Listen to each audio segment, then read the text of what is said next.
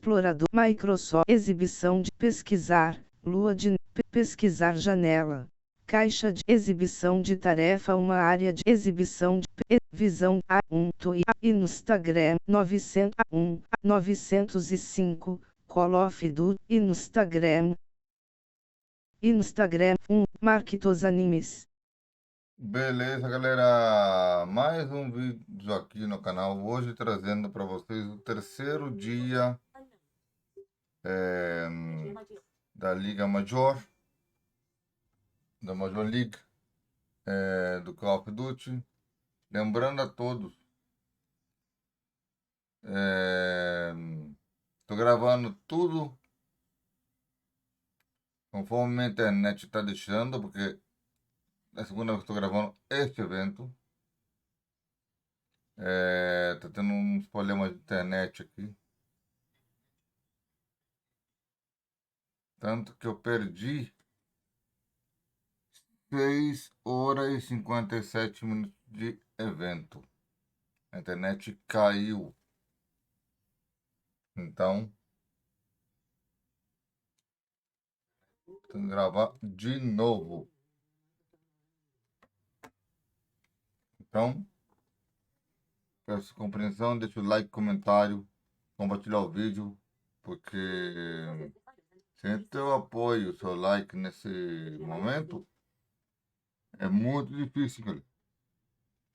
Foto, Facebook, Então, exibição me de siga tarefa, botão de alter. no Instagram, para bater os 2.000 inscritos. Com 1.000 já faço um sorteio de 50 dólares.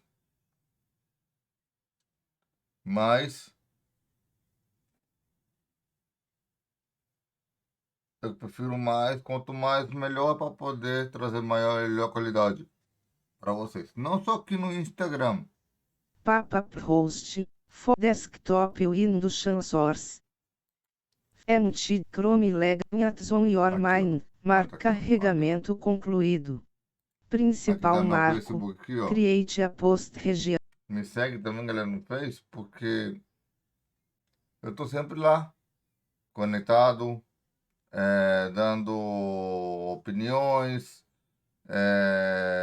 dando o melhor de tudo para Marquitos todos vocês. apresenta. Configurações e mais. Minimizar. Aqui agora vamos MT. botar aqui pra nossa Aplicativo. liga Pesquisar. Lua de Major neve. Aplicativos. League. 905. E eu vou começar aqui falando 0 hora e 4, 0 hora e barra, 0 hora e 0 hora e 8 minutos. Volume 17. Eu acho que no momento tá bom o volume aqui. Deixa eu ver, só verificar o momento do volume, tá bom. E a música não vai ter problema. Ok. Tá bom. Tá bom no momento, tá bom. Então vamos lembrar, galera, dos eventos que nós temos durante o ano. O Call of Duty, até agora é o nosso maior prato. Vários times que hoje vão ser eliminados. Não vou dizer qual, porque nem eu sei. Eu tava gravando e na madrugada, né? E aí automaticamente caiu a internet depois de 6 horas. Eu levantei, já tinha caído a transmissão. Terminando essa daqui, já vou começar logo direto a próxima. Iniciar janela. Pesquisar. Conta. Exibição de tarefa. Uma. Pesquisar. 900 e. Queria perguntar, mas o Grok esquece, depois eu pergunto. Vou focar nessa aqui primeiro. Eu queria perguntar ao Grok quanto tempo eu acho que duraria a próxima transmissão, nem começou ainda. Depois de terminar essa aqui, eu já vou direto me preparar para poder fazer a próxima. Eu vou estar aqui com vocês, só que eu vou deixar tudo na mão deles, os condutores dos eventos.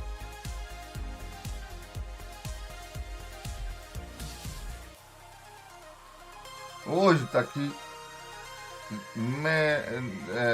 0 graus, menos 15 graus negativos. Tá? Em Miami, menos 15. Vamos falar rápido dos eventos, aqui temos menos de 10 minutos, quase. Temos 11 minutos e 28 segundos, então vamos lá. Temos hoje e amanhã de Call of Duty. Até o momento 8, que é hoje, e 9 amanhã.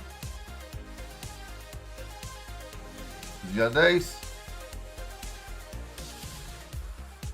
teremos mais um evento da Square e um amistoso. Se tiver mais eventos da Major League, mais um torneio, já para vocês que também na sequência. Mas veremos, né, que teremos, né? Nós sabemos. Isso pode ser sequência, mas também não pode ser. Às vezes aparecem outros eventos. Mas a Major League, os 2 dias vão ser assim. O de hoje, dia 8, e de amanhã, dia 9. Mas o restante já vai ser diferente.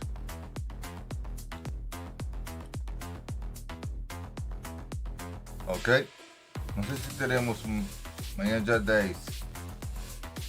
Perdão, amanhã, dia 9, temos a Major League. Dia 10, não sei se teremos mais evento do COD ou se teremos o da Square.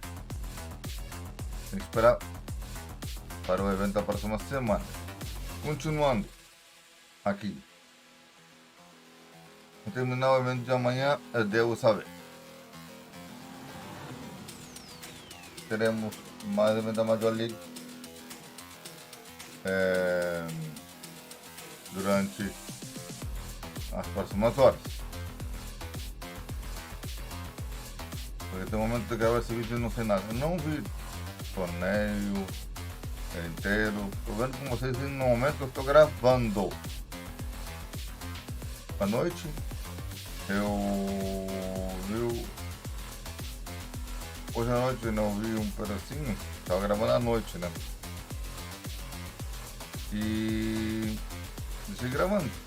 Eu vim hoje de manhã olhar e cortou a gravação. Isso que me complica a situação, né? Estamos fazendo uma coisa e me atrasa mais do que eu tenho em mente. Vamos falar dos eventos do ano inteiro rapidinho, que temos 8 minutos para começar. E eu vou estar com vocês aqui alguns momentos dando minha opinião. Aí eu vou deixar eles falarem tudo, porque com aspectos eu não temos.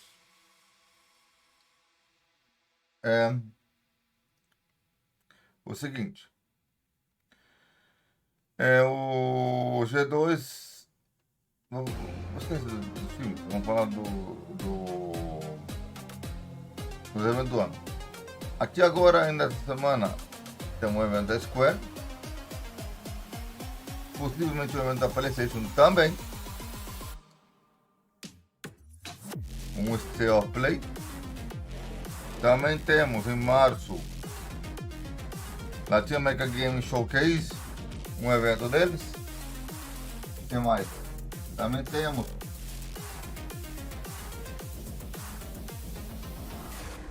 um possível evento da Microsoft e também da Capcom, mas não vai ser nem em março e também não vai ser nem em abril. em abril, o da Capcom é mais possível do que o da Microsoft, porque a Capcom lança Pragmata.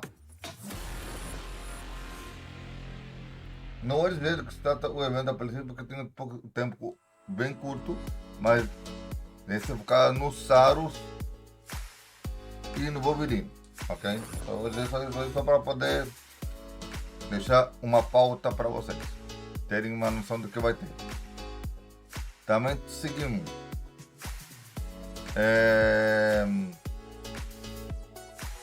sobre o evento da Capcom de fevereiro ou de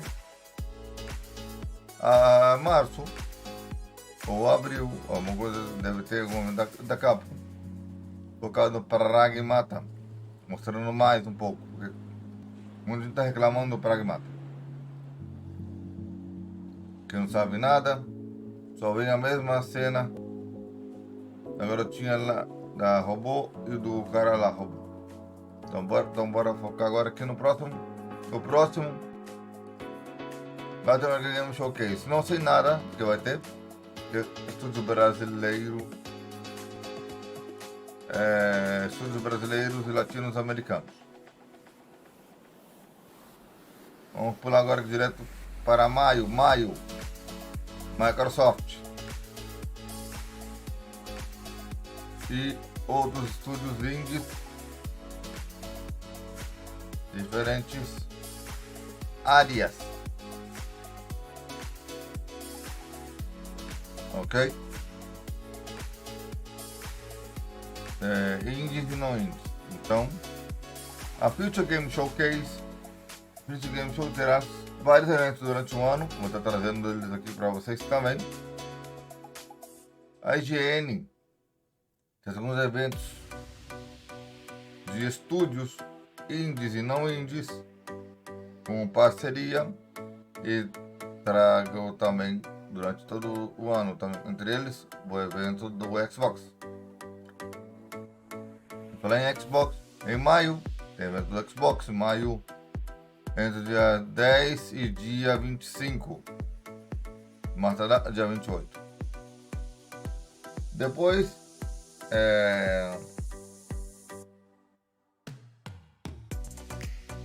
depois do dia 28, não tiver nada em maio, 1º de junho deve ser alguns eventos indies, primeiro dia 4, eventos indies, dando abertura a Summer Game Fest com Jeff Keighley, que abre no dia 5. Logo depois, em sequência, depois de 3 ou 4 dias de Summer Game Fest, temos logo na sequência a Gamescom Latam. Como eu falei, eu tenho zero de saber como é o Gamescom Latam. E eventos da Square e outras empresas também pode cair também em julho. Em julho não teremos ainda nada provavelmente, mas se tiver algum evento ainda não sei. Veremos nas próximas horas. Mais eventos. Em agosto, Gamescom, PAX West. Em setembro, Tokyo Game Show. Outubro, evento de Halloween, a Future Game Show. Novembro, a votação para o da Game Awards entre o dia 17 e 22 de novembro. E isso aí aqui no canal também, nessa votação também, essa semana também. E logo em seguida, em dezembro, o da Game Awards, para finalizar. dia 12 de dezembro. E 12 de dezembro é o da Game Awards, seguido pelo grande evento entrevista minha da Nath do ano. Então tudo que ela fez durante o ano e projetos futuros. E outro detalhe, eu vou talvez ser entrevistado durante metade do ano. Fique ligado, um pouco mais 12 horas e 22 minutos. Então bora lá, subir aqui o volume. Volume 82. E cadê o torneio Major Miracolo? Só espero que não bugue de novo. Só 6 horas.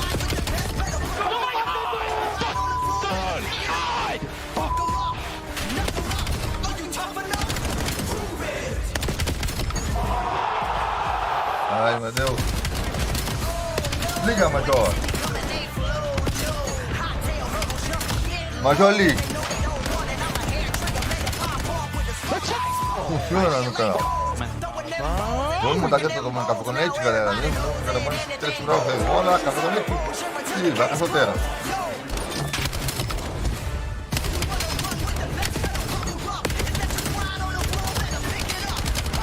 Vamos, 50 segundos para começar. Não, segundos. Oh my God! Bora lá, tá apenas começando, 30 segundos. Vai ser um show da hora, então muito bom no áudio. O som do jogo. Yeah, O4's done it again. O4's done it again. My head's falling off my head. That's what I'm talking about. There it is. GG's, ladies and gentlemen. GG's. Come on, baby. Wow. Então bora lá que vai começar a festa. The Belgian master holding the line once again. Oh, maybe there's two, maybe all three.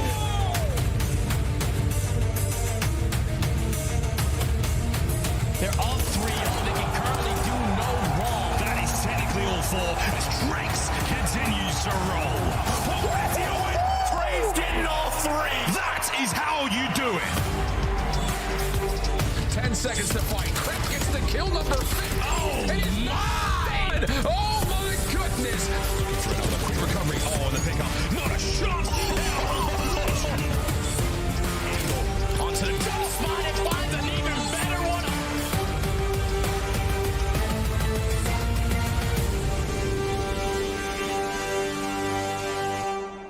Dad, this one's for you. Welcome in, everybody. It is day 3 of the Optic Texas Major 1 tournament presented by Monster Energy.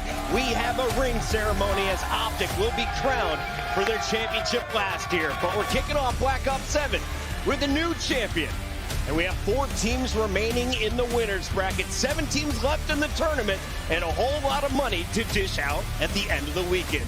Welcome in, everybody. I'm your host, Chris Puckett, alongside Chance. We've got Allie Cat and Nameless to open up the day. And Allie, let's talk about this fur coat. How we vibing? I'm vibing very well. I'm very soft. I'm very warm. It's a little chilly with the amount of people in here. You know, you got to blast the AC and all that. I actually made this. Do you like it? It's actually incredible. I made it. What'd you make it out of? Yeah. We'll be plugging her Etsy a little bit later. Right now, though, Nameless, we got to give a shout out to this crowd. Yes. I feel like everyone that was here on Thursday and Friday, well, they told their friends, and now they're all here this morning to celebrate. Yeah, we're growing. And listen, you know, the ring ceremony's coming up. A lot of Optic fans in the building. They're going to be very excited for that. And we got some good games today. I mean, the winner's bracket, we're back in action. That's right. And Chance, if you missed out on Thursday, you wouldn't see that G2 caused a major upset. So catch everybody up as we take a look at the bracket. The team is looking incredible. They had like weirdly good wins online. I think they've surpassed expectations, and now, well, they've carried it into land, taking out FaZe in a 3-0 fashion, and they were making FaZe look bad. So that is a dangerous team, and I'm just going to get this out early. If you've seen Kremp's numbers, he is currently throwing up MVP across the league level performances. until you get results on land, that is meaningless, low. But that is the type of series against Optic where everybody will get put on notice. That winner's bracket will be in action for matches 2 and 3 on the day, but we gotta start with the elimination bracket as we find out who will move on. FaZe versus Falcons. That is going to be an excellent showdown. In Miami, they're already through to the top 6. So let's start with the Heretics and what we saw from Super and friends last night, Allie. I mean, we saw a 1.42 out of Rencor. We essentially saw the Rookie of the Year once again just absolutely taking over from last year, and his duo and Super that he tried to share it with. The snipes have been on point, the SND has been on point, and now that Hardpoint's flowing as well. Granted, it was against the Vancouver Surge that we saw maybe some good stuff from day one, but it's also like we don't really know where you stand other than you're kind of at the bottom of the league. So for Miami Heretics, great wins out of them, but still need to be tested a little bit more. I mean, we just saw the strengths of this Miami team. I mean, from last year, their search was so good. They finally got back to that form. It's giving them an edge in every series. And then in Respawn, Rencor had 40 on the map #1, like just taking over. Like the kid last year, we said he has such transferable skills. He's going to be good at every title, and that reigns true. I mean, one of the best ARs that we have in the CDL. Rencor, one of the greatest personalities and definitely best players to come out of Spain, dropping 67 kills against Toronto as he sent them out of the tournament. Vancouver, his next victim, only 40 kills were required in the 3-0 chance. And he's got that graphic, the Harry Potter vibe looking like Victor Crumb in the mix. So yeah, he's bringing attitude to the gameplay as well. He's a fun guy. All right, the Heretics are alive and well in that elimination bracket, but the teams we're going to be focusing on today are in that upper bracket. Let's talk about Paris and LA Thieves, because this is a match we saw in the qualifier. Yeah. We get it again, and this time for a spot in the winner's final, a top 3 guarantee. Yeah, we get a much better LA Thieves this time. Allie, last time they played, remember, it was the Dens. So you were talking about it for so long. They got slammed, and this was the series where Ghosty propelled himself in the top AR talks of this game. He took over start to finish in the revenge match. I completely agree. Yup, this was an insane series out of the Paris Gentlemen. The only thing is this LA Thieves team obviously does not look the same. At least from what we've seen from this weekend, we have a very small pool to go off of, but we also know that this is a match that if both teams are playing to their ceiling, we're in for a banger of a series. I mean, I completely agree. I'm just, again, like, I literally had to poke Chance to get him to talk right there. I'm just captivated by Neptune's gameplay because, like, Ghosty had that initial one of the best players in the game, and even though he's sort of settled in, he's still getting fantastic production. And Ghosty, in my opinion, had the single best map we've seen from any player this year. It was that Den Hardpoint against LAT, so a lot of lethal weapons on the squad. Neptune, though, in my mind, definitely the guy to watch. Neptune might be the most impactful hardpoint player that we've seen in quite some time. I mean, we were talking about it earlier in the year. He joins Vancouver last year, unbelievable in hardpoint. Joins this team, everybody's seemingly playing their best version of Call of Duty. That kid has a case to be the best hardpoint player. Neptune, a pro Halo player, came over to Call of Duty, got knocked down to Challengers, now at the peak of his game. On the other side of the bracket, you've got G2 with the rookie in Mamba, who got to celebrate after his win. My subs were just going absolutely insane, and then Caesar just having a day. So, I mean, when them 3 are firing, my job's easy. I'm super proud. I mean, we put in the work. I mean, everyone kept doubting us, but like I said to you right now, I love proving people wrong, and we love people doubting us, so please keep doubting us. You heard him. He said keep doubting us, all right? Don't sleep on G2. We're a talented young group of guys. I mean, in the preseason, everyone had us as the worst team, and look what happened. Look what happened, everybody! One more time! Will prove you wrong. Mamba and friends causing chaos, and you said Kremp has been a star, but the team on land looks way different from the squad I've seen online. Very clean. Everyone that you want to step up on the squad as well has absolutely kicked it up a notch. And Mamba is like one of those indication players we have in the league. If he's dropping above a 1.0, they win. If he's going negative, that team is losing. As he said in the interview, if his teammates are frying, that makes his job so much easier. So pay attention to his gameplay.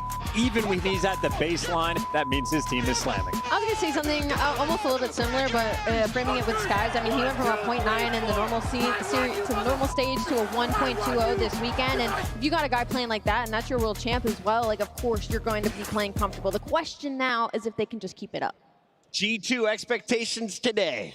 Yeah, I mean, think G2 is a very solid team, and we've seen it through their last 3 series. Like, they've beaten some of the top teams that we have in the game in a row. And, you know, you guys talked a little bit about Mamba. Like I said, I don't think he had the start to the year he would have liked, but what we've seen is he has a pretty high floor. So if those subs can keep playing like they did yesterday, they have a chance to make a deep run and upset anybody. They're the dark horse of this tournament. Unfortunately, they have to go through the home crowd in Optic, Texas today. Jans, walk me through this schedule as we are gearing up for 5 best-of-5s. I mean, we start out with a banger. Falcons, who had a very tough day one on the up and up. It is the exact same story for FaZe. Whoever improves more is going to get the dub, a fun little rematch, and then G2 Optic, where G2 have less aura, but they have been the better team. Is this the first time Cellium is playing against Simp? Their first matchup. Do we have that confirmed? It may be in Black Ops 4 very early on when Sim was on United. That would be the only possible chance. First time this decade, though? Selling him on FaZe Black. Somebody look this up and let me know. I know Brian Stats or Easy Macker in chat watching. Hit us up on Twitter, everybody. It's been a fantastic morning, and it only gets better from here. Allie, we have the ring ceremony coming up.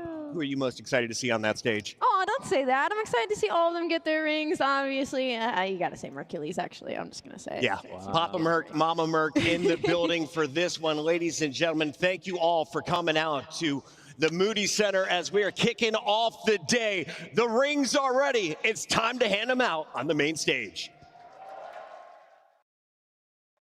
Optic are there. And they're spawning there too. Every single player Here in Shotzi to seal the deal. Final fight. Shotzi's there. Nasty dives. It's history in the making. Back to back. World champions. Optic Texas. The 2025 Call of Duty World Champions. Back to back. Optic Texas.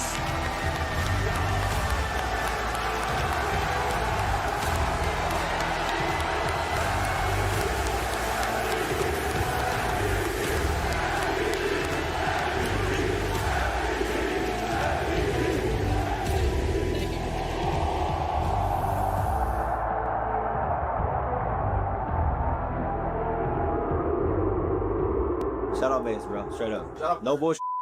This is none of this is possible without him. No bullshit. That's the end of the season. See you guys next year. There was a certain point in the year, like I'm telling you, I didn't know what the was going on.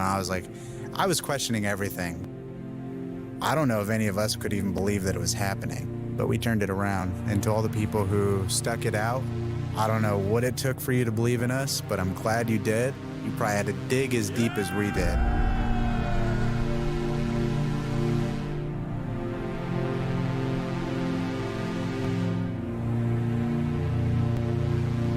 We're the first organization to have 2 world championships. We're the first organization to go back-to-back world championships. And it feels good to say it, but it's better to just let it be understood.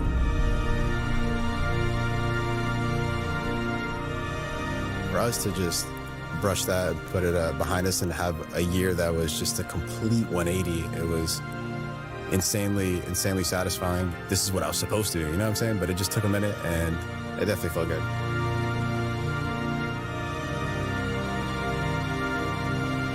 I just wanted to be the best. I mean, I've always wanted to be that. I try showing that. Never take anything for granted.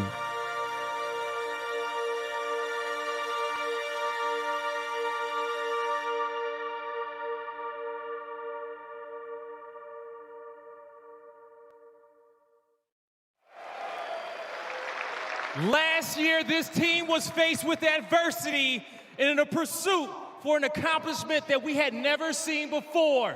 But through trials and tribulations, they yet again reached the pinnacle of our league.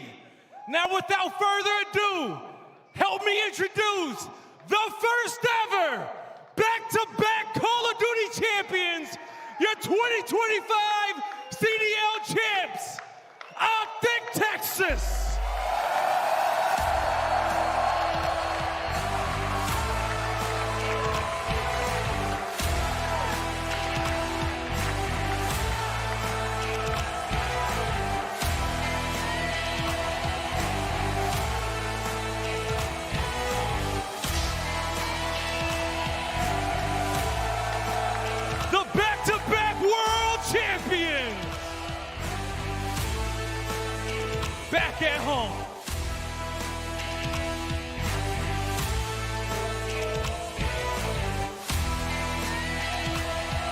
to present the reins, please welcome the owner and CEO of Optic Gaming, the man that meant the legend himself, Hex.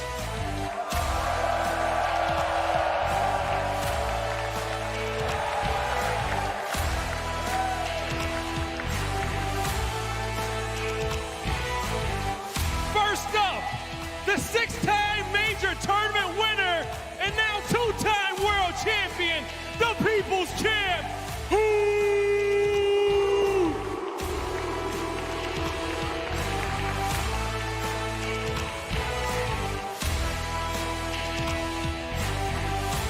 followed by the 2020 season MVP, the 2024 Champs MVP, the 8-time major tournament winner, the 2020, 2024, and now 2025 Call of Duty champion, Shotzzy.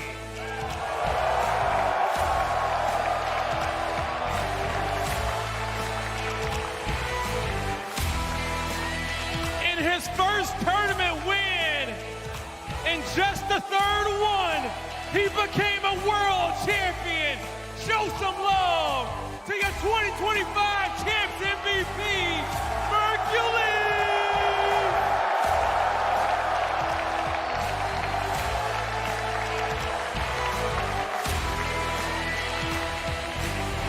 Now the five-time All-Star, the five-time major tournament winner, and he is now a two-time world champion, Dashie!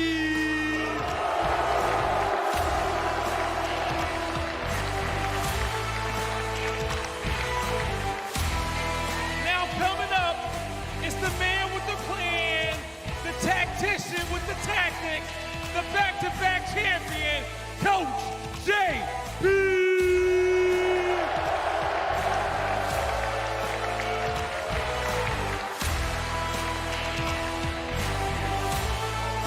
And last but certainly not least, the three-time world champion as a player and now two-time world champion as a coach. Turning the path and leading the way with his big stone, Mr. DB5 himself, Karma!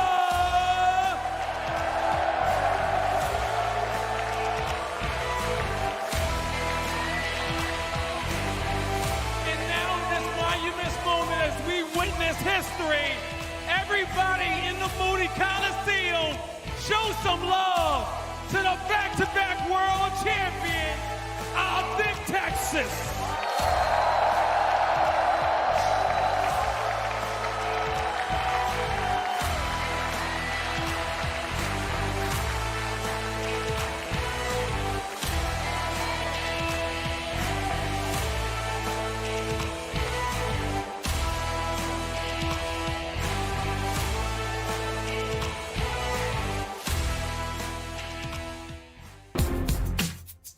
Monster Energy, the official energy drink of the CDL.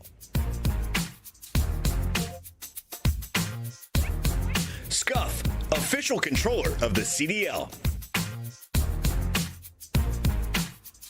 Start the season strong with the 2026 Call of Duty League Pack. Grab yourself the CDL operator by scanning the QR code on screen or check it out in the Call of Duty store in-game now.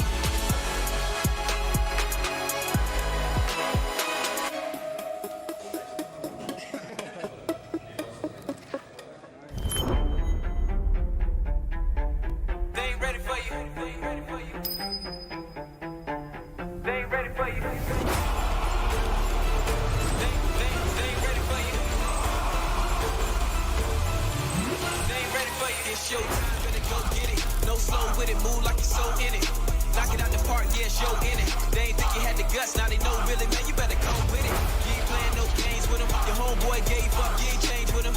Do it right, cause you never switch lanes with him. You gotta fight for the goal, just hang with it, hang with him. Knock down, no shame in it. But you gotta raise up with a flame in you. Put your fist in the air, let's push till we dare to the victory, yeah. We can victory, yeah, let's go. They ain't ready for you. They ain't ready for you.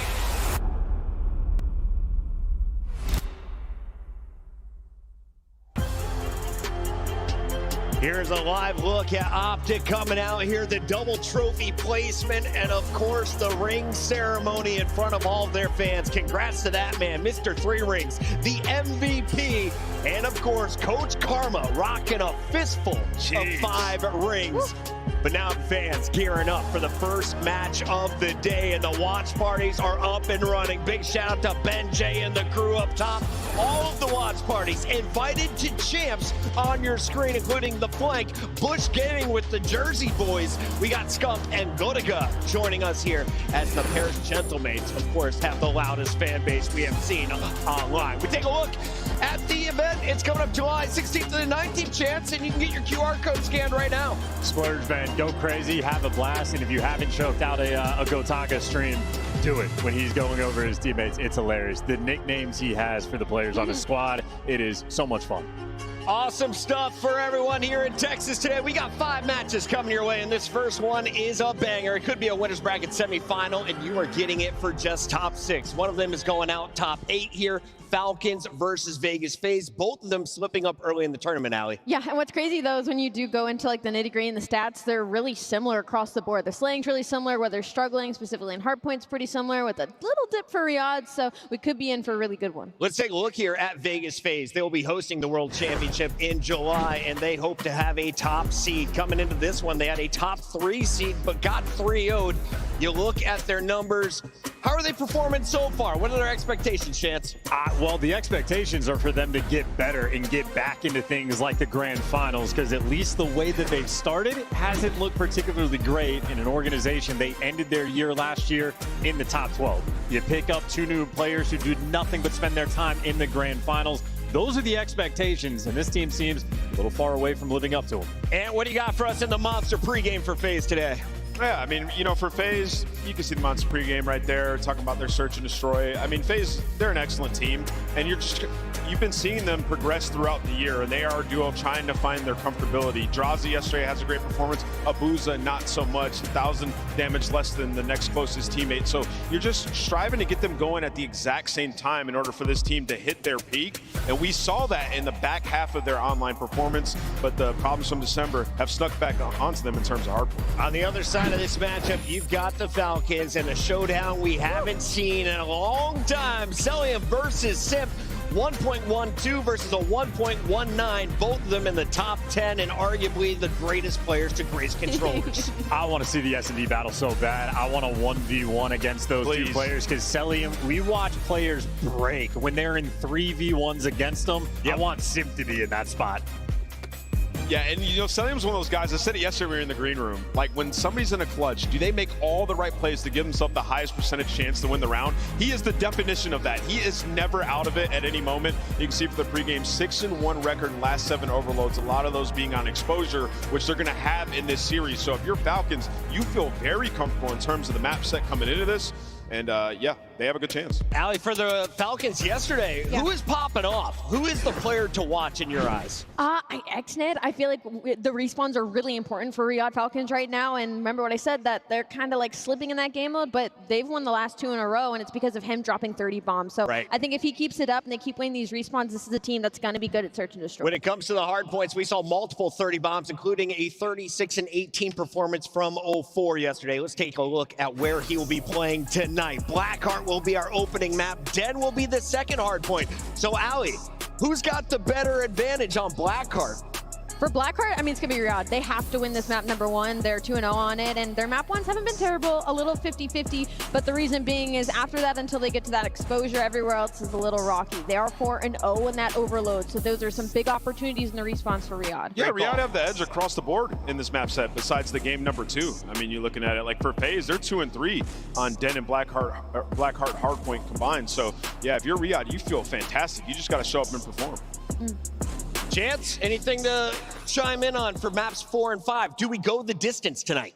We might very well go the distance. I just know the Riyadh Falcons, in my mind, are a mystery box team. You might draw a ray gun. You could draw a ballistic knife. You do not know what you're going to get. Impossible to predict. It could go a 3-0 in either direction. It could be a Game 5, Round 11. Who the hell knows? And that's why we put a trophy on the line for our Scuff Pick'ems. We each have one. It's your turn to earn one this year. Go ahead and start us off with a win.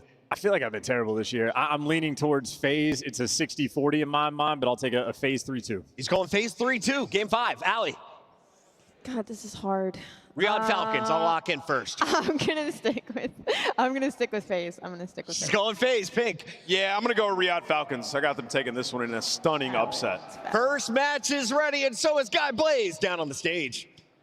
Thank you so much, Chris. And we're blessed with this first match of the day. It's going to be a special one. And we got a lot of special people in the building. And you guys are going to help make today special. Make some noise for yourself, Texas.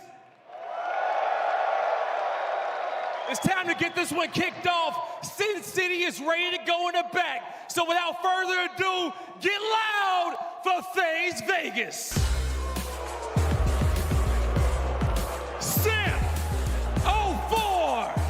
Drazah and Abuza.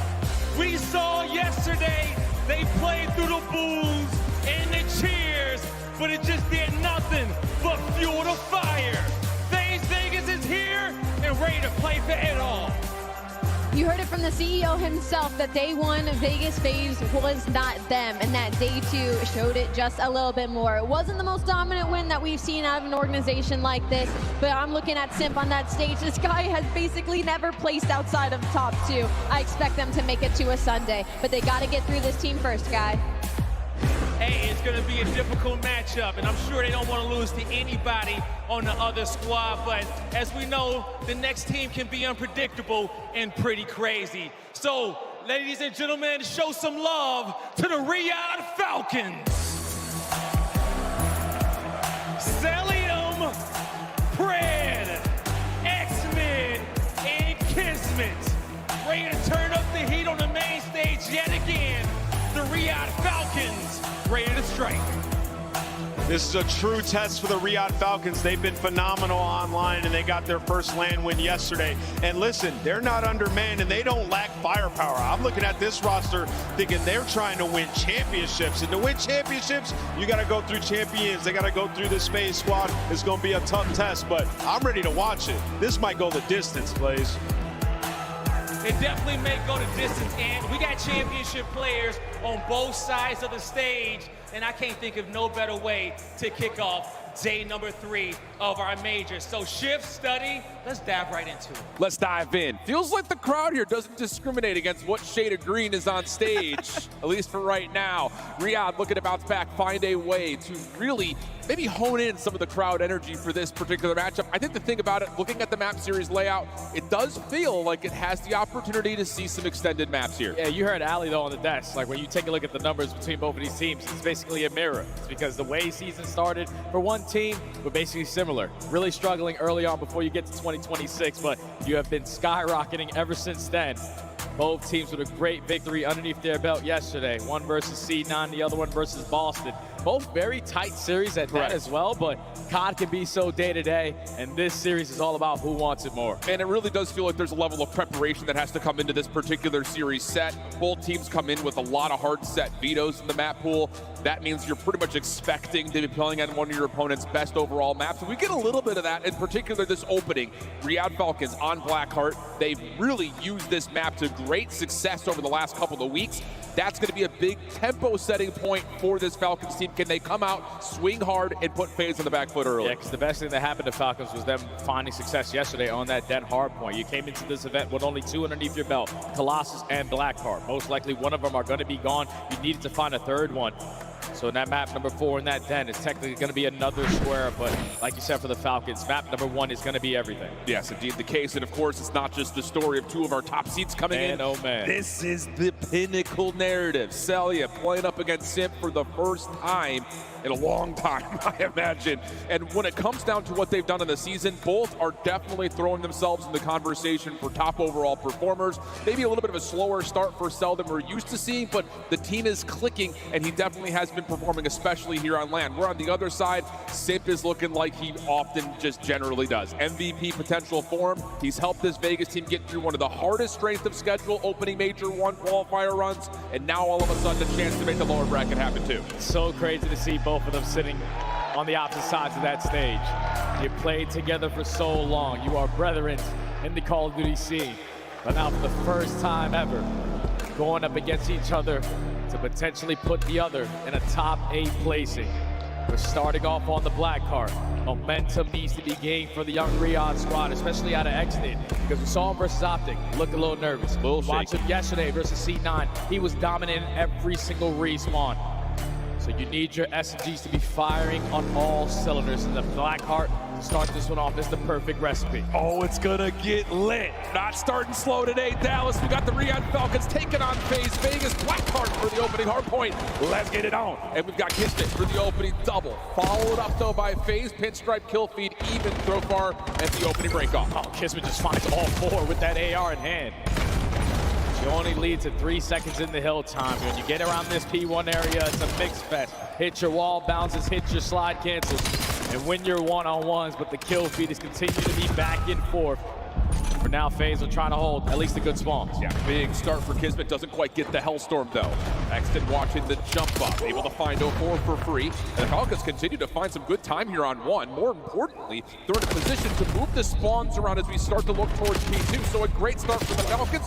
Response for FaZe, perfect, though, able to hold on at least in the rotation for now. That's a big 2 kills, but now there's still pressure going to be here because you are outnumbered. Kismet, unfortunately, is going to fall after that first one, but now it's all on Pedraza. Trying to hold his life, does get double teamed, and Riyadh have an opportunity now to instantly blow the game wide open if they get all this P2 time. What a start this has been for Riyadh. 9-4 for Kismet. Cell hasn't had to do anything yet. 0-3, but finding a lot of the hard point time for now on P2. Exit creating some space in front of the hill, and he's catching FaZe off guard. They can't get set up. They can't find any sort of a stable setup to try to even get this break going. Follow-up kill from Kismet, trying to keep 04 at bay, but the spawns are blocked, and now FaZe have a chance to possibly overwhelm the hill. Yeah, this is 2v2. Selim is going to lose that fight on the HP, but you still got Kismet who's not missing shots. The Bulldog already roaring. He's barking loud. You can hear it from the seats. But this has been a flawless hole for the Falcons here at the P2. You're forced in Vegas to be early off the rotation, but you need some fights to go your way. And that's a big double out of Abuza to now set yourself up at the new HP. We need to take a breath if you're FaZe. At least they've got some space to do that here. 04 trying to create some vacancy on one side. You've got Draza holding down the jump lane on the other. Spawns are still in, but the kills are looking good for Riyadh for now. Falcons on their way forward, able to get the good attach. Just comes down to can they find the kills as we get an early listen in with Riyadh. Step back out, last guy. Aim this guy. Aim Get on. Comms. Bring it down. Okay, Hamid. They go in front, guys. Out of me. All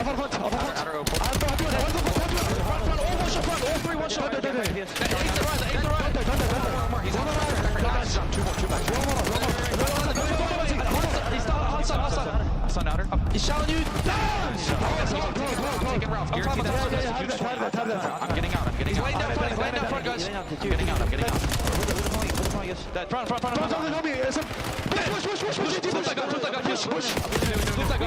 They spawned out. Back great, okay? They spawned out, you heard? Here, HE. Go. They went long, guys. The enemy Dub's cutting us, I think. Nice shot. Nice,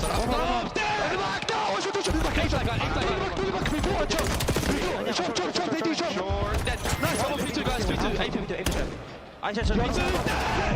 P1 kiss. Big kill, P1 kiss. You understand one time, okay? Alright. They go in front. P1 out short. I need a short. Short. Okay, very good. Let's go P1. Deep it, boys.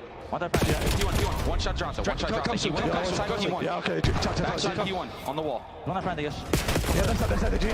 Nice edge. Good shot. Last two guys. Both from top. Yeah. I'm trying to nade top. I'm nading right side heading. I didn't nade him. Yeah, P1.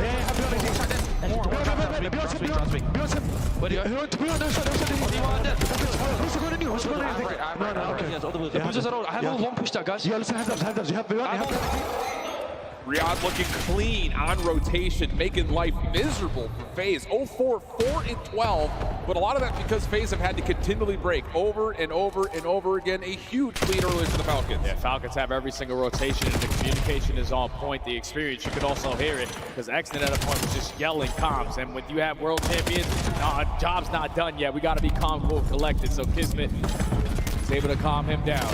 Still an 80-point lead for the Falcons. They have been able to just break through the front door every chance they have found themselves in.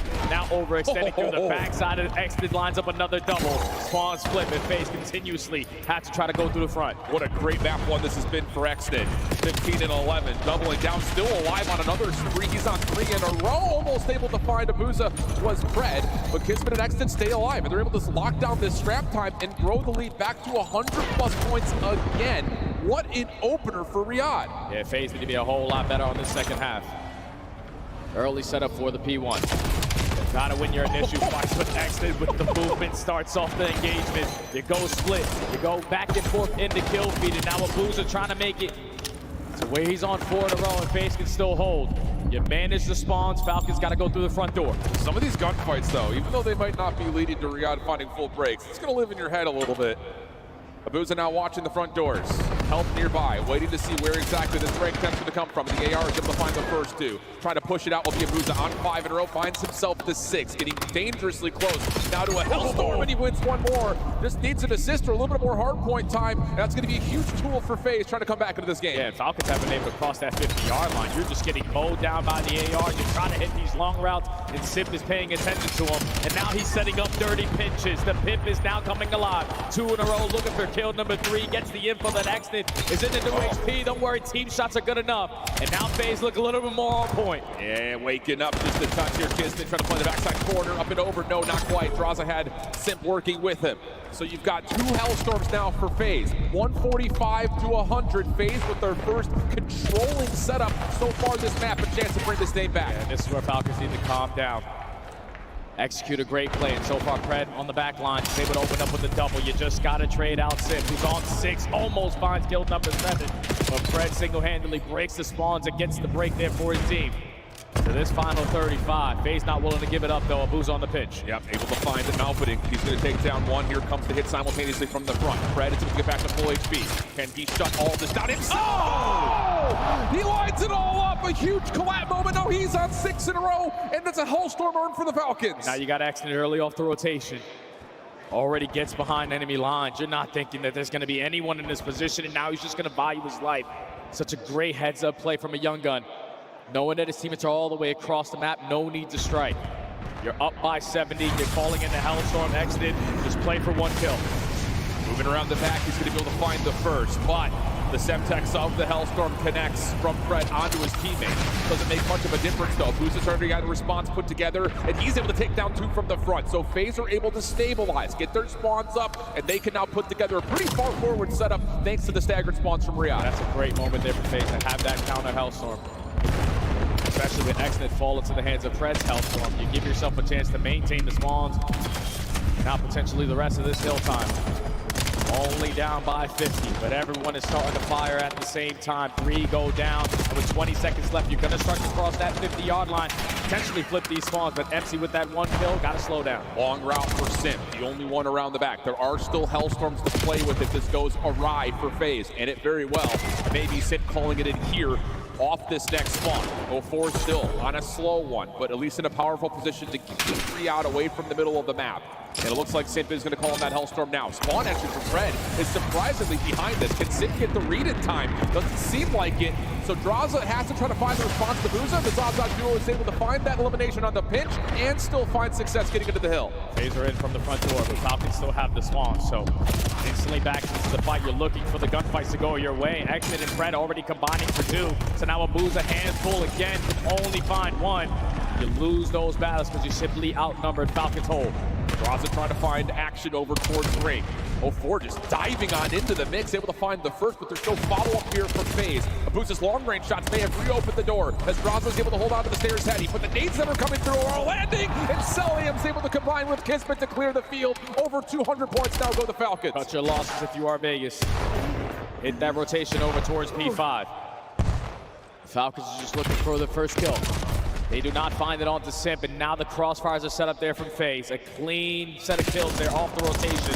Allows them to be fully set up over towards the next HP down 50. And 04 is just trying to get lost here at mid. Catches 1 through the mid doors. Turning, knows that Celium's on the hunt, but is an instant trade that comes through. Spawns are still stable for now, but Riyadh's able to find a couple of kills to get him into the hard point. FaZe feeling like they have to go, have to re-clear this. Drazah for the opener. Big win from Simp, and FaZe will stabilize, but Red trying to win. The back is Red, and a big opportunity now for FaZe to get over 200. That's such a big kill out of Abuza. You lose that gunfight, you spawn all the way across the map, but it still might not play a part as Falcons just flood their way through the front door. They get the break. You can't win it here on P5. You can see what Simp is thinking about. I'm the only one on this side of the map. I gotta wait for my teammates to get close, but Fred, being the cutoff man, makes their job a little bit more difficult. Simp eventually strikes, and he strikes and makes it count. Lines up a double phaser in. About to go back to our 50-50 hard point in the middle of the map. Every kill's gonna feel like a massive one as we're just getting in and out and around the middle drill. FaZe able to secure some of that scrap time and now have numbers. They just need to find Kismet, and just barely Drazah's able to. So over 200 now finally go FaZe. On the pinch, Fred is shut down. Big moment here for Vegas as Kismet and the rest of the Falcons are just trying to find a way to crack into this middle hard. Oh! Exit somehow, some way through the rotisserie is able to line up a double. Vegas had the numbers, just couldn't get the trades, and now 04 pops 2. Kismet, your turn to potentially shine. He gets cut down. So now Vegas with the spawn, with the control of P1. Falcons are thinking a step ahead. We got to get the backside of P2. 04 the one responsible for trying to watch this overextension. He's more worried about the jump up. Fred's going to give a bit of a workout. 04, and that's going to be all 4 dead. 220, 233. Falcons spawning out. Kismet on the hunt. 04 stuck in a corner, will be dealt with. No trade immediately nearby, but FaZe are trying to surround this hit, and Abuza's able to hold stand. Oh, but the new hood does not pop, so you're going to have a man down advantage. 04 all the way across the map, and it helps when Fred just jumps off the map, because now you lose the numbers. No one on that side for Vegas, as they are fully set up, and if you're Falcons, they got to go right through the front. You got 04 cutting things off in the middle. He had a slow start, but he's able to find a big double. 245. You got to go if you're Falcons. Simp double the front door. Drazah with the combination. That's going to be enough for them to find map number 1. What a comeback effort for FaZe, considering the 100-point deficit to start. You were down by 100, and it was pretty self-explanatory to the reason why you're losing every rotation on that first half. But then the guns start to work. AR start to go on streaks. Simp is always gonna pop multi-kills in the feed. And when you're winning your rotations, when you're set up properly with a full man squad, FaZe are never out of it. Comebacks always go down, especially on maps like Blackheart. But FaZe seemed like they were never nervous, even down 100, just needed a hold, needed 1 hill to give them a full 60. And then it was chip away every time after that. I mean, it's get 1 rotation, let your ARs have a chance. And you'll see it on the scoreboard, the ARs created chances. Abuza in particular, 42 and 24 with 4,800 damage in over 2 minutes in the hill. 17 objective kills to go with it. You want to talk about finding a will and a way. Abuza continues to provide that as his former duo, and well, I guess still technically the same duo, his Surge teammate in 04.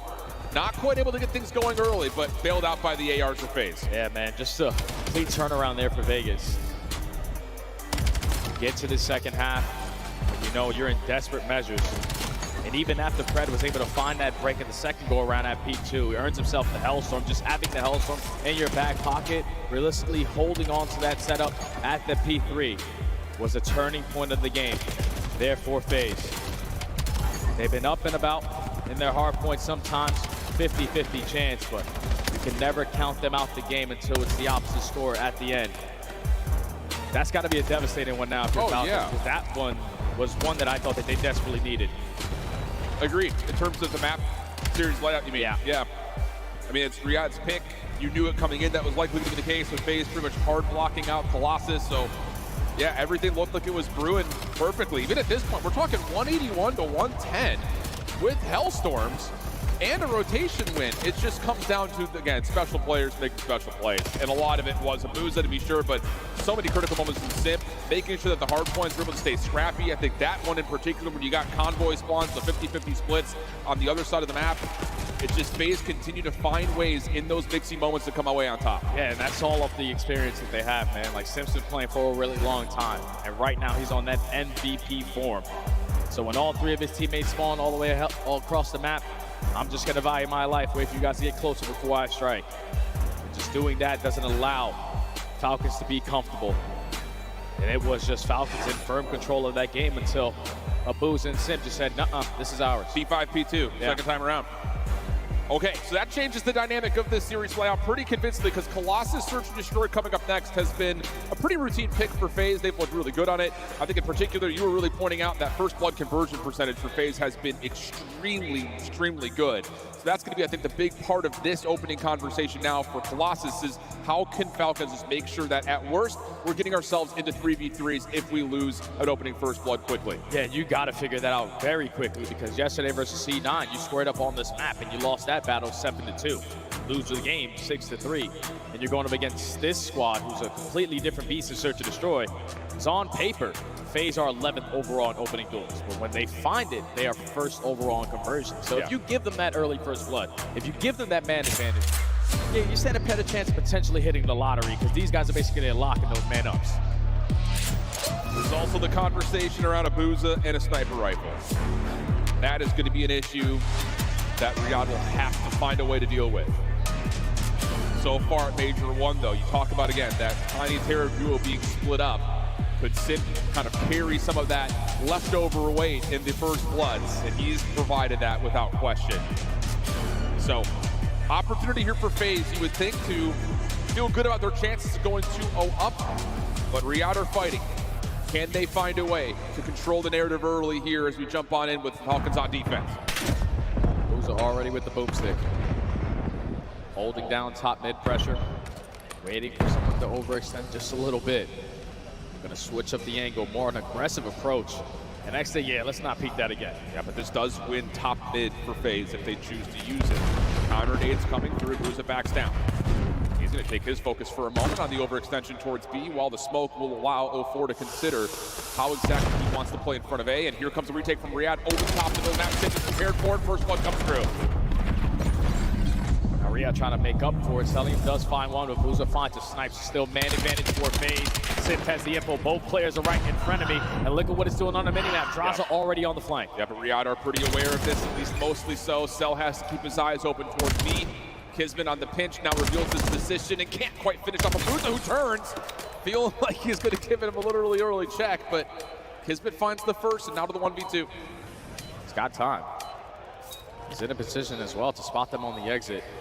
No one through tunnel, no one at statue. They're playing over towards P2 side, so he's just looking to isolate a gunfight. Oh, he's got Simp dead to rights. Picks up a fresh SMG. Drazah on the corner, trying to play off of the bomb site. How does Kismet decide to try this? He tries to go for the defuse, and Drazah will not be bamboozled by that. First round goes to FaZe. Yeah, just that plant spot is so difficult. Trying to stick that defuse. So many different angles you can peek check it from. Kismet almost sets the tone early on with the 1v3. Once the first blood goes down, trades go down, we make it a 1v3. We just lose those fights in the middle of the map. FaZe, great opening round. Yeah. Good on both sides of the bomb are FaZe on this map. Over 65% win rate, both offensively and defensively. Objective focus has been largely the name of the game for them there. So for Riyad, can you find a way to quickly respond and just not fall behind early? Three-man setup for FaZe. Hard focused over towards A with 04 playing pretty aggressive. Nades coming over the top will land perfectly, and it's a first blood for free for the Falcons. Now to man up. Get some more information before you commit yourself on a play. Because this is what FaZe live for. Just the counter pushes, and they already evened up the numbers, and no trade goes down. Fred's looking for it, but they're all gone. Yeah, and all of a sudden, FaZe now looking to see if they can isolate again. Fred catches one. Kismet trying to step in to keep him safe, but he loses that fight. So now to the 2v2. 45 on the clock. Cell, head on a swivel. Pred committing for the objective, and Abuza still with the sniper in hand is going to have to try to figure out a way to work with Draza on the opposite side of the map, and Pred has seen this. He's going to try to bully him out. Yeah, finds the first win, and now it's on to Abuza for the 1v2. Yeah, Abuza 1v2 with the sniper in hand. He dies here. He's not going to have it for the rest of the game. He's going to figure out how aggressive he wants to play this. He's going to spot him through top mid. A hit marker goes down, but Falcons with the immediate response on their attack. This time they find the first blood. Great nades, great team nades. Kismet's able to lead to it. But then just allowing the plays to go to them. Once it turns to a 3v3, Pred locates one and gets out of dodge, and then the 2v2. Instantly get the bomb plan once Abuza puts down a shot, knowing that he has a sniper pistol. And then just catching Draza on the opposite side for free. Tie game. That's the big one, catching Draza while he's trying to rotate around the back there. Because it looked like initially after the first blood, FaZe made the perfect read to come back up to mid, find an isolated win, and get us to an early 3v3, but key timing goes the way of the Falcons. All offense so far. Abuza staying safe as a nade bounces close to him, doesn't tag him, so he's still a bit unknown in terms of playing on this B side of the map, while the rest of Vegas are trying to play for some action at A. Smoke strat, force Falcons to best up the nades. Potentially bait them out, but Pred counter does get spotted, and Abuza this time around is the first blood with the nade. Yeah. Numbers early to FaZe. That was a counter smoke from Riyadh trying to retake the middle of the map for free. And Abuza somehow lands a nade to give FaZe the advantage, and now set up their post plant pretty dynamically around B. I mean, you've got 0-4 really far forward. You've got a double setup high-low for the Zaza duo at mid. This is a difficult break here for Falcons. Especially a man down. Gotta try to force a one-on-one gunfight, at least stall time for someone to make a play. Kismet's able to get the angle onto hold 4, so still a chance here. Timing could be good here for Pred on the flank. It sure is. Able to find one. Damage onto Simp as well. Here comes the rest of the Falcons on the front. Kismet flanking around, able to find at least one. Just comes down to how do you bully out Abuza. Playing on a corner. Pred's trying to get here to find the freebie, and he will. Opportunity taken advantage of. Pred for 4 in a row as the Falcons are getting back rounds. Yeah, 0-4 just can't get caught there. There's no need to peek. No need to be forced into a one-on-one gunfight, but Kismet gets the angle. And then that forces all of FaZe to use the information 0-4 just gathered. There's multiple players on this side of the map, so no one watching the pinch. Opens up that route there for Pred. He finds one, has Simp weak, instantly traded in, and Abuza gets a kill on the round. He's just not in a position to watch the bomb, so the re-pinch there from Pred. Too much to handle. And FaZe and the man down. Man up, actually, lose that round. Yeah. You're absolutely right. I mean, this post plant, you have 0-4 forward. You thought there was going to be enough help to at least allow him to stay in the corner, but not the case. Over peaks, gets punished. Falcons a chance to go back onto the attack and see if they can go 3 in a row. Early days and stuns. Going to look for Kismet to get a quick plant off. And FaZe are not prepared for this defensively. Trophy comes down late to keep him safe. That's going to be a 4v4 post plant now on the terms of the Falcons. Already into a tunnel, and I thought Kismet was going to spot him, but I think he had a frag in his hand. So first blood to FaZe. Numbers still in favor of FaZe after Abuza finds that second.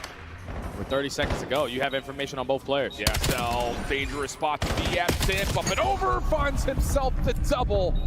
And that was a quick reaction call from FaZe. I think a lot of it obviously comes by way of winning back the middle of the map and forcing Cell into a weird spot, but quick reaction for FaZe works out. Yeah, it looked like they were not going to be in a position to make such a quick reaction, but thankfully you got the guy that you want watching that site. Simp strikes first. Abuza with the second, still in a 3v2, and then Simp the closer on the round. It all starts from bottom tunnel. I thought Kismet was going to spot him. Usually that's an angle that once you get the bomb planted, you're instantly checking, but he was expecting the pressure through the front, wanted to use a frag to potentially slow them down. Simp just shoots him in the side, secures 3 on the round for FaZe to tie the game. Maybe a little bit of confusion there on the post-plant timing for Riyadh because they really didn't have anyone watching over towards the east side of the map at all. So a bit of a miscue turns into a 2-2 game. Opening stuns and nades for both teams going to land over the top of the A's site. This angle from Pred, you expect it, somehow you do if you're 0-4. That's his first elimination here in the map. Xnid also, a couple of shots coming through. Has Simp thinking like maybe he could find an isolated win, but trades down low, has Simp holding his position for now, and both players could smell each other. Just right around the corner. Who is gonna budge first? FaZe have the numbers. But Simp knows that he doesn't have to be the one to make the play. Xnid gets impatient, 1v3 now for Kismet. Has a scope to play with. FaZe are re-wrapping.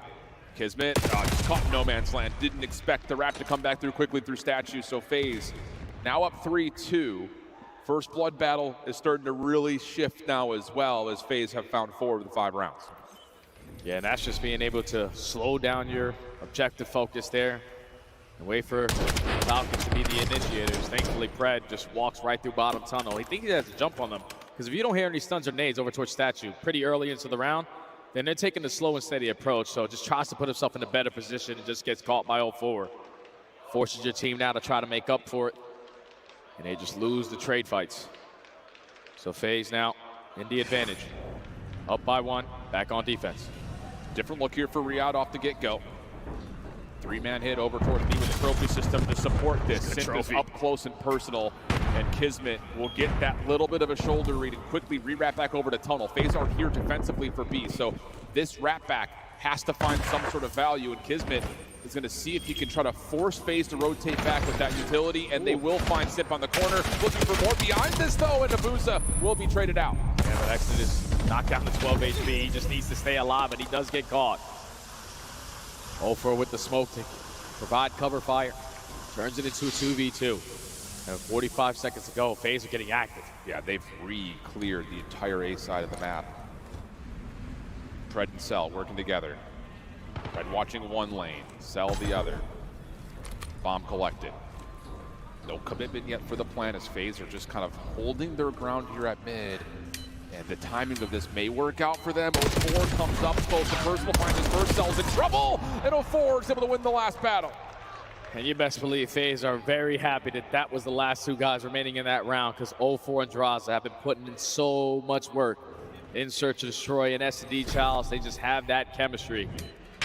Running around as an army of 2, 0-4 knocked down to half HP. Selly was just looking to connect 1 shot there. But FaZe now starting to run away with this S&D. Need a response here from Falcons. In particular, you would love to see something that gets them an early numbers advantage. Because so far, their set plays towards finding quick plants hasn't really worked out necessarily. And on the defensive side, they've kind of allowed FaZe to be the aggressors, and it's worked out a lot for them. 2 plants already in the menu for FaZe. Nades for Riyadh over towards the early cut at Statue, but none will land. And again, Riyadh going to play a bit passive on both sides. Yeah, and this is frustrating because this is FaZe's go-to strategy. Use your smoke, force them to invest stuns and nades. Try to get the objective down, but there's not a counter smoke on the side of Falcons, so Draza has everyone sitting at half HP. And now you're just waiting for the play to develop. Yeah, and FaZe are just able to hold Riyadh away from the middle of the map on top as well. Draza doing some work. There's the Falcon smoke. But Kismet somehow drops through it.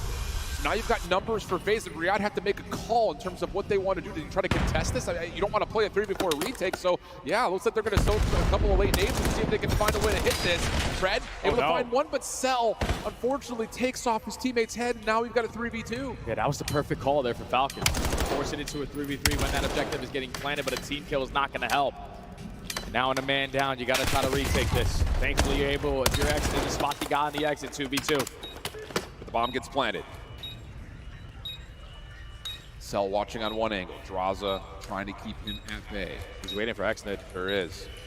And does Draza get a read on this? Timing is going to be everything. Oh, and Xnid wins a key 1v1. Down to Abuza for the 1v2. Switching the angle. Has Cell for free. 17 seconds on the clock. Xnid, what can you do? Gets the re-wrap, but Abuza wins the gunfight.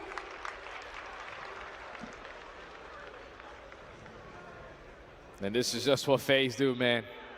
Clutch up at the end of these rounds and search and destroy. 2v2s, make it a 2v1. I thought Selim was in a position to watch both angles the way that he was laying down. But Abuza gets that kill uncontested, and then time is ticking. It's not on Exit's side. You're playing against a young gun. Most likely he's not going to defuse that bomb. Just reads the push, reads the re-wrap, and now FaZe at game point. What a stretch of rounds in a row it's been for FaZe. It's 4 in a row. 4 in a row with first bloods on every single one of them. So Riyadh gonna go back over to a set play for A. But nades are landing here for FaZe. They're gonna go quickly and try to contest this. Nexted is down low in the statue. Sim trying to take away the map, but he gets dealt with. Kismet's nade also lands in the first 3 eliminations. Only get traded back once. Last player to find is Abuza, and it's a quick round in response to the Falcons. Yeah, good stuff there from the Falcons. Just be prepared for that push. When you have so much freedom in the round column, you got to believe that FaZe are going to try to take some risks.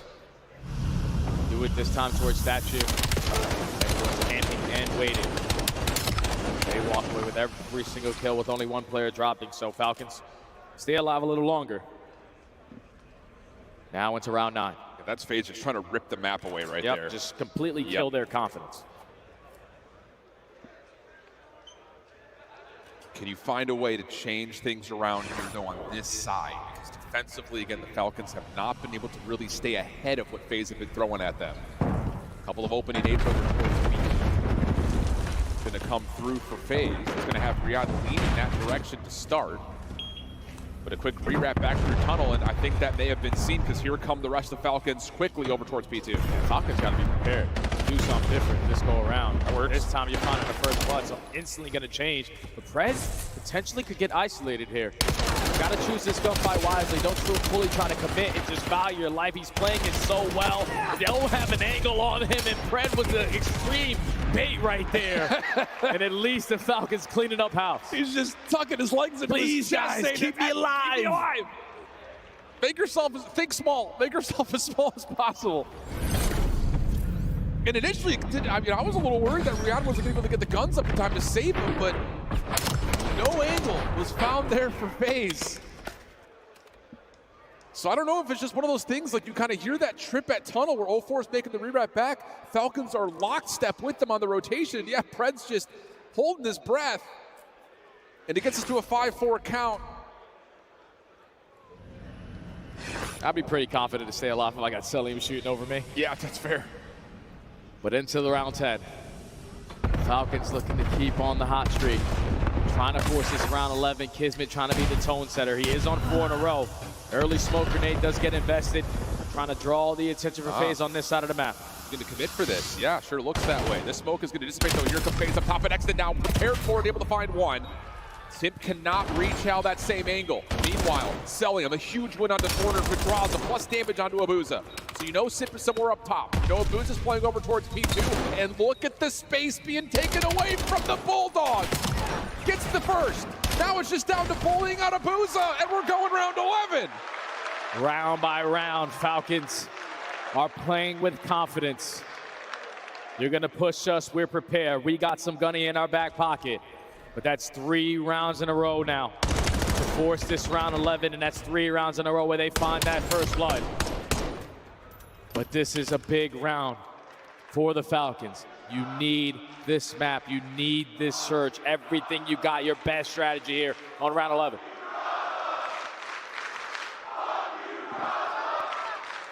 In a way, that's rooting for Riyadh. Man, that's fueling Draza. I know it. It'll be FaZe on the attack. 5 in a row for Kismet, 4 in a row for Selim. FaZe not calling anything aggressive here. Just a couple of nades and stuns over the top. Very ceremonious in nature. But Riyadh is prepared for something over the top at mid by the look of it. Not going to find any info or contact there, though. It's a feel-out round for both teams. Don't want to make a mistake in this moment. Now FaZe going right back to the go-to strategy. Smoke grenade goes down for 0-4. You're trying to draw Falcons out. There's Exodus get a read on that sound cue, though. Selim's in some trouble here. Can he get one? No. Draza finds the first blood. Late trophy system going to go down here for FaZe. 0-4 trying to take away the space, but gets dealt with by Exodus. 3v3 situation. Draza providing coverage as Vegas will get the bomb planted. We just got to hold now. If you are Vegas, you know everyone else is in front of you. Someone put yourself in a position to watch a pinch. Pred is trying to get this post plant to move. Spotted. Booza's seen it. So it's a quick re-wrap back. Simp in the corner, already checking once. Here come the Falcons, they find the first. Now it's just out of Kane, they find the Booza. No good help from Draza. They're on it. But they're on it. Exton's gonna try for the defuse. They don't have an angle. Trying to find Dion to get back over to him, but Exton! He's able to hold it! And Riyadh responds with a massive comeback in map 2. Such a crucial moment for the Falcons to just tie the series up. Clayster is roaring. Insane amount of ice there in the game 2 with 4 rounds in a row. You break FaZe's undefeated record here on Colossus. And the balls on Exton to just hop this bomb in this moment. What a play, what a round, tie series. 2 massive rounds back-to-back from Exton. You go back to round 10, he's the one up top prone, having to deal with all of that FaZe retake. He got bested there a couple of rounds prior, but he says, I got you. I'm not gonna lose that 1-for-1 again. Comes up major, pushes FaZe back from that retake, and then, like you say, the stones to hop it. Knowing that Pred's seen on the flank, that quick re-wrap back gives them the numbers, and you trust it.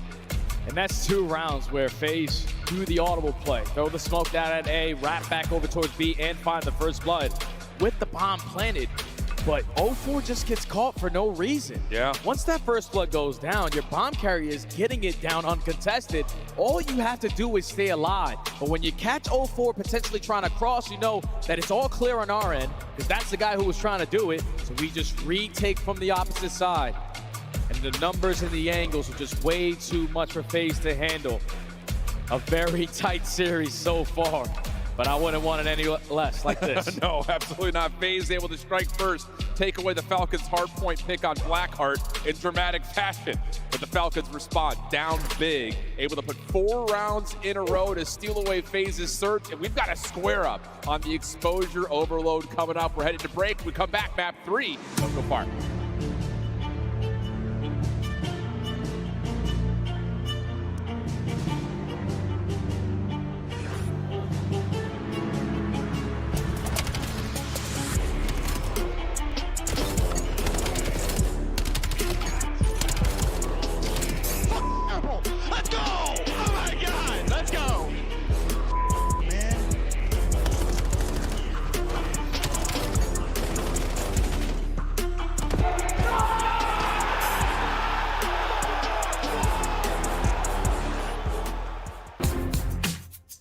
Monster Energy, the official energy drink of the CDL.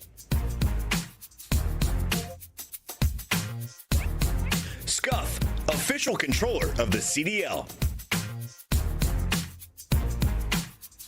Start the season strong with the 2026 Call of Duty League Pack. Grab yourself the CDL operator by scanning the QR code on screen or check it out in the Call of Duty store in-game now.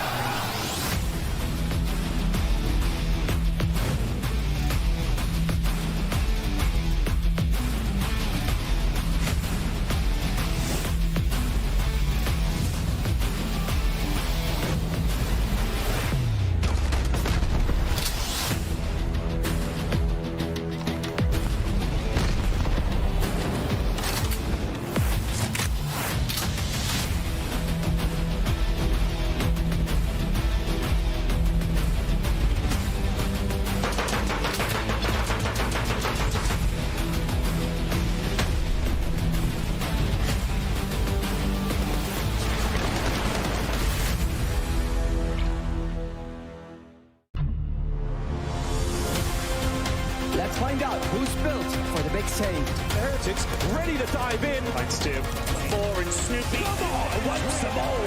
But Hydra with the switch impossible. He's making top room. So damn happy. It's Sykes. Down a Booza. Dominance on the grandest stage.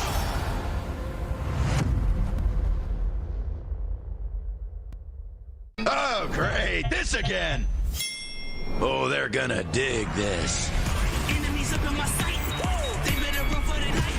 They know when we show up, cause we load up, then we pow, pow, pow. Finish the mission.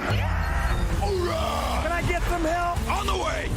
Look out, freak bag. Rising, they climbing, they guarantee we never stop. It's you and me against the world. Controlling the show, blow for blow. You cannot see me. I leave you exposed.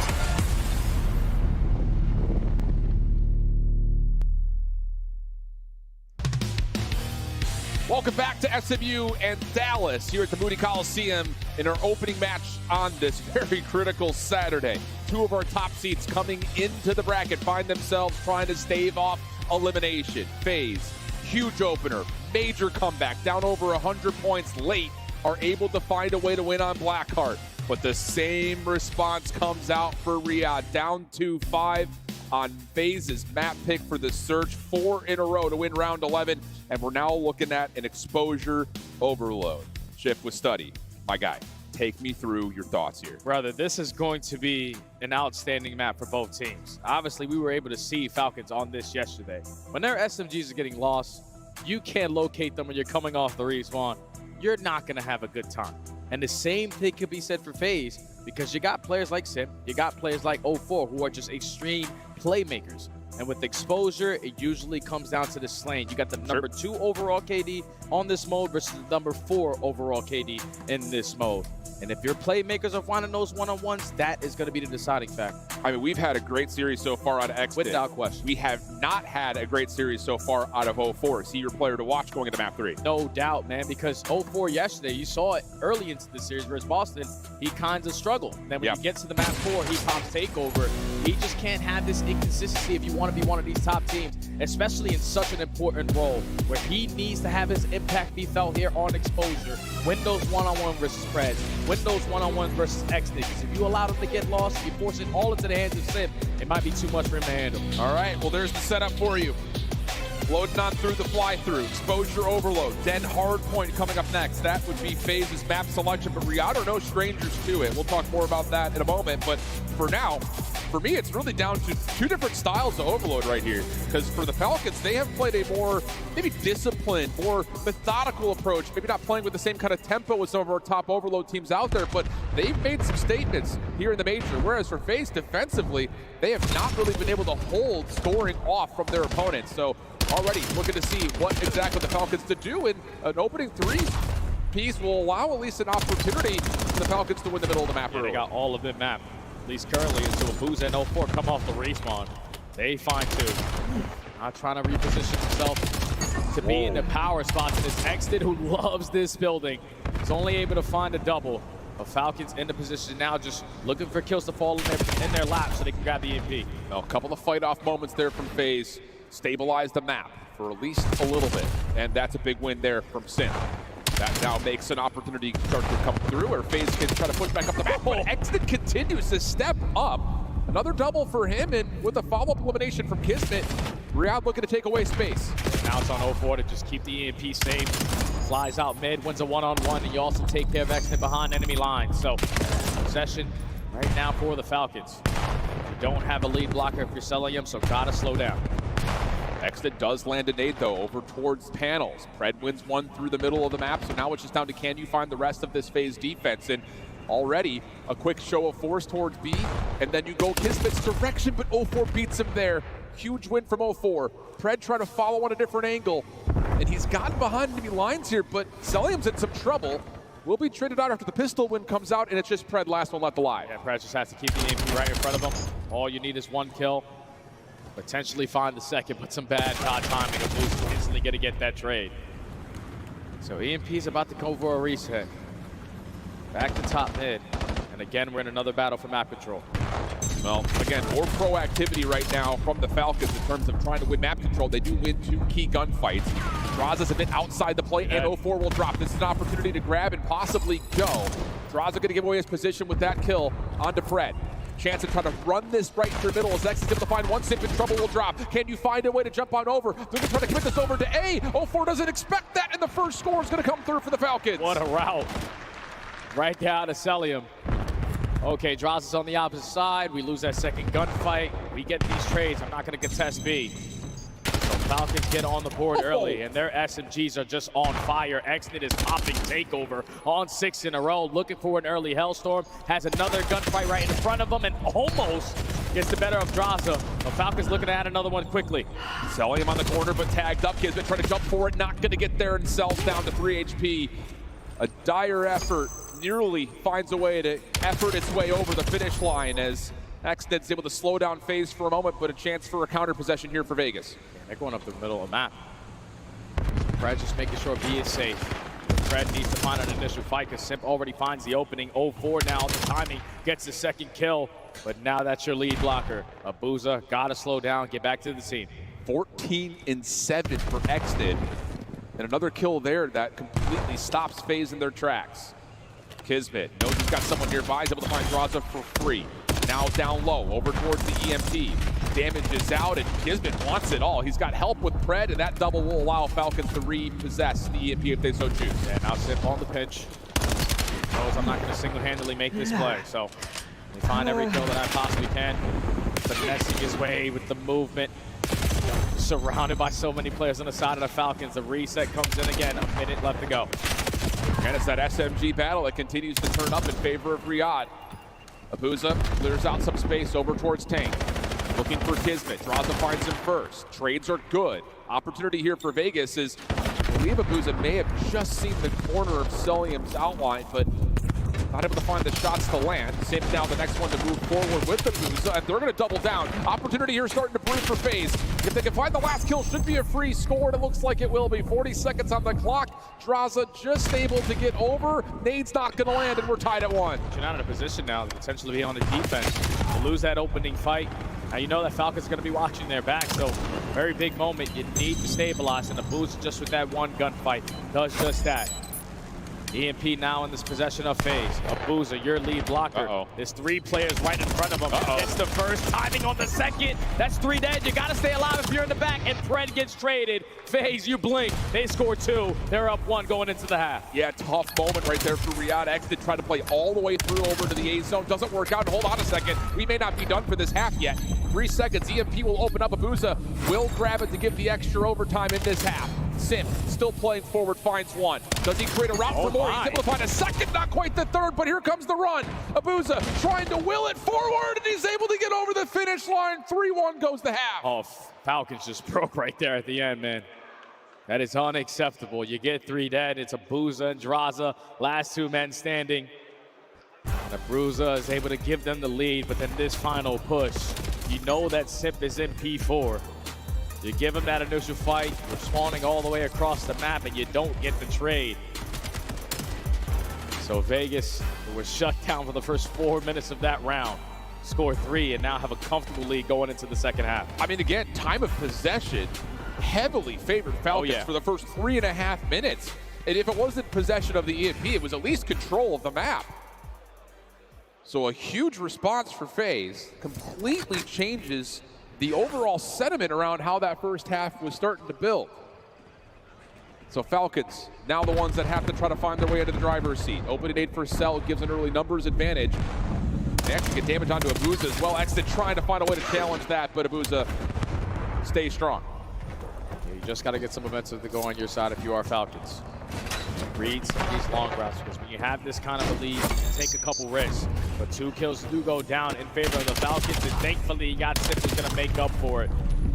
0-4 is going to turn it into a one-on-one, try to value his life, but that play gets shut down from Simp. Yeah, now it's just down to who finds who first, and Exnid able to get the gun up and find 0-4. That restabilizes each side of FaZe. Now controlling the EMP, looking to try to make a move over towards B. Kismet's double. Has an opportunity for, Falcons to clear everything out and possibly go for a counterattack of their own here. Yeah, 0-4 just got to value his life. Wait for your teammates to get into the mix. Now he's going to try to be the initiator. Stay on your mini-map. What a win. Just trying to draw the attention for FaZe on this side of the map. And you're winning the gunfights on the opposite, so Falcons should be able to add 1 to the tally. Cell sprinting forward, and FaZe are going to give this one up and just play for the setup around the new position. Huge opener in this second half for Riyadh. Simp working alongside the rest of the FaZe members to clear out space towards panels, and this isn't looking all that great right now for Riyadh. It's Cellium who's trying to slow down the EMP, trying to get back to the play as Kismet, but he might be a little bit too far away from 04. Big gunfight went on the other side for Drazah. Should be a score unless a nade can come over the top. No, and 04 gets it back to a 2-point lead for FaZe. Just a mixed fest of gunfights. FaZe are able to dominate in the kill feed, maintain the map control, and instantly have a response to still have a 2-lead advantage. 3 minutes left to go. Reset now over towards Low Dirt. ARs need to have the angle to watch it, but should not find a success through top mid if you are FaZe. No, Falcons with the map control can recover the EMP. But Abuza just playing a very steady defense on the corner, has a trophy system to keep him safe. Cell's looking for him, he's able to find an elbow. Pulls him off that angle, and now looking to chow in and will win that gunfight. Meanwhile, Exton wins one over towards P4, finds himself a second. What a series right now from Exton.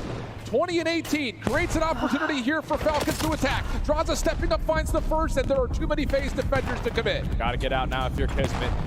Teammates need to maintain top mid, but Sip has the cross, Sip has the cut.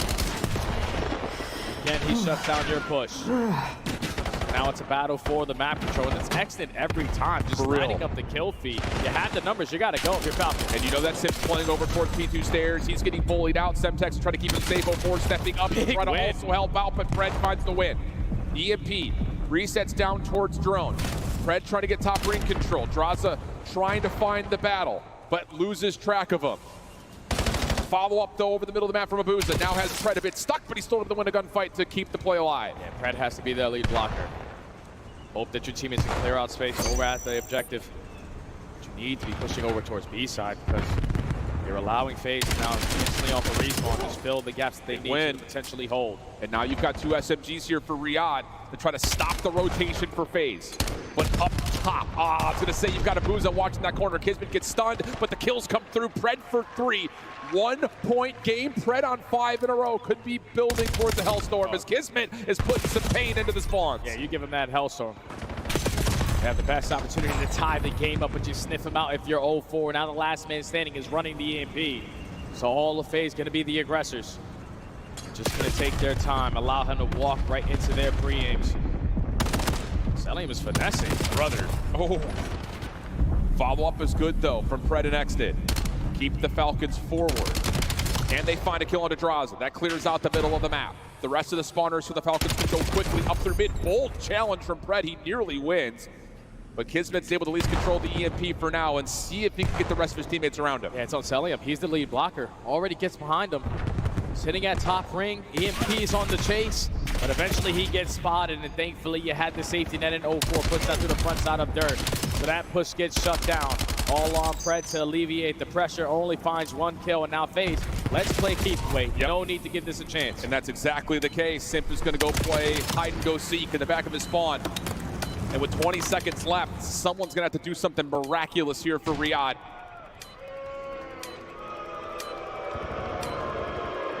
Yeah.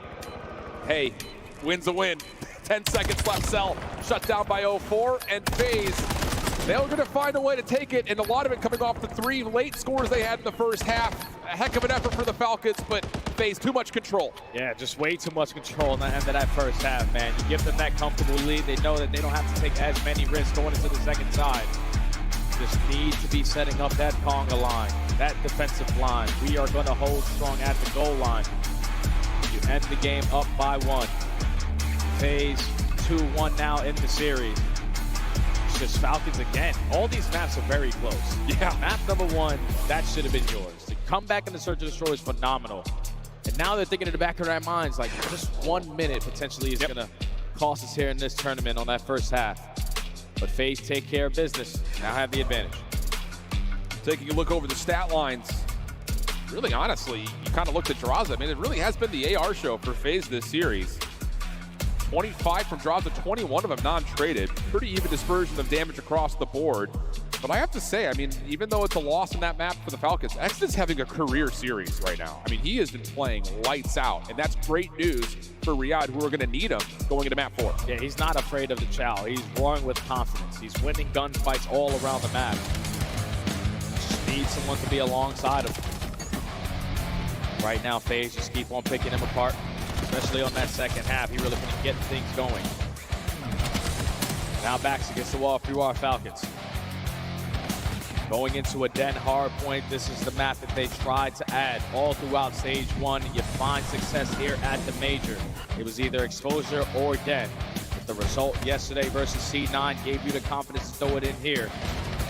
Vegas also played it yesterday too, and there's a lot more dominance. So if you're Falcons, you need to make sure we're winning rotations, because we saw it on map 1.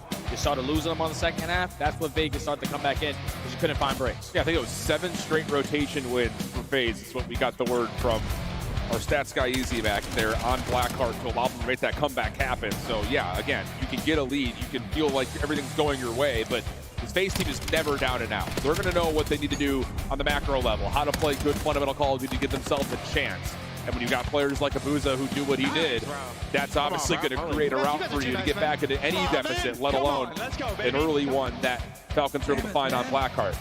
So a lot of importance now into controlling how this map forms. I think in particular we're looking over to P2, that's the easy one, but I would say even more so for FaZe, that 3 to 4 rotation has been deadly for them.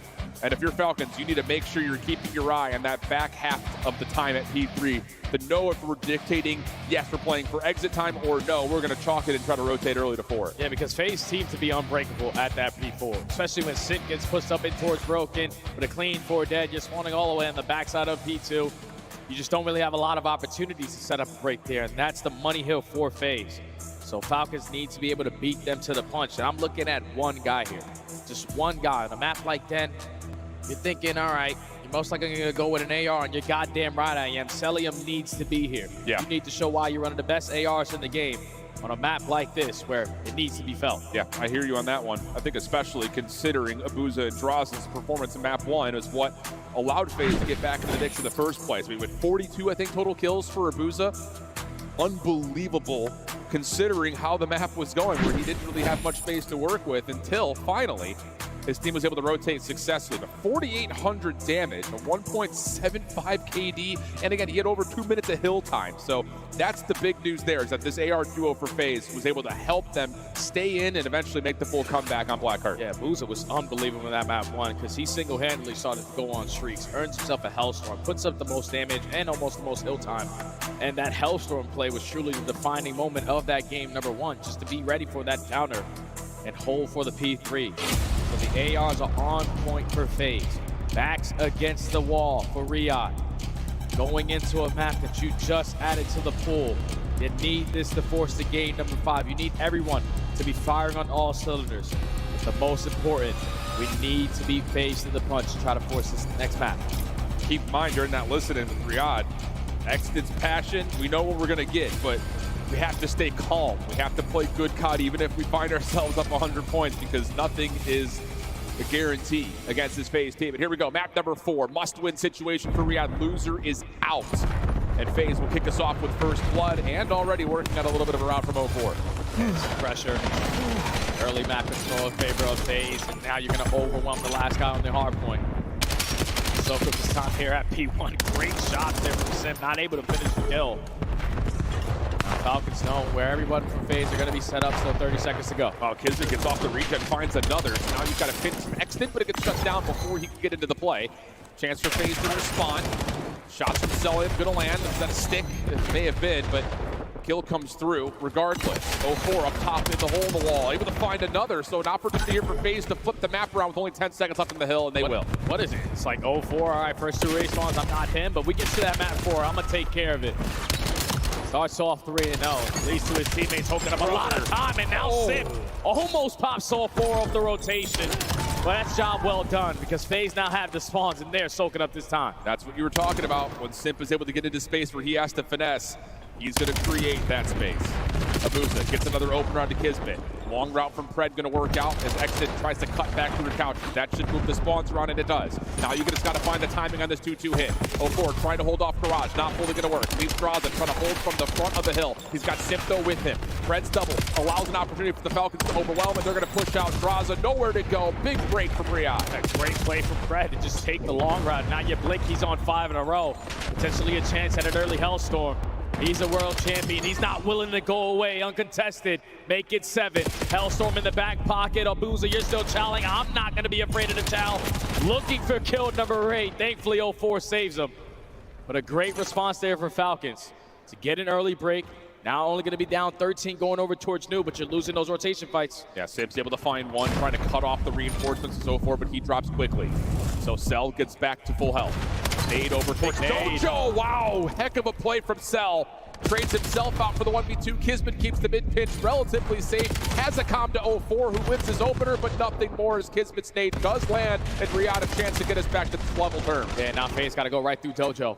You're ready for this push if you are Falcons. Stunts and nades will be felt because there's no trophy systems yet, but Fred is making sure all of the map is safe. Now you got the numbers. Just funnel your way through the front side and play these trades. And it's Falcons' last man standing. Final 25 seconds. FaZe, no, we're going into a P4, so we want to maintain this side of the map, but not willing to give up this whole time for free. 0-4, able to find one, just dancing across the hill. Fred, big 1v1, but can't win it versus Sim, who finds two.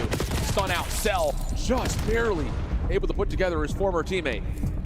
And Riyadh will attempt to put pressure on rotation by streaking through mid, leaving Cell to finesse for as long as he can over the old time. And him and Abuza, or him and Graza, pardon me, dancing, and again, the former AR duo find themselves over the top, and now you've got an opportunity with 4 dead for Riyadh to control tempo at 4. That's an instant break there from Riyadh, overwhelming them with pressure for the spawns. And now you got Exton trying to be the lead blocker. He does get cut down. So on Kismet, with the AR in hand to create an extra layer, he gets caught, and everyone from the front door from FaZe find every single kill. And now Exton on the back foot needs to value his life. He gets stiffed now, and now FaZe have a chance to take the lead. A little bit too easy from the front. Exton thought he had finished his first kill, tried to transfer to the second, not the case. Abuza, how is he still alive and kicking? Riyadh able to at least get set up towards the front door, but there's only 15 seconds of scrap time here. It looks like FaZe are more interested of trying to control top window and making the play over to 1. Contested time, though, is decent time for Riyadh, and Kismet will get the last couple of seconds if he wins this last gunfight. Simp in the corner, pistol out for both players, and Kismet snaps, finds 3 in a row. And we're going to have an 11-point game heading over to P1 where Riyadh are there first. Yeah, Falcons have all the control of the map. They do lose that initial fight. You know, Kismet is coming off hold. Just got to sniff out where he went, and he's not able to find a kill. So that's 3 dead on the first attempt there for Vegas. Instantly back into the P1 they go. Falcons looking for a stunner and nade to open it up. FaZe able to get in and contest. They had Abuza watching the cross through mid, but he will drop. So an opportunity here now for, the push out to come through for the Falcons. And it's going to work out to at least neutralize time and eventually allow Celium to step in to find more. 25 seconds. What do FaZe want to do in terms of trying to break through hold and setting themselves up not having P2 in their favor rotationally? Yeah, you already have 0-4 trying to develop on this route. Being the aggressive through mid cut. Great Semtex to allow your teammates to get this time. Tie game going over towards the P2. Now this is where FaZe are trying to turn up the tempo to catch them off guard with some gunfights, and it's someone able to find 3, and it's Abuza. So now there's only 1 player for Falcons, 2 players for Falcons in a position to try to hold. And Exnid has not had a great start to this map, but if he could find one and lock down spawns, it'd be big. But Draza able to beat him on the gunfight. Now Celium, the last one standing around the hill. Fred trying to get here to save his teammate, but not quite able to. Big wins from FaZe. Kismet trying to find timing from the front, but they have missed his window. He drops. Exnid's already committed, and he will fall as well. FaZe now in the lead. And now Falcons got to take their time here on this approach. Fred is able to find one working through couches, but instantly going to get traded. Now FaZe have the numbers for the push through the front door. Still 30 seconds to go. Falcons don't want to give this up. You just need to find a way on in right through front. Got the numbers. Trophy system down, trying to keep FaZe safe, but it's a quick hit on the mini pinch from Fred.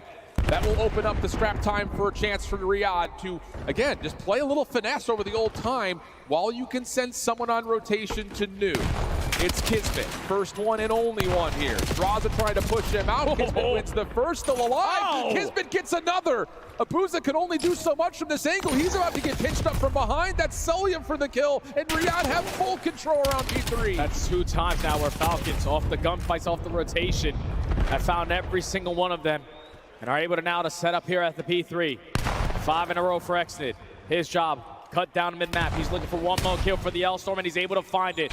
So Falcons now in the driver's seat. You can play some of these angles. Celium lines up a double. And now for everybody else on FaZe, you are banking on the guy that just spawned out. Draza to make the play. That's just not something you're going to read if you're Riyadh. So now it's about trying to find a way to decide, are we going to invest on the scrap time? Are we going to try to play for new? And that last gunfight may make the decision for them. Already on rotation, it looks like is Kismet, and yes it is. Does he find timing to get this win around the back? No, I believe that's Simp who finds the kill, plus another elimination at mid. FaZe a chance to set themselves up for 4. Yeah, it might be a situation where Falcons have to invest one of these Hellstorms. You got 2 in the back pocket, both of your SMGs. But Pred now knows it's potentially a one-on-one on the time. He loses the fight. Simp and 0-4. The SMGs on the side of FaZe starting to pop takeover, and this is the moment. Look at what Simp's doing. Just creating so much space. He's gonna left one person potentially behind him, but just Falcons are nowhere close now. And you've got one player in a position to go around the back and block, spawns over towards the desk. And you get a connection from the Hellstorm. Now it's just down to finding the final member. Looks like it's Abuza down low. Nice shots from Extid, who's really turned things up here in this second rotation. A couple of stray shots come over from behind, but Extid's more focused on the front. Kills are good, as Riyadh are going to hold for now. Drazah and Abuza trying to work together on the outside of the rooftops. That will land. Cellium trying to cut them off. He's able to find an opener, and that will lead to Riyadh still holding spawns and still finding time. Yeah, this is their final 10. Now going into the third set. FaZe looking to set up around that mid-map area. It's Simp and 0-4 combining for 3 in the feed, we think. Gotta use another Hellstorm. Kills for FaZe working out decently to zone off the exits. Look at this quick route in the mix. Cell gets the read, finds the win. And now it's a 20-point game for Riyadh. They completely get forward. And it forces FaZe to have to fight this on multiple layers. You gotta hit an angle. Hit a route and just 0-4 through mid-cut, looking for the opening. He's able to find it.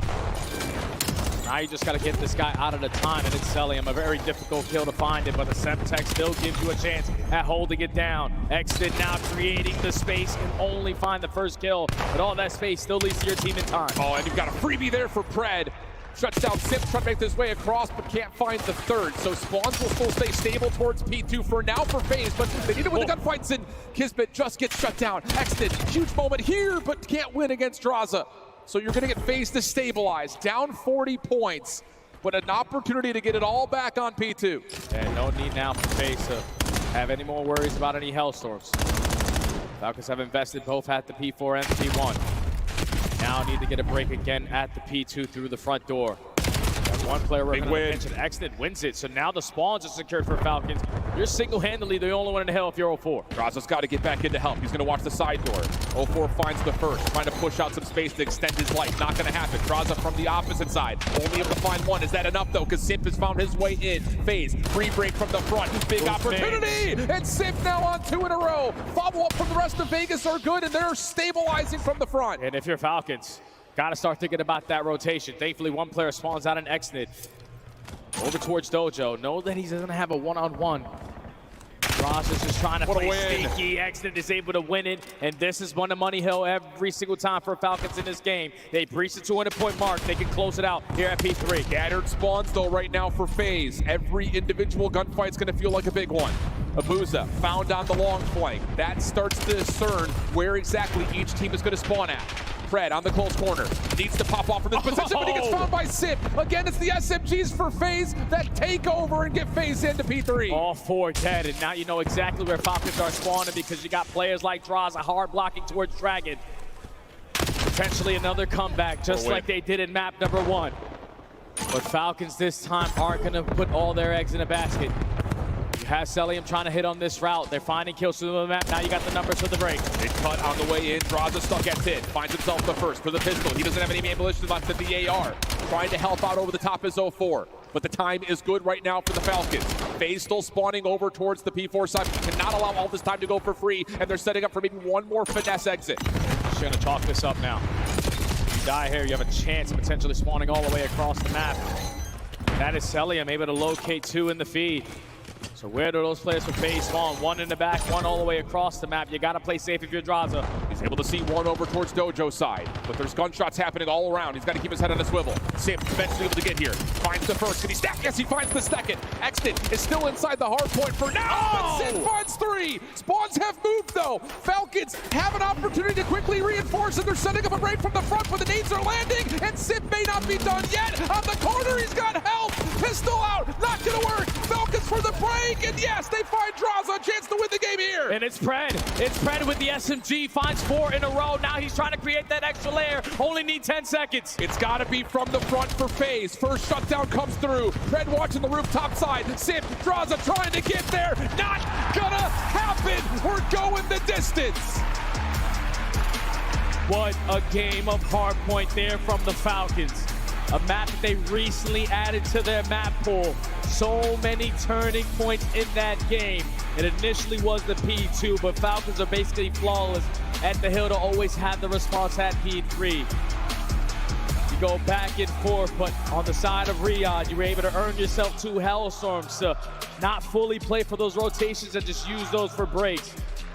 And just those little breathing rooms, the multi-kills out of Celium. The guy who I said needed to turn up here on Den finds the biggest ones at the end of that game alongside Pred. They won the rotations, they won the map, and now they're going to a game 5. What a map of hardpoint. You call it though, 32-26, 24 non-traded. Pred 35-31. Not to be outdone, Sim was fighting 37-33 with top damage in the lobby. So we have had 2 explosive hardpoints. You got to keep in mind that our map 2 search and destroy was 5-2 up for FaZe, 4 rounds in a row for Riyadh. And we continue just to have this back and forth affair through every single map. Comeback efforts all over the place. And it leads us to really wonder, what are we going to get out of this 5th map? Because I'll be honest, it doesn't feel like the stats are going to matter much with an exposure surge on the way. Oh yeah, barely in. Both teams have any reps on this one. So this one's all about the grit, the passion that got you to this point. To clutch up in this game 5 and not go home top 8, man, anyone's game. Welcome to Saturday, Major 1 here, Black Ops 7. Holy cow, we're digging in. We've got an exposure, search, and destroy. Map 5, loser is out. Winner, a chance to continue through the lower bracket. And a match today against one of our other top 4 teams in the upper bracket. We've got exposure for the search coming up.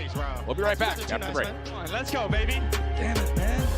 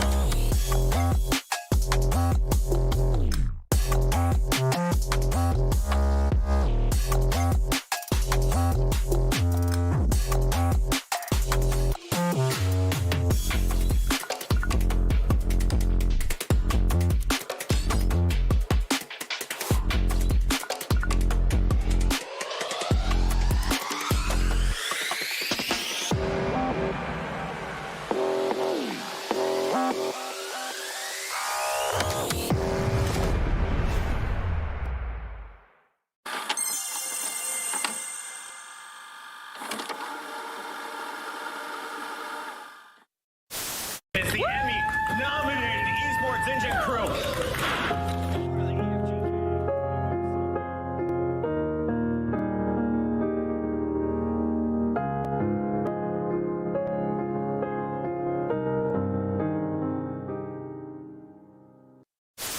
Do you agree with Smokes not being in Respawn? I do personally, yeah. You do personally? I do too. I think it would make the viewing experience worse. What did I just see on my screen?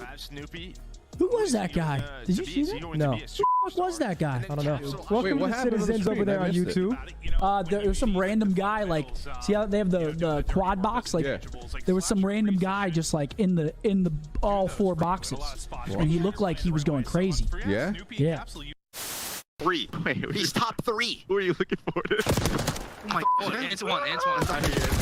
It's good. No, you're good. Just run him on the way out. Bro, I'm like, yo, he's going for edge. He has to. No, he's going top 3. This is the funniest. Hey, we won. That's all that matters. Yeah, we won. Good. But like, somebody. Can you walk us through what kind of y'all's situation? Yeah, what's the right setup now? you got going? Apartment? So we have a kind of like a penthouse apartment and a whole bunch of setups in here. Do you guys all live together in this penthouse? Who's cooking? Who's whipping up the meals after a win? So Brian gets the penthouse. We're all staying at a different apartment. Okay. Still pretty nice, not quite a penthouse, but you know, we spend every day here. It's Brian Saints living in a penthouse? Call of Duty can make dreams come true, children. You heard it here first. All right. As Karma finds another two-piece, here's the overdrive. Popped, is he just trying to back him up, make it on the plays, it's Crimsix.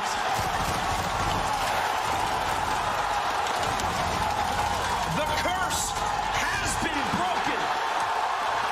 The dynasty has been cemented.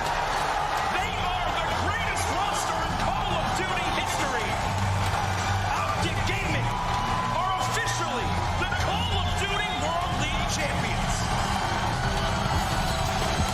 Welcome back as map 5 is getting loaded up and ready to go. Riyadh Falcons taking on Vegas FaZe here in the lower bracket.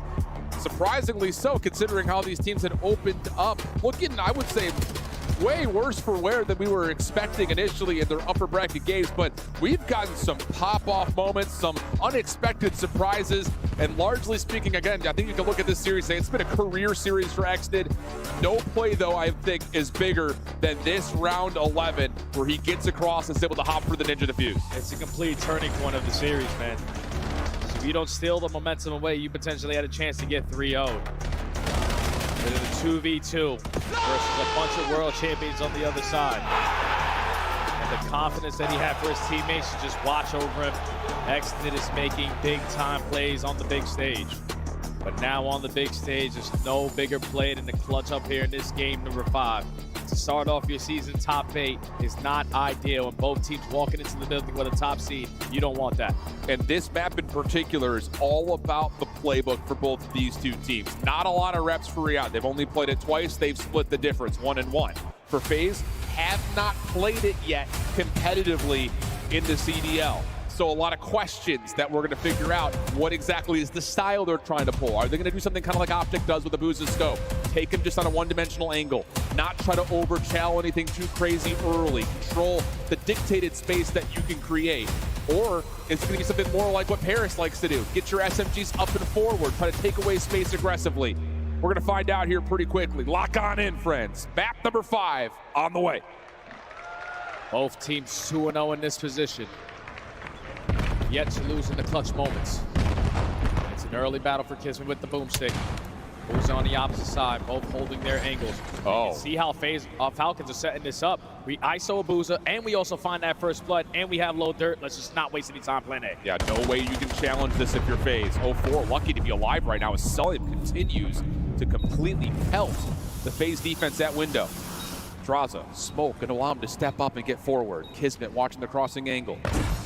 Secondary smoke now coming through, and just blind shots for Draza land, but Brett's got the angle on where the bomb is planted, finds the first, not quite the second. Celium finds his second elimination of the game, and that will be enough to clean things up for Riyadh. And that's good stuff there from Falcons, especially to find that first blow onto Abuza, because they took his sniper out of play very quickly on Colossus. And it's already one to his name. You take mid-map control, force FaZe to now make the adjustments. You couldn't go through dirt because no Kismet had a sniper. Yeah. And once that bomb gets planted, it's just way too many angles for you to check. Smoke grenades try to assist you, but Falcons were prepared for the post plant. And it was kind of hard to tell on Abuza's X-ray. Was it an AR or was it a sniper rifle? Doesn't make much of a difference though, because Cell has already asserted dominance on that battle from top ring to top window. Abuza, what do you got for us? Nades over the top coming through. Looks like he does have the AR again, possibly here. As Simp is going to work with the rest of FaZe on this corner. They get a stun. That's going to allow some space to be taken, but Simp is your bomb carrier, so he's got to be really disciplined about how much he wants to do. Guys, just do it all though. Gets first blood, get the objective planted. It's also taking so much space away. Smoke going to get invested from 0-4. Trying to draw out Falcons to spot them on the peak. See one through top window, info on the second towards bottom. Since just waiting for his moment to strike. Yeah, No Force is playing a little bit of bait here. He slides across it, that allows Simp to chow Pred down low. Response though from Kismet jumping out the window. That'll be enough to get the numbers back in favor of FaZe. 04 in some trouble, but keeps his life as Exnid will reposition. Exnid's just got to get out. He doesn't want to get isolated, nor win the man down. But with 30 seconds to go, FaZe is still taking the time on which bomb they want to go to. Relocate over towards B, should be uncontested on the bomb plant. Exnid and Kismet trying to clutch on up.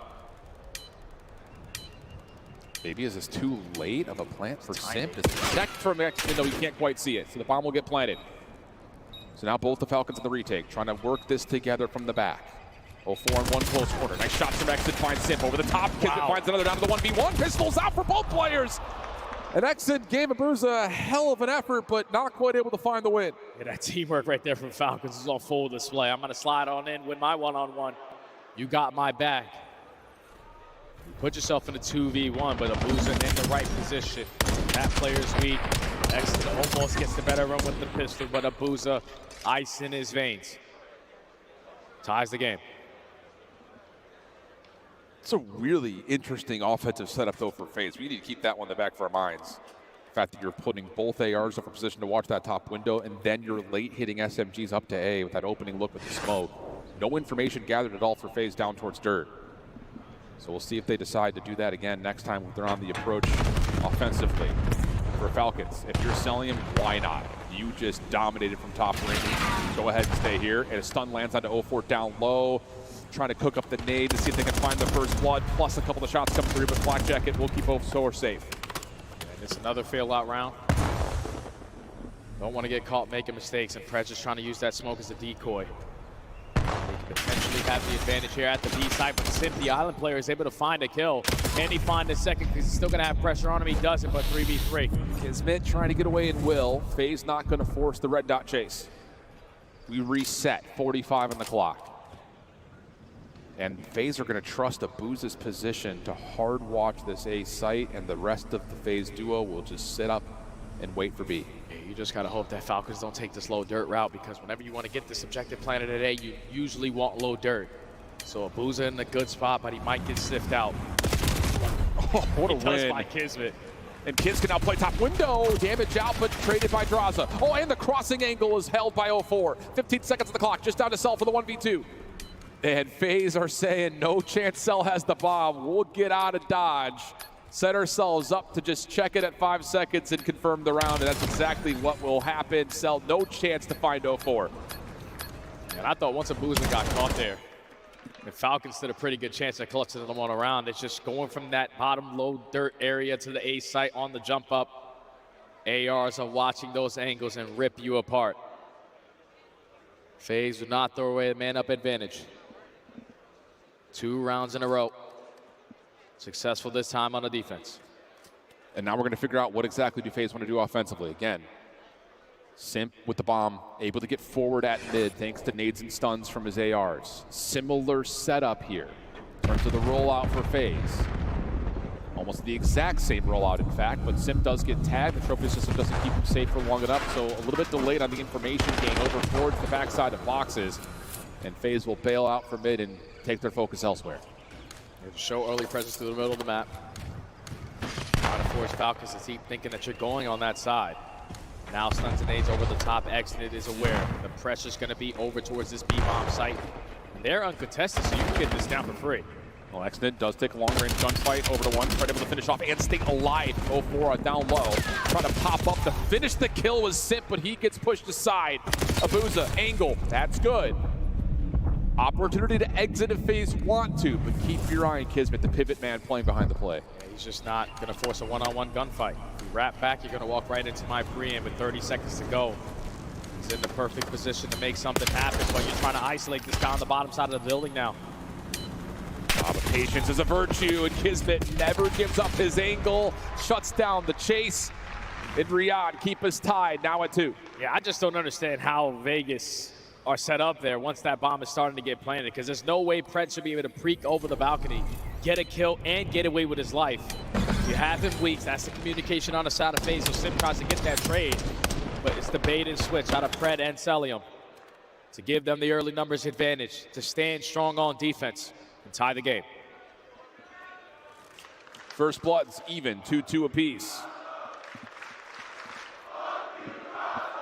Oh, no, I don't know about that. You know it fused that young man. A chant as old as time. Riyadh looking to get them set up for this play up top at mid. Cell and exit. Maybe team shots towards top window, but Draza's not going to peek. He's watching the cross for Buza at 04. Finds a long-range gunfight down through the boxes lane for first blood. That's all the timing play. 04 is quite familiar with timings, especially in Search and Destroy.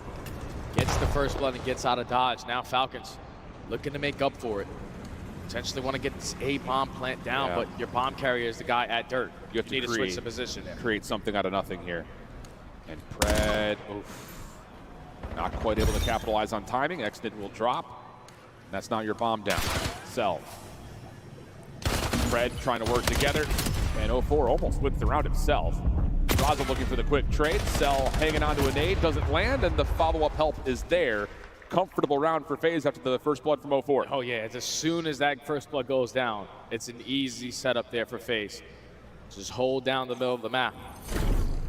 So you had no information early on from Falcons at that B site. Didn't want to wrap back to connector. Potentially someone sitting on tank. So you go for the push through. And FaZe are ready and waiting. Throwing their shoulders, not committing on one-on-one gunfights. Now have a one-round lead. One that easily shuts down the Falcons trying to play forward at mid. And that can change the dynamic of what they want to do offensively from here on out. So we'll put a pin in that and talk about that in the next attack for Riyadh, while FaZe, again, same setup with the trophy system. Doesn't get down in time, so nades for the Falcons work out. Abuza will drop. Now you put a lot of pressure onto this man. 04's going to have to make a play, and he very well he finds the perfect timing on the Exnid. The B site's wide open. It's got an extra AR to play with now. That's just a situation where Exnid can't afford to get caught. You found the first blood. All you're doing is playing for the information, but now you give FaZe a chance. Bomb being planted. Everyone for Falcons looking to retake quickly. They've got numbers at this re-approach. 04 smokes himself to a bit of safety. Simp trying to watch underneath it. Here comes the timing. 04 somehow wins one, Simp another, and he's able to find the final on top of that. A desperate smoke gives 04 just a little bit of space and time, and his first allows Simp to re-wrap the play and find the last two. Just when the chaos is starting to brew, Simp is not afraid to be the playmaker. 04 gives himself some cover fire, like you said, with the smoke, but it's Mr. Simp the Pimp. Gets the objective down, spawns back up, closes out with the final two. Because that's just a round you can't afford to lose at this moment if you are Riyadh, and Exnid cannot get caught there. But I understand it. He's just looking for a shoulder to see if there's any aggression after that first blood comes through. You just don't expect that FaZe are already there, but that's just, again, good initiation from Simp, understanding the situation after the first blood comes out. Kismet, scope in hand down towards dirt. Haven't seen one, at least not directly from Abuza yet. And FaZe, this time defensively, are going to try to do something a little bit different by playing through the B side of the map. Riyadh will be aware that this is a possibility. It just comes down to, do they read the timing of it? It's going to fall into the hands of Exnid. He does spot one, but he's not ready for the second kill, and that also is going to be your bomb carrier. So 04 gains all this info. Both the ARs on the opposite side just back on up. Abuza locates kill number two. And Kismet, you got to keep in mind, he's got a scope out, so he's going to have to do this the hard way. Simp pushes him off that initial attempt. Cell trying to work with him. Can they get isolation? Oh, it's just so tough. They know the bomb's down, do FaZe. And as Cell will drop, so will Kismet. 5-2. Well, we've seen this story before. It happened in map 2. It was 4 rounds in a row for the Falcons. But this one feels a little bit different so far, man. FaZe just taking the game to them. You know that Falcons love to try to take mid-map. The only successful offensive rounds they had was when they were approaching towards dirt. So the adjustments come on in. We're pushing right through B. And when Exnid puts himself in position to watch the flank, just doesn't spot the second player and the bomb carrier. So that's a GG on the round immediately. And now FaZe at game point. We saw when FaZe were up 5-2 on Colossus, they tried to hit hard and just rip the map away. They're not making that same mistake now. Not on the offensive side, especially with Abuza scoping. Damage though onto Simp. Have the Falcons moving up and taking away space at B. Confirmed though by that stun by Simp. So FaZe will be aware of this situation and they're looking to make a wave towards Dirt and up to A. Lots of pressure on the Cellium to hold this angle as long as possible while his help is on the way. Yeah, he just has to make sure that A bomb plant is not going down. So get a trophy system that can keep you alive a little bit longer. But watch the way that you peek this, because Abuza with the boomstick is just waiting for you to overextend. Usually doesn't miss shots, but you give Cellium a chance. Time ticking, 45 seconds on the clock. Falcons have put themselves in a really solid defensive position to watch over this A hit. It looks like FaZe are going to rewrap this over to B. Abuza, can he get control at panels? No, maybe not. It's just a rewrap quickly. Someone makes a call saying, no, I want to keep this at A. So Pred on one corner, Cellium up top in the window, and Kismet still watching over for a possible Dirt play. Here comes the plant. Abuza trying to get here. Has the angle, but the shots from Kismet push him off. Now here comes the hit from the Falcons from outside a window. Kismet for first blood. Draza trying to shut all of this down, but there's kills from Simp instead. Does he win it by himself? Sure feels that way. Down to the 1v1 with Extend, and Abuza hits. They have taken a while, but he connects with the Manners most, and FaZe will send Riyadh packing. A map that they don't usually find themselves playing. The first time you throw it in is on the main stage. In a moment where you potentially lose it and go home top A. But the strategies couldn't have been any cleaner. The constants show pressure through the map, force you to always stack and be prepared for an A push. And then those adjustments is what FaZe have been known for. You got S&D players from top to bottom putting in non-stop work even while the season is going on. And unfortunately for MC, you lose the first fight versus your brethren in Simp, you're going home. What a series though. What a fight. But here's a look at it once again. Draza gets the damage in. Simp's able to follow up. And we'll finish things on 6 in a row. And then the final shot from Abuza. He's not going to miss for long. What a statement win, though, in map number 5, a map that FaZe have yet to play in the CDL. And like you said, they look pretty darn good on it. So another threat now added to the mix in terms of the map 2, map 5 for FaZe going forward. Yeah, without question, man. It was a very tight series from start to finish. Basically 1-point games on the first couple of maps. FaZe looking to definitely make their adjustments on Den because that was a bread and butter for them yesterday. But you just have this ice. Now undefeated still in Game 5s at 3-0. S&D wins you championships. And 0-4 had himself a great performance there to close out. You look back over the series, barn burner. Again, FaZe down over almost 100 points on map 1, make a huge comeback. Same could be told over Falcons in map 2. 2-5 down to win around 11 by getting Exen on for the defuse. The overload starts to become really tight, but the 3 scores in a row for FaZe, the difference maker there. I mean, it's a series that, again, you can point to a multitude of different moments and say those are the definitive moments of it, but the end result will still hold as FaZe make their way forward with another chance to play today, but we got Guy Blaze to get the reaction from Simp on stage. I got it with me here, Ship.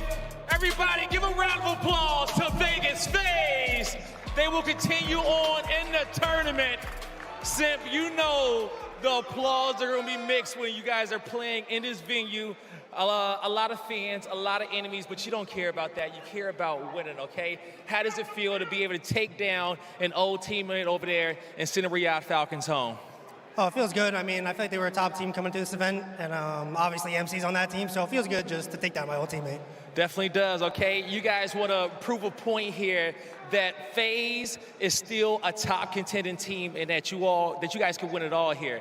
Now, you know, in this series, it was a mixy series to say the least, okay? You guys get an epic comeback in map number 1 to really propel you into that map number 2, but you guys go up 5-2. What happened there for that comeback to come through for the Falcons? Was it you guys scamming? Was it them playing very good from your perspective? I mean, it's a little bit of both. I mean, up being 5-2, that's definitely a lot of scamming going on if you're losing that, because usually 1 round in like 4, 5, but obviously they played a couple good rounds, but I think, you know, we should have clutched that out. Definitely should have, you know. And so now you go there and you go into the overload as well, you know, up 3-1 at the half. Were you guys surprised being up 3-1 in the way you were? Would it be in back and forth to start? No, I mean, I'm confident in our overload. I feel like Den can just get a little mixy sometimes with how people play it, but I feel like we played that exposure pretty good.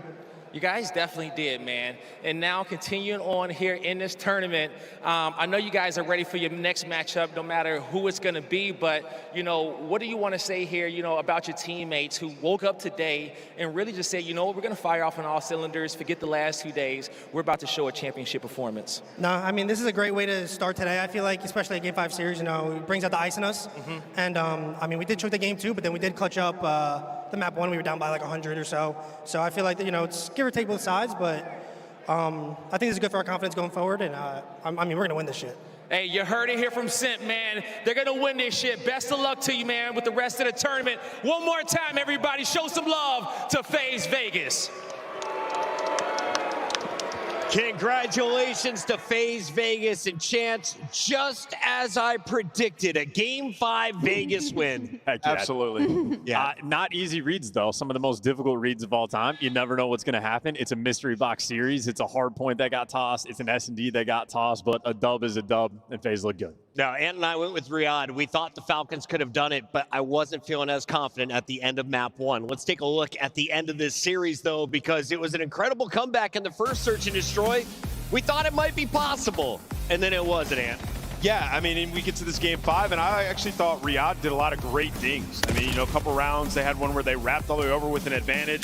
We see Kismet a little bit of an over. Chow puts them in a tough situation. They end up losing this. And then another round on defensively where they get a first blood with a nade, and Exit just dies on B-Bomb alone. So you've seen some of the, like, small mistakes that define you in a series. Just get away from them. And FaZe is such a solid team in Search and Destroy. Both these teams, respectively, in S&D. FaZe a better team today. In the final round, I saw a huge play from Abuza. He was going up against Kismet. He wins the pistol fight. That enables him to hit the final shot in the game. But who was your star throughout this series? Who do you think deserves the MVP for FaZe today? Easy answer, Simp. Obviously, I feel literally all the eyes on me at this desk. Of course, it's going to be Simp. The numbers he was putting up was ridiculous. Not only that, I mean, in the gameplay, I mean, you go back to that Blackheart, it was literally a Simp miracle plague when he goes to try and re-pinch P1, and then you go to P2, there's 2 guys rotated, he slams both of them. So what was like, okay, this is kind of a mid-play, he turns it into a fantastic one that then they chain off 7 hard points to steal that map number 1 that they weren't supposed to. So for FaZe Vegas, when you have a guy like that, and then you have a guy like Abuza dropping 40 kills on a map like that as the AR, yeah, they're going to win some series. Incredible stuff. Great stuff from Mr. Simp. And of course, we already showed you the scuff play of the game. So let's show you the bracket because FaZe says they are going to win this shit. Is it possible? You look at the road ahead of them. They will wait to see who drops down between Paris Gentlemates and LA Thieves. And then, of course, they'll have to take on the winner of Heretics or Optic G2. Nameless, is it possible? Oh, it's entirely possible. I mean, we've seen FaZe, you know, beat some of the top teams in the game. It's just, it's always been a gritty series. And, you know, for this FaZe team, they can do anything when you got a guy like Simp. Chance, before we go to break, you got to showcase your octopus. The Heretics fans hooking it up. Big shout out to Christopher and all the fans who came out to Texas. Thank you for the gifts, my guy. 3D printed gifts here for our crew. Chance, go ahead. You can have it. He just That's did. yours. Oh, thank you. Yeah. I appreciate That's that. yours. I All didn't right. listen to anything you just said. Good. Sorry. I'm just happy to keep it. We're going to break. When we come back, we're going to that winner's bracket battle. You don't want to miss it. Lock in and find out who goes into the top 3.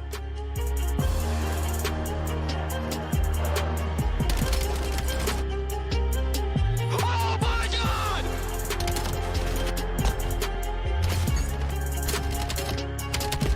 Nice, bro. Come on.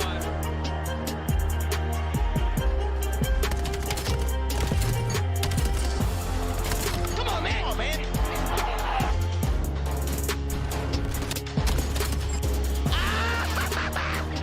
What can you do? What can you do? He can't do anything! Monster Energy, the official energy drink of the CDL. Scuff, official controller of the CDL. Start the season strong with the 2026 Call of Duty League Pack. Grab yourself the CDL operator by scanning the QR code on screen or check it out in the Call of Duty store in-game now.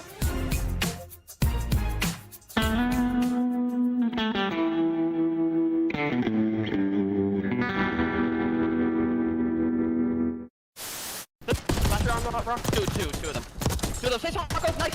Yo, maybe pitching mid. Could be out of it, me. Could be outer bush. Could be checkers. Probably just hitting checkers. Not nice. Yes. Wow. Come back, boys. I literally shot you. Applause, man.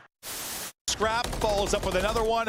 It's all going to be on to Brezzy now to make the play, and he can't do it. This is dominant from Ultra. Scrap just stood up, celebrated, took off his headset. You got another round, bud. He's locked. Yeah. He said, my bad.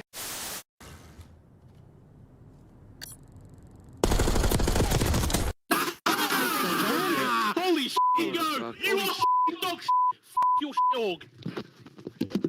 Oh my god. Leave him on the right somewhere for sure. So he's car minus. Back right, Office and outer, last guy. I'm bomb, one shot. Yeah, my bad, bro. He's absolutely on me. He's running. He's running. I'm coming like Chris. I grabbed him. Yeah, you took me again, bro. He's weak to an 8 though. I don't see the gun. He's outer tower. What's the top light? Slide. Nero dead. Astral this time. No. Yeah, what the hell ain't go with me? In cubby, I'm Sean. Stay up, bro. Man. Nice, man. Stay down. Just lay it. Live. I can help. I can hold the front. You're good. Stay down now. Already front. Let's get in time. What's dead? Absolute front. London. Nice. Boys, holy shit. That P5 was so me neither. That P5 was no.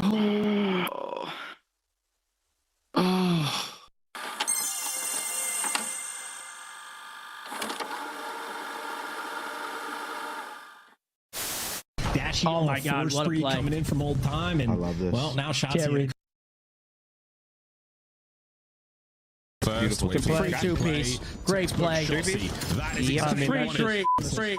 Gorgeous. And is that going to flip spawns? Yo, that was beautiful by Ant. The Falcons, and Optic are starting to figure it out. And you know what? That ain't going to show up on the scoreboard. But what a play. You stay L-triggered, Merc's there for just 2. Broke the hill basically there for the by himself. This is perfect. Just funnel them green. We have this grandma rotation. 10 seconds left. I think it's certainly right now. Well, Hex is claiming this is going to be the best champs ever. Well, for these two, it absolutely was. Just a moment ago in the venue, the green wall, the rest of the venue, of course, giving the congratulations to that lucky couple. Heck of a way to set a proposal up, I'll say. What a fantastic weekend, man. Like, it's all about the love, man. Congratulations to both of them. You know. Now, as hot as the game may seem, I know one thing that won't be that crazy, and that's the comms of Toronto Ultra. We kill him?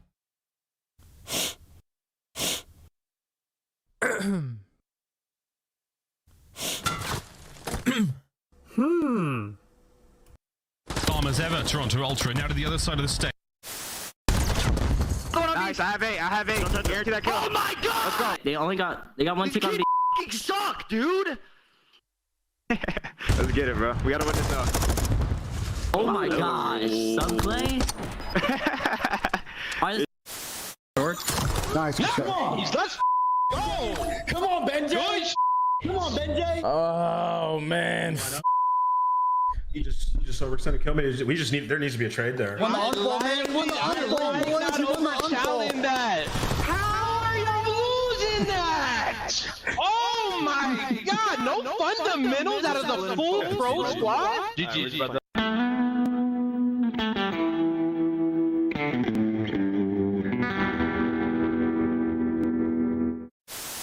If I leave, do you guys leave as well? Do you remember me from DMZ? No, I don't think so.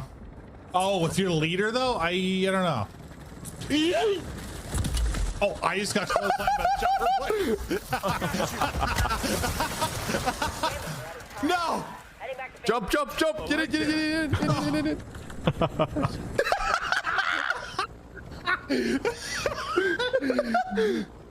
I'll be honest, that didn't cross my mind. I was trying to send it in, boys. Creo además que P-Cool tiene unas palabras especiales que dedicar. ¿Qué les quieres decir a la audiencia en el día de hoy? I just want to say, I lived 2 great years in the league. I love all of you, even the Greenwall fans, you know. Love all of you. We make COD so much special. It's so nice to have it aquí en España. Vamos a todos, hola a las familias. Vamos Enetis! Oh, we got Fame here. Fame, how you feeling, man? I'm feeling good. Happy to be here. Fantastic interview as always from Fem. Wonderful lad. Router, ayúdame. Yo estoy muerto spawner izquierda. Dale, tengo de frente. Voy al flash. Vaya remontada, hermano. Buena, chica. Nice, I'm in the game. Yo, CDL 2024. Yo, this is fire. This is fire. Oh. This fire, yo, Pete. Hold up. CDL champ and the come on, huh? That clean, bro. This kind of clean. Yo, that's aura, bro. Come on, now. Three titans in the French esports scene came together in 2023, forming the Gentlemates, Brox, Squeezy, and Godaga. If that's a name you recognize, well, that's not a surprise. After all, Conton starred in the COD space from as early as 2009 all the way till 2016. He was on Vitality's roster for more than a moment and made big waves as the French monster. Once the sun had set, it was time to launch the Gentlemates org. And it was only a matter of time until he returned to a space where he once called home. He brought his family along for the ride, the green suits.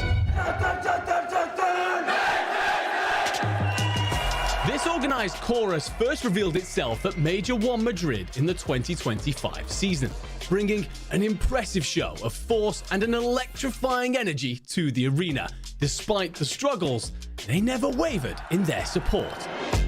With the org moving to Paris and a rebrand in the works, it was time to build a championship-capable roster. Together, they assembled a Misfits crew: Ghosty, Envoy, Neptune, and Sib. Each in their own right a force to be reckoned with, targets of criticism, yet absolute in their resolve to prove everyone wrong.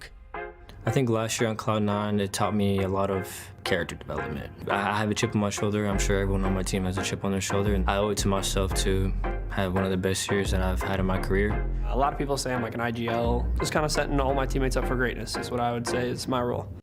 When everyone's doubting you and you have a teammate that still believes that you can do it, I think that says a lot for sure. I got a lot of faith in my boys. A title-ready team, an unbendingly loyal support, and all the potential in the world. Paris Gentlemates are one to watch in 2026.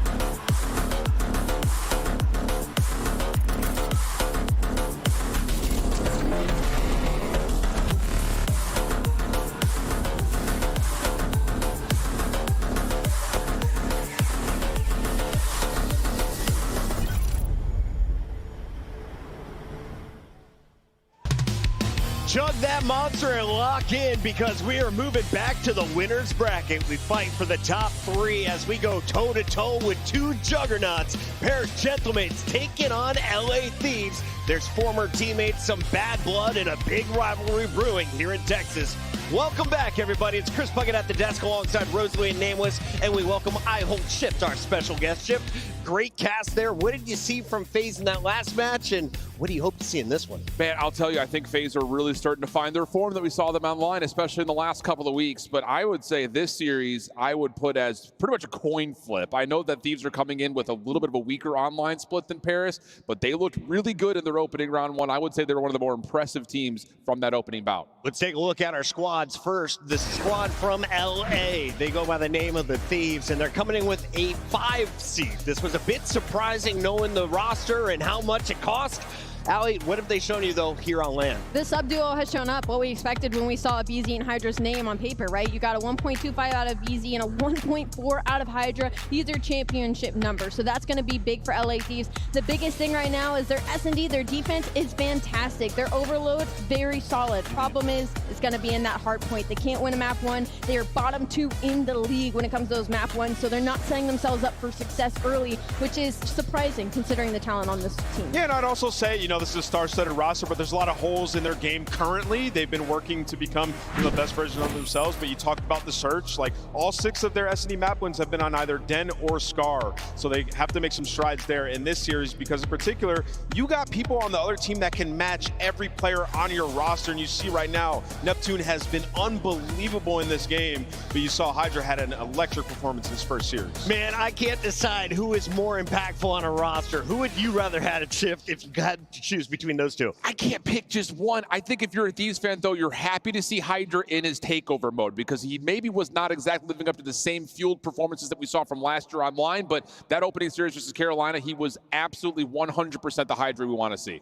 Scrap pretty dialed in. He's really good at darts, and really he put me on his team because he's a genius. Let's take a look, though, at his opponents. On the other side of this fight, we have the Gentlemates, and they are #1, not just in seed, but in all of these categories. Yeah, I mean, in all of our major stats that we have access to, they're literally #1 in hardpoint. On a historic pace, 12-2. And when you watch them, like, they're beating teams by so much. Plus 75 margin in HP, and that's why it's such a tall task for a team like Thieves to beat them. And we saw this matchup already. Gentlemates pulverized them 3-0, so you know Thieves are going to be out for blood. And then on top of that, like when it comes to Gentlemates, they're kind of the opposite. So they're really, really strong in the hard point. The search and destroy is where they're really going to struggle. Their attack just hasn't been great. Worst in the league in their post plant. Right now, that means they're getting the bomb down, and the setup after that is not good. It's getting picked apart. And this is a LA Thieves team as the best defense in the game. So the search and destroy is going to be really important for Gentlemates in this one. But as you can read in the pregame, had to start the series 7-1, like I said. And they beat LA Thieves already at Major 1 qualifiers. So this is already a matchup that they're comfortable with. And on the flip side of that, Thieves are 2-6 in map 1s, and we know with momentum what you can do in this game. Yeah, I also have to say, though, like the only thing not showing up on this slab here is the overload, which has been, I would say, a little one-dimensional for Paris. They don't play Scar at all, and I will say their exposure has been good, but it just like since the turn from December to January, they've shown that they've slowed down quite a bit. They're not really finding the same kind of quick scoring success that they had in December, and that could be a vulnerability for them. They needed another map. I mean, they were so frustrated by the Park the Bus strat, and you saw them vocalizing it on social media. Well, they figured out their exposure and they won their last 2. So for them, in a better spot in overload, still not where they want to be, but the hard point's so good, it just makes up for, you know, their overload game. For the Thieves, a lot of fans were calling for a roster change, for a blow it up moment. Instead, they then hand Optic a 3-1 beatdown. And Kenny says what we changed was the pacing. They started waiting for each other. Can you wait for each other against the pace of Paris Gentlemates? Oh, man, it's going to be tough, right? Like, keeping pace with these guys, that's the #1 question. But I think you get that version of Hydra and Abizi that you saw in that series, then it's going to be fireworks. I mean, what a treat. Like, these are 2 teams that we expect to make multiple finals throughout this year. Yeah. We're going to see it in winners round 2. And I will say, like, this series look back from when they played in December is not representative of where both the teams are right now. I think in particular, I'm looking at 2 specific head-to-head matchups. Can Hydra do what he did like he did versus Carolina? Where on the other side, knowing that Thieves are going to be playing a heavy AR setup with the BZ flexing, Sib is always going to chow you in a head-to-head AR battle. So I think it is Hydra and Sib, the 2 players to watch in this series. It's a really good show. Allie, as we take a look, this happened way back in December. As we mentioned, the 2 teams have shown some different results lately, especially this guy, Dan Ghosty, with a takeover series against LA Thieves. He's been able to stay top 10. Where is he at right now in your power rankings when it comes to the ARs in this battle? Oh, in the ARs, he might be the best AR in the game, in my eyes. At least with the way that he's been so consistent. I just can't think of anybody from online and on land that has been replicating it, except maybe Mercules. That's probably that top 2. I'm not talking to, but outside of that, like for Dan, I really loved in that little like clip that we got that he was like, I'm not an IGL. I just want to set my players up to be their best. And I think that's a really good line to who he is as a person and why his teams have been succeeding the way that they do. What is the identity of the Thieves in your eyes right now?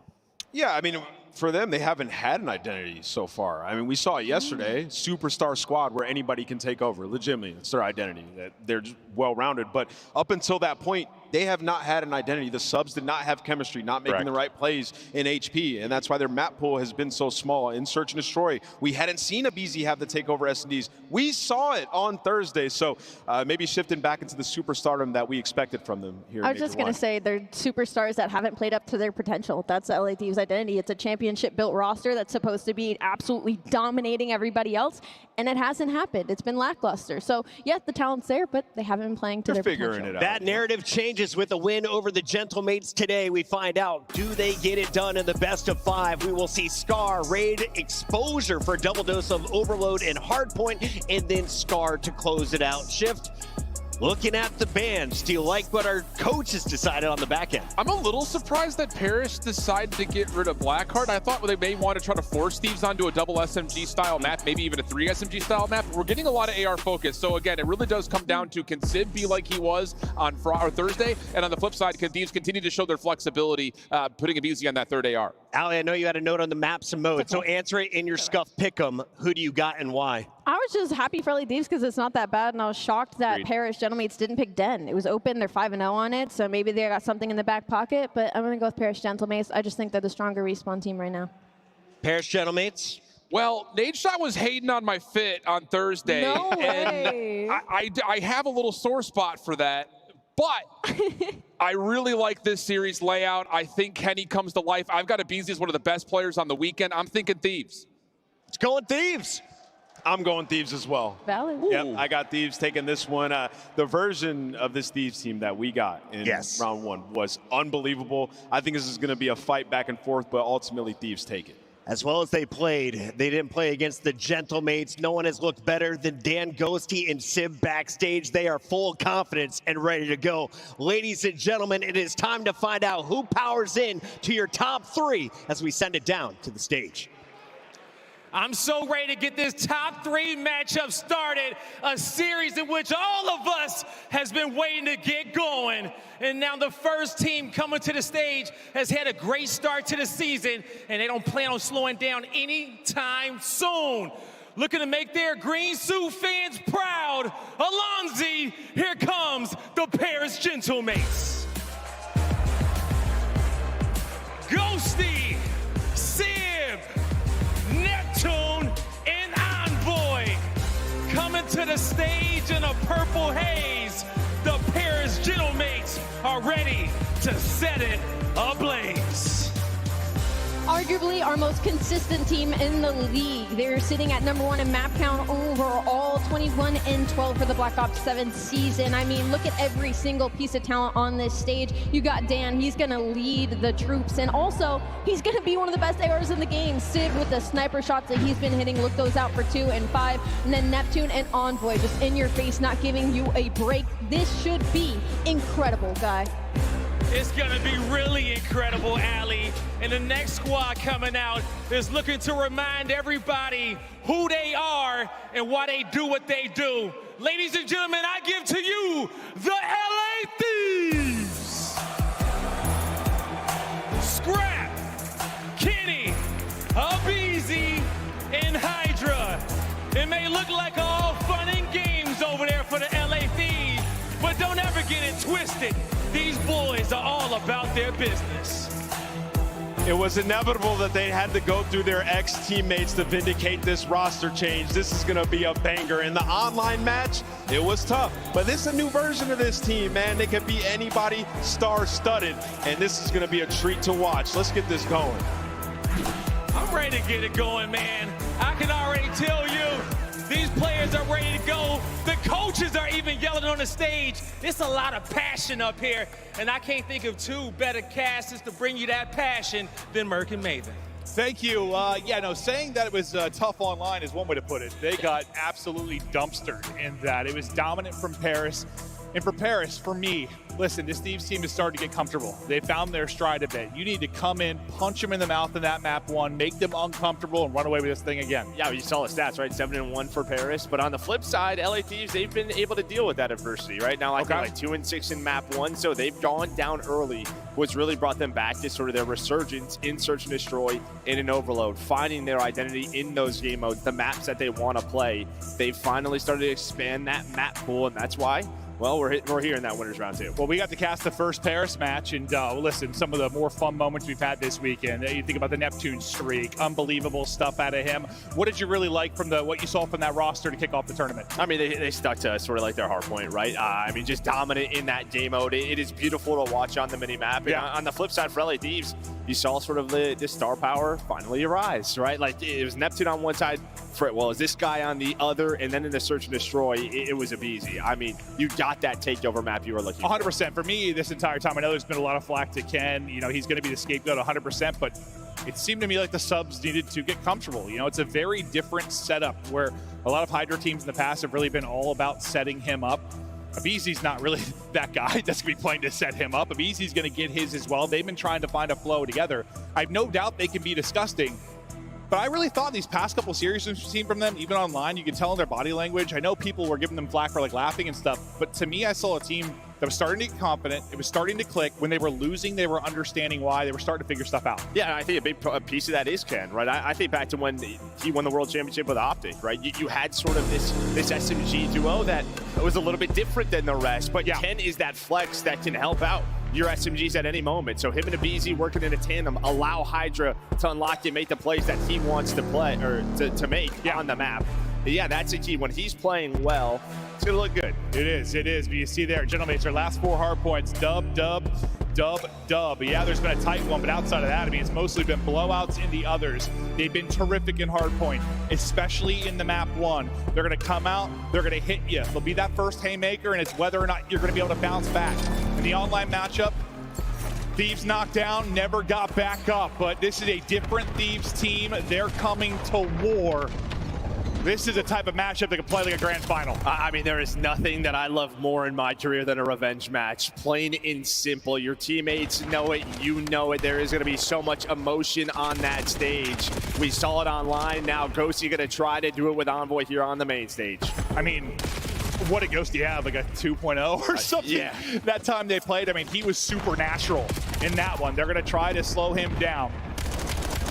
Hydra, a little 3 spree to kick it off. Time going to Thieves. They'll be Team A in this, so this will be the pick for Thieves to start things off. So is Paris, how good they are on map 1s.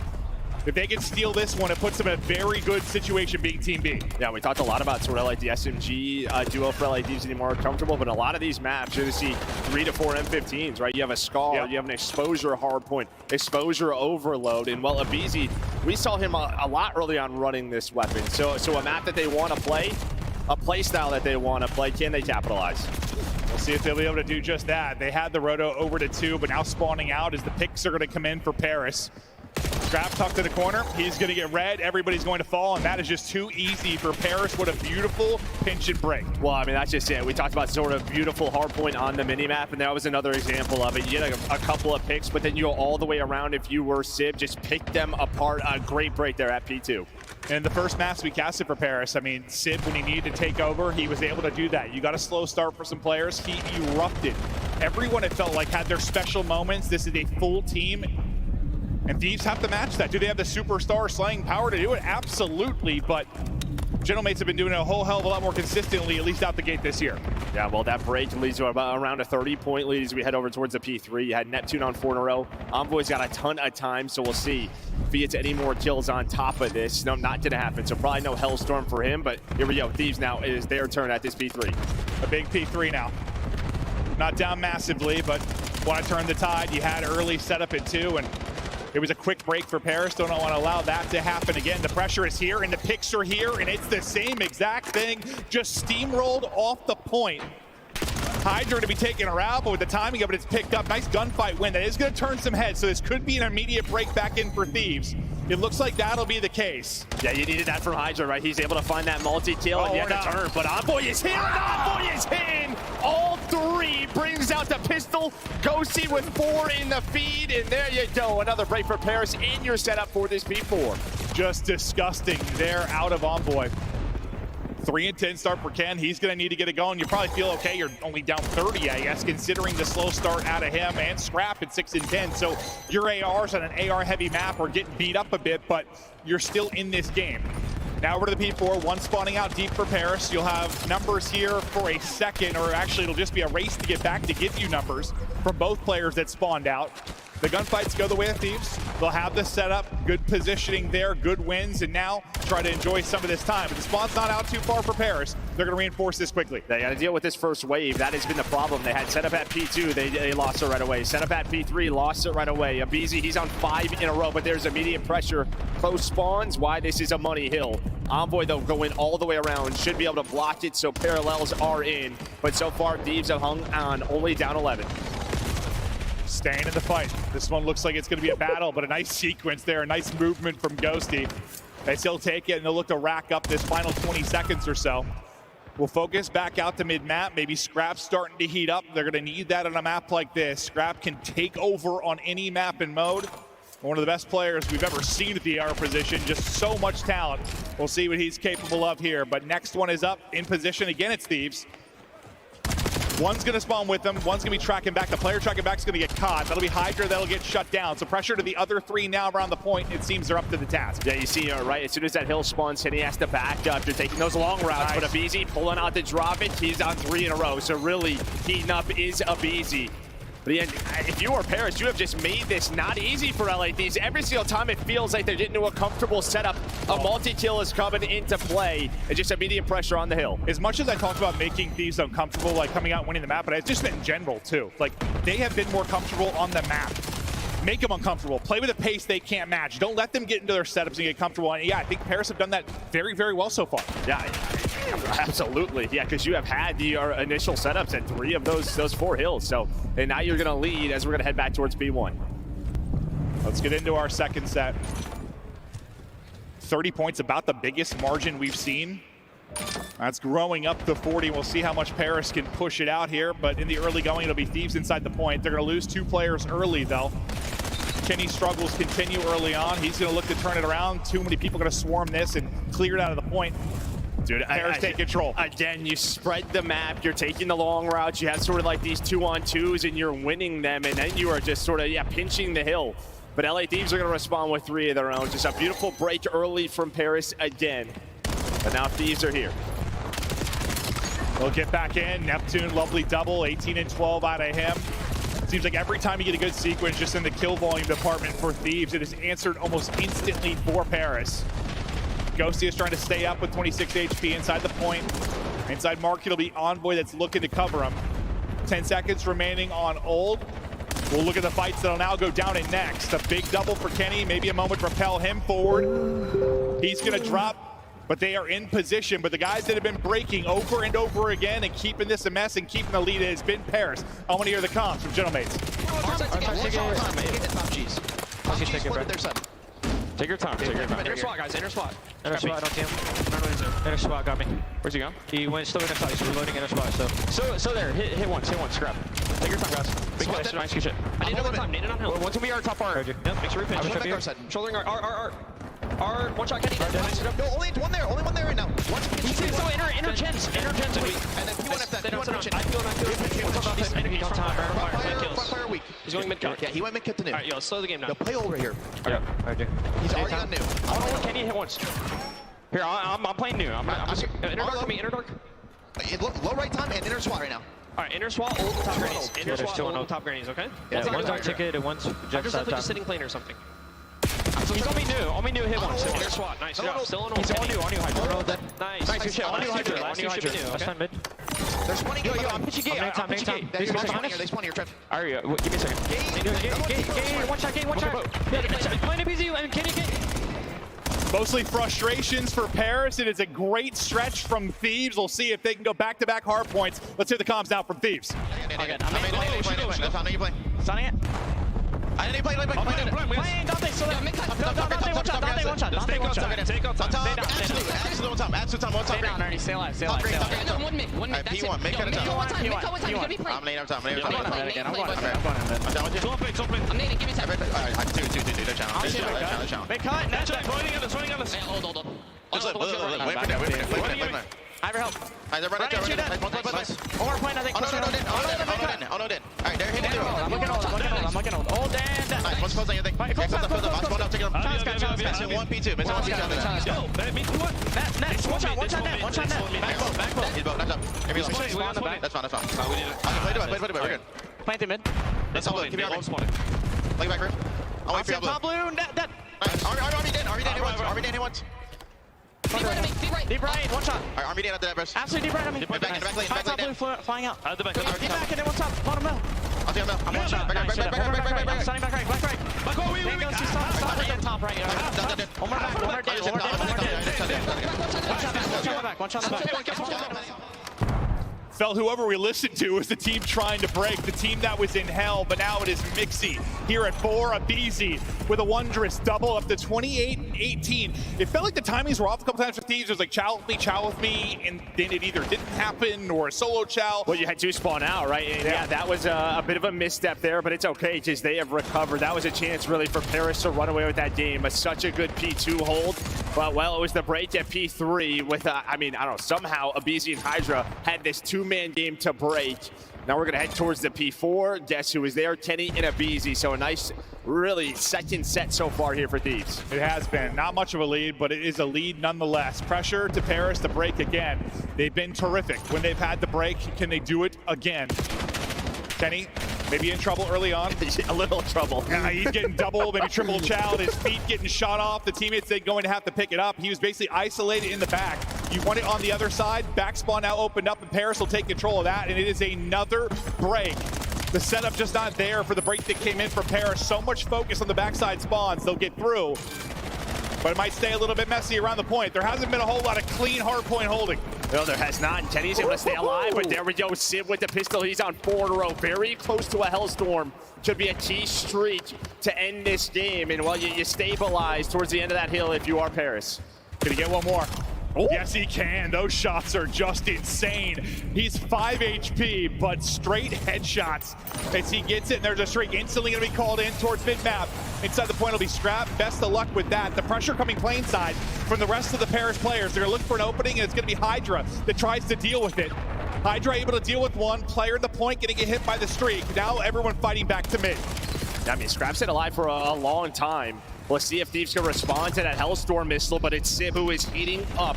Well, he stays on 6 in a row. Still that same life from the P4. They know now where LA Thieves are spawning. And this is a tough thing if you are Thieves. You have to pressure this with rotating towards that P2. Sib had an incredible map 1 on Thursday. It was lights out. The best map 1 team in the game. Looking to close it out, but some nice kills come through for Thieves. They're able to get the tail end of this time, but on rotation then, Gentlemate's like, okay, fine, take the final 10 to 15. We will get set up. And that's exactly what they're going to do. They're going to get the clearance outside of the point as well. So you're in hell right now if you're Thieves. Basically a tie score. Every gunfight just massive right now between these squads. Yeah, it's a big one-on-one. You can see aBeZy, though, he's going to have to wait for his teammates. All eyes really on him. But he's going to get double-teamed, so he's relying on the other side, but it's going to be Scrap to get them off the hill. Scrap, did he do enough? Do enough to get an opening into some of these positions for his teammates. Sib still going nuts. A nade's going to combo there for aBeZy to hit, but still in the kill column. It has been all Gentlemates taking control. 13 points now needed. Cutting them down. Neptune is beaming. A double, a triple. Neptune locking it in. Give him 4 with the pistol. That is just utter filth. Neptune pops. Gentlemates soaring. And that is going to be a map 1 victory. Paris getting it done.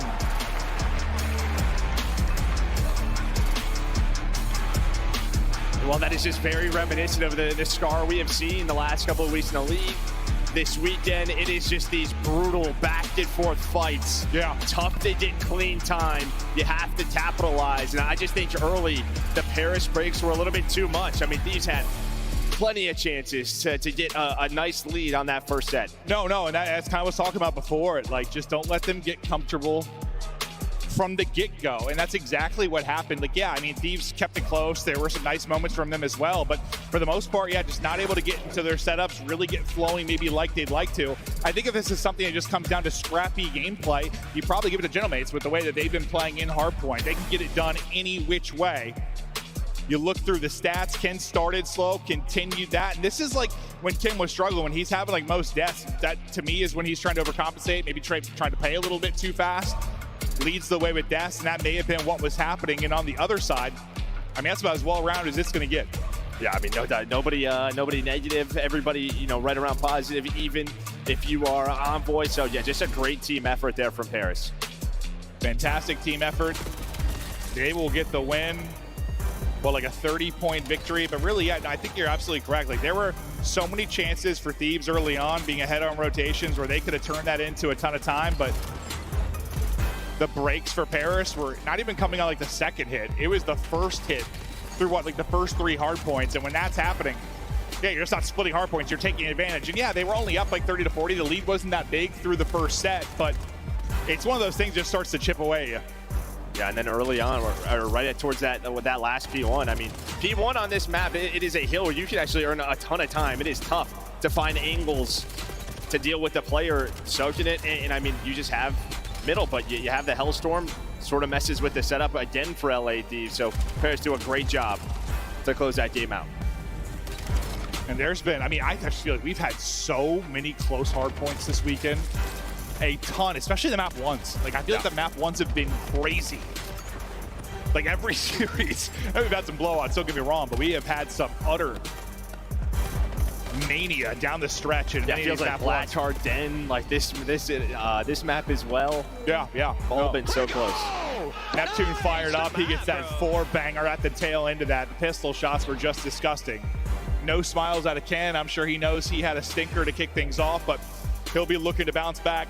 And for Thieves, the bounce back really, I mean, it has been improvements in their search and destroy gameplay. It's something we thought would really click for them. It didn't really early on, but you would think when you have a VZ and Hydra on your team, that alone, I mean, that's sometimes in years past, that has literally been like your top 2 search and destroy players. No, yeah, and you know, at first it just looked ugly, right? Like there were just some maps where they were not on the same page. You could tell something was off, but they continued to work. They expanded the map pool a little bit. But this is one where, on the side of Paris, this is yours, right? We've seen it a couple of times from them. They've looked pretty darn good on it. See it pretty darn good is good enough. They're trying, I mean, ever since I think really we go back to I think it was the loss to FaZe online, like that when they got 2-3-5 or whatever it was, where you heard Ghosty say like, search. That is what we got to lock into. You've said so many times, search, especially at the first major. Usually who's ahead in that is who ends up winning the tournament. They've been looking to improve over the past month or so. We'll see if that pays dividends here. Thieves just trying to brush off that map 1 loss, give fist bumps up, lock it in. They've been improving heaps and bounds just, I think, over the last like 2 weeks. When you think back to, I mean, just the first time they played these guys, I mean, that series was probably, I mean, the least competitive series we've had this year when you talk about 2 top teams playing. Yeah, it was gross. They deleted that one from their memory bank. No doubt about it. Well, it wasn't much you had to delete. That lasted about 20 minutes, so it was quick. Thieves season SD ranked, you can see some of the turnaround that has happened for them when you just see the stats coming in first. That's typically a very good thing, but a lot of that has just been happening for them lately. We go to Raid. This will be the pick for Paris and a pick for Sib to get the first blood, whether it's going to be AR in hand or the snipe. He can be just takeover. Yeah, problem is that's bomb as well. So Paris now with a man advantage. They have bomb down. And see if maybe if there's one weak point for Paris on the season, a 5-6 record, 9th in the league. Still only so many, you know, individual maps that we have had. Still very early in the year. But here we go now. After that first blood, things start to get hot.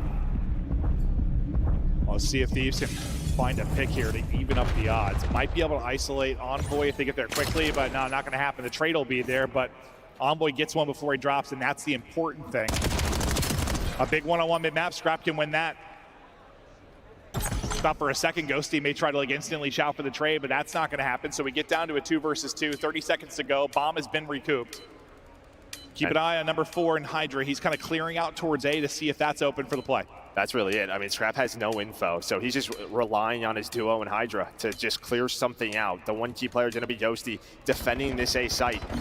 He's got to be very nervous about time. He's just not going to... Oh, he's got to get the kill first. Oh, no. That's the round. Thought he had the kill. And that's a tough one. That's just one where you're thinking, I got to kill this quick and go plant. Yeah, maybe Hydra tells him he's like a bullet or two, or, you know, has a bullet or two in him, so he's thinking, I just got to go. But yeah, he knew the time on the clock. He had to deal with this, sprint to the bomb. Hey, whenever that opening gunfight, I mean, I'm guessing that must have been a close one, because I know Ken got picked instantly. He did 84 damage, so maybe it was on to Sib. Maybe they just squared up right away. We didn't see it from either POV, but I don't know if they try to double chow that and don't, or what ended up happening, but fact it was just kind of a solo chow. Maybe he was hoping like the players from Arches are going to chow in the kitchen, but maybe he saw like 2 or 3, so he's telling them to back off. You know, but he responds with one of his own. All right, I mean, that is a nade and a half from Ken on to Sib. So it's Ken in round 1, Sib in round 2. There you go. A little revenge. And sometimes it just feels good to see that on the feed, right? Like just to get you comfortable if you are Ken. Yeah, not the best map one, but a lot of series to go. Well, not a lot of series in Paris, I have anything to say about it, but it's going to be Neptune actually with the snipe out. I feel like more often than not, we're seeing Sib. It looks like he's going to swap out of that. No, never mind. Oh, he probably picked it up from Sib. Sib. Oh, that's what was Sib. Duh. I'm faded. Yeah, for a second I was like, Neptune with a snipe, huh? I'm sure he'd be pretty darn good with it. I'm sure he would be too. Yeah. As we spend all the time talking about Sib dying, that makes a lot of sense. Envoy tucks in the corner. Picks the wrong side. He's going to get dropped. Neptune here with the angle. I think the Thieves player is just peeking to see if the bomb plant's going down. I think they may have spotted Ghosty all the way around. I thought he hit that, but instead he's very weak. Kenny, though, going to get caught. 2 versus 2. Neptune making the plays. He Scrap spotted him. He's just like, if I can stop this plant. Gets him off it. He's right back on it. The chow comes in and they win it. If Scrap gets that clean, just maybe gets done. And this is one of those rounds we were kind of talking about, right? Where it just feels like Thieves are a little bit lost. You have the 3 versus 2. You have pressure on the Neptune up top. And Hydra never chows him. He just prones low, right? He just kind of gets shot in the back. I thought he was going to immediately chow him. That doesn't happen. Allows him to reset, and then all of a sudden Scrap's left in a 1 versus 2. Yeah, they had him 20 HP. I'm not sure what happened there. Yeah, maybe they were just worried he was going to jump out front. I don't know, but these were the kind of rounds that were happening to them online. It just, after that situation, yeah, with Scrap, it looked kind of funny just to see how Hydra ended up dying. Whatever the read was not correct. Ghosty, 4-0. Neptune, 4-0. Sib, it's his turn again, and then it's Scrap. Flick after flick. The sniper's impact being felt. Big win from Hydra. Yeah, and then just right up the gut. Again, just this tandem.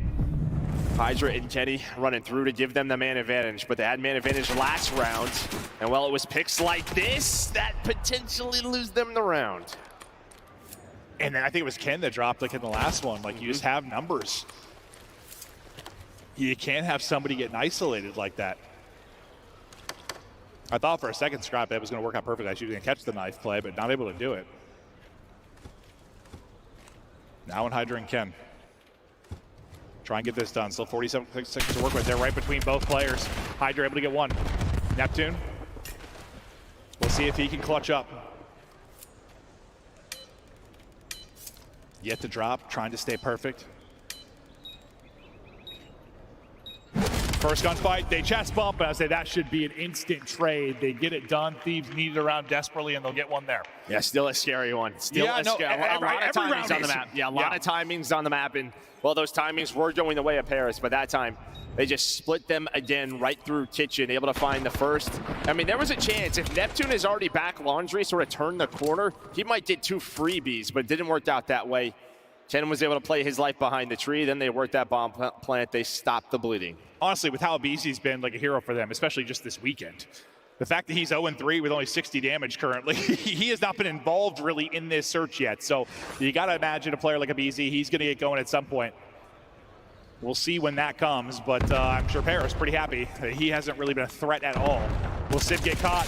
Those shots are insane. The fact he gets one before he drops in the wall bang from Ghosty, just beautiful. Hydra goes to push it out, but not before he's able to back away. So lovely job there from Ghosty. I think similar to what happened in round 1 happened again. Like, his teammates are up middle. He's thinking, I don't know, they're not going to take the gunfight, but he ends up dropping Scrap, though. Left in a 1 versus 3, turns it into a 1v2. It just has a timing thing off with them, comms thing off. Like, it feels like something. They only have 1 rep on this map, so 0-1 right now for Thieves on the year. Well, Scrap has had a couple opportunities to clutch. See, maybe this is the one he's able to pull off. A little more time to work with. Clearing, and that's just a tough one. Pretty good shots right onto his forehead with the rock cover. Good job by Ghosty getting to it. A big play from Ghosty, really kind of a zig to get the wall bang, to get away with his life. That was the one that gave them numbers. But yeah, whatever their opening breaks, something just seems a little off for the Thieves stuff. Well, I mean, yeah, I mean, they're down in numbers. 10 seconds into the round, sometimes even less. Sib, though, leading the way with 3 first bloods. He's been the key. And then Josie's closing the rounds out. What a map from him, sitting at 7-1. I mean, Ghosty just hammered them the first time they played. He was a big part of the reason it wasn't competitive. But yeah, as you said, Sib, with 3 out of 4 first bloods, Ken's only kill was that one grenade that was a first blood for the Thieves side. They have to get something in the early going, or at least not losing a player in the opening seconds. They should have numbers here.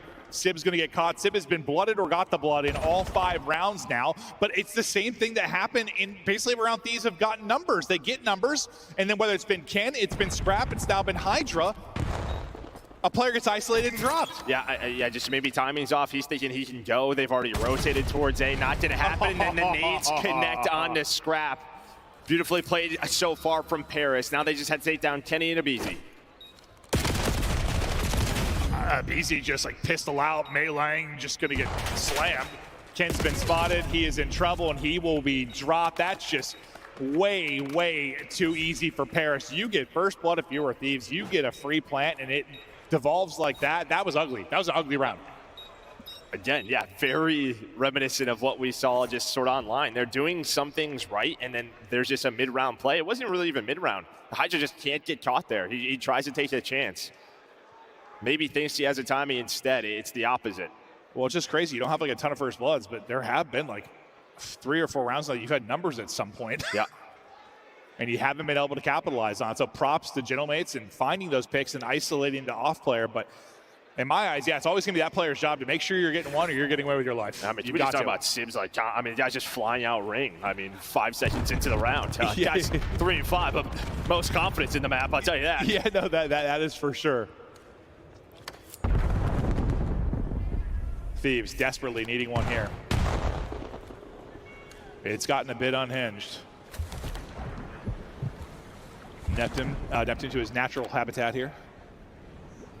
No presence really outside of money. You've got Kenny there, but it looks like they're just getting Neptune into position, and then Bomb is wrapping out of this. So going to be a big pressure to Ken to deal with Neptune. Well, and Hydra's got to find one. Can he get one? Nice shoulder. Nice shoulder. That is just beautifully done. First domino drops, and now it gets scary. Up over the wall goes Ghosty. Another big kill by Zig. Scrap gets involved in the action. Yeah, but Neptune should be able to capitalize at some point. And that point is going to be now. Wants to make sure he has a freebie, and he does. He has been here the entire time. Kenny is pinned in and dropped. That was all set up for Neptune. But really, just the dude, Omni movement shoulders are insane. Like that's a spot that maybe Hydra's able to get a pick pre-Omni movement, but yeah, he didn't even get a bullet in there. Then on top of that, right, you just had this Zig jump up. Like aBeZy's weak.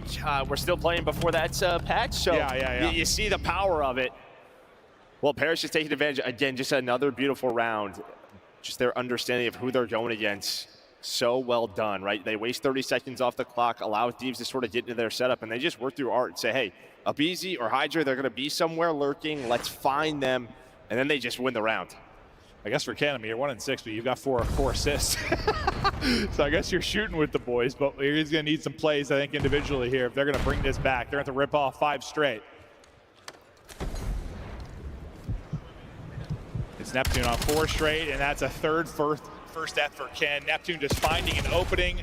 Nice first blood from Paris. It gets evened out though. Sib, he's finding a way to die early in a round to get a killer, that's for sure. Goshi's just gonna back it the whole way up. A-bomb site wide open for now, but it's hard to have any confidence in Thieves' ability to hold on to this. They just haven't really had many positive moments throughout this. Yeah, Paris have been happy to let them plant, right? Just sort of like, don't allow them to lurk and make the plays. Put them in a position where we can isolate them. Crab trying to help out. Not really get much aim assist there. Not able to connect on any shots. Wants to chow. He's gonna chow. Good damage in. Able to take down one at least. Trey comes through. They're all going to drop. I'm not sure how you don't win that. I thought after that first kill from Scrap, they're in a good spot, but it is not the case. Paris take it, and they are cruising. A dominant map 2. And to me, that's just sort of map preparation, right? How you want to play the map. I think that was played to perfection to counter Thieves and what they wanted to do. And that is the dangers of this Paris Gentlemates team. No weakness, but also they have the ability with Envoy and Gosi on this squad to just simply outsmart you. Well, I think what's pretty great too for them is like, I think a lot of times I'm going to go back to maybe like Optic Dynasty, is what popped in my head when you have like a really good hardpoint team. A lot of times they're like Team A. They want to come, just punch you in the mouth, win that map 1, right? They've been so good at hardpoint. They're so comfortable in like all the maps. They are comfortable to go Team B and then take your hardpoint consistently. And when you're doing that, you're playing your Search and Destroy next, which you just saw what an advantage they had there. And you've got a firm lock on this series. They don't have a... I know we've seen weaknesses for everybody. They don't have a ton of them. I mean, Neptune, he finishes 11-2. Josie was kind of the man throughout that early rounds. He finishes at 9-2, 3 first bloods for Sib. Yeah, as much as like Ken has been playing well as of late, instead he's starting to get comfortable. I mean, listen, I don't even think you can just like isolate one guy. Like that map specifically, they were just simply outworked. No, 100%. Like you just saw some of the opening chows. It felt like the timing was off. I feel like you heard that in the hard point, even like multiple times. I'm like, chow with me, and like it'd just be delayed a second, so they'd swing out and kind of twice individually chow. It hasn't been the prettiest, and it's like as much as we have seen Thieves improve, it's almost like we're back to the Thieves of old right now. And that might just be props to how good Paris is. Yeah, I mean, we've seen them improve, but not like beat the best of the best. True. Paris right now is best of the best. Absolutely are. As a team that might be winning a tournament, excited to see what these guys can continue to do. But before the map 3, Des, take us to the first 2. That was some slappage in Search and Destroy. Yeah. Paris Gentlemates making a statement after a close hard point. Allie, I want to start with you. Yeah. Who is shining the brightest today? Well, it was Sib, and then it was like Sib and Neptune, and now it's Neptune. I mean, a 7 spree going 11-2. He was the nail in the coffin in that map number 1. Again, like we talk about this guy all the time because he is such a huge presence on the map. And can we talk about the fact that Neptune has not got off the stage? This guy is so locked in after going 11-2, 1,200 damage. Yeah. He's killing bots. Yes, I mean, he's shooting bots. He's getting ready, locked and loaded. Like, Neptune is that guy, man. And, you know, you look at that map number 1, he ices it at the very end. And, you know, it's kind of desperation mode if you're Thieves. Scraps popping off. And Neptune goes, no. Sit your ass down. Pops a 4-piece with the pistol at the end. The kid's a dog in every way. Yeah, Coach, go ahead. Tell him to take off his headset so he can enjoy these highlights. Let's take a look at Neptune, Ghosty, and the rest of Paris Gentlemates dishing out the damage in game number 2, Shift. Yeah, I feel like a lot of it is just they're capitalizing on a lot of mistakes from Thieves, man. Like, LA had a couple of decent positions in low number situations that they're in good spots, but then there's just an extra peak. Or in this particular round, we're kind of stuck, like almost scared to chow out bedroom together, and it ends up being punished. So it's just a couple of really weird timings, but I think more so just a couple of mistakes where Thieves are not feeling comfortable with the ground that they're given, and they're getting punished for it. That too, and also I was just kind of like, they're overextending a little bit. This is LA teams who is like number 1 in getting first bloods. On the flip side, Paris Gentlemates have been struggling in that category. They're bottom 3 in the league when it comes to getting that first pick, and you're kind of just handing it to them for free. Yeah, round 4 and 5 were egregious. I haven't been able to use that word in quite some time, but they were terrible. I mean, it's a desperation play mid. See Thieves send a couple through. Sib shuts that down. Then we get to the round 5 where they get a blood at ring. They're in a great situation. Hydra dies bedroom. Hello. Yeah. And from that that point, you're down 4-1. You're just throwing stuff at a wall and hoping it sticks. Get the triple stack over towards Ring. Gave up basketball. Neptune's like, I got bomb. You know what? Screw it. I'll just go basketball. And I'll shoot you in the back when you try to get towards bomb. So, yes, Gentlemates are playing great, playing phenomenal with a little help from the extra imposter and Thieves. Yeah, and Neptune's having another one of those career series where you look at him and say, what can't he do? I mean, he's doing it with both the SMG and the AR, of course, and the hardpoint, but you're also seeing how dynamic this Mates as a D can be, because he can pull out an extra sub or an extra AR and change the tempo in the blink of an eye. It's time for your Scuff play of the game as we look back at map number 1. It's just one guy we wanted to highlight. He goes by the name of Neptune. Travis is taking over after getting multiple silvers with Vancouver. He has moved over to Paris. He's in the hunt for gold, and he's playing like he deserves it. And this was a game-winning play. I mean, this is another P2 that Paris Gentlemates they had the spawns for, they had the setup, they had the early rotation, and just when they think they're about to get the break, Neptune, I mean, this guy is shooting so straight. He finds 4 of them by himself, essentially, and that just, I mean, that kind of just put the nail in the coffin. LA Thieves, they had nothing to work with. It's plays like that make players great. And that was a decent performance from Thieves on that map. You get triple 30s from the dogs. I'll be honest, I know Clint Joe talked a little bit about it. Kenny got Hadouken on map 1. Like, he has to play better. 2037 is not going to cut it, especially you lost by 17. First in 5 different categories, Neptune is leading the way, and we'll find out, can they close this series 3-0? Casters, let's get into Overload.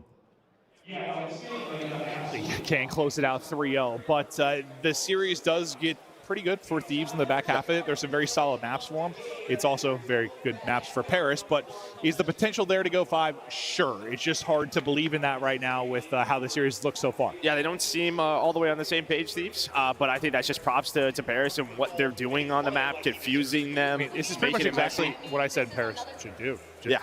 Make Thieves uncomfortable, and they've done a really good job of that. Yeah, but I mean, listen, exposure overload, this is where you found some success if you are LA Thieves, 2-0 on the year, but it's been kind of your go-to for Paris. They've played it 4 times. They split it right down the middle. If you can get it to a game 4, the problem for them, I mean, Paris might be the best exposure hardpoint team in the game by a long shot, but that is where you have found some recent success if you are LA Thieves. Well, we'll look at the 2 of the powerhouse ARs. Scrap not having the series he would like to. And it feels like in this title, he hasn't exactly found his footing. I mean, so as far as being that lock, just no matter what, winning or losing, it felt like that guy's numbers were insane. That hasn't necessarily been the case with this particular title yet. Yeah, his damage numbers are always still up there, though. That's true. But like the JD isn't, but, you know, we don't show damage, like, we show it, but... Yeah. Well, that's why I try to... We don't show far. it as much usually, or like talk about mid-commentary, so like we have like the data view here for us, so I can bring it up like, when you really notice someone's popping off in that department. Because the kills don't always tell the full story. That's for sure.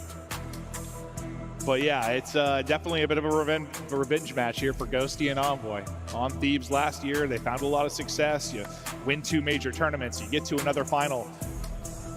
In many ways, surprised to see the changes happen. I think it just boils down to who is available. You have somebody like Abizi that you can get, and they felt like they had to do it, but...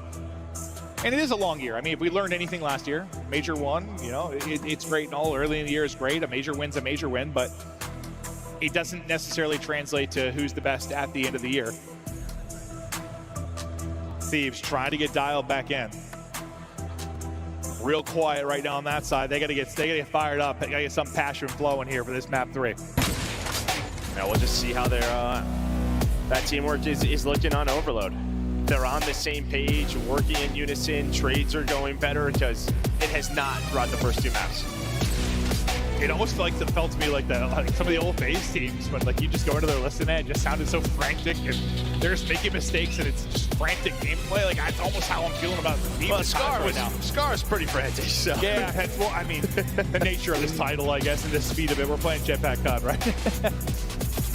If you're just joining us, the venue or at home, break down so far how it's gone. A nail-biter map 1, a blowout map 2. Both to go to Paris. They look to close it out here in 3, and the online qualifier they matched up. It was a quick 3-0 for Paris. Looking to replicate that. Can Scrap and the boys get firing? Scrap gets 2 within the blink of an eye. It's going to be immediate pressure right now. I think Ghosty gets that one. It's going to shut down any kind of push, but still going to be a threat. Getting forward will be Hydra. He's got to try and find something. Not able to do it, so Scrap backs out for now. Kenny's like, try to get forward with me. I got 1, but he's not able to do it. You at least still retain control, but for Paris, you slow it down for a moment here. And that's a key, right? They're finding that first kill onto Hydra. Well, and now they are not. Okay. That is going to be a 3 dead. As Hydra right off spawn, him and aBeZy were able to find 3. This is what you wanted to see. And well, right after those first 2 maps, LA Thieves saying we are not out of this yet. Yeah, I mean, if Thieves come in here and lose, it's winner's bracket. They have a chance to bounce back. I want to see the Thieves team we've been seeing a bit as of late. Like when we cast one of these, we were really excited for this series because these 2 teams have been playing really well. You expect a great matchup. We haven't really gotten that yet, but there's still a chance for it. We're not done yet. Thieves pressure, still here looking for a score. They're going to lose 1 at mid-map. They're going to lose their forward man, aBeZy as well. Really, the only person left is going to be EMP carrier, so Hydra's going to try and just dance. The dancing will stop there. Yeah, so it's just try to get out, push it towards their side. And really what the story has been throughout this weekend for Overload is just sort of these back and forth battles, but then when one team gets going, a spawn trap comes in, just rallying them together, putting 2 or 3 up in a minute. See if that happens in this first half. Yeah, no, it hasn't really been about the individual scores. It's been about the rallies, 110%. Hydra really last up from this position, trying to get whatever he can. Already pushed up will be Neptune. Will swing right to his POV. He needs to get kills or at least be a distraction. Doesn't get kills. That's a great stun over the top. Lets aBeZy get 2. Good defensive clearance. And yeah, your tax, your nade, so important towards the goal line. And well, just that first kill, right? We saw the importance on the Hydra early on from Paris. The same thing there onto Neptune. aBeZy with a massive 2. Hydra behind enemy lines. It's going to be a 3 dead. Neptune the last one alive, but he hits the important double onto aBeZy to stop the EMP. And this is just one of those frustrating moments for Hydra probably. He's been hunting on the other side of it. He's still finding kills. Yeah, he's playing a different game. They are trying to hunt him down in a 1-on-3. The fact that you've been able to get control of the actual EMP and now be a threat to score, this is insane from Gentlemates. Really just the double from Neptune at mid-map that ends up being huge. Threat to score. Opportunity here. Not able to get across. We pause the brakes here for a second. Kenny's double, maybe enough to shut this down. Defense holds yet again. We've got 2 minutes remaining in this. Now the counter-attack opportunity now for Thieves. Yeah, that's been it. The defense for LA Thieves has been strong on those first couple of attacks, and they're trying to get going, trying to get loose. Hydra maybe just juking them out, but his team all top side. First kill gonna go the way of Envoy, but Scrap and aBeZy are still here. 1 player remaining, just gonna be Scrap. Good defense out of Thieves, then good defense out of Paris. Back and forth we go. Not a whole lot of scoring yet, but Gentlemates, especially when they get hot on this particular map, it can happen fast. It's typically on the side they're going, right? Attacking that top right side, putting goals into B, and then, yeah, spawn trapping them. They had that 1 chance, but LA Thieves got out of it instantly. Yeah, this is where, like, on Thursday, Neptune and Ghosty both almost went on like double-digit streaks and absolutely took over. Trying to do that maybe in the final 60 or so seconds. That's all it can take. Chance here to score. They'll get through. Nice little dive on in. That'll be the tying score. aBeZy finding the multi-kill to maybe clear this. You still have Neptune push forward. And he's not even going to get traded out, so he's still going to be behind enemy lines. So you're trying to push forward. You're going to leave that, I guess, for aBeZy to try and deal with off a spawn. And aBeZy, he's going to get dropped, so Neptune's still finding picks on the other side. So unlucky, right? 10 goes up top, bringing that last player in Envoy. He was bottom, so, I mean, Scrap's thinking he's got an open goal, but it was Envoy who was just able to sneak on through and go below the ring, and now a chance for a score. Did he get shut down by aBeZy? Finally, they deal with Neptune. Get spawn killed pretty much on one side. They'll deal with Kin on the other. Under 30 seconds to go. EMP control to Thieves, and we'll see if they can get one more opportunity. Want to make sure you don't lose this EMP in scary position right now because the pressure is coming from Gentlemates. Teammates coming off a spawn for LAT. Envoy wiggling, waiting, popping, and finding it. EMP is going to get out of there for now and try to wrap topside. My man has been running. Getting his cardio in is aBeZy. We will have overtime because they have control. But it's just going back and forth, and well, all right, okay, never gonna mind. end it. He slides out first and just gets hammered, so that'll stop it there. He's probably thinking I see to get a bullet in to finish this, but unfortunately this gets absolutely laid out. I'll look at some of the highlights, but it's 1-1. What stands out for you? Just some decent defense, really, from both teams? Yeah, I think honestly, yeah, the defense from LA Thieves. I think you had multiple opportunities if you were Paris to put a couple in.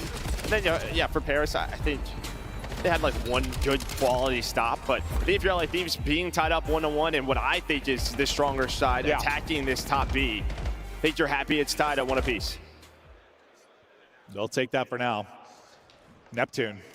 This is where he can go absolutely insane, though. Honestly, rather just pedestrian for how he plays the game. He's 8-8, which is just a weird stat line kind of for him. Just expecting him to have like more engagements a lot of time, but just maybe because kind of how that half played out. Not going to be the case. Thieves down on the side where you think they can really get rocking and rolling, and well, it's a good break off from them to find some control early.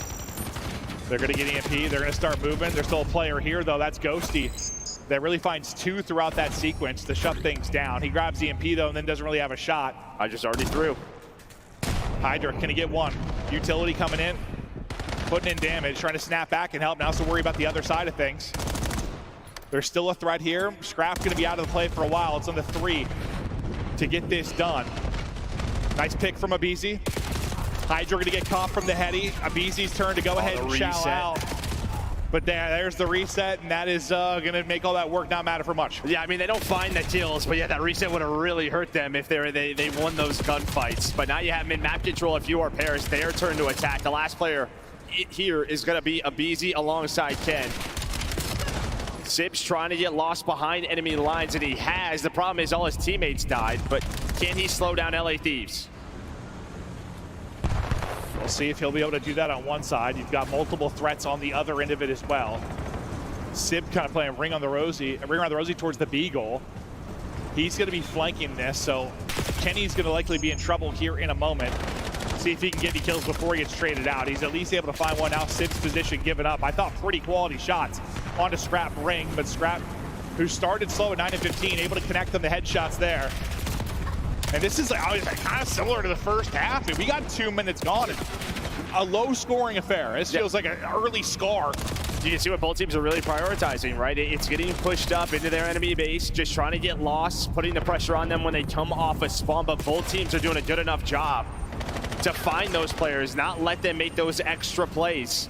And well, for LA Thieves now, it's to find Envoy before he can do something. They do just that. So here we go, a chance. Everyone off a spawn for Paris. Your best opportunity. Unfortunately, you take EMP directly to Neptune. Neptune's just gonna go. That is a big kill from Scrap. If he just gets across the gap there and you don't have an angle, that might have just been an instant pick and go. Are you a little bit shocked that that just ends up being the case? Did someone not call a name? Or? Yeah, I mean, I don't know. Yeah, maybe you're just thinking they all spawn like B-side or all the way back middle. But yeah, they try to maybe trick them and go towards bottom A. Instead, now they have to play more defense. In 10, he's able to find 2. But Envoy is here. Envoy on 5 in a row. Paris Gentlemates up 1. That is a frustrating moment for Thieves and a brilliant one for Paris. 2-1 game, 2 minutes to play. But Thieves go from 4 dead and pretty good control to suddenly you're getting capped on 30 seconds later. They've got to answer, and they've got to answer soon. Time against them, pressure building. Otherwise, they've got a date with the losers bracket, and they'll have to continue their fight later today. Envoy's streak finally comes to an end. I don't believe any crews earned for him. EMP topside, some key fights going down. Thieves got to be clutch. Utility good behind Hydra. Trying to swing out and chow, but Sib still just tucked in a pocket here. His teammates looking over him as well. Yeah, I mean, all pressure is on LA Thieves, right? So Paris, they're just playing slow, playing for map control. You have to take that first chow. And now Ghosty, if they want to, they can play a little keep away. Nice trade onto Kenny, pistol in hand, but Abizi's got a knife. Knife maybe stronger than pistol at that type of range. Just over a minute to play. Clutch time here. Scrap can't get the touch. 2 are going to be dead for Gentlemates. They go away. This is a scoring chance. They got a chance here. 2 are going to spawn up A, though. I thought maybe they'd spawn out B side based on where the teammates were, but you're going to have 2 people here to deal with it. Those 2 that pushed out going to be dead. Big gunfights now going down. Sib, incredible damage in, but eventually will get traded out. You still have pressure here, but Envoy with a beautiful job from the back line. Kenny finally traded out. Yeah, they're going to play it. And you're just able to hold. 45 seconds now to go, and they can just play keep away. Yeah, I thought they were going to go all the way to the back, right? That's what we've been hearing on this map, is if they want to, they can take it all the way to this back van. Hold up. One player is through, though. That's going to be Hydra. But all right, you get the kills. Someone else is here. That's Scrap. He finds that first kill. Envoy just spawns. Oh my God. Scrap's doing it all. Scrap trying to get every single kill. The vehicle is going to take him out. No way. Scrap thinks he has the opportunity for the hero three-piece in tie, but it's a vehicle explosion that takes him out. 10 seconds now to go. The bus has been parked. Gentlemate's in control. Sib lining him up, and just like the online qualifier, the result is the same. It's a 3-0. Paris get it done.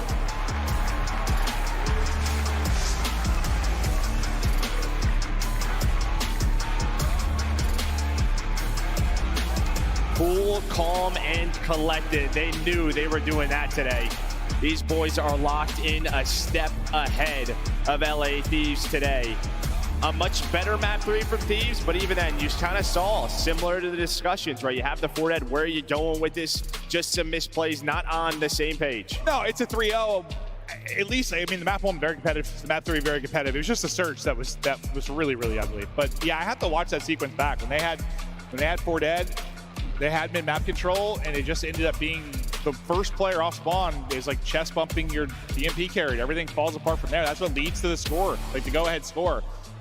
Just an awkward sequence. I'm not sure if they were trying to fake him out, got too cute with it, or if there was a miscomm on the Thieves side, but 2 very tight respawns. Yeah, and then that leads to the counter, and then you have 2 minutes to try to score, and you do get maybe 1 opportunity where you have mid-map control, 3 or 4 dead, but it was Envoy sort of multi-kill, then he's got the EMP, and he just runs away. And that nade, dude, like I thought for a second, I was like, no way Scrap does this. Like his teammates are at Narn, spawning in, trying to get back to him. He killed 2. I'm like, he's gonna have a one-on-one to win, like tie this game.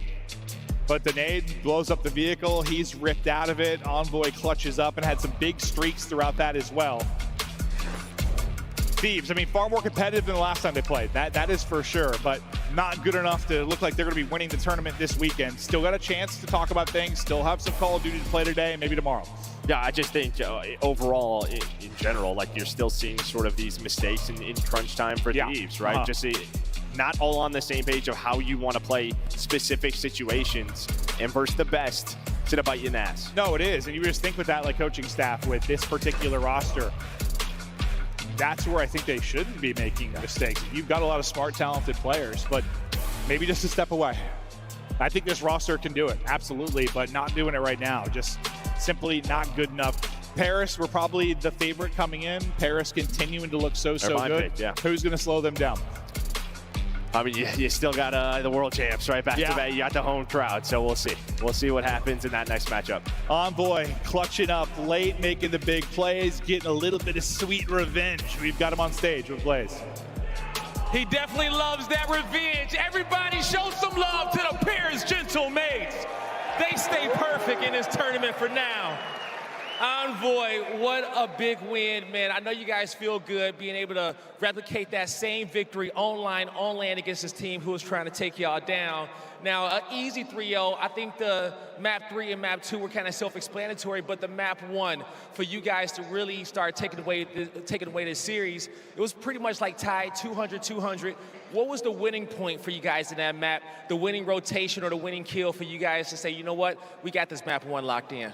Yeah, map 1 we knew was going to be close. Scar is kind of a map where you just square up on, a lot of gunfights, and for us, it was rotating to P2. I think if our P2s are good, then we're going to win the map, so we ended on the P2 with a good rotation and just got the dub. Got the dub indeed. And then from there, you go into a search and destroy where Neptune is playing out of his mind, okay? Looking like the god of the seas. We see him popping out of swimming pool, popping 2 pieces. And then you guys, leave the stage, but he stays locked into the stage. When you see that type of focus out of your sub-duo, how does that make you feel? I mean, it makes me feel great. I mean, Trav took over map 2, and, whatever he wants to do, he gets to do. So if he wants to stay up here, so be it. And, yeah, we turned up map 3 to get the win. There you go. Now, going into y'all next series, it'll be the winner of G2 versus Optic. Who you think may take that matchup? Any upsets in that one? I'm definitely taking Optic. I think G2 got a good win versus FaZe, but I think Optic's the clear-cut favorite here. All right. Now, lastly, I know Gotega and the green suits are going wild in the watch party cheering you on. What do you want to say to all your fans across the world? Yeah, to the fans of Paris, fans here, thank you guys so much. Gotega's up there streaming, I think, so shout out Gotega, shout out the green suits, and we'll see you guys tomorrow. You heard it here from Envoy. The Paris Gentlemates will see you guys tomorrow in the winners finals. What a win by Paris Gentlemates, and in fashion, a 3-0 is dealt down. So let's take a look at what this means to the rest of our bracket, because Schiff, you blew Allie's mind when she asked, who do they play now? Yeah, man, they fall into play, I think, FaZe. And, I mean, we're dealing with, these guys have some familiarity with one another. Played each other a handful of times in the preseason, had a taste of one another early on. This is going to be a banger matchup in our elimination match. 100%. I can't wait for that. I mean, all these teams fighting tooth and nail. Gentlemates just looking like the favorite at this point. That was a dominant victory. Yeah. Let's take a look at map 3 and how they closed it out, because Search and Destroy looked very clean. What did you see when it came to Overload today? I just thought that LA was putting way too much pressure on mid, and there was a guy that kept going on the outer wings and getting behind them, and they just weren't accounting for him. And that's just not like LA Thieves, especially on a map like that. And more often than not, it was Envoy. He had an incredible map number 3, and you're looking at a Gentlemate squad that went from like averaging a 0.9 in Overload. All of them are sitting at like 1.2s, 1.3s. They're getting the slaying up as well, Ant. Man, Envoy is so damn annoying, dog. Like, he's just all over the map, finessing his life, giving himself a chance to not only fight back, but giving his teammates a chance to come help him, especially when he's on these longer routes. Yeah. He is so damn annoying. I think especially when he's only got the only sub out. Like when Neptune's running the third AR, Envoy just stays alive for so long. This is the moment that won the game. Thieves had full control. They could have won. You saw the situation. Kenny's pushed all the way up through Zigzag. Hydra blacks out. Why is he jumping down low dirt by himself? And who is it? It's Neptune. Kills Hydra immediately. And what does that turn into? That turns into the 1-goal lead that Gentlemates hold on to the rest of the game. So those are the mistakes that Thieves are making. Not typical of a super team, but you saw it right there. Blacking out with the ball. Cannot happen. Big shout out to all the Paris Gentlemate fans who made it down to Texas, and also Mountain Boy. Mama Envoy has some custom kicks representing Paris this weekend. She's hosting meetups in the hotel lobby. They're doing it big here at the CDL. Our first winter semifinal is in the books, but on the other side of this break, Optic takes the stage against G2. Can Minnesota keep the upsets rolling? It's time to find out. Maybe.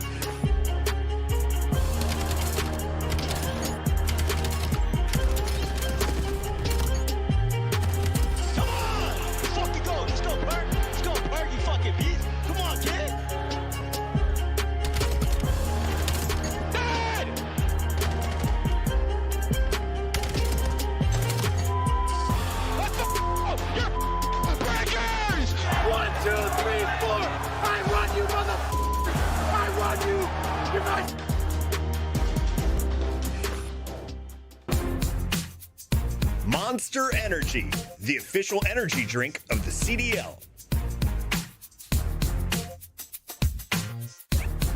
Scuff, official controller of the CDL. Start the season strong with the 2026 Call of Duty League Pack. Grab yourself the CDL operator by scanning the QR code on screen, or check it out in the Call of Duty store in-game now.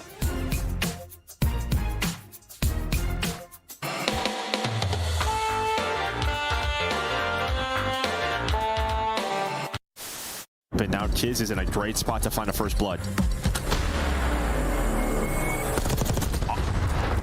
That was insane.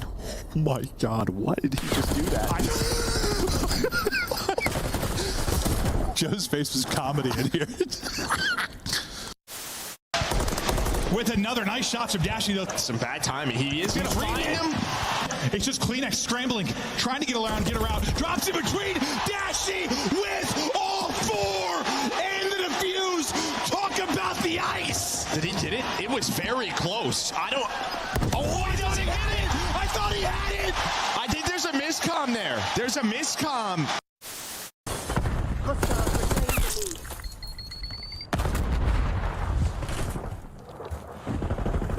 No, controller. Oh, yeah. Low motor strain preset. Oh, yeah. Oh, yeah. Like oh, give me all the headshots. Exactly.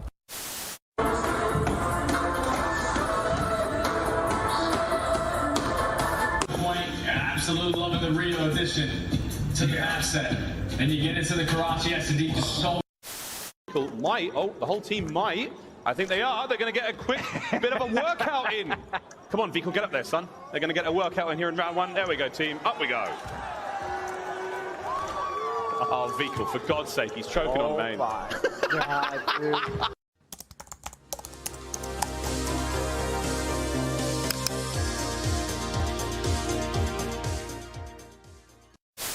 Been magnificent. Miami take the lead. They're trying to close it out.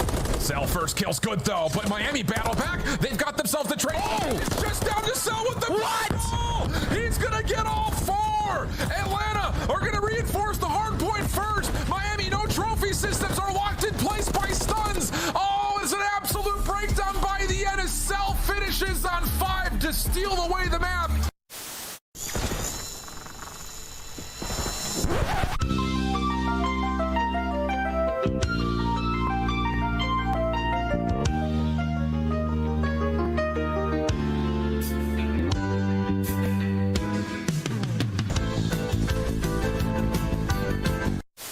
That's the problem. You gave them all the time in the world, and now Ultra have set themselves up perfectly for the barbershop hardpoint.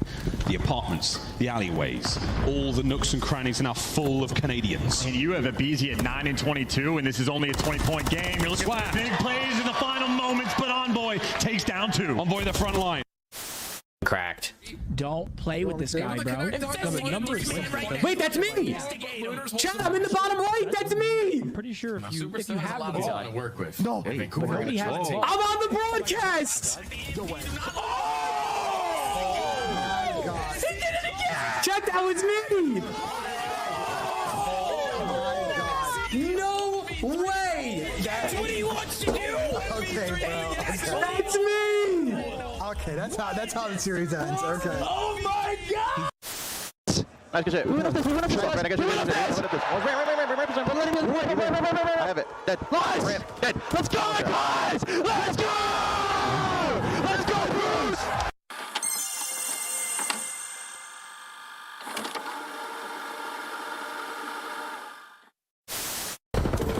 All right. I look at it. It's guaranteed. Well, actually, well. Talk about things that are easy to do. If you're having the knife holding, that's unstoppable. I'm trying to chop my cut. Purpose uppercut for him, shot top. Oh, you can't travel this? Well, that's tragic. At least slow the middle. Oh yeah, I forgot. I think that's like nade hit one a couple times and stunned mid cut. What am I doing, bro? One guy's at 7 mid cut. He's inner solar. I went left.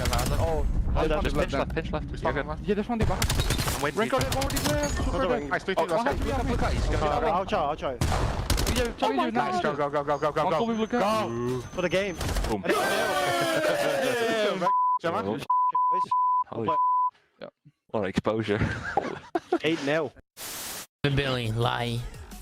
But what the hell? What the hell is that? Wait, that guy's bowling. Wait, he's watching bowling. Look. You see, he's watching bowling. Yeah, what the fuck? I gotta throw, bro. Wait, is he trolling? Wait, is he trolling? He has to be trolling. Wait, is he trolling? He's gotta be trolling, right? Wait, he's gotta be trolling, right? No. That's not right. That's an Easter egg from the CDL. Man, Wixels is just gonna have to slide up with ARs. Oh, nice little deep shoulder coming through. Oh!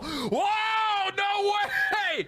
He gets the one through the drop, and then all.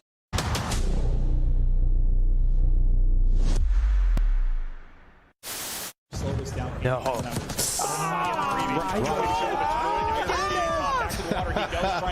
Oh my gosh. This map. Get out of there. Come on, Ant. Where you at, Too late. Yep, now Ant activates. Oh, I love it. Just over 20 seconds to go. Where you at? Ant activates behind him. They isolate him. Yeah, get him. Taking on shot.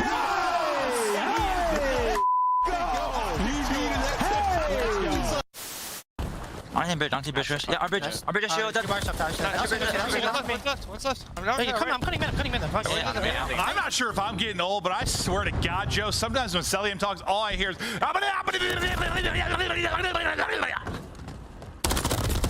Yeah. In Call of Duty, stars are made while pursuing greatness. They channel legendary performances through the sound of a ticking clock, a high-stakes situation, or an unfavorable scoreboard. One such star is Mason Mercules Ramsey. He's a soft-spoken lad who stands toe-to-toe with the league's very best, but when the time comes, snaps into deadly form. This Spawn playing his life, and this man is gone! Behind each player is a story. But how did he arrive here? So I started playing challengers and about halfway through MW3. We made it to the last chance qualifier. We had to win one match to go to champs, and we lost them both. Mercules, the new guy up, looking to earn his way to champs. Stun is out. Assault sends home. Yeah, that kind of sucked, but thankfully BO6 came around. I got to start the season on a better team. Cross from on top of the Lambo. He has a chance at this. Count. Stop takes some space, but Mercules is able to catch him. I'm not sure if we're really bringing this up just yet, but I think Beans is going to be involved. This is a beansless meal here at the major. Man. Is it officially no Beans? I think it's The circumstances were definitely unexpected going into the Toronto major, but Merc is a slayer, right? He's been getting crazy gas, Chris. Like, he's been going off in challengers, so he's just got to come in and find those kills. just made the best out of it. Initial gunfights, but the young gun. Ultra. Plus the shots on the cross. Remember the name. It's Mercules. No, storylines like that write themselves, so it's easier for us to sort of follow. But when that kid went on there, and obviously like the amount of people talking about him, immediately had him on my radar and sort of kept my eye open. After a crazy series of events, the rookie finds himself on the roster of Optic Texas, and it is there that his newfound legacy would be cemented. It's history in the making. Back to back, world champions. He understands the game really well. He kind of just does him, honestly. Usually when they're new, like they have like a little ego, but for him, for whatever reason, like he just trusts us, and I mean, this kid is a generational talent. From a competition standpoint, his future is bright. From everything else, the ceiling is, who knows.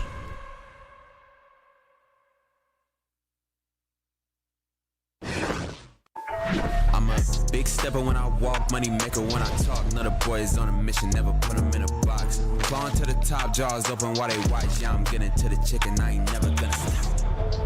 I'm the life of the party, know it's going down. If they wanna talk about me, I'ma tell them how.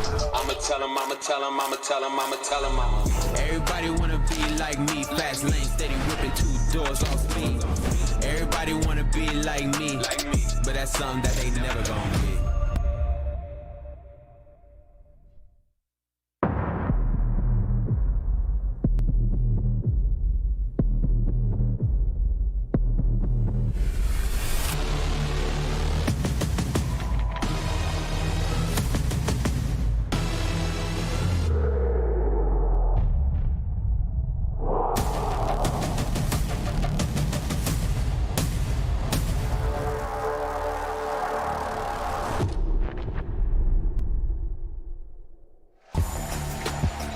Earlier this morning, we dished out 4 more rings as Optic claimed their 2025 trophies in front of the home crowd. Maven, an excellent moment for Mr. 3 Rings and the rest of the crew, including that guy, the MVP.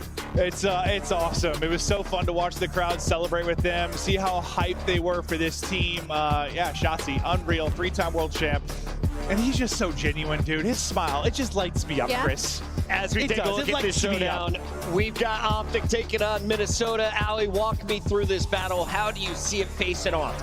Well, when you look at the numbers, it's really close. I mean, both these teams kind of mirror each other and their strengths and their weaknesses. I'd say Minnesota, the only thing to call out for them is kind of like, can you repeat what you did on day number 1 versus a team like Optic Texas? Let's take a look here at our squad's name list. Who are you excited to see take the stage today as an individual? I'll be honest, I'm excited for this matchup in general. I think it's a banger. I heavily disagree with what Envoy said about this matchup and Optic being the heavy favorite. I mean, if you look at it, Monster Energy pregame, they beat G2 3-1. We saw the scar G2 was able to win. We're going to get that again in this series. And when you really get in the nitty-gritty about Optic, in 2026, they're 2-3. Their only wins are against the Falcons and Vancouver. Both are out of the tournament. They've lost to 3 of the other top seeds, and you're talking about a G2 team on the opposite end, 9-1 map count against FaZe twice and Toronto. So if we're setting it up, this is about as equal as a matchup as we can get right now left in the tournament. We are in Dallas. This crowd's insane. Throw that bloodline out the window. They're going to smoke their shit. I mean, I just watched G2 beat FaZe on land, 3-0 FaZe. What do you mean? You beat FaZe. Everybody's sleeping. Bro, FaZe get booed every time they play. Guys, That's not what's going to happen with Optic. Listen, has 1-1-1 angel number. They're going to win. There's definitely a possibility Optic turn up with the crowd. But if we're talking about this G2 team, they've been gritty. They've been so much better.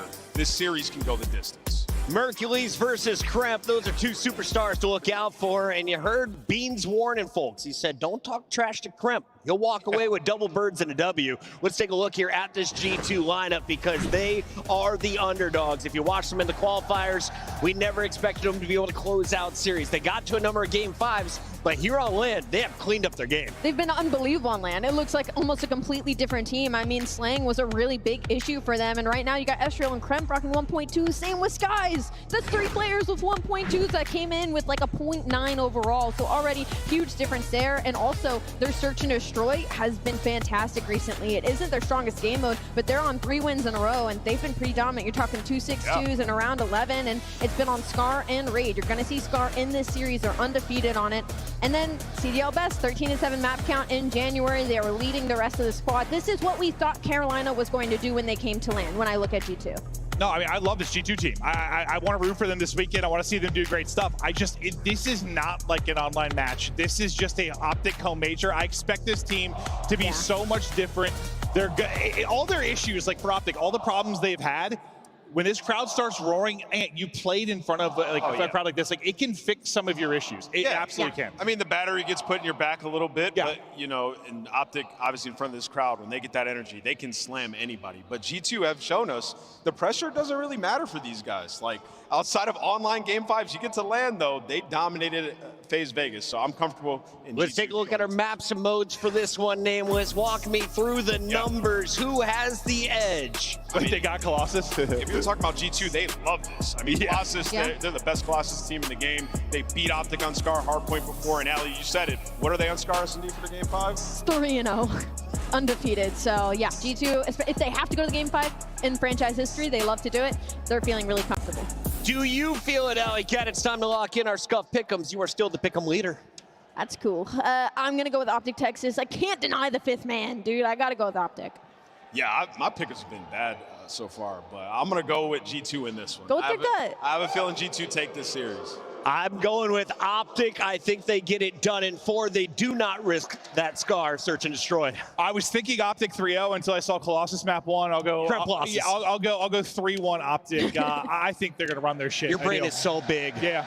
We're done up here, Giant which head. means the party starts downstairs. Your turn, Blaze.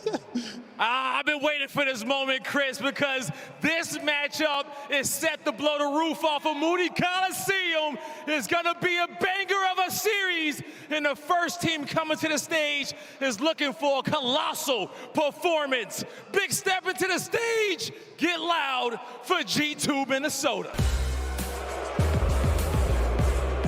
Kremp, Ezreal, Skies, and Mamba in shoes that you can't feel, ready to step out the dreams of the fans.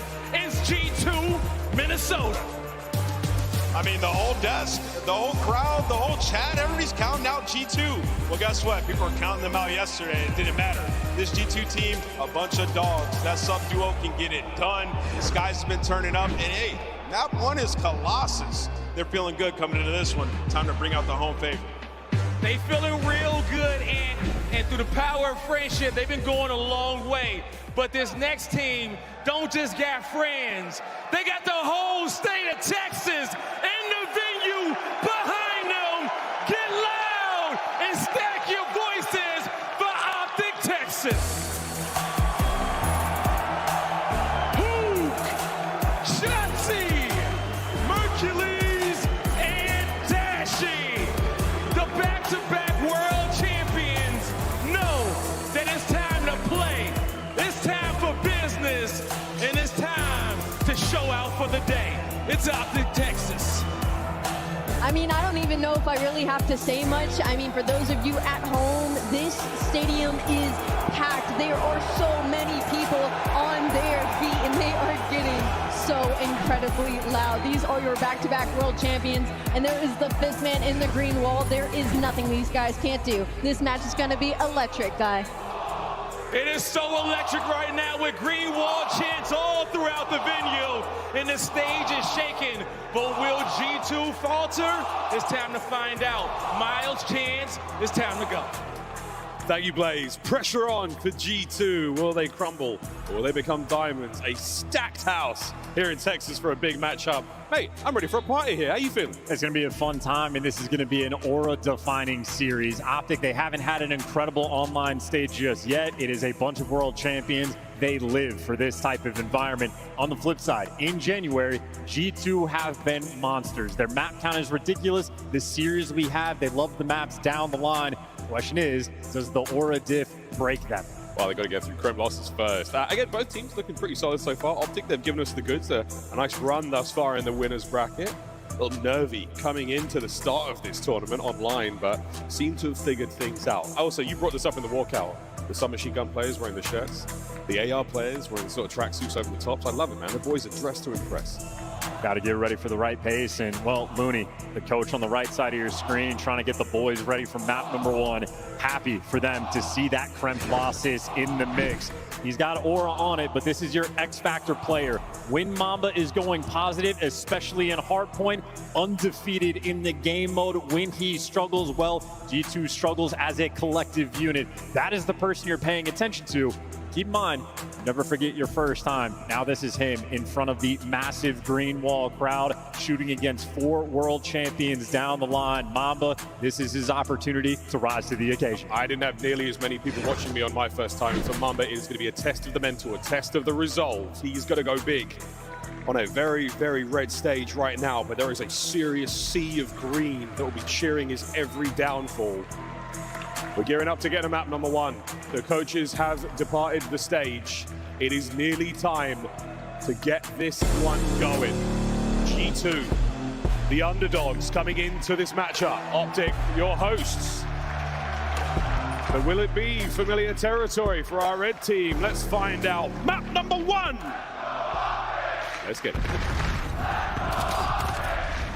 There's your first strike. Shotzzy takes down Kremp on his own map. Optic in the hill first. A thunderous roar. The kills go the way of Optic. And Kremp gets himself onto the board in a quick way. Mercules from the top time. All this going great for the green team. Got the time, they got the kills. Yeah, you love that. The spawns flip, and it is all those green arrows instantly turning. Mercules soaking up on the time right now and happy to make that his home. Trying to swarm with the Dropix, his skies, and well, everybody in the kill feed getting the mix, but Mercules handing out the goods. But Kremp, it is his map for a reason. In the time, 4 kills in a row. At least Minnesota have stopped the bleeding. Yeah, Shotzzy knows. He knows he leaves the hard point. He gives him an opportunity there to push those kills out. But G2 final seconds here of P1. Not going to get a whole lot of it. It's not going to amount to a lot. Optic, they've made themselves over towards P2. Low right-hand side of the mini-map. They're in. First break opportunity for G2. 2 players working. It's Kremp and Skies together. Dash the one trying to lock it down, and the AR support is there. Couple trades rolling through. Murphy, Skies, or maybe Estriel, the lone man able to sort through. G2 have the spawns, and G2 will take the time. Here comes the next wave of Optic, though. It's a conga line forward. They're trying to find entries, but it's Skies with a pistol. Oh, and he finds a bit of a trade there. Estriel over the top, over to Bueno once again. Toe-to-toe against his old teammate, and he finds another coverage from Mamba, and G2 holds. And listen, Skies has a lot of pressure on this as well. He is the one world champ on his team to match the energy, has to bring the fire. You can see Motormouth in the comms and trying to play aggressive. Was force-free in the time and you need him, but it looks like Optic overwhelming. There are no trophies just yet. Those nades impactful to make the break. Incredibly strong. P3 now up. Shotzzy the first man in. Mamba, the X Factor right now for G2, and he sniffs it out. What a read. On the backside though, Mercules is going to give a little bit more pressure now for Optic to make their way forward. G2 are on time. Well, Mercules making the impact, trying to work himself down low. He's got all of his teammates on the top side of the map, but it looks like G2 dealing with all the pressure. Hook and Shotzzy, the tandem though, over towards the time, at least playing a little bit of keep away, in the kills go their direction. 4-man wipe in the feed. Optic are in. He's got that iron on his hip. Hook finds a big one there as Optic still soaking away, and it's Dashy. He's the man on time right now. All bases covered right now for Optic. This is the hold they want. Identifying the attack wave. Oh, and down and out they go. Over towards the G2 boys. It's Hook, though, trying to hold the line alone. He's got a couple of kills. Brought down through the middle by Estriel, and a big trade there from Merc. I mean, Optic right now, they're just managing the pace. They're losing some of these initial gunfights, but holding the line towards the end. They've never flipped the spawns, but they have built themselves a sizable lead, and this is what you want to do against G2. Set the tone early. Optic have done exactly that. On the rotation, though, will be G2 with the left side spawns. They're set up around P4. You're down by 50. They're looking for their impact here. Big row now. Once they get G2, they're going to be first in. Can they hold it? Dashy catching a few out on the entry. Oh, wow, and Mercules backs him up. Sky's now fighting to keep the hard point as G2 as possible. It's going to change hands, but you've still got the numbers here for Minnesota. Oh, spawns might get weird. Yeah, players over towards P2. Take a look at the minimap. You never know on this hill, but there you go. It's the wipe in the feed. Estriel for 2, and G2 manages to hold on. Still, though, only just now chipping away at the lead. Optic made the impact early. They're trying to do so again. 3 through front. Yeah, they have the initiative on the front, and they find the kills. One man on the backside as well. Optic flood on in time. Mama alone. He gets 1, but it's a 1 and done. Optic with a break, 20 to go. And this is huge. That was G2's opportunity to get back in the game. Walked into the hill down 50, and that's exactly how they will walk away. And here's your spot check. First set of rotations, every single player on Optic Texas is getting theirs. A beautiful start for the green wall. First set of hard points complete. We now go back over towards P1. As the rotation now done. Optic with a strong start. G2, they weren't fantastic on the holes. The breaks were decent, but it was scrap time, keeping them afloat here. For now, Optic with a solid lead and a big 7 spree for Hook. Let's go for a listen in. I got time. I have a choke on you. I have a choke. Bump left. Watch out, bro. You want tunnel. One is tunnel, watch out, guys. Hold the door. One's the door. Two He's already statue. He's already statue. Shout out the door. Their door. One is low statue. Okay. He's probably gonna fight you in P2. Nice, good check. I'm nading time. I hit time. Make sure you hold this shot, though. Hold this shot. I didn't need him back. Someone should tell time, dead. Another one on time. Flying statue. Close right. Okay, close right. Dead. Okay, I'm pushing left. Yeah, I'm walking back right, guys. I'm pushing left. Top mid for you. I have all left. I'm ready. Hard block. Yeah, I'm walking. I'm pushing top mid. Side door, mop it in. Another front. Side. He's statue. Yeah, statue weak. Three front. They might bang. They're gonna try to bang my beat. I'm challenging. He's all close right. Side mid. Looking for one. Time it. Just ironing. Take your time. He's time it. You wanna run on the stage? I got you. Yep, close front. Side door as well. Side door and 2 front. We're still blocking. I spawned out still. I think this. Fantastic work on the listening there. Suffocating performance so far from the Optic boys. Hook with a break, 25 to go on time. Cool, calm, collected, no mistakes being made. 20 seconds of scrap time that they're going to be able to lock down, and already you can see it. Hook and Dashy both on their Sunday best. But it's Saturday, the chat says. That's right. They're looking good. Hard point number 3 in the second set about to burst open. Hercules at the 18 and 14, but it's Hook leading the charge right now for Optic. Fantastic kill time from young Mercules, but a nice 2 dead there from G2. Opportunity now to hold on to time. You've got eyes on the remaining Optic members, and you know the spawns. Oh, they're desperate for the hold. Need to try to get back into this game. Losing your map pick to start the series would be devastating. Shotzzy's taking the long route. Hook managed to find 2 in time, so maybe it's a front break rolling through, but at the very least, Shotzzy has flipped the spawns, so you trade away the initial long-term Optic in a good spot, but G2, at least they're fighting back. Yeah, Merc hold it down. Get as much damage as possible. Skies and Mama tremble and the guns blazing right now. That G2 red looking fine indeed. What a battle this has been. This hardpoint superb now from G2. Hook sending it forward. The trades are good. There's going to be a pinch on time here, but you're worried more about the rotation of Nuke. Frankly, Optic happy to get those final 10, just bump up the lead a little bit more. They've maintained it the entire time. Mercules, though, does get caught. Shotzzy now trying to play some entries, but he's in a tough pickle. He gets overwhelmed, and for the back spawns, Dashy here to fight for it. Multiple players to take down, but if Optic get this break, they likely get the game. Yeah, G2, oh, wonderful work there. Skies and Kreb, that's a massive moment. Shotzzy, though, managing to bring the fight a little further forward. Here comes Skies. Just trying to sweep clear this interior section of the map. That's a good read, and now through the front. Mercules trying to get Estriel down now. This is a good hold again out of G2 and another 3. Yeah, and they get all 4. That's a scattered push that is dying one by one, and G2 slowly crawling back into the game. Sky's going to hard block in the stun.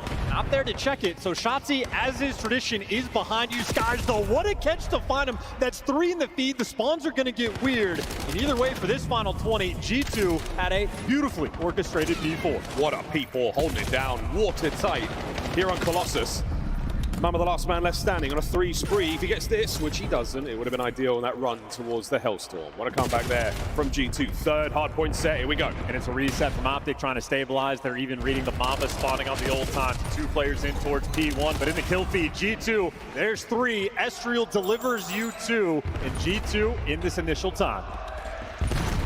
Statue control from where Skies takes his shot. So important. Eyes on the next man as well, but he just pinched. Nice work there. Adachi and Coda attack hard point. What a win from Krem. Holding down time. Once again, G2 fighting from the back foot, but starting the 3rd set right. Oh, look at this kill feed. Now this G2 Minnesota gun starting to heat up. Krem looking for the extra kill. Hook there, good for 2, traded out, but that's the entry for Optic to make it in towards the time. And we're at the point of the score now from Optic. Any bit of chip score you get is wonderful for them. Another 2-piece though from Estriel. Mr. Consistent this entire time. G2, they are bringing the battle.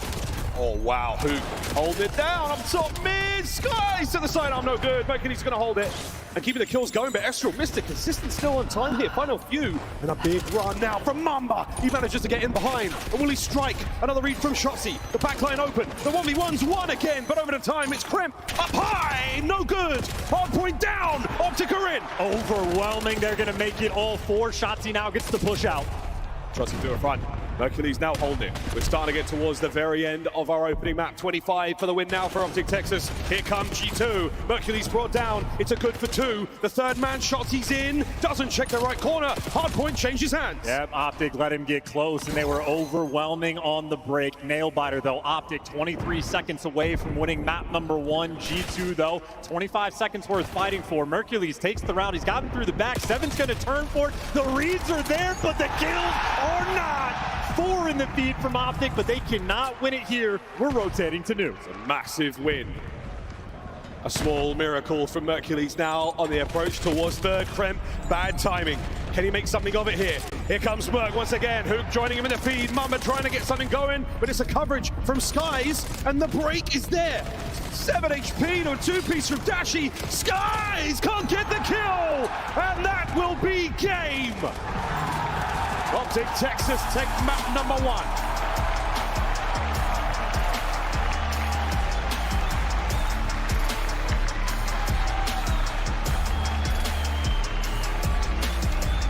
They squared up on Krem losses, and they were able to take him down on their very best map. Optic starting off this series right. An ideal performance. Big one there for Hoop. All the boys putting together some insane assists. Same can be said for G2. What a square up it was. Minnesota taking a task on one of their finest. And Krem not necessarily has to concede the title just yet, but Krem losses not exactly paying out there for G2. A big win for Optic to start the series. And really what that map felt like to me is just G2 a bit of a slow start. Optic come out of the gates hot, and well, typically throughout this year, Mercules has been that guy in the map ones that dominates, but this time it is all 4 players down the line, especially Hook and Dashi. That initial pace they were setting, the comms, the vibes, everything for those guys were flowing. They're professionals now. They know the online doesn't matter as much. They are ready for LAN, setting the tone. That might be, you know, the real tone setter of the match. You 2 already on the back foot. Diabolical start. Wicked work there, get across the highlights. Big moments like this. Hook missed a swap to the sidearm. That boy has got it down. Unbelievable work from him. A lot of the highlights actually going to be him. He's gone on a solid spree. No Hellstorms to be found there, but Optic didn't really need it. Quite a frantic, very frenetic trade fest. They were winning their fights as a squad. A couple of individual plays towards the end there, but otherwise great cohesion. Optic certainly working together well after their stunning start to the tournament here a few days ago. Yeah, and really a well-managed game from Optic as well. They built themselves that 70-point lead, and even with the G2 eventually starting to mount that comeback, it's a heads-up job on these rotations. We can play the slower game. We can trade 20 seconds for 40 as long as we're still getting that chip. The game just gets that much more difficult as time goes on. The hot start really set themselves apart. Great. That P1 hill, I mean, you are going to see some of the most insane gunfights. Just trying to fly forward, get that damage. This was one of the individual plays. Merc with a big 2 there. He does have his teammates to help him out. Big Brucey shooting hot as ever. What a 3 there towards the very end of the game. Sets up Shotzi Hook for the absolute finish. Big work there of Optic, who going wild there with 32. Aí, galera. Finish. Joia. Start. Respawn's already looking good. Now we go to search and destroy.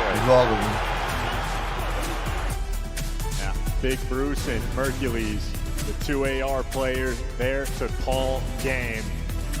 Crowd firmly behind him now, but again, right from the jump, you get that 70-point lead by the first set of rotations, and it just becomes almost insurmountable. And then once G2 finally getting close to bringing it back, that battle over towards that P2 time. Galera, o jogo anterior, Neturno, nice and comfortable block, deu back uma doing the sacudida fundamental bem things dada right in no high pressure time moments contrário. like that. Might just be that world Neturno champion.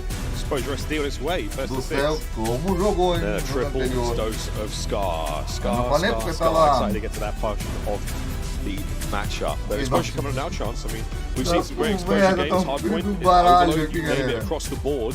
How are you feeling about our team's odds in this matchup? Well, I think Optic is going to be a team that's a little Tá bit 0 more graus difficult aqui, to galera, play em against Miami. on Exposure. I know Dashi right now is not top of the 30 league when it comes to Fahrenheit, the sniper kills or that 33. impact. But what we saw from him on this map previously, a little bit more aggressive. He's playing up towards the middle of the map. He's not going for those primary power positions.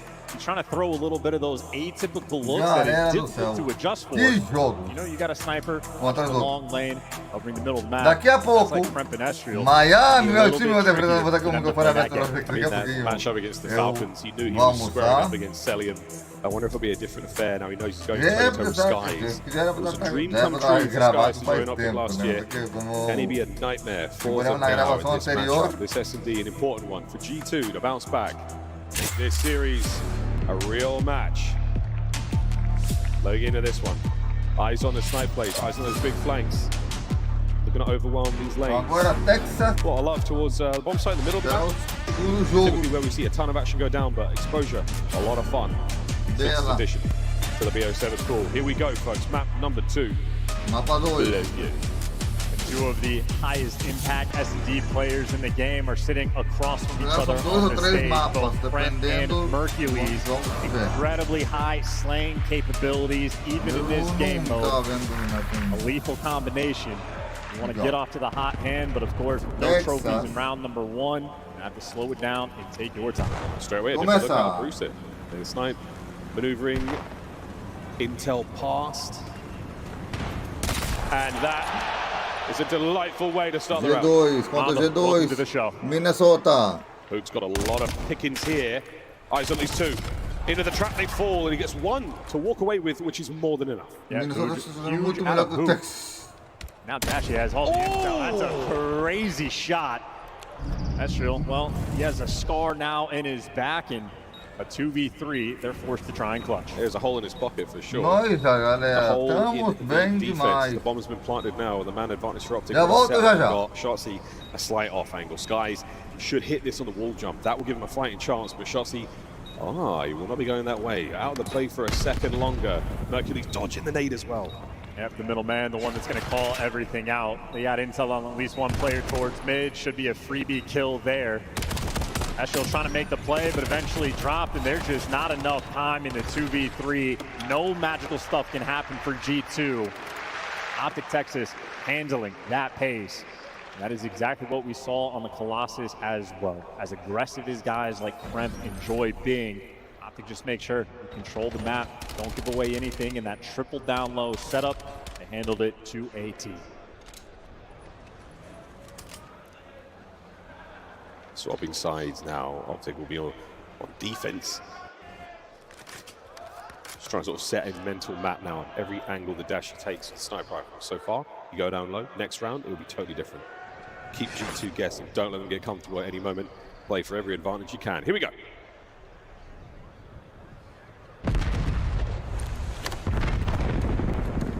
Mr. Bueno over the top. He's going to connect with that stun. How many players are caught in blast radius? We will find out another time. But for now, they've pumped the brakes. Sky is hoping for something there through the smoke. I mean, that's 4 players on Optic basically standing on the B side. That's enough show of force to back those players down. Mamba has taken space.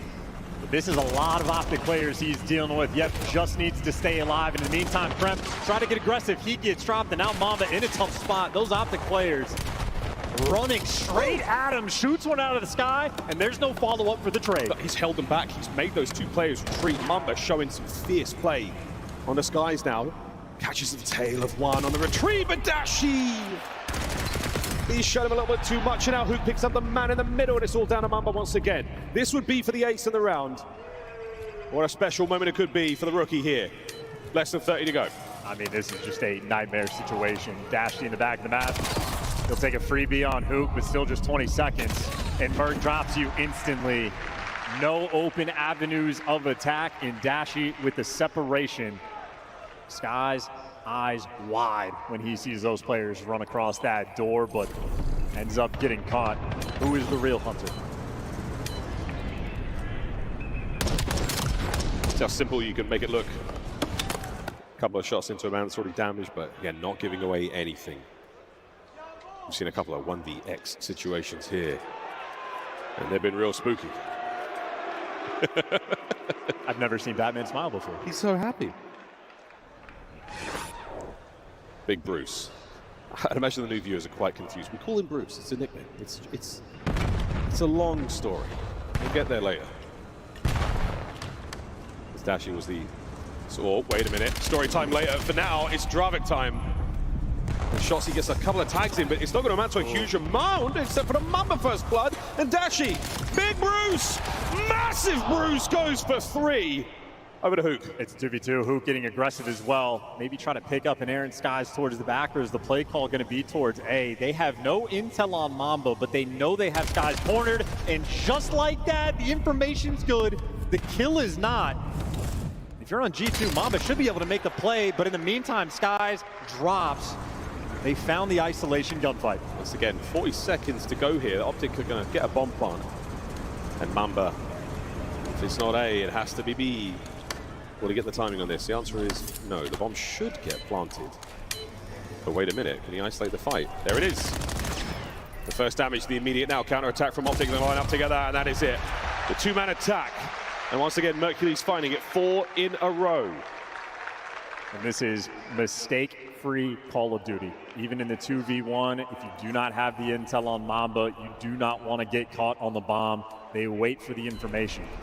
Get the intel on Skies, you fly out of the back window with a hope and a prayer. You do not. You make sure you isolate him.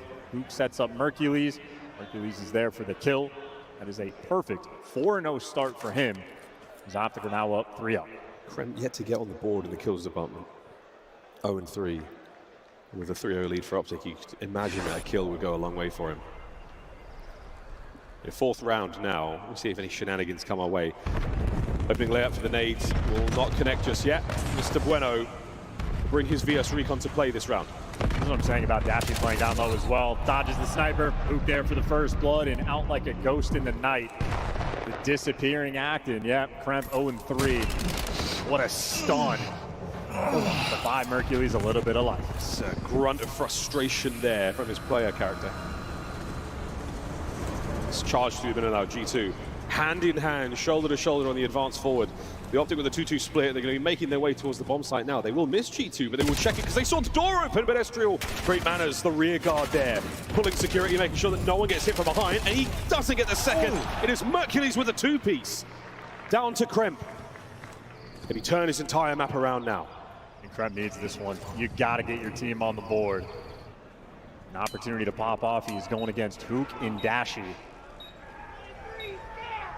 Roaming together, clearing the space. Hook leading the charge. It's going to be very difficult to trade them. Even harder now that he's taken damage, but gets away with his life. Easy situation to be in right now for Hook. Watches one angle Dashi on the other side. His timing has not paid off for him.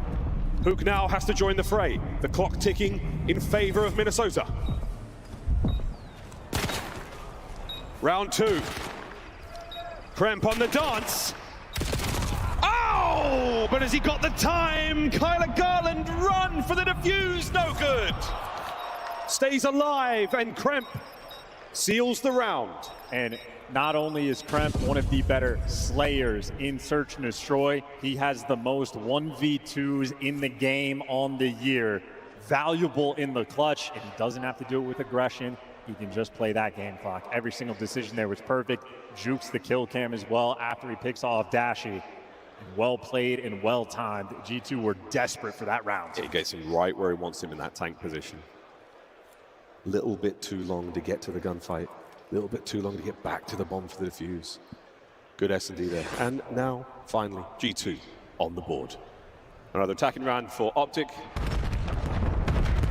The nades might have caught Mercules there, but here we go. Boomstick, totally different position from Dashi. And if your nades are on point, that means Optic, well, can't really push up too aggressively, at least initially. But the bomb on the lower side of the map in the hands of Hook. Actually a little bit of time to work with, but G2, no funny business on the map just yet. Mamba taking a little bit of space. Now Shotzzy making the move. I think him and Skies, well, spotted each other, backed each other down. He's still waiting for options here with the bomb. Dashi and Shotzzy now trying to clear out the B-bomb site, making their way forward. They've given up the rear guard for a second. Hook's not going to get there in time. Now he will. They've given it up. So no one's going to get shot in the back for now. Optic, they might be able to get over towards B. Mamba changes the play with a big first blood. Now Optic have to be worried about the pinch and that pressure. Oh, an intel from Shotzzy. He should be good for one. He might be good for two. And the slide to stay alive. Krem gets involved. Here comes the trades, though. Optic have got the plant. They've got to get out with their lives.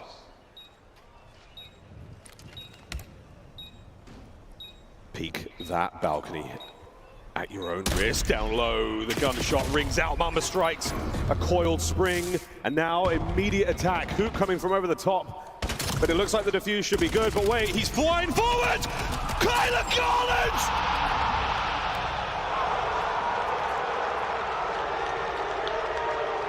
The defuse was successful, but my goodness. That was nearly one of the greatest 1v3s you have ever seen. If we're being honest, though, not even close. Play was absolutely filthy, but the defuse comes through. Wouldn't have had the time. Make no mistake, Hook is a monster. You always have to be fearful, but Estriel heads-up game, played an instant op as soon as they had the 3v1. Back-to-back rounds there for G2. That is as close as it can get. Hook's 5 spree to walk away from that round, though, with the round loss. The consolation on the kills. Big presence there for Optic and mid. Wide open B side as well, but that just means the stuns are not going to be connecting. Skies with the initial positioning, but Optic send 3 players back on the defensive end. They are ready for the fight. Yeah, seeing a lot of fights now towards this bomb site.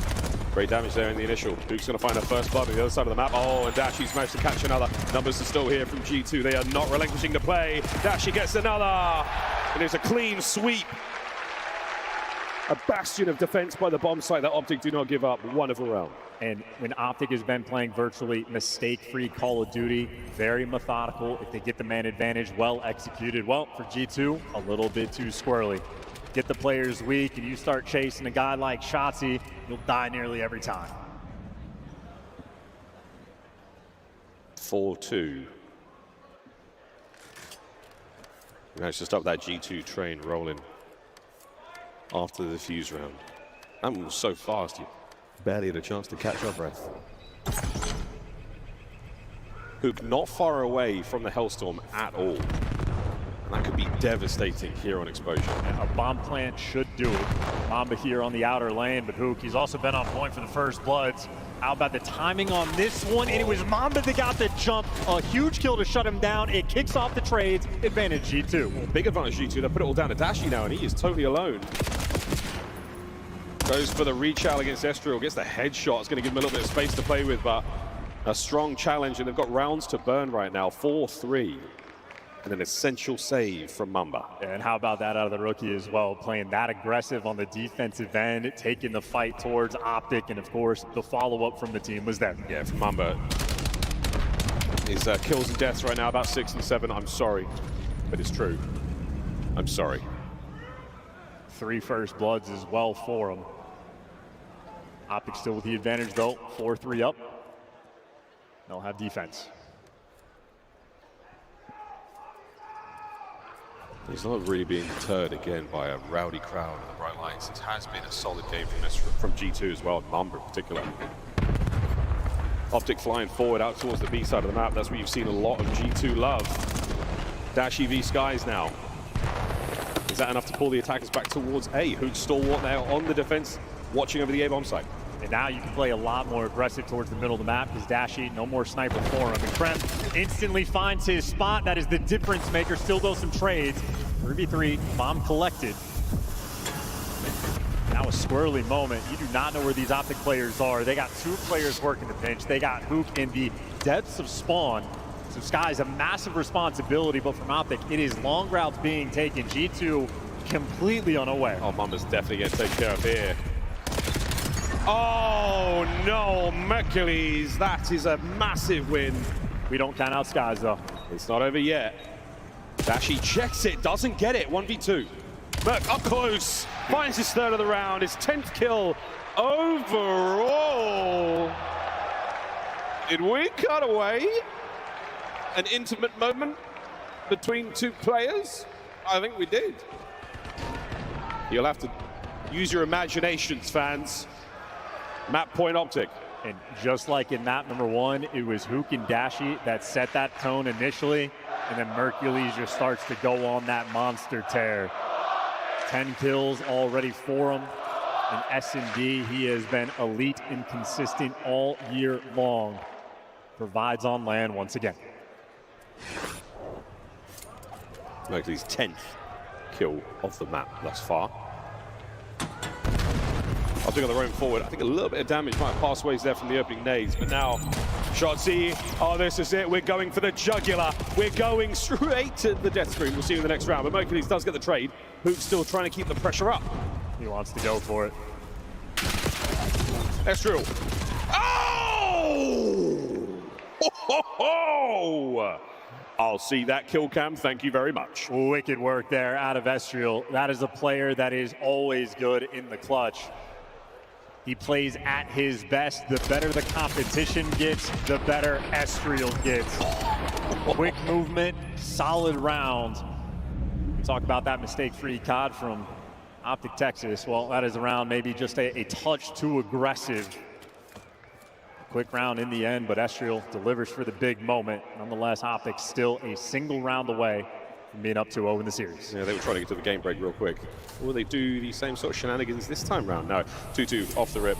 They're going to split this one right up.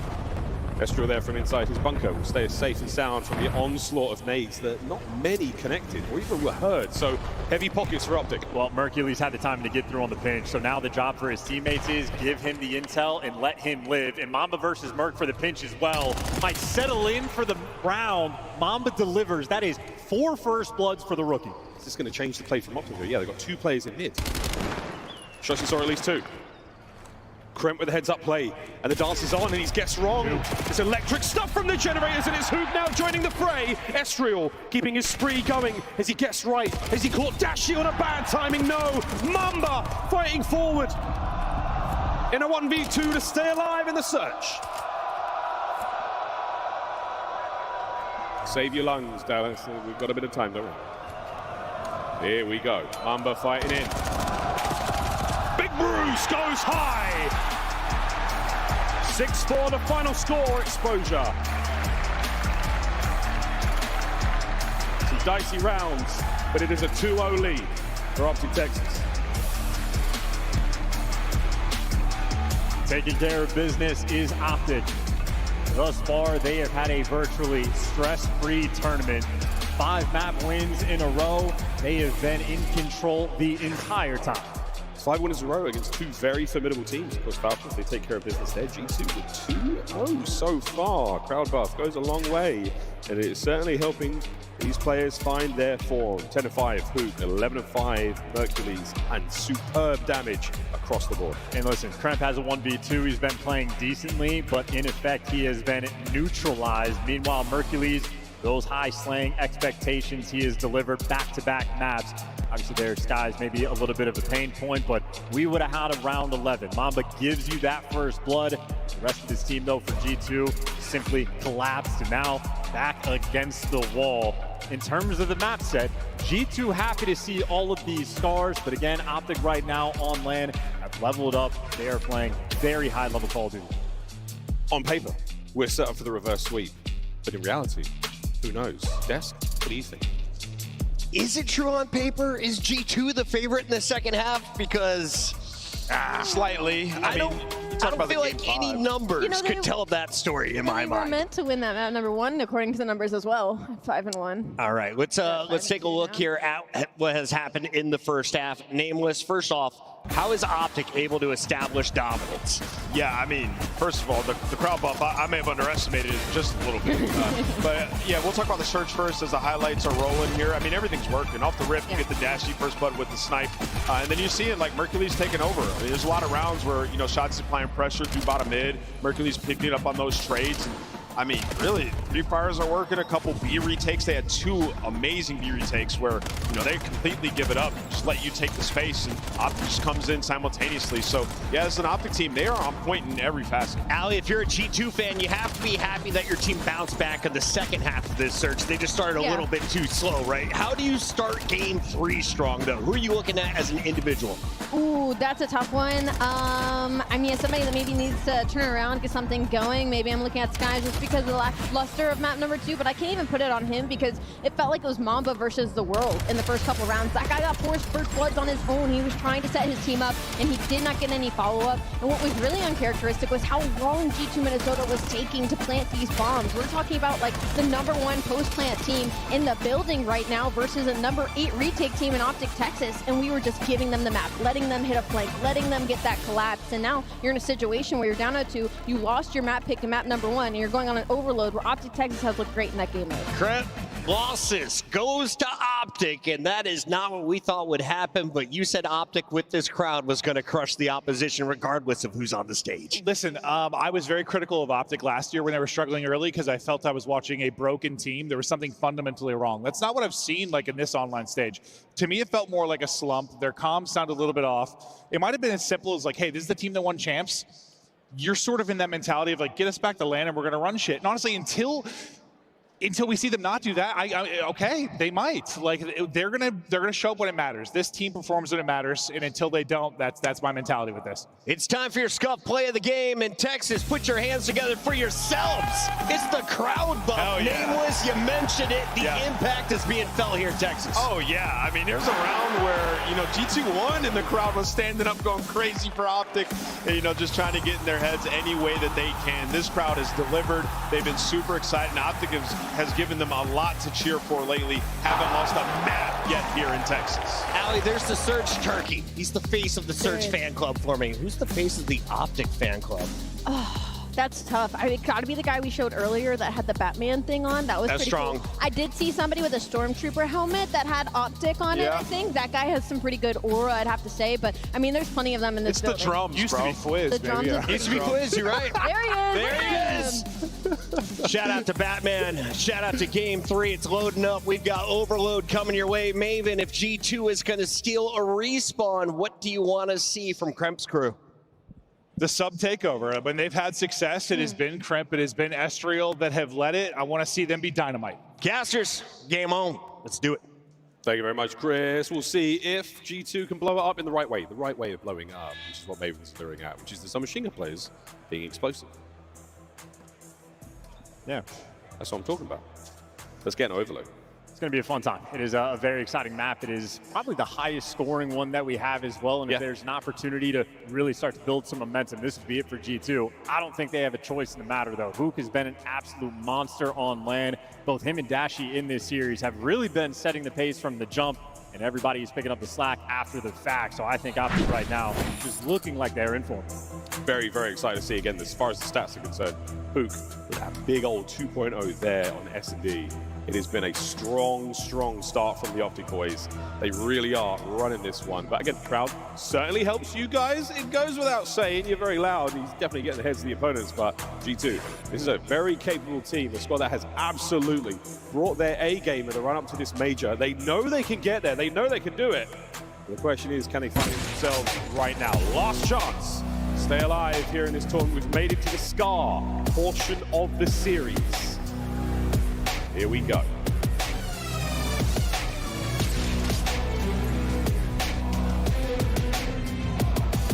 How happy Optic must be for a moment like this. Finally settle back in to their comfort place.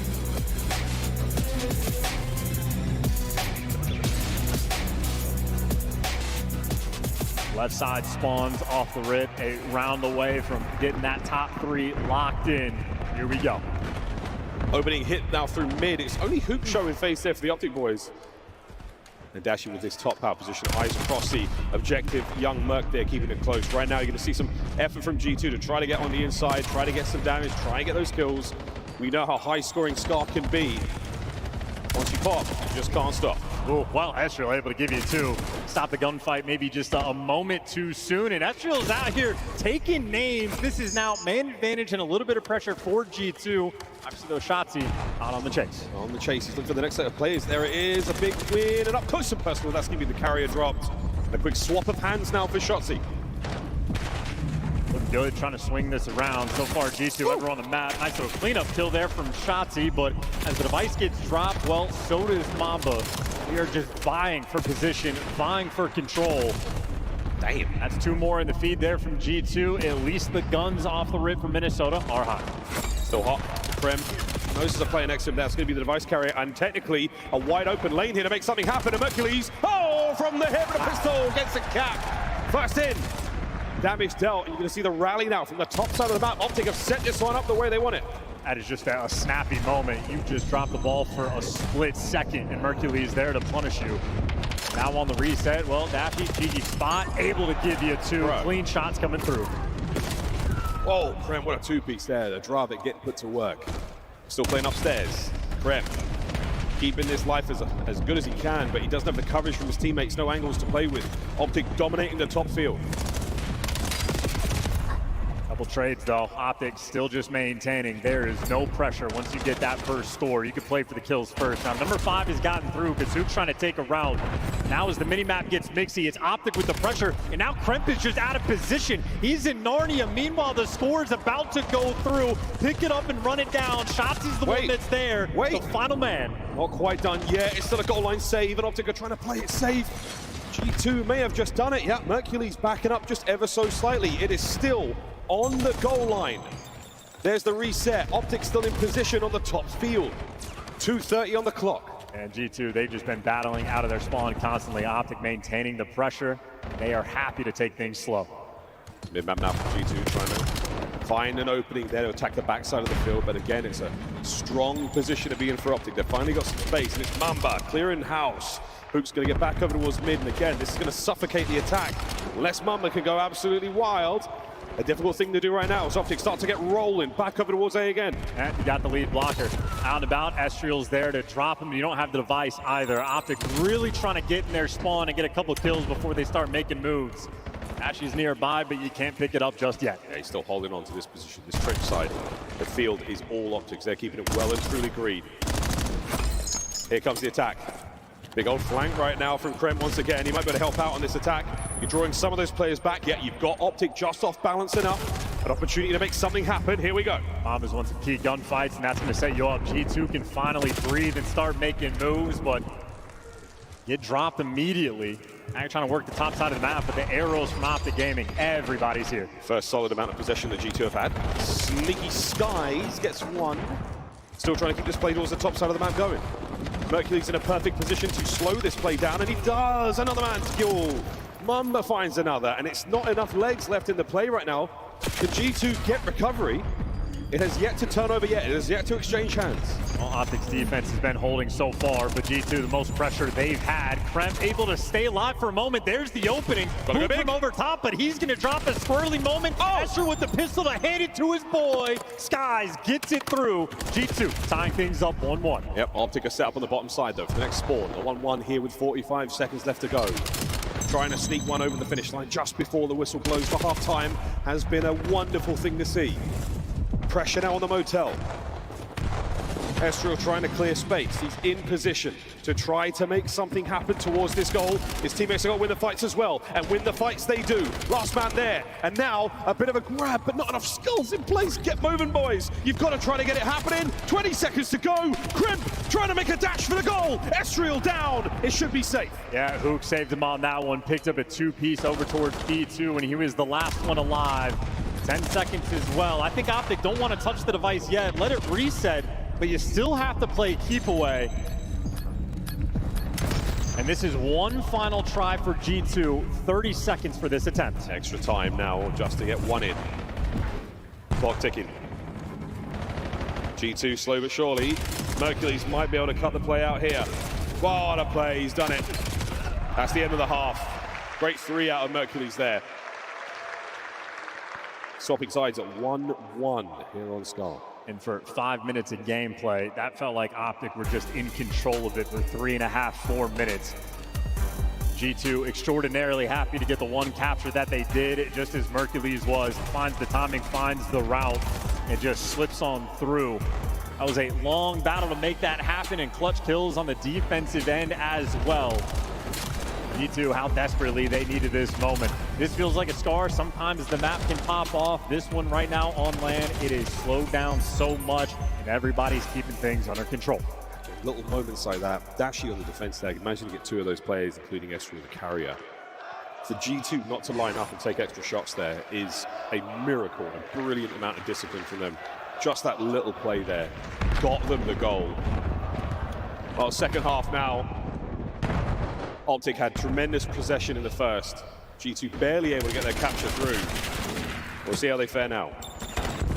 Dash with the first blood. Prem, less aggressive than we're used to, and now he soars out, but everybody's already healed up. That is Optic 3 in the feed. Mercules device in hand, and he is leading the charge already.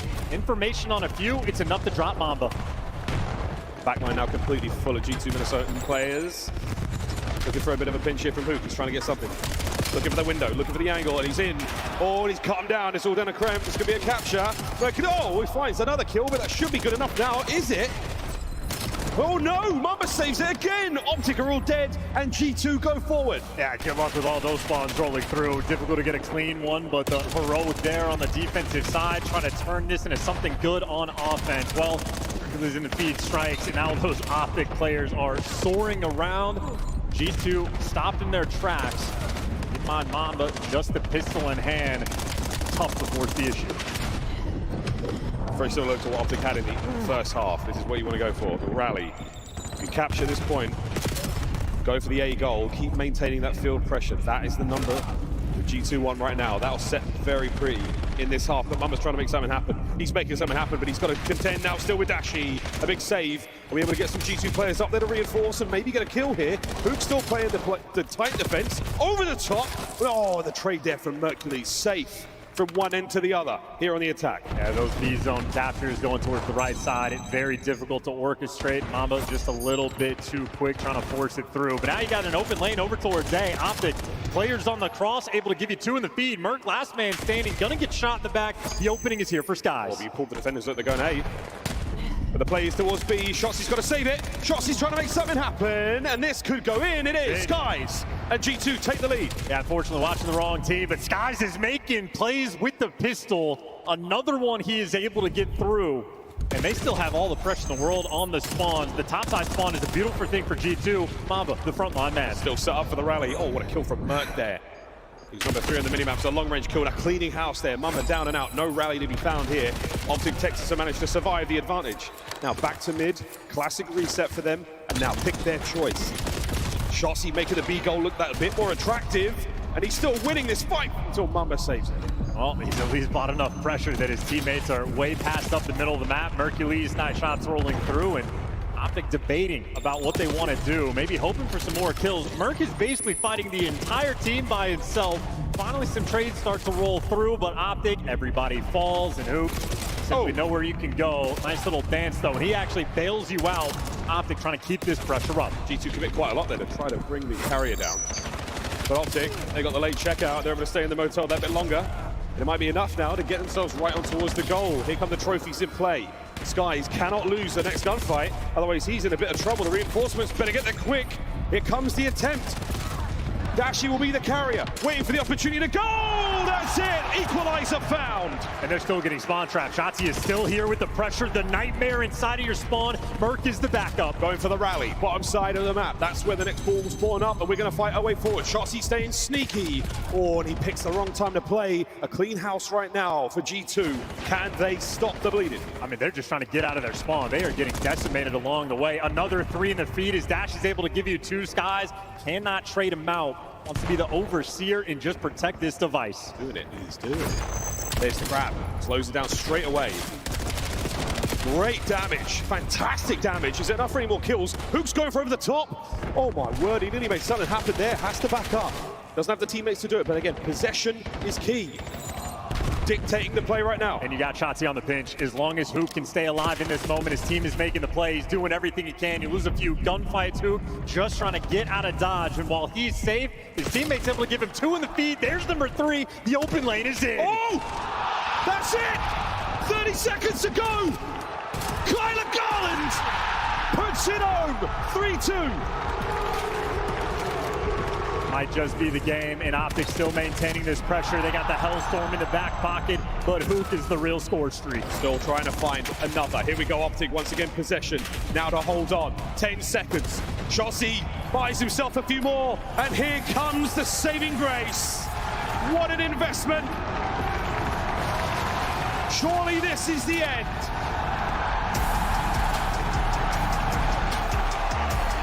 What a play.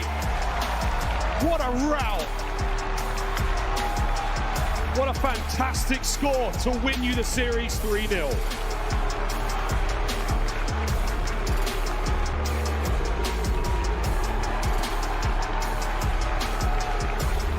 Cool, calm, and collected. So far, a stress-free tournament for Optic Texas.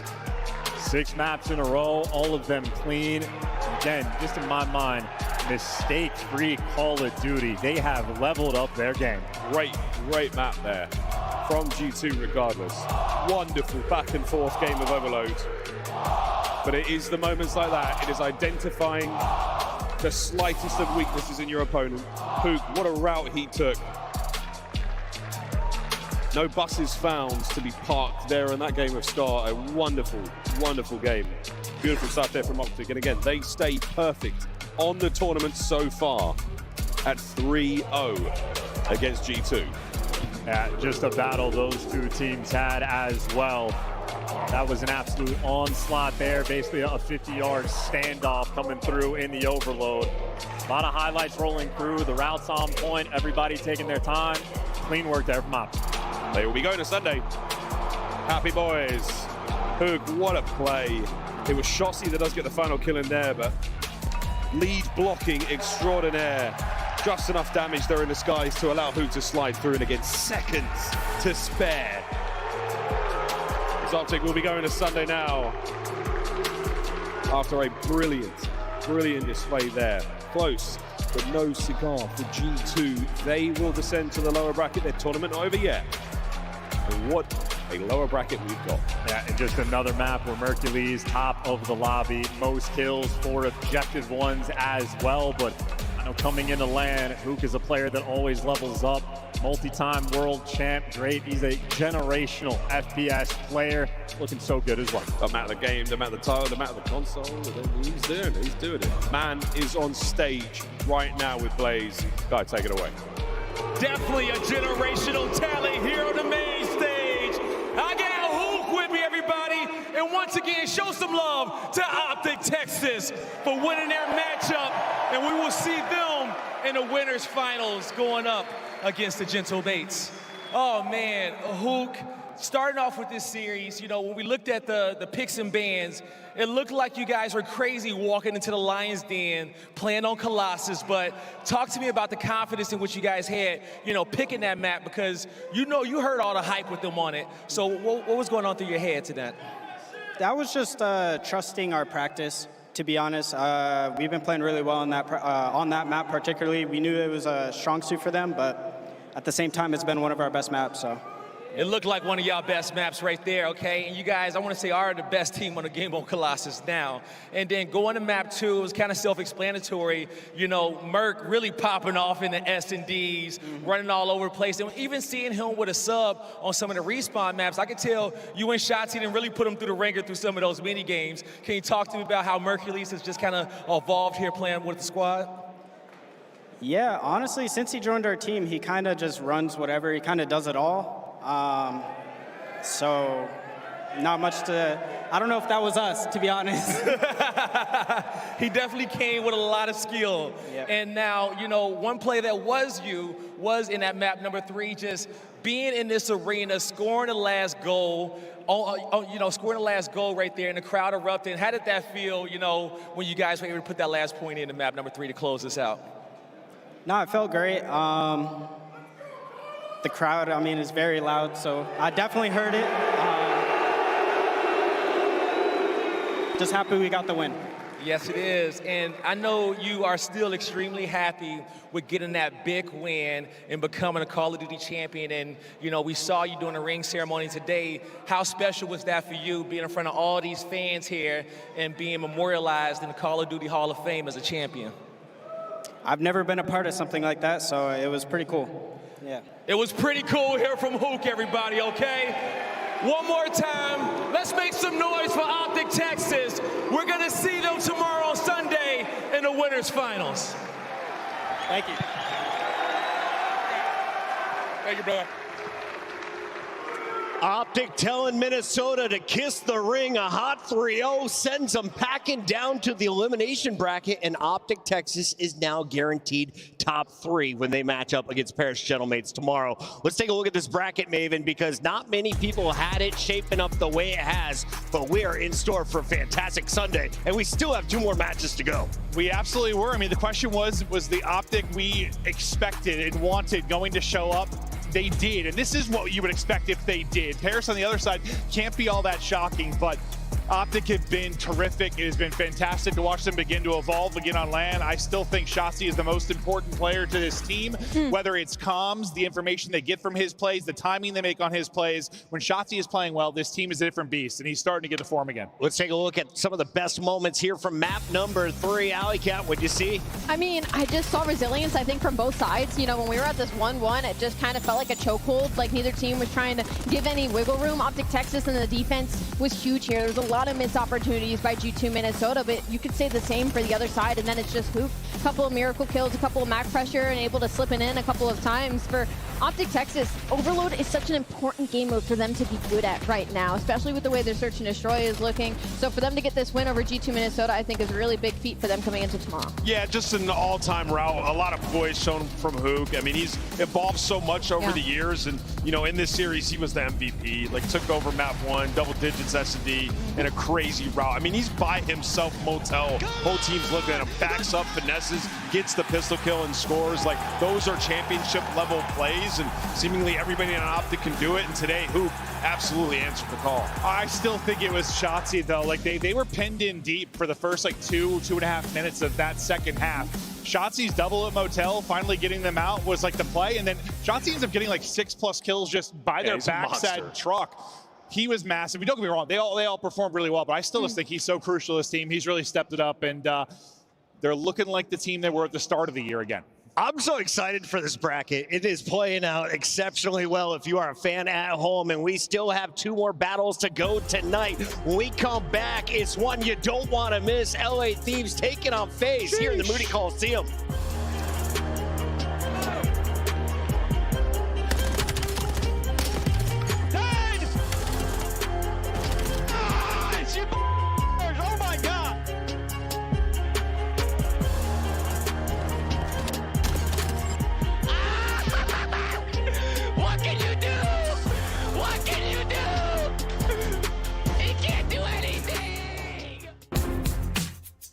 Monster Energy, the official energy drink of the CDL.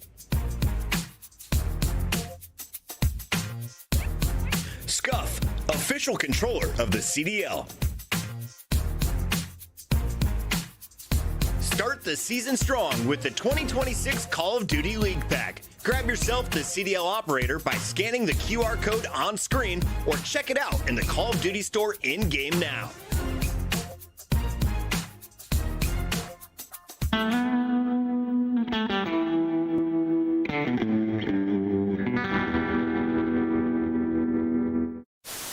Solo season, watch out. He's dead. Nice. That's it. They can go their deep. That's it. Yo, pinch. Nice. Let's go. That's above you. He went down. Down. Absolute, my bad. He's one shot. You guys got this. You got this. Money for you. Way better. Let's go. If I lose that, then just take the Porsche away. All right. Now the car. Come on. Yeah. Listen, be careful with this one, all right, buddy? You guys shouldn't have. It's not double wrapped, you know. You should be able to get it in one go. Well, this is more for Chris or for the people at home. Oh, here we go. Young Christopher Puckett. 20-year-old relic. Can I draw some conclusions for y'all? I know some of you are about to take your senior pictures. I highly suggest the gamer stance. Put the elbows right there on the power thigh. Yeah, I mean, distant, 90-degree angles. Girls, it drives them wild. All right, we have one more for you. Bickle now. Last one up. He's got a trophy though, right? He threw a trophy out. Might do it. He threw a trophy out. Might do it. I think this might be too slow. Either way. He got it. Oh, he does get it. Yeah, it was too slow. He gets it. He just hops it right away. Nobody checks the bomb. That's too weak. One more. Weak. Get killed. Back on him. There's two. You can refill your secret in a second. One more back door. I know your secret. Back door. Holy Eric. Last one. Nice, Eric. Good story, man. You can't kill me. What the frick? I have a streak. Ghosty doing his best to do it. Oh, here we go. 3 are going to drop. A chance to go. One person is Rods that's got to go clutch. From the position we saw Crip do it, he doesn't do it. Ghosty able to put him down. They get on the point. Everybody's up. That's not going to hit. 2nd minute progress done. They got to surge on forward. A BZ with 1. Can't get through. Oh, and Sim connect. But you win it if you're Crip. Of course it's Crip. Time and time again, he wins his one-on-one.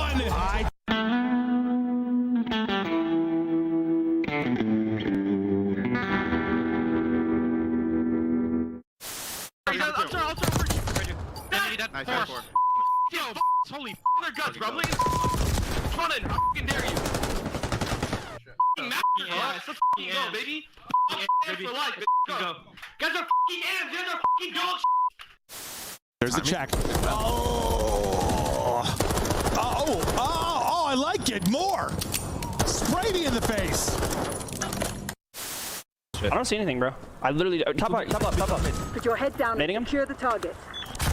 Planting the bomb. I need him top up. He's in the little thing. Come back in. Come back in. I'm already bombs out. Yeah, bombs on. That way. I can kill that guy. Above you on the gear. No man. No man's right now. Now, hit them again before they baby. Hey, bro, I'm on Mars, right? I'm on Mars. Record that you and Karma and crew at the top are feeling safe with 3 rings.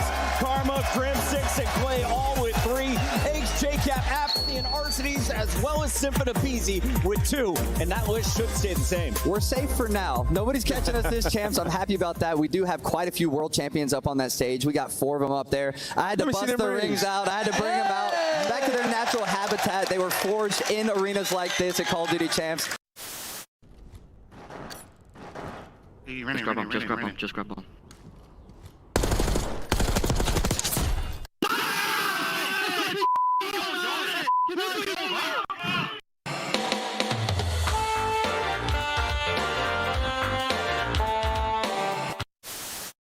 Obviously having a big performance there over at that Train Hill. This guy is looking to finally really pick it up. He's had a few slower maps, but I guess he's finally caught his bearings. Now 16-9 and forcing the issue on the flank. He's inside of their face, as that's going to be 5 in a row.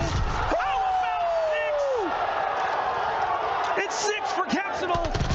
He is woken up and erupting right now on the Subliners, making 8 in a row.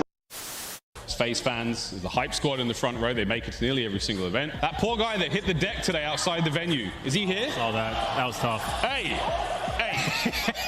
What is that poor guy ate concrete for breakfast? Tough one. Watch it, I have the cross. Crossing Joe dead. Nice! 65! So you have 60 for the outbound! Joe! Joe! What are you doing, Joe? That's a dog.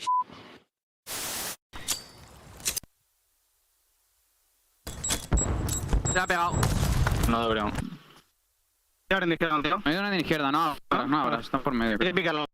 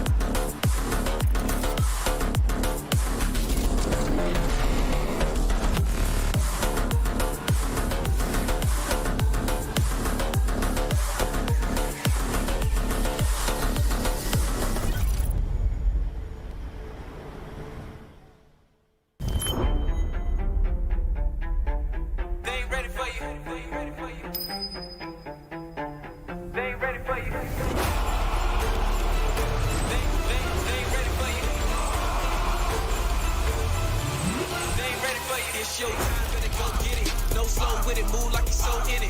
Knock it out the park, yeah, show in it. They ain't think you had the guts, now they know really, man, you better come with it. You ain't playing no games with them. Your homeboy gave up, you ain't changed with him. Do it right, cause you never switch lanes with him. You gotta fight for the goal, just hang with it, hang with it. Not down, no shame in it. But you gotta raise up with a flame in you. Put your fist in the air, let's push till we dare to the victory, yeah. We can picture it, yeah, let's go. They ain't ready for you. They ain't ready for you.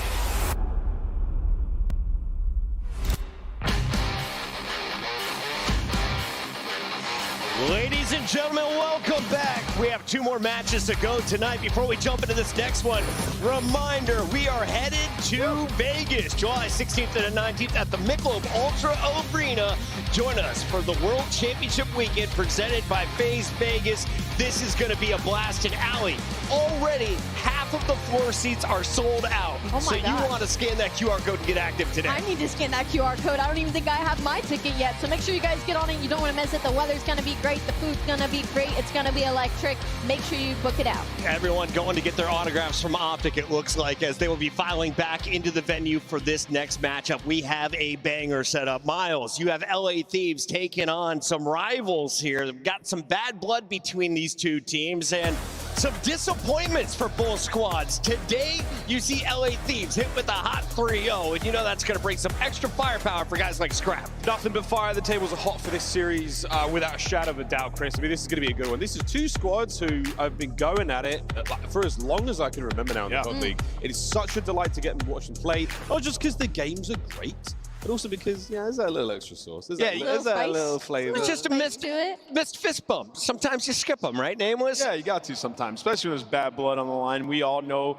Drazah and Scrap, how that gets. So this is going to be as exciting as it gets here in the CDL. Let's start with the Zaza brothers. That is Drazah and Abuza. They are getting the job done for FaZe Vegas as they took out the Falcons to start the day. Their record 5-2 in our overall online qualifiers. Here on land, they have looked fantastic. Overload, their best game mode? Yeah, I mean, it's hard to pick a best game mode. They've been unbelievable across the board, especially in Search and Destroy. But yes, Overload is technically their best game mode right now, and that's what's important to these top teams. It's always that middle game mode that's going to be that swing map. And for FaZe, your ARs are night and day compared to where we started this season. And if they keep shooting like this, and Simp keeps being the best player in the game, this is the FaZe that we are used to seeing. FaZe, it sounds obvious, but like having Overload is so strong right now for FaZe is amazing. You get to shut down any hope of any reverse sweep. You just stop teams dead in their tracks. You don't give them the comeback. You don't give them the chance to get hot. And even if you do, the 3-0 in game 5s certainly helps as well. Yeah, as Riyadh just learned, they are pretty darn good in those final Search and Destroys. On the other side, FaZe has looked electric, and they've also looked dull. If you're looking at the squad today for LA Thieves, what's happening? What's the identity? There's a lot going wrong. I mean, we saw Hydra just make some plays that you don't typically see from him. I mean, in the Overload, he practically threw it away, throwing his life by himself with ball in hand. And then you look at them, they're running back the same hardpoint and Overload that they just lost in the last series because of how their map pool has been. So for LA Thieves, I mean, it's been tough, but you have a huge opportunity here against FaZe. I feel like if you lose the hard point, if you lose that scar for the Thieves, you're in serious trouble. S&D's not been great. Exposure's great for FaZe. It all hinges on that one for me. They just put themselves in such a weird spot because like they're getting rid of either Blackheart or Colossus every series. So every team in the veto process that's a top squad, they're going to feel comfortable going into a series against Thieves. It is time to lock in our Scuff Pick'ems. And Miles, as the guest, will you please do us the honors first? Yes, I will, Chris. Well, as far as this series is concerned, I think FaZe have a great advantage. But the LA Thieves did give me a jersey with my name on it, so I'm going Thieves, baby! His vote has been bought. I like that, Allie. That's valid. Pay to win. I'm actually going to go for LA Thieves. I think they have a big bounce back here. There's no merit in that other than I'm going with my gut. La. Trust your gut. Man. You know what? Thieves did not give me a jersey. I'm going to go with FaZe Vegas. I got Vegas taking this one. Thieves also did not give me a jersey, Nameless. I too am choosing pink. FaZe Vegas taking on LA Thieves. This for a spot in your top 4. Guy Blaze, your turn. Oh my God, Cassius, you're so easily swayed over there with your jerseys. But don't worry, I don't know if this audience is going to be swayed here in this matchup, because this is a series and a rivalry that just keeps on giving the community some of the best matches we have seen. So without further ado, coming to the stage first, you can boo, you can cheer, but you're going to make some noise for FaZe Vegas. Simp, 04, Drazah, and Abuza. They know that they can make it to a Sunday and that they can achieve anything in which they put their mind to. All in and ready to take it all. FaZe Vegas is still here to play. You can boo them if you want to. They started in losers round 1. They've been beating everybody in their way, and they get to play a LA Thieves team coming off of a L. FaZe Vegas feel confident. Let's get it started, guy. I'm ready to go, and as you said, their opponents coming off that L, but I'm pretty sure knowing that who they got to play next, that does not matter. Ready to give it everything in which they got. Get loud for the LA Thieves. Scrap, Kenny, Abeezy, and Hydra. All smiles and the vibes are high, but they know this is a serious matchup. It's time for them to lock it in. The LA Thieves, ready to get it done. I never thought I would say this, but the expectation for this team is so low right now. But the good thing about that, it means the only way is up. I mean, on paper, this is a star-studded roster at their peak, at their ceiling. These are players that could steamroll the rest of the league. It's just a matter of when. Let's get this started, boys. The expectations may be low for some people, but I know there are some smart individuals out there who are all in on the Thieves, but let's see if they're right. It's time to lock into the series, so casters, take it away. Maybe a little bit of a hangover from the last one, but don't get it twisted. Everyone knows what's about to happen on stage. A lot of pop-off, likely a lot of yelling. If you don't know, you're about to know. Scrap and Drazah. That is a story as seemingly as old as time at this point. We're going to have a banger today. Oh, yeah, it definitely should be a banger. And if you're Thieves, hopefully you've been able to forget about that loss versus Paris very quickly, because FaZe are riding the high right now. Yeah. You get a momentum game in a game 5 the way that you did. You're feeling great that you've already made all your mistakes in your previous series. So a lot of these maps that both teams decided to play are run it backs from this weekend. Yeah, and I think the thing about that, you know, hey, there's also a little bit of history of these two teams when they had played at the Kasan Showdown. And it really felt like after those opening preseason events that happened on LAN, that it was going to be a discussion of were Thieves or were FaZe going to be the third best team in the game, because it was Optic and Paris trading maps with one another in both of those events. And of course, they meet early online, and it's a one-sided affair. But now that we're back on LAN, it does feel like there is a different level to what we're about to see. And a lot of it coming off of recent maps, usually based on how we kind of broke it down with recent mistakes. So it's about trying to learn, adjust, and be better overall when you get into this matchup. Yeah, 25-point difference for LA on that opening Scar versus Paris. Just a couple small mistakes. You potentially could have walked away with that one. And then the opposite side for FaZe. That Colossus, you give away 4 rounds. The Scar Search to Destroy in the game 5. You've lost it not once but twice so far on the weekend. Everything else in the middle part is going to be a square up. But if you're looking for some early momentum, if you're looking for some chirps out of Scrap, you need this map number 1 to forget about the last one if you're Thieves. Absolutely the case. Scar, Colossus exposure. We've seen a lot of it, both these two squads. The drama about to get thick. LA taking on FaZe. We're starting off with the Scar hardpoint. Let's get it on. These on the preferred side. So the mixed fest of who wants to be the initiator to go for the gunfights early on, and it's Thieves setting the tone. 3 for 1. Last man standing is going to be Drazah.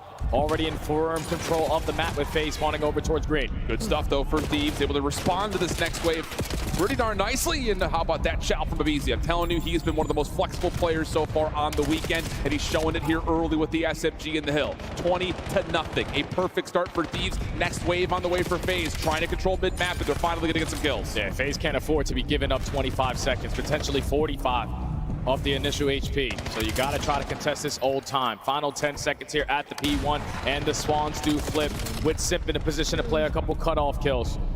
You're going to be down by 10 going over towards P2, but the long route's developing. You shut them down. You're fully set up now at the next hard point. Big chow from Sim. Scrap able to find the trade. Looking for more. Has 0-4 low. Backing up for safety. Stun will keep him at low HP. Abuza found it mid-map, dealt with. Thieves now looking for their break attack. But Draza on 4 in a row. Is back and healthy on the staircase. Trying to pick up the pinch at the same rate, but no. Shut down, and it's a clean break for the Thieves. Beautifully set up, and it all starts with that initial kill onto Abuza. Because now you know there's pressure from both angles, and then you force Draza to back down from top motel with 2 ARs going for the chow. So the break is good, but now you need time to go with it. 2-2 split in the kill feed. Kenny just trying to buy you his life. Yeah, but he's in trouble. Draza finding a couple of kills. Hydra trying to save his life and may have done so. Kenny pops up with some extra damage, and wouldn't you know it, Scrap, Abizi able to lock down the scrap time. Nice P2 there for Thieves. Yeah, FaZe are just going to chalk this one up.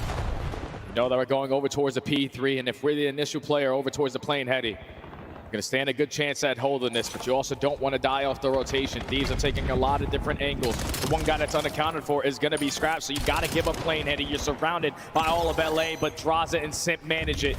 Now you just got to take the guy out the hill. Yeah, Scrap just trying to find whatever time he possibly can. Thieves trying to re-wrap this over as they spawn up towards White Wall. Abuza already getting the lockdown, and FaZe have a chance to get this thing back to neutral. 40 playing 56. Spawned outside for Abizi, and he's going to find Simp. Freebie on the Draza, and it's a free break. This is one of those unpredictable moments. Yeah, you just don't get that information because your teammate doesn't spawn up yet, and when he does, it's just way too late to turn around and go for the fight.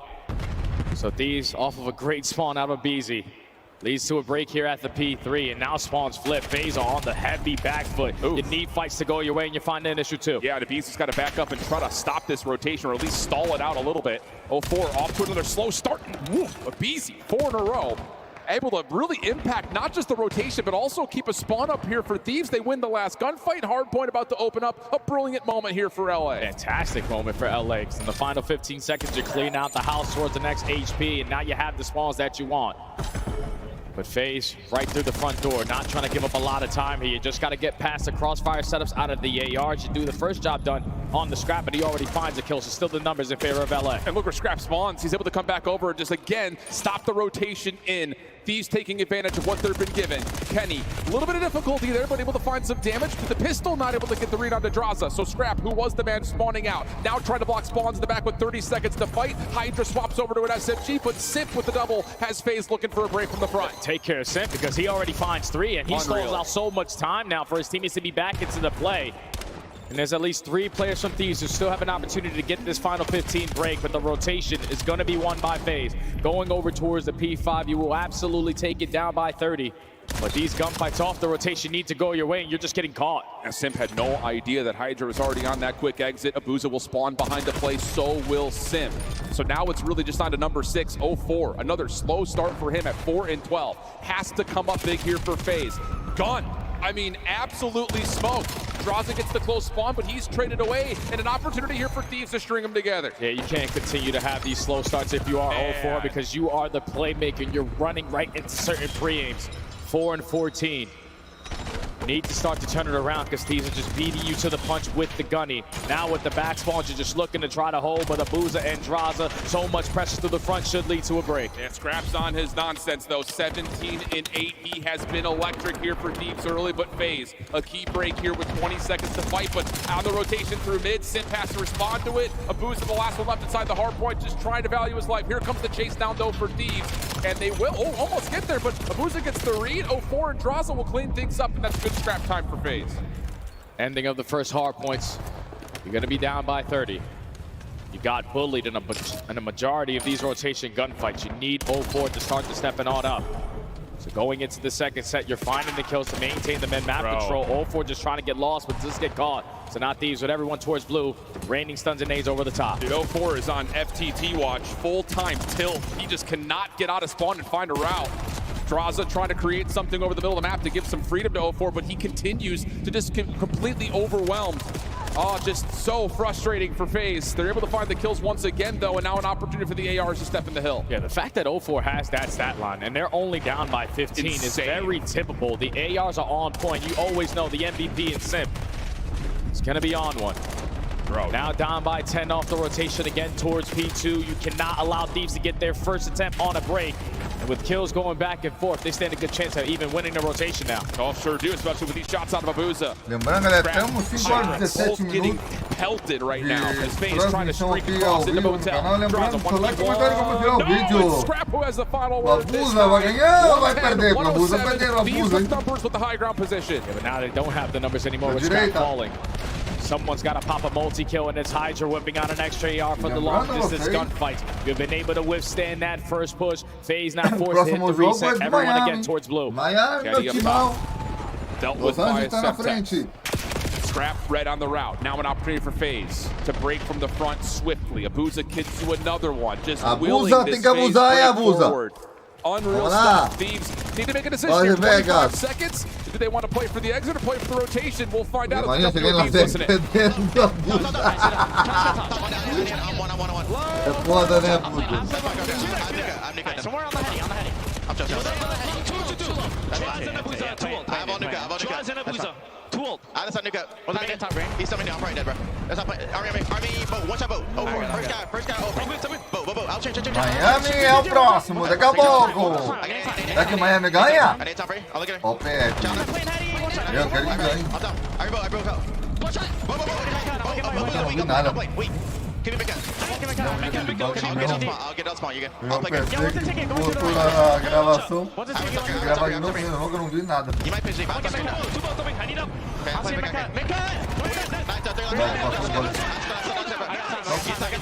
Voltei atrás. Vai gravar de novo. I have all the bros. I'll see him top. They gotta go this one. I'll see him on the hop. Hey, one's red. Então, fio do baralho, hein, galera. Tá 0 negativo. 0. Menos 2 graus negativo, menos 3, menos 4, por aí vai dependendo do horário. Make cut. He's going out. Make sure you hold this, bro. This is the game. This game. I'm gonna be right. I'm on the roof. Ainda hoje, vou gravar ainda.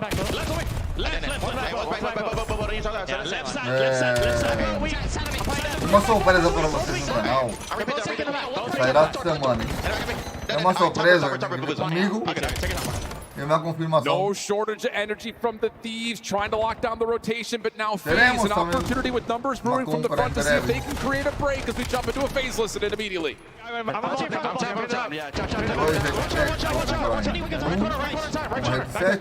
e o outro é um fone. Last two time.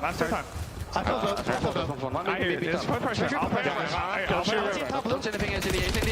Watch it. He's not right there. What do I want? I'll go mid, watch out. I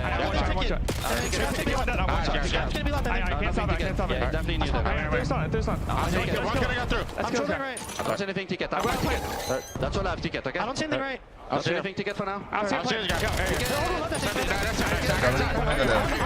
bifinho com batatinha frita.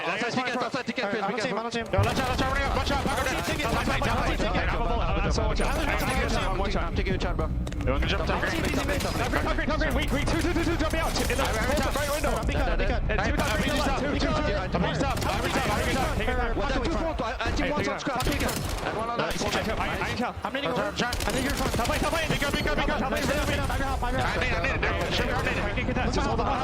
I'm getting it. I push the thing.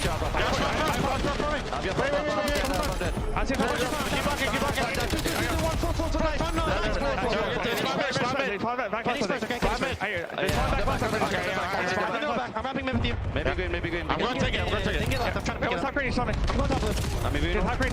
They know Kenny. Do we know Daffy maybe? Last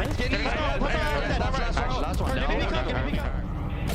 Decent exit kills here for FaZe. Down as we head back to our first hard point. Thieves all over the map and making the most of their 1v1. Yeah, this is where Old Boy needs to turn it around. Right here, right now. You want to stand a chance of potentially this comeback. You're already finding a majority of the kills around this mid-map area. You locate Hydra, you're just not able to get that trade.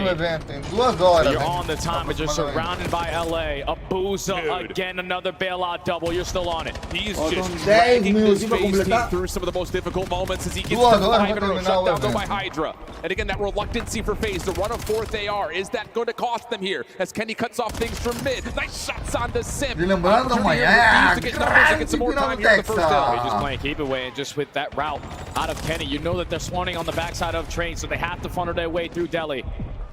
And that's easier when you have the crossfires being set up. You cannot win here. It's going to be off the rotation when you have to get the job done, and FaZe are ready and waiting. Yeah, Thieves just making sure they cross their T's and dot their I's. Make sure no one gets behind you. Couple of staggered spawns, though. Has Draza with a double. Scrap once 1v1. again. Best stat for a 1v1. It's 0-4 inside the hill. Just needs to keep his life. Help is on the way, and it's Abuza. Able to assist for 0-4 to get the team shots in. 190-234. Thieves trying to set up through mid. Yeah, you got to set up a pinch route. Gonna turn this into a 3v3. Stunts and nades might not have an impact in case trophies are down, but 0-4 is gonna switch up his spot. They're gonna try to flood this. Abizi in the test spot, dealt with by Draza. Simp watching over the top, and they know Hydra's nearby. 0-4 able to get the turnover, and there's an opportunity here for Thieves to possibly find a way to rotate new, but 0-4's taken away 3 in a row for him. And they're still in firm control of the hard point, but now you're outnumbered when Simp falls on that crossfire. So now Thieves, still an opportunity to try to funnel their way through. One player in Kenny trying to set up the pinch, but it's Abuza, it's Simp, it's Draza. All 4 dead in the feet. Now a race over towards P3. And guess who's here first? 0-4 with a sub in hand. Has to get a shutdown on this route. Thieves get one from the exit on ult. Dealt with. 0-4 trying to pop up. He's also met in response, but it's Abuza almost for 0-5. Simp from the heady. Not quite able to get the win. 235, 226. Draws it down low. He's able to find a second. Abizi trying to clear the field. Not able to. It's a madhouse over the top of the hill. And now you're outnumbered if you are Thieves. You gotta let the stuns and nades reign supreme. Simp watching the cross. That's all 4 dead. The league changes it for FaZe. They always got life. You have to take Simp out of this position, and he finds his tiny terror duo with Abizi. Last moment here for Thieves. Hydra gets one, but you got to get into contest. Abuza's watching it. He finds himself the first. No one else able to touch. And again, Abuza drags FaZe back from the grave. Oh my God. FaZe, every single time, don't get one lead change until the final hard point. And it was the ARs who continued to give them a lifeline. Abuza set the tone with 5,200 damage. Draza right next to him with 5K. They basically did that in a 3v4 for a majority of the map. But for Thieves, we gotta take a look at this again, man. Because 0-4, I'm thinking, all right, you're pushing out. If you get killed first, you're low-key scamming. Yeah. But he finds the opening kill, still gives your teammate advantage here with the numbers. And then Abuza with the cover fire, Draza with the trade. A clean 4 dead and 0-4 early off the rotation. Even though he doesn't find a kill here, he lets his teammates know there's no one on plane head glitch. They are not on the HP. You guys can get up close and personal if you want. But then these crossfires and the plays from Draza, the fact that this guy's potential jersey was getting called up. Icy moments, crucial moments. He's not supposed to get that trade. No. Stalls out time, teammates back into play, and FaZe hold, man. And I love this extra route when things are getting mixy. FaZe down, back against the wall. Simp off spawn, has the heads-up wherewithal to cut everything off at mid, and then the only player who can try to contest this, yeah, I know you. Abizi trying to come back in, not quite able to. Winning play for sure out of Simp. Yeah, and I don't even know how Thieves are able to bounce back off of that one, man, because you were playing flawless. Every single P3, you basically dominated. You were chaining it over to the P4 as well. It's just in some of these moments when the chaos was happening, it was the ARs, time and time again. For Vegas, that just clutch up in another hard point. Dude, it's unbelievable just to even reflect back to this head-to-head matchup. You go back to like the case on LAN where they first played each other, then you get into Major 1 qualifiers, and it just feels like the FaZe duo is both in the sub department and the A department. We're just getting a little bit outgunned, really. Just not really able to help each other out. We really saw, again, the power that brings Scrap and Hydra together with this new duo on the Thieves side. But all of a sudden, you get an extra couple of weeks in the break, and Draza and Abuza have been undeniable for FaZe. So again, that large gap, as we get through that second set of hills, all of it battled back in the span of 1.5 hard points. Unbelievable resiliency out of FaZe. Yeah, I don't even know how you can bounce back off of that too. because now you're going into a Colossus Search and Destroy, which usually is FaZe's playground. You ended up falling short in your last attempt versus Riyadh. 4 rounds in a row that you just played around too much and you found out. But just that momentum swing in that moment where you know if you're LA and you've been banking on your hardpoint games to get you through, you let that one slip. And now you got to shut down what Simp and 04 like to do on this map. I mean, like you say, it's an FAFO moment right now. It feels like. Well, here's, again, a look at some of the stuff that's been going on for FaZe. And when this roster was initially built, the word was that these guys were going to be dominant in Search and Destroy. And to be fair, they started off great. I mean, legitimately what you wanted to see. 1-for-1 replica of all the things that we had from prior years out of the two duos. Opening to a win percentage was one of those key factors, especially considering the Tiny Terror split up. Simp has been Mr. Do-It-All. But honestly, it really has been kind of a tale of polar opposites in those stats departments, because on LAN it has not showed up at the same level that it had been in the online qualifiers. Yeah, there's a couple of these rounds that they're just throwing away, even in the man-up advantage. It's not familiar for FaZe. So hopefully you're able to quickly change that. And on the opposite side for LA, a much-needed map right here. The last Search and Destroy that they had versus Paris, I wanted to turn the screen off in the green room because it was just so damn bad. We need more teamwork. We need more team pushes.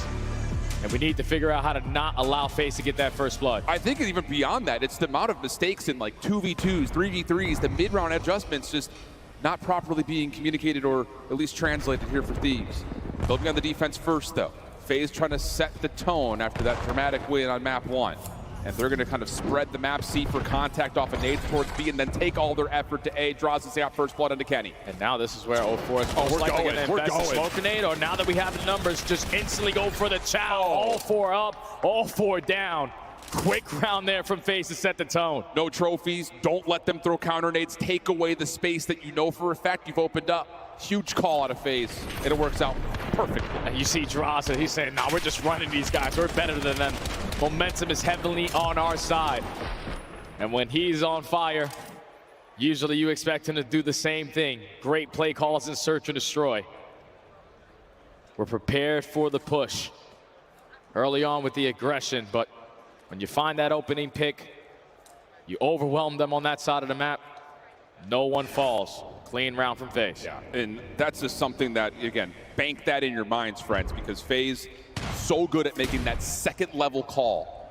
Even if they're down a man, we've seen them on defense do a really nice job of getting numbers back quickly. Abizi trying to get a feel out, but it's 04. First blood from mid-tunnel across the map. Feels a bit inexcusable, and here we go again. We've got numbers. We're going to take the gunfight to you. Kenny's in some trouble. He's able to find himself at least a little bit of reprieve, and Kenny pops up to find the trades down to Abuza for the 1v2. Yeah, Abuza didn't even try to get close to his teammates there, but somehow, some way, on the angle to watch the pinch, Scrap gets behind enemy lines. Now in a 1v2. Spots out the first, not able to hit the shot, but that's all the information gained. No wasting any more time. Hit the bomb down. Post plant setup will default to P2, and the quick snipe not going to land. No chance to get the Jaeger back up. Good response from Thieves. I think importantly so, you stop FaZe from that, again, that extra second push once they get first blood. And even early into that round, the fact that FaZe is still able to walk away with that first blood with the information that Thieves are able to gain, like they were all pushing through that B site. Hydra still gets caught off guard through tunnel for that first kill. Thankfully, you had Scrap hit his route. Works his way behind that A site, wins a one-on-one while his teammate secures the second. And Abuza, not the gun for the occasion, not in a position to try to clutch up on that round. LA tie the game. Again, you just have to have a response like that. You cannot allow FaZe to just get away with that secondary level push. So good response. FaZe, similar setup that they had in round 1. Look for information off of the defensive nades first. Not a lot of information given, though. Thieves also happy to play a little bit more reactive to what FaZe want to throw at them. Stuns and nades getting invested through top mid. You still have no indication of what the setup is looking like. 04 forced an out, back on down. It's already been 30 seconds off the game. You saw Simp stun up top. It looked like that was going to be some sort of a commitment call if he gets info of we're going to go B. If we don't, we're going to try to hit A. But 04 Gets tagged, and well, then Scrap connects. That shuts down the play pretty completely. And look at the setup here for Thieves, trying to stop him over towards Tunnel. Force out a team kill, gets Abizi into a position to try to get the 1v1. Oh my goodness. Rubber bands off the statue to find the final. And Thieves now at the edge. Yeah, it helps when Scrap is finding successful kills in that first blood category. Shut down the playmaker in 0-4, forcing to flood their way through Tunnel where your teammates are ready and waiting. Helps when Abuzi gets a team kill because you still keep the numbers on your side, and it also helps when you got an Abizi on your team to close out that round. Another cause and effect, though, of both teams playing passive in the first 45 seconds, you get a read that, oh, they're stacking towards B, they have to come back through Tunnel. So good kind of congestive play on the defense for Thieves to get the reaction. And that's what we need to see, mid-round calls like that, being aware of the situations to the highest degree. Early nades on both sides coming directions over towards this P4 position, but largely, say no tags initially, but a late stun does land onto Scrap, and Thieves will have to kind of take the time to clear out these close corners. Yeah, Scrap's just trying to be the island player now. Whoa. Scout out information over towards this A site. Nade not able to connect. Gobi. Tags. BZ just making sure nothing's over towards Tunnel. He's got a deep nade set for Rabuza. Not gonna land. Droz is able to still find first blood. That's under bomb carrier. Not great news here for Thieves, a bit stuck. Yeah, he just was expecting it to be a one-on-one gunfight, not a 2v1. So the team shots for FaZe give them the early advantage. A lot of information to go with it because time is taking 35 seconds to go. FaZe have yet to budge. But Abizi does collect the bomb. Re-wrap back for the FaZe defense. Looking at something at mid. Hydra will drop, and this is that mid retake out of FaZe late in the round. Easy does it. No problem to tie us to 2. It's just difficult when Kenny's thinking, all right, one-on-one gunfight. Yeah, I stand a pretty good chance, but when you slide off the head glitch, you give a different angle, and that's where the team shots come in. FaZe only allowed one player to fall all the round. So both teams taking the slow and steady approach right now. Have a tie game. The chess pieces are moving, though. How much can you condition one another? First blood battle, so far a small edge for FaZe, 3-1 there. A lot of it has come by way of their offensive side, too. Again, finding that first blood and taking away space quickly. As once more, we just kind of spread the map a little bit and feel each other out. Just kind of throwing little jabs, see where we're at. Also trying to look out for where Scrap is. And if he's running that sniper, does have it in hand. No one has yet to give him any information, but Droz is going to peek this. Scrap's not going to have the angle, and he just gets that info and gets out. Yeah, Scrap's just playing off his trophy, knowing that if they can't get info off of nades, they might try to double jump that, but not the case. FaZe's going to try to commit early over towards B. Thieves quickly on the response defensively. A couple of nades will come through, and it will force FaZe back over to Tunnel. Kenny is the defender nearby. Trophy system has been depleted on the Thieves defense, and Droz is going to reinforce this hit with one of their own, trying to get the plant down as Simp, and no, he can't get it planted. Abizi finds first blood. No immediate trade, but we get to a 3v3 with 30 seconds on the clock. And Abizi just has to value his life. Hydra tries to keep him alive, and now Abizi needs to get the trade, and a great finesse there out of Droza to still keep the man up. 1v2. Scrap with the scope. FaZe have to have the onus of planting, though. Oh, he's found himself a drop-it to work with. And he's also guessed correctly. Who's first shot is in. They know it's Scrap, so you cannot shoulder this again. You know he's got a scope in his back pocket. And they're just going to double jump him. Yeah, why not? That'll work. 3-2 upper FaZe. Yeah, that's the way you beat a sniper, holding down an angle. Just give him too much to focus on there. Does not take a shot. Overwhelmed with pressure out of FaZe. Don't find that early first blood, but you instantly get the trades. You keep the numbers on your side. You don't allow Scrap to have an impact on the round. Advantage now, Vegas. Round 6, is this where you try to do something maybe a little bit more unpredictable? We've seen a lot of, again, both teams respecting one another in the first 30 seconds, trying to get as much information gathered as possible with these nades, whether they're throwing them and connecting or just reading what's being thrown against you. This time Droza by himself at A. Lots of nades going his direction. FaZe have shown us this before on this map, where you try to get both SMGs up to that mid-tunnel, but Scrap has pushed them back. Yeah, you got to be able to read this time around. When they got aggressive left side through that B site, they most likely have to go with tunnel as well. Get some information through top mid. It's already 30 seconds gone away, and you're still in your base. Yeah, they're going to try to bully out Draza. But keep your eye on number 5 in white. If FaZe feel the pressure at A, they love to try to get a contest up top. And you got 0-4 down low, who wins his first blood battle. Trade comes through, but Simp again up top of the staircase shuts down Kenny. Bomb planted. 2v3, Scrap. Whoa, he's going to force a team kill to the pistol. Oh, not quite able to find Abuza. Hydra for the 1v2. And Hydra sitting at 0-5, man. A crucial round if you can clutch this one up, but Abuza's expecting the flank, reads it to perfection. And Thieves, even though they got the bomb down, they turned it into a 3v3. Every time one of those engagements go down, FaZe have a player in a position to always get the trade. 3 rounds in a row now for Vegas. 2-round lead now. Legitimately, I thought Scrap was about to just win that round by himself. What an idea. Not quite. First Blood's now telling the story exactly. 4 for FaZe, 2 for Thieves. And this feels like one of those rounds that Thieves need to show us something a little different. Change how FaZe are approaching this map, because right now they're doing all the stuff we've seen them do all weekend long. Yeah, and Hydra sitting at 0-6 isn't helping. No. You need your aggressive SMG. Start to get it going. Tournament lives on the line. A very crucial round here. Look how aggressive Scrap is playing on B side. Yeah, Uza the one playing over towards that Godheady.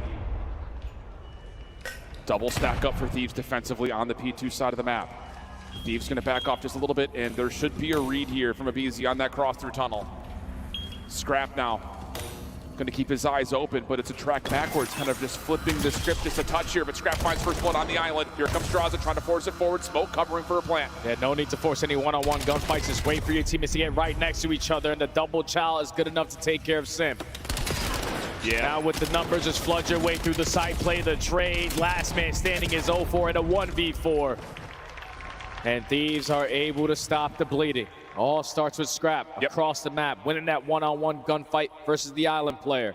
Regrouping with his team, fighting guns with guns. But we got one extra. And Thieves now down by 1. Yeah, and that's just what you want to see, legitimately. Small changes to what the setup looks like, but again, that quick commitment in the mid-round.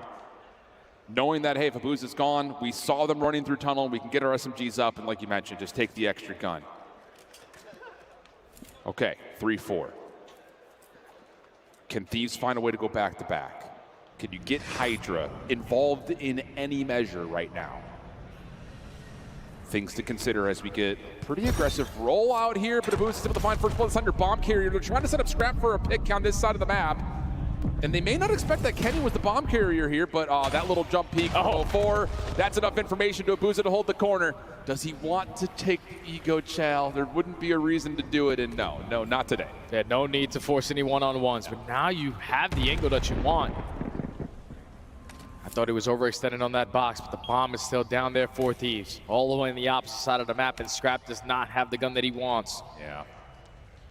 Not looking good, but you have to make some sort of a desperate play. Here comes isolation over towards Draza. Help is on the way. Hydra backs off. You still have time to collect the bomb here, but Scrap is again trying to create an elimination, and it's not going to work out. So Hydra, there it is. The agency is called, and FaZe find themselves on map point. It's just these early first bloods keep on hurting them. Yeah. The fact that your island player this time on the opposite side of the map is Kenny with the bomb in hand. Abuza with the jump spot. Catches the angle, peels in and gives him a haircut. Just forces you to be a lot more active. Yep, that's just a great shot out of a great player.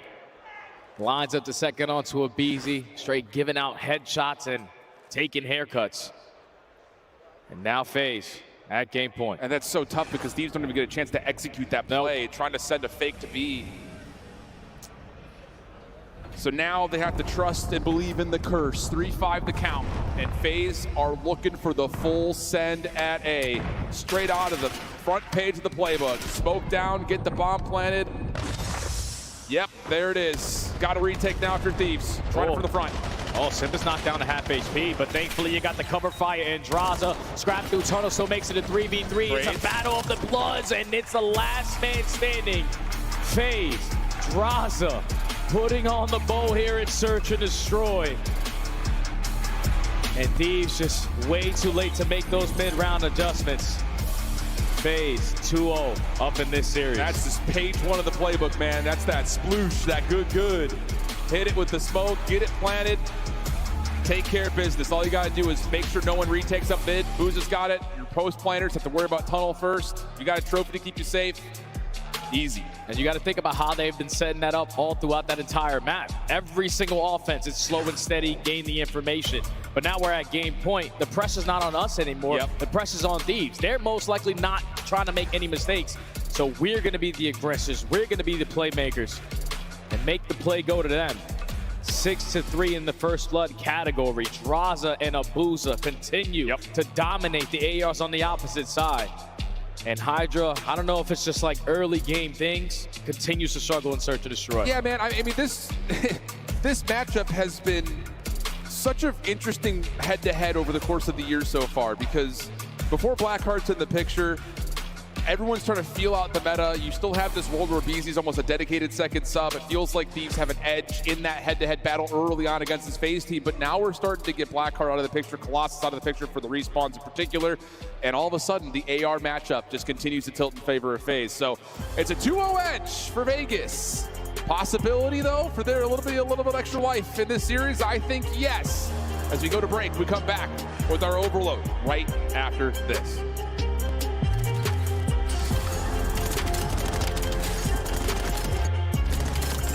Come on, you breakers! Let's go, baby! Come on!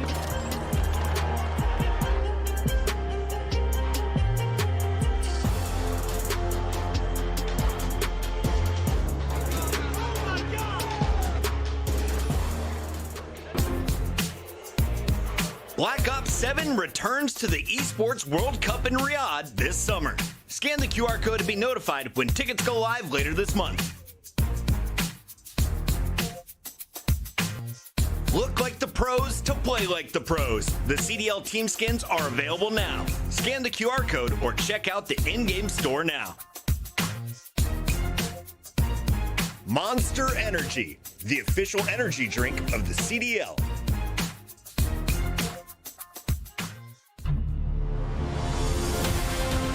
Let's find out who's built for the big save. Heretics ready to dive in. Thanks, Tim. 4 and Snoopy. Come on, once more. But Hydra with the switch impossible. He's making top room. So damn happy. Insights. Down Abuza. Dominance on the grandest stage.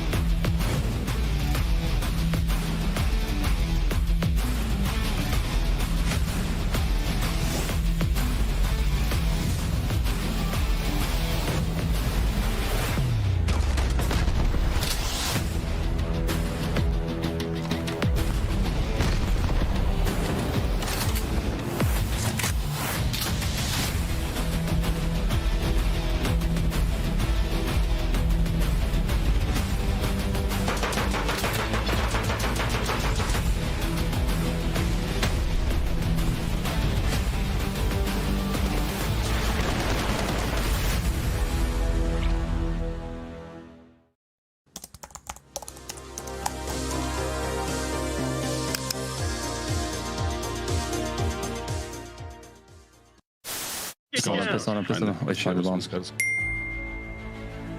We're playing the bomb. Oh my god. God, ball, come on, give it to me. Bomb is armed. No, I don't think it's behind you, behind you.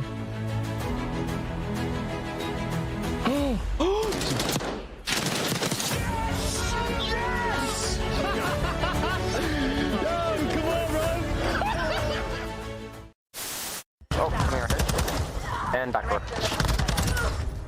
Oh, no. I'm coming alley. Oh my god. Oh my god! The paternity test is in. I am the father. In honor of our Father's Day, we're going to have a friendly competition amongst the dads on this show. How many dad jokes can we fit in? Well, I have the opportunity to go first. So, Allie, let's take the lead right now. Why can't bikes stand up on their own? Why? Because they're too tired. Got her! All right, let's keep this moving, Nameless, because we got a lot to talk about starting here with the standings. Welcome back to Dallas, and shout out to our boys checking out all the action in the pit. In particular, of course, the Bush Gaming guys. How about this? Going up against Stallions, two of our big watch party boys. Stallions, absolutely. Not today. Round 11. Earlier on, Bush able to find the edge and continue this upper bracket run. I'll tell you, man, this is going to be a thrilling finish at Challengers. We had the #1 EUC get knocked out by Fame, Prof, Radial, unbelievable, and Noisy, guys who are like way out, barely even playing the game anymore. And of course, you've got a lot of heavy hitters out of the North American Challenger scene still alive and well. And who knows who gets picked up after this event. And there's a lot of talent down there in the Passion Pit. You can already feel the pressure if you are a professional right now that if I'm not playing good, probably my spot will get taken. For real. But enough about challenges. That's going to be going on if you want to watch it. You can see it every single link on YouTube. /COD Challenges. But back over to the main stage we go. Where if you are FaZe, you are feeling on top of the world. For real. You made your adjustments on the Search and Destroy and dominated that Colossus. An insane comeback on the opening Scar. But job is still not done. A square up here on the Overload on Exposure. When we just saw Thieves win it, the same thing could be said for FaZe. A 1-point difference. One got a victory, one got an L. So some adjustments need to come in quick, especially for LA. It's just been really interesting watching how much this map has changed over the last couple of weeks. The opening battle for the first EMP feels like it is the entire half. You get that first score, you set up everything into your name.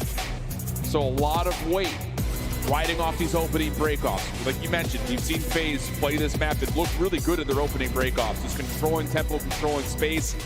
Can Thieves change that up? Can you find something out of any of the SMGs that are likely to load in to take away space, create chaos early? Yeah, we need to make sure we have good team pushes here if you are LA. Because they had a lot of opportunities in that series versus Paris. Potentially tie the game and try to force that map #4. But FaZe looking for a clean 3-0. All about the battle for the mid-map control. Want to be the team initially to find the fights, but no one challenges early dirt, so Hole 4 has the opening, and that's already 3 dead. That's a really cool breakoff for FaZe, just double hitting down dirt, and that's going to lead to an instant breakdown of the Thieves setup and a chance to possibly score here. If Sip can find maybe just one, finds it easy first. Pistol win for Kenny in 04, trying to force it forward, will be shut down. So a really cool breakoff for FaZe, but battled back nicely by Thieves. Yeah, he was just hoping that Sim could, have one of those Sip moments, pop 3 in the feed. All right, we got to score. He's only able to take down one. The goal line stop is in, and now Drazah trying to work this pinch. Does get spotted out by Kenny off the respawn, and now if you're LA, you're panicking a little bit. FaZe are hunting it down, but the EMP gets an exit. Hydra also finding a couple eliminations, has Scrap motoring forward through dirt. But you got to win back mid-map. Hydra gives you one, Scrap follows up. Now you have a chance to pivot if you so choose with FaZe coming off spawn. Yeah, where's the lead blocker going to lead out to? All of FaZe are ready and waiting. You find the first gunfight over at the A point. You find the second one with a name, but it's Abuza again. This time lines up 3. Push gets shut down. This guy's a guarantee, man. He's an absolute guarantee. Hydra trying to keep the play alive in front of the EMP, which is close to resetting, so he'll grab it. But still, Abuza is hard scope, but what a win from Hydra. He's low though, and Sip knows it, finds the trade, and will reset. You gotta make sure you spot everybody. Potentially before they shut you down, because they get that gunfight, and now Kenny from the front door trying to retrieve it and go for the score, but it's Abuza again. Yep. The goalie here for FaZe. Stops the push, now EMP off the rotation. It's a sure thing, it feels like, with Abuza right now. 04 able to at least force a team kill onto Abizi. Thieves are trying to hunt down this EMP and see if they can get a free score, but all of a sudden FaZe have stabilized. Tiny Terrors meet each other once again, this time down towards dirt. Look at the space that's being allowed here for Thieves to take. A little up and over for Hydra doesn't work out. Kenny follows up, and you still have Abizi trying to watch the cross from top ring. They usually don't see the park the bus strategy when there's 0-0 at the score, but Thieves have so much pressure on the match that you're forced to play like this. Didn't allow the reset to go down. You're just banking on kills off the respawn, and this time it's Drazah able to line up 3. Your EMP carrier does fall. The only one here is going to be Hydra, but your base is clear. We can get out now. Man, that got a little too tense. Little flip by the tank as BZ takes down Simp. Abuza, telling you, guy is a guarantee. 8-4 now for Abuza, trying to clear out P2. Thieves in position defensively.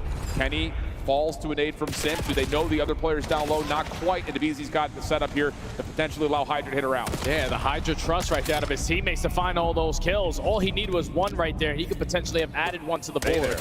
But he gets picked off. Now that's all 4 dead, and FaZe is just running it straight towards A. But 04 stunned up, dealt with by Hydra. How many more can he possibly grab? Nice shots from Drazah out of the pistol, 5 in a row. Abuza able to find you another. Kenny, last one there, but Simp's pinch works out. First score goes to FaZe. That's insane, man, because FaZe are on the back foot a majority of this entire round, trying to fight out of their spawn, and the first time they get all 4 dead. Uh-oh, here we go. They instantly have a lead blocker, but Thieves are looking for the immediate response. You do have Drazah behind the plate, but does he get an angle on the EMP carrier? Not quite, and it's an immediate counter cap by Scrap. Plus exit kills. Hold on a second. Abuza's the last one standing. FaZe spawning behind this route from the Thieves. And honestly, Abuza might be in some big trouble here. And yeah, Drazah's going to call out the Hellstorm to kind of keep this safe. Yeah, that's all it is. No, Abuza was going to be overwhelmed. You weren't in a position to stop this, but somehow, some way, he kills himself with it. Doesn't even matter, though, because that's 3 dead in favor of them. EMP dropped down at the middle of the map. Scrap still unaccounted for. Now that's everybody you're accounted for, and you got a lead blocker in Drazah. You got to go B. Yeah, Thieves coming off spawner, more investing in the middle of the map. Hydra trying to scout this out and does catch Drazah by surprise. So now you look down to the minimap, you tally the current positions. Thieves defending from the front. You've got a BZ on the route from behind. Abuza, surprise, dealt with quickly, but the trade is almost instantaneous. So for your FaZe, you can still hold on to the EMP down low at P2. Yeah, 04 is just finessing with that EMP, dancing with death. Now the teammates are here. The cavalry has arrived. Yeah, potentially for this last score. The last defenders have to try to stack up towards B. That's the imminent threat. The BZ will drop. Stun up top, lands. And now you have an opportunity for Abuza to clean up this top ledge position. 04 trying to get there, trying to force it forward. Wins it with the pistol, and it's a late score. 2-1 the count going into the half. Basically, that entire round, FaZe is just on the back foot.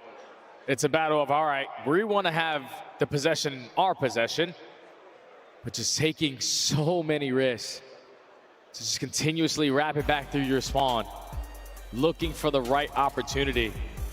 And with all that finesse, eventually kills go your way, and thankfully you got the goalie in Abuza, who kept it safe every single time at that A point. A 1-score advantage going into the half. Thieves need to come to life right here, right now. What an absolute spree in that last 2 minutes. But like you say, Thieves the ones who have to come out strong here and get this thing back to tie. Hydra, quick route, learns his lesson about that FaZe setup down low towards dirt, checks it first and then finds Simp for free, but Abuza again, dude. I mean, at this point, as BZ finds one, Abuza's got the grab. He's going to try to run for this. Does he get the pistol out in time? No, Hydra's double saves the day. Big double there out of Hydra. You got to play in a position that potentially would have cleaned it up just in case he did fall. And now, Thieves on the attack. A BZ trying to go right through the bottom building. Puts down shots while the rest of his teammates are working towards B. Scrap finds an opening double, but there's no lead blocker. Hydra's got to slow down. It's just on to Drazah, but Hydra's able to find him with the pistol, and that will lead to an immediate second score. Abuza coming off spawn, trying to keep things safe because you still have Thieves trying to run some pressure here. BZ's on 5 all of a sudden, trying to dance with Simp, but not able to find the full win. Scrap able to keep the position alive, but Thieves coming off spawn need to get here to try to help, and as he gets taken down, things will start to stabilize again. Yeah, but you take care of the guy that's working mid-map, and you're most likely banking on FaZe. Everyone else will be on the backside of this B point, and now you are finding the kills. Hydra on the pinch.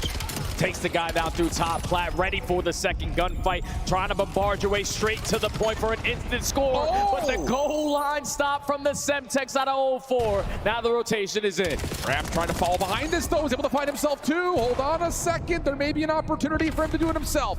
04 in the corner. Nade stuns, just trying to keep Scrap back, and the kill comes through. EMP now in the hands of FaZe, but Hydra forward position unexpected. But Abuza again Death, taxes, and Abuza coming up big. Seems to be the only guarantees in life right now as FaZe can get back on control. 3 minutes left to go. Realistically, if you are FaZe, you don't want this reset to go down because you don't have anyone in a position to play for it. Now you have a 2v1. You just got to take care of aBeZy, and you find it cleanly. You can go straight forward because the only one else wanted Scrap. They're too far behind this. Scrap able to find the EMP carrier, though. That will give aBeZy a chance to jump in, and more importantly, Kenny a chance to slow things down a little more. Off the regen. Big win from Sim. That's a double for him. Abuza trying to step up to get this thing through. Pistol! Oh! I'm telling you, the 3 guarantees in life. As Abuza's not done trying to get it over, but no, can't pull up the EMP, and now Drazah stuck. And Josh is just going to fall. They had information onto him. Now Thieves in the possession of the EMP. But walking right into Simp, who lines up a double. He could just grab this and go if he decided to, because neither player from Thieves are in a position. The only one now is going to be aBeZy. He wins the most important one-on-one. You got to slow down now if you're FaZe. Turn though for Sim. Able to find the trade onto Hydra. You've got Drazah watching the crossover towards Ring. Sim's going to try to give this an effort over towards A, but it's just a show of force because off spawn, here's FaZe controlling mid. Decision time, 2 minutes to play. Are we going to try to wrap Ring and get this over to A? Or are we going to try to find a couple extra kills and possibly flip it back? Might not need to, as they get the bait and switch through mid. They get the score, and FaZe are now up big looking for spawn traps. Yeah, don't let Simp get a kill, because if he guarantees himself a Hellstorm, Gabe, he's going to shut you down. And he already finds it. Kill number 5, almost locate kill number 6. But 0-4, your job is to just play keep away, catch the guys off spawn. Another 3 dead, EMP in the hands of FaZe. Trying to basically close this game right here, right now. Yeah, this is an opportunity to score it with the Hellstorm coming in. Everyone's stuck inside of P4. 4-2 the count. And Sim still finding connections. He's able to take down 2, and hold on a second. You know you have the rest of the Thieves trapped here. 0-4 is looking for a little bit of extra punish. Drazah on the other side, no, not quite. So Simp will get a grab, and this is what we saw earlier today. Later, I'm out of here. See you in my spawn. No need to make any more plays. You're up by 2. Let's park the bus a little bit. You're gonna force LA Thieves to be a lot more aggressive on the map. They find 2 kills. Yeah, hold on. So you have them trapped. You've got a perfect setup here, honestly. Simp's just trying to stay alive. Abuza gives you 1. Pistol works out, though, for Simp. Trying to dance, not going to find the kill. Now it's just down to can you watch these crossers? Hold on a second. You can boo all you want. It may have fueled up this Thieves offense. They get the score. Park the bus. You need to keep the registration active, though. 3-4 the count, and now over to P2 we go. Yeah, we're losing the fight still. We're losing the numbers battle. Now it's all on Hydra to just value his life as long as he can. He's able to find 1. But when you lose that last player, FaZe can just retrieve the EMP, and now you got 20 seconds to break the bus again. Here we go. Scrap quickly. Trying to come around the corner. Not going to happen this time. Time too much of an issue, it feels like. And yeah, aBeZy will be shut down. Oh, man. You thought for a second that little breakdown may have allowed Thieves a chance, but just not enough time on the clock. FaZe are going to get some revenge, find themselves a 3-0, eliminating the Thieves and moving on. And Drazah letting them know about it. You boo this guy walking up to the main stage, it fuels him. And he has another one added to the tally here versus Scrap. It's just an insane series there from FaZe, and it's all built off of the momentum that they gained in that map. Number 1, you're not supposed to win that. Thieves were in the driver's seat for every single second of that game until the final 15. And then you make the adjustments, you fix them on the Colossus. Abuza sniper is felt and not eliminated early into that game. And then it was a square up here on the exposure. So some streaks starting to develop. Team pushes out of FaZe, way too much to handle. And Thieves, unfortunately, are going home on an 0-6 map count on the day. That's tough, man. I think especially, again, when you look at just what that means in terms of your ability to compete against the top teams that are out there. I mean, to be fair, again, the 3-0 versus Paris may not feel like a full-on 3-0. Yeah. Just mistakes that really plague you in the Surge, and the same thing in the Overload, right? But the hard point's tight. Kind of the same situation here early. You make a couple of really good openings happen for you on the Scar, but you just can't quite finish off, and Abuza just continues to drag this team from the grave into a winning position, man. It's just been unbelievable for FaZe to see that out of Abuza. Yeah, that's now 2 teammates, former teammates of Simp that he sends home back-to-back. Cellium was the first. Now the Tiny Terror duo in aBeZy gets sent home as well. Just if FaZe's ARs are going to play like that, yeah, like, it's going to be hard to beat these guys because their teamwork makes the dream work. Their S&D mid-round adjustments are basically unstoppable. And when 04 is in the mix, yeah, this team is tough to beat, man. Can we make a bold call and talk about like the team that might be best at a Colossus or a Blackheart may win this event this year, or this particular weekend? Because it does feel like everything is coming down to we want to stay away from that and play ARs. Very well, maybe the case. Maybe. We'll see. Hard to say. But Abuza, again, Death Taxes and Abuza. He's on stage with Blaze for our final reactions. Ladies and gentlemen, show some love to FaZe Vegas. They will go to Championship Sunday. Abuza, as you know, sometimes y'all get the boos, sometimes y'all get the cheers, but you got the best teammates next to you. How does it feel to be able to win a key matchup like this in a 3-0 fashion? I mean, it feels good for sure. I mean, I trust my teammate. We have a good team. We know what to do. We knew we could easily like win this match for sure. So we just play confident, and that's what we did. Exactly what you did, Abuza. Now, it looked like the confidence may have been fleeting or it wasn't there in that map one a little bit when you guys were down, but you managed to make that comeback. Talk to me about it from your perspective of how you guys managed to win map number 1 and take that momentum away from Thieves. I will say the first 1 or 2 rotation, I played like really bad. I make so many mistakes, but we just locked in and we just make like a good comeback for sure. That was good. That was great. It was a fantastic comeback because, you know, it was just a huge series swing right there, you know. We kind of saw Thieves defeated going into map 2, and map 3 was really close, but, you know, during the break, what did you guys talk about going into map number 3 to make sure you close this out and not go to a 4th map? I mean, again, like we just trust our practice, to be honest. Like we know what to do on every map. We know we can beat everybody, so we just trust our team and we just play our game, simple as that. Simple as that, and the trust goes a long way. It is taking you guys back to another Championship Sunday. Now, before I let you go and you get ready and you start preparing, anything you want to say to the fans? We rarely get a chance to talk to you, and I know you got fans all around the world. I mean, thank you so much, guys. You guys are insane, and love you. Thank you again. All right, everybody, that's going to do it for me and Abuza here on the main stage. Chris, one more to go. The Belgian boss man getting the job done for Vegas FaZe tonight. A hot 3-0 was not expected by some of the desk here. We welcome Miles Ross alongside Rosalie and Nameless. And I want to start with you.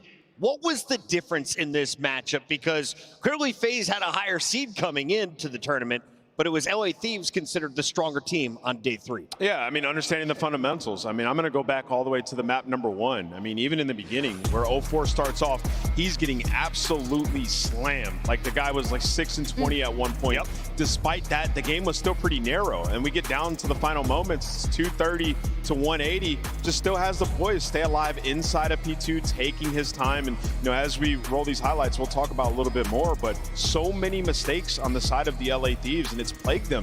These guys have not even won a map in the last 2 series. Here's a look at map 3 highlights. Abuza with a hot hand. Draza continuing to contribute, but you got to give credit to 04 and Simp. I love what we saw on the front line tonight. Yeah, we 04, there was a lot of criticism at the start of the series, but they were still winning. I mean, let's face it, man, Draz and Simp, they've managed to take down their former teammates today alone.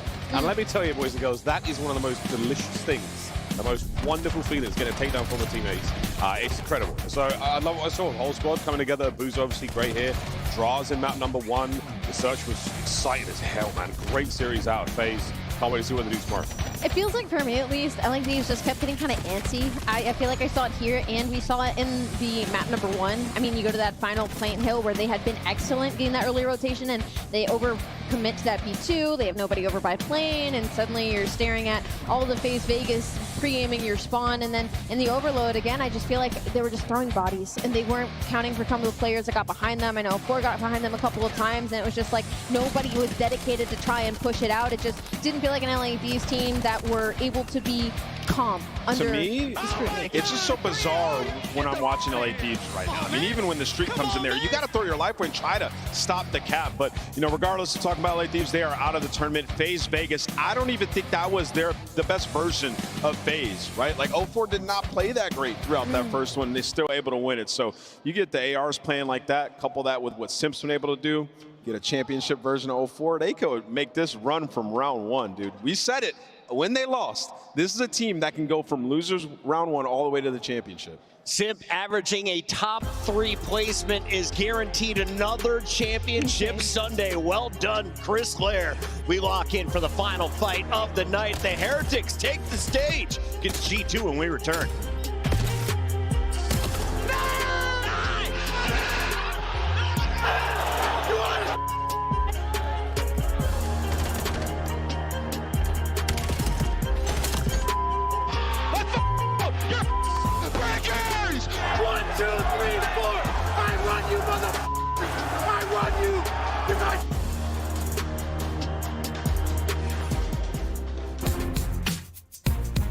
Black Ops 7 returns to the Esports World Cup in Riyadh this summer. Scan the QR code to be notified when tickets go live later this month. Look like the pros to play like the pros. The CDL team skins are available now. Scan the QR code or check out the in-game store now. Monster Energy, the official energy drink of the CDL.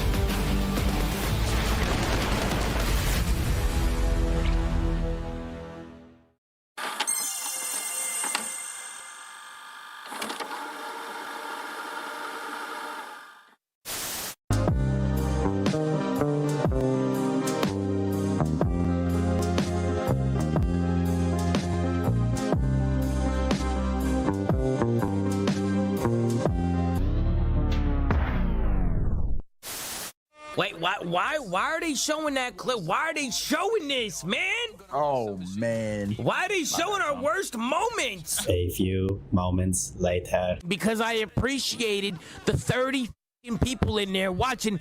Why the do they keep showing it? They added it to the montage. They added it to the montage. Oh, man. You're telling me that they added that to the montage? They're playing my court. They have to play. They are both water.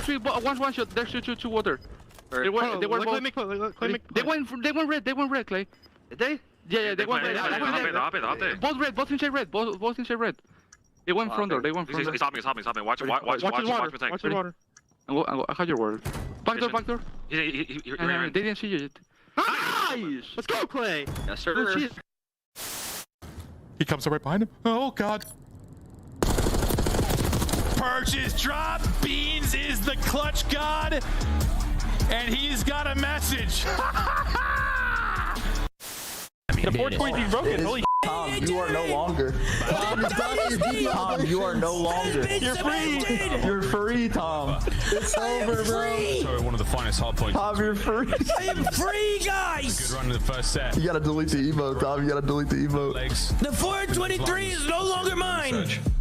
Yeah, you gotta delete the emote, bro. It's no longer yours. In Texas, they found a lot of things now, Tom.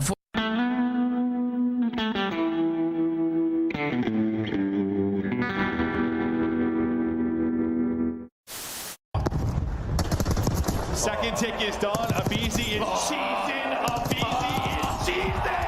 That is filth. Series isn't over yet. FaZe now a chance to smile. I feel we're gonna be really good. I like your trophies. Which one's your favorite? Yeah. Honestly, I don't know. This one seems like insane. Look at this one too. Like, this is crazy. Like the golden nut, baby. The diamond nut. Excuse me. You know what I'm saying? How could I not be like? how could I not feel like I'm not gonna lose? You know what I'm saying? Like, come on. Yeah, and that's what I was gonna ask you is like, Sib, you're coming into a winning culture. These guys won champs. We obviously. Down to 3 for either side. This is going to be it. Last ditch attempt. Flying on the point. Joe Deceives gets his. But 3 seconds to go. You've got to get on the zone, lad. Fresh mag. Send it. Wins it. Oh my God. It's a 2v1. Diamondcon. Can you do it? The boys are on the capture. It's now a 1v1. What a round of control. Diamondcon, if you win this. God damn, what a round. We're in the middle, run. I'll get bomb checks. I'll go top and get bomb checks. Hold pinch fire. Make sure somebody gets bomb checks. I'll get bomb checks. He can go third. I'll go mark. He's telling you. Back him up. Not weak. He said, he said. What was that?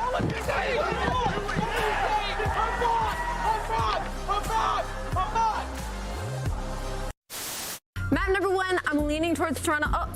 Oh, Joe, I think we have a gift for you. Oh, it's early Christmas. Yeah, I missed out on the whole Christmas memo. Did you guys send that one back? Do you need a receipt? I got the receipt over here. Yeah, receipt. What's the return policy on this thing? I think 24 hours. Do I have to open this? Yeah, you have to open it first. I do?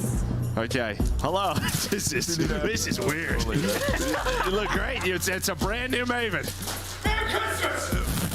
Yeah. They really got that on tight, huh?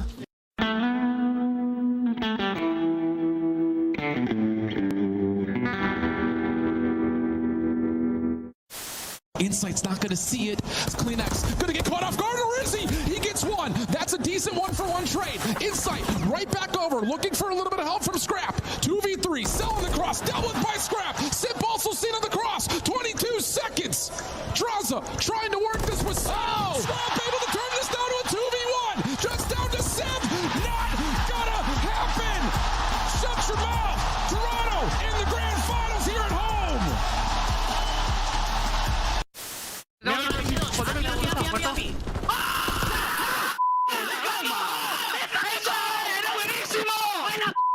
¡Vamos, Oscar! ¡Vamos!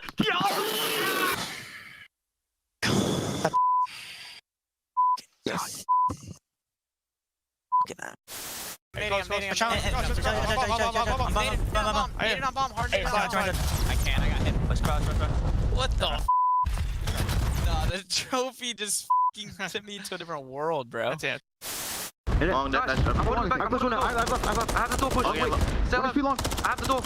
Use your 2 front door. Let's get front door. Let's get front door. Watch your front. Nice one. Stay alive. Oh my God. Let's go. Baby. We're sweeping them. I promise you we're God. Oh my God. I'm a big stepper when I walk, money maker when I talk. Another boys on a mission, never put them in a box. Clawing to the top, jaws open while they watch. Yeah, I'm getting to the chicken, I ain't never gonna stop. I'm the life of the party, know it's going down. If they wanna talk about me, I'ma tell them how. I'ma tell them. Everybody wanna be like me, fast lane, steady whipping 2 doors off speed. Everybody wanna be like me, but that's something that they never gonna be. Oh my God. Oh my God, they can't get a kill! Oh my God, Ray push everything. I can't look to where they. Oh my God! I can't look. Oh, they're in the play number 4 pushed up! He's gonna get 2! Oh my God! Oh my God! Oh my God! They just made a 90-point comeback! Are you kidding me? Oh my God! Yo, Rancor is him. Yo, I'm about to tweet about it. I'm not even kidding. Oh, I can't believe that just happened, bro. That's it. They're getting 3-0'd. That's it. They're getting 3-0'd. What the That was a scam, bro. Heretics stealing away the game from Vancouver. They go on to dominate that series, and now they are here playing for a spot in our top 4. G2 Esports in their way. And G2 looked like a force on day number 1. They had a bye yesterday, Study. What's going on day 3 with them? Yeah, they just ran into a very hot Optic team, man. Like that opening map, you start down by 90 and you're trying to rally a comeback in. It's just way too late. Search and destroy. You're throwing away rounds that you probably shouldn't. And then you get to the overload, you're just getting juked out of your socks by the nukes. So G2, hopefully they've been able to shake off this loss because Miami, they're going to be ready for this matchup. Rosalie, let's take a look at our rosters. Our squads have been firing through the brackets. Yeah. And you can see the performance by Rancor. A 1.42 leads the entire league. How is he getting this done? He's just unbelievable. He's just really good at his role. We saw it. We got a glimpse of it last year. We're getting a glimpse of it now. And what's crazy is he's putting down this damage as their main AR. Usually you see those numbers from your SMGs. So that's why he's comparable to players like Dan, like Mercules. And for Miami Heretics, they've been unbelievable at Search and Destroy this weekend. That's going to be their biggest strength. A little bit off of the fact that Super is dropping double divots almost every time they load it to the game mode. And they won both overloads, which again, the top teams are good at overload. We just saw it from Vegas FaZe. It's a way to make a statement in the middle of the series, either close out a 3-0 or just reduce all hopes when it comes to that next respawn. Is a 1-goal lead or win impressive to you guys? I'm still trying to get the scale figured out here for Overload for the different maps. Yeah, I mean, there's a lot of nuance to it, and I would say specifically with the Miami Heretics, it's impressive because of the way that they're doing it. Early round, you saw in the last Overload that they had, getting an early lead and just controlling the game the rest of the time, right? So clearly rehearsed for them, even more impressive on the pregame. They're Search and Destroy. They're the best Search team, in my opinion, from what we've seen so far in the majors. On the other side of this fight, we have Minnesota, a squad that has been so tough to cheer for the last 2 years. So many failed Game 5s last season, but this is a new January. You look at their numbers, they're 4-4. First, though, an opening duel rate. Talk to me a little bit about the Search from G2. Do they have a chance of finally handing Miami a loss? Oh, yeah, without question, man, because when you look at what this lineup does, especially on maps like Scar, you got the King of First Blood in Skies, and then all these number situations, you're usually walking away with it. You got playmakers galore between Estrio and Kremp. Just in that series versus Optic, and man-up advantage, you're still throwing away some of these rounds. So nerves potentially played a part there. And they're going to need to be on point. When you see these numbers on the screen, that's got to change. Just a couple of mistakes in the Search, Jay. I mean, they get over towards B twice and just get retaken. Like, versus a team like Miami, that cannot be the case. No. We know that they're going to all come flying at the exact same time. So the communication has to be way tighter for G2 as they're on their offense pushing towards site. Allie? Wanted to sell the Minnesota story just a little bit because, I mean, you're talking about a team that went to 3 Game 5s back-to-back, lost all of them. They've made a huge turnaround, and now they're 3-0ing team. So they're getting ahead earlier in series and closing out so they don't have to put themselves in that type of position. Don't go to a Game 5. Seal it early. Let's see if they can get it done here. Here are your scuff maps and modes as we go to Scar Exposure and Scar again. Sonny? They might need to go to a Game 5 because of the later half of this series. That's where I'm favoring G2. When you get to the Black Heart, when you get to the Scar Search and Destroy, just somehow, some way, you got to get to map 4. There's no Kremp losses in this series. Is that going to be a problem for G2? I mean, like Jay said, they got to find a way to get to the last 2 maps. Like, this first map's an opportunity. But yeah, Miami's a tough beat, man. It's time to lock in the final scuff pick'em of the night. Nameless, do us the honors. I picked G2 earlier, and they got slammed 3-0. I'm going to go Miami. They gave me a jersey, so I'm picking Miami, and I think they're the better Search team. Easy sells. Valid. They also did give me a jersey, but this isn't a biased take. I'm going to go with Miami Heretics. I love this team. I think they're unbelievable.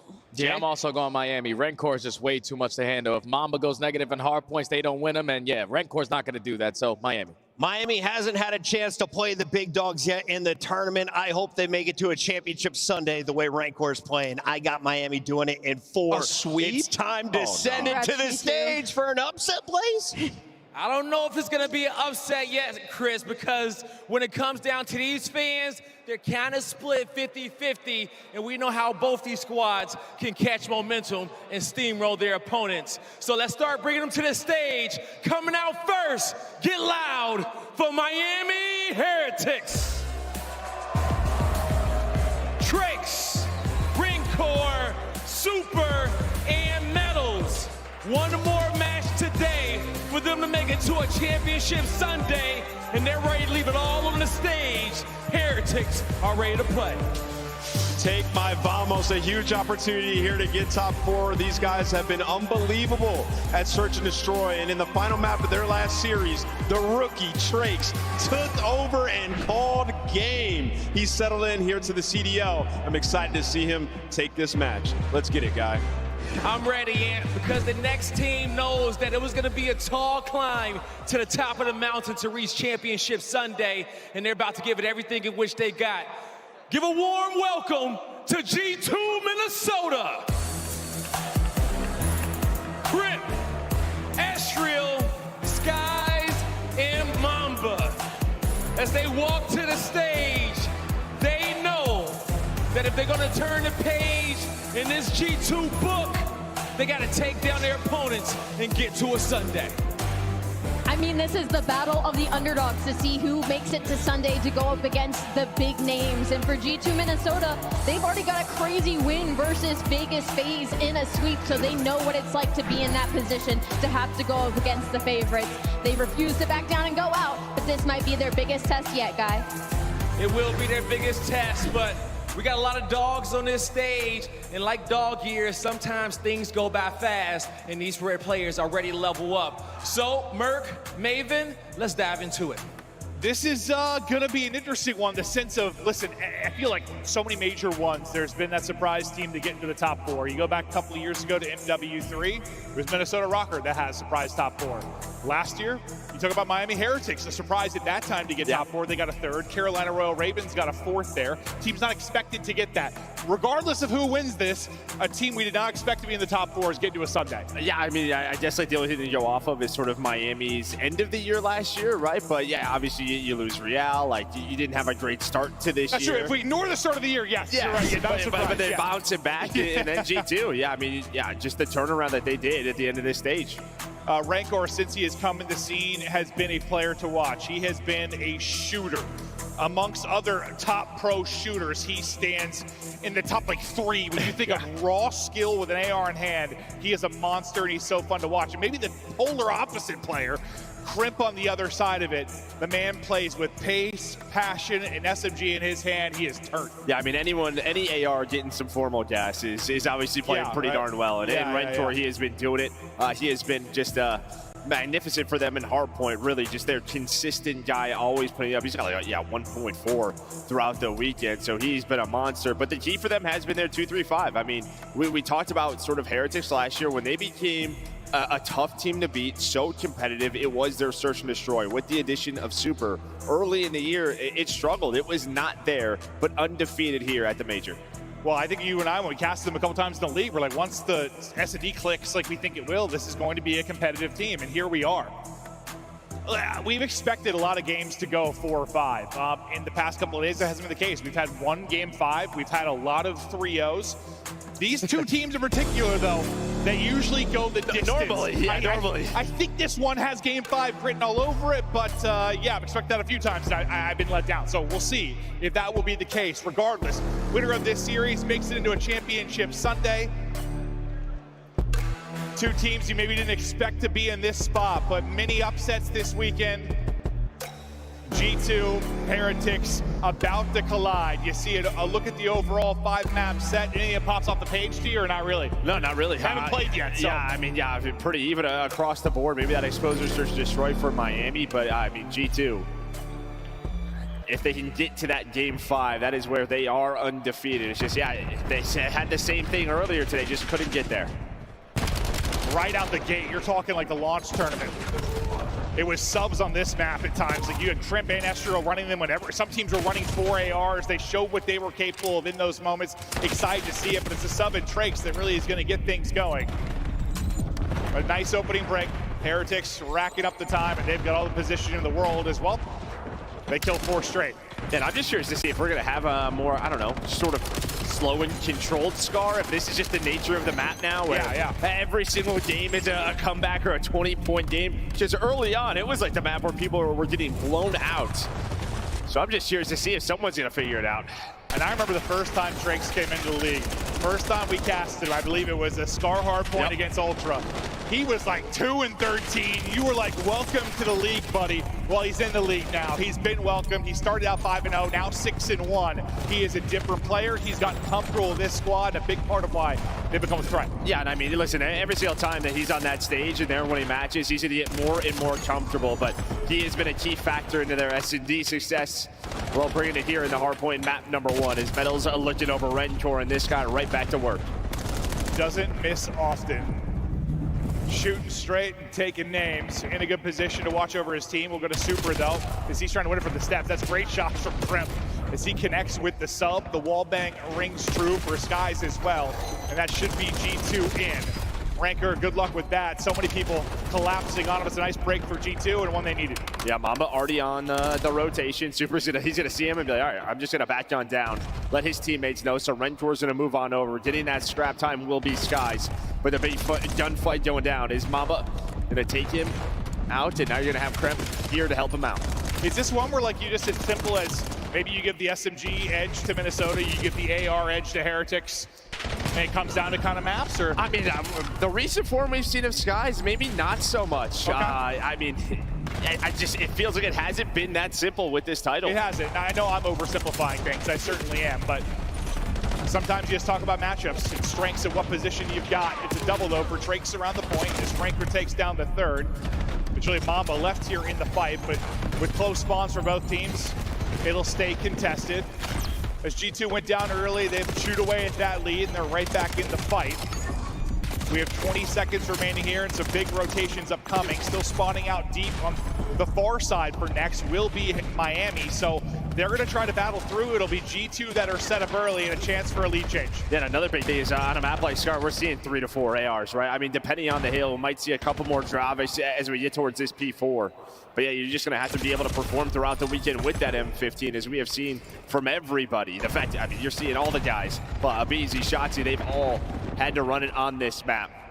But a big kill there at that P3, but a break attempt for Heretics at the P4. And as he said here, it'll be the SMGs that'll be the highlights, and even Ranker now has one in hand.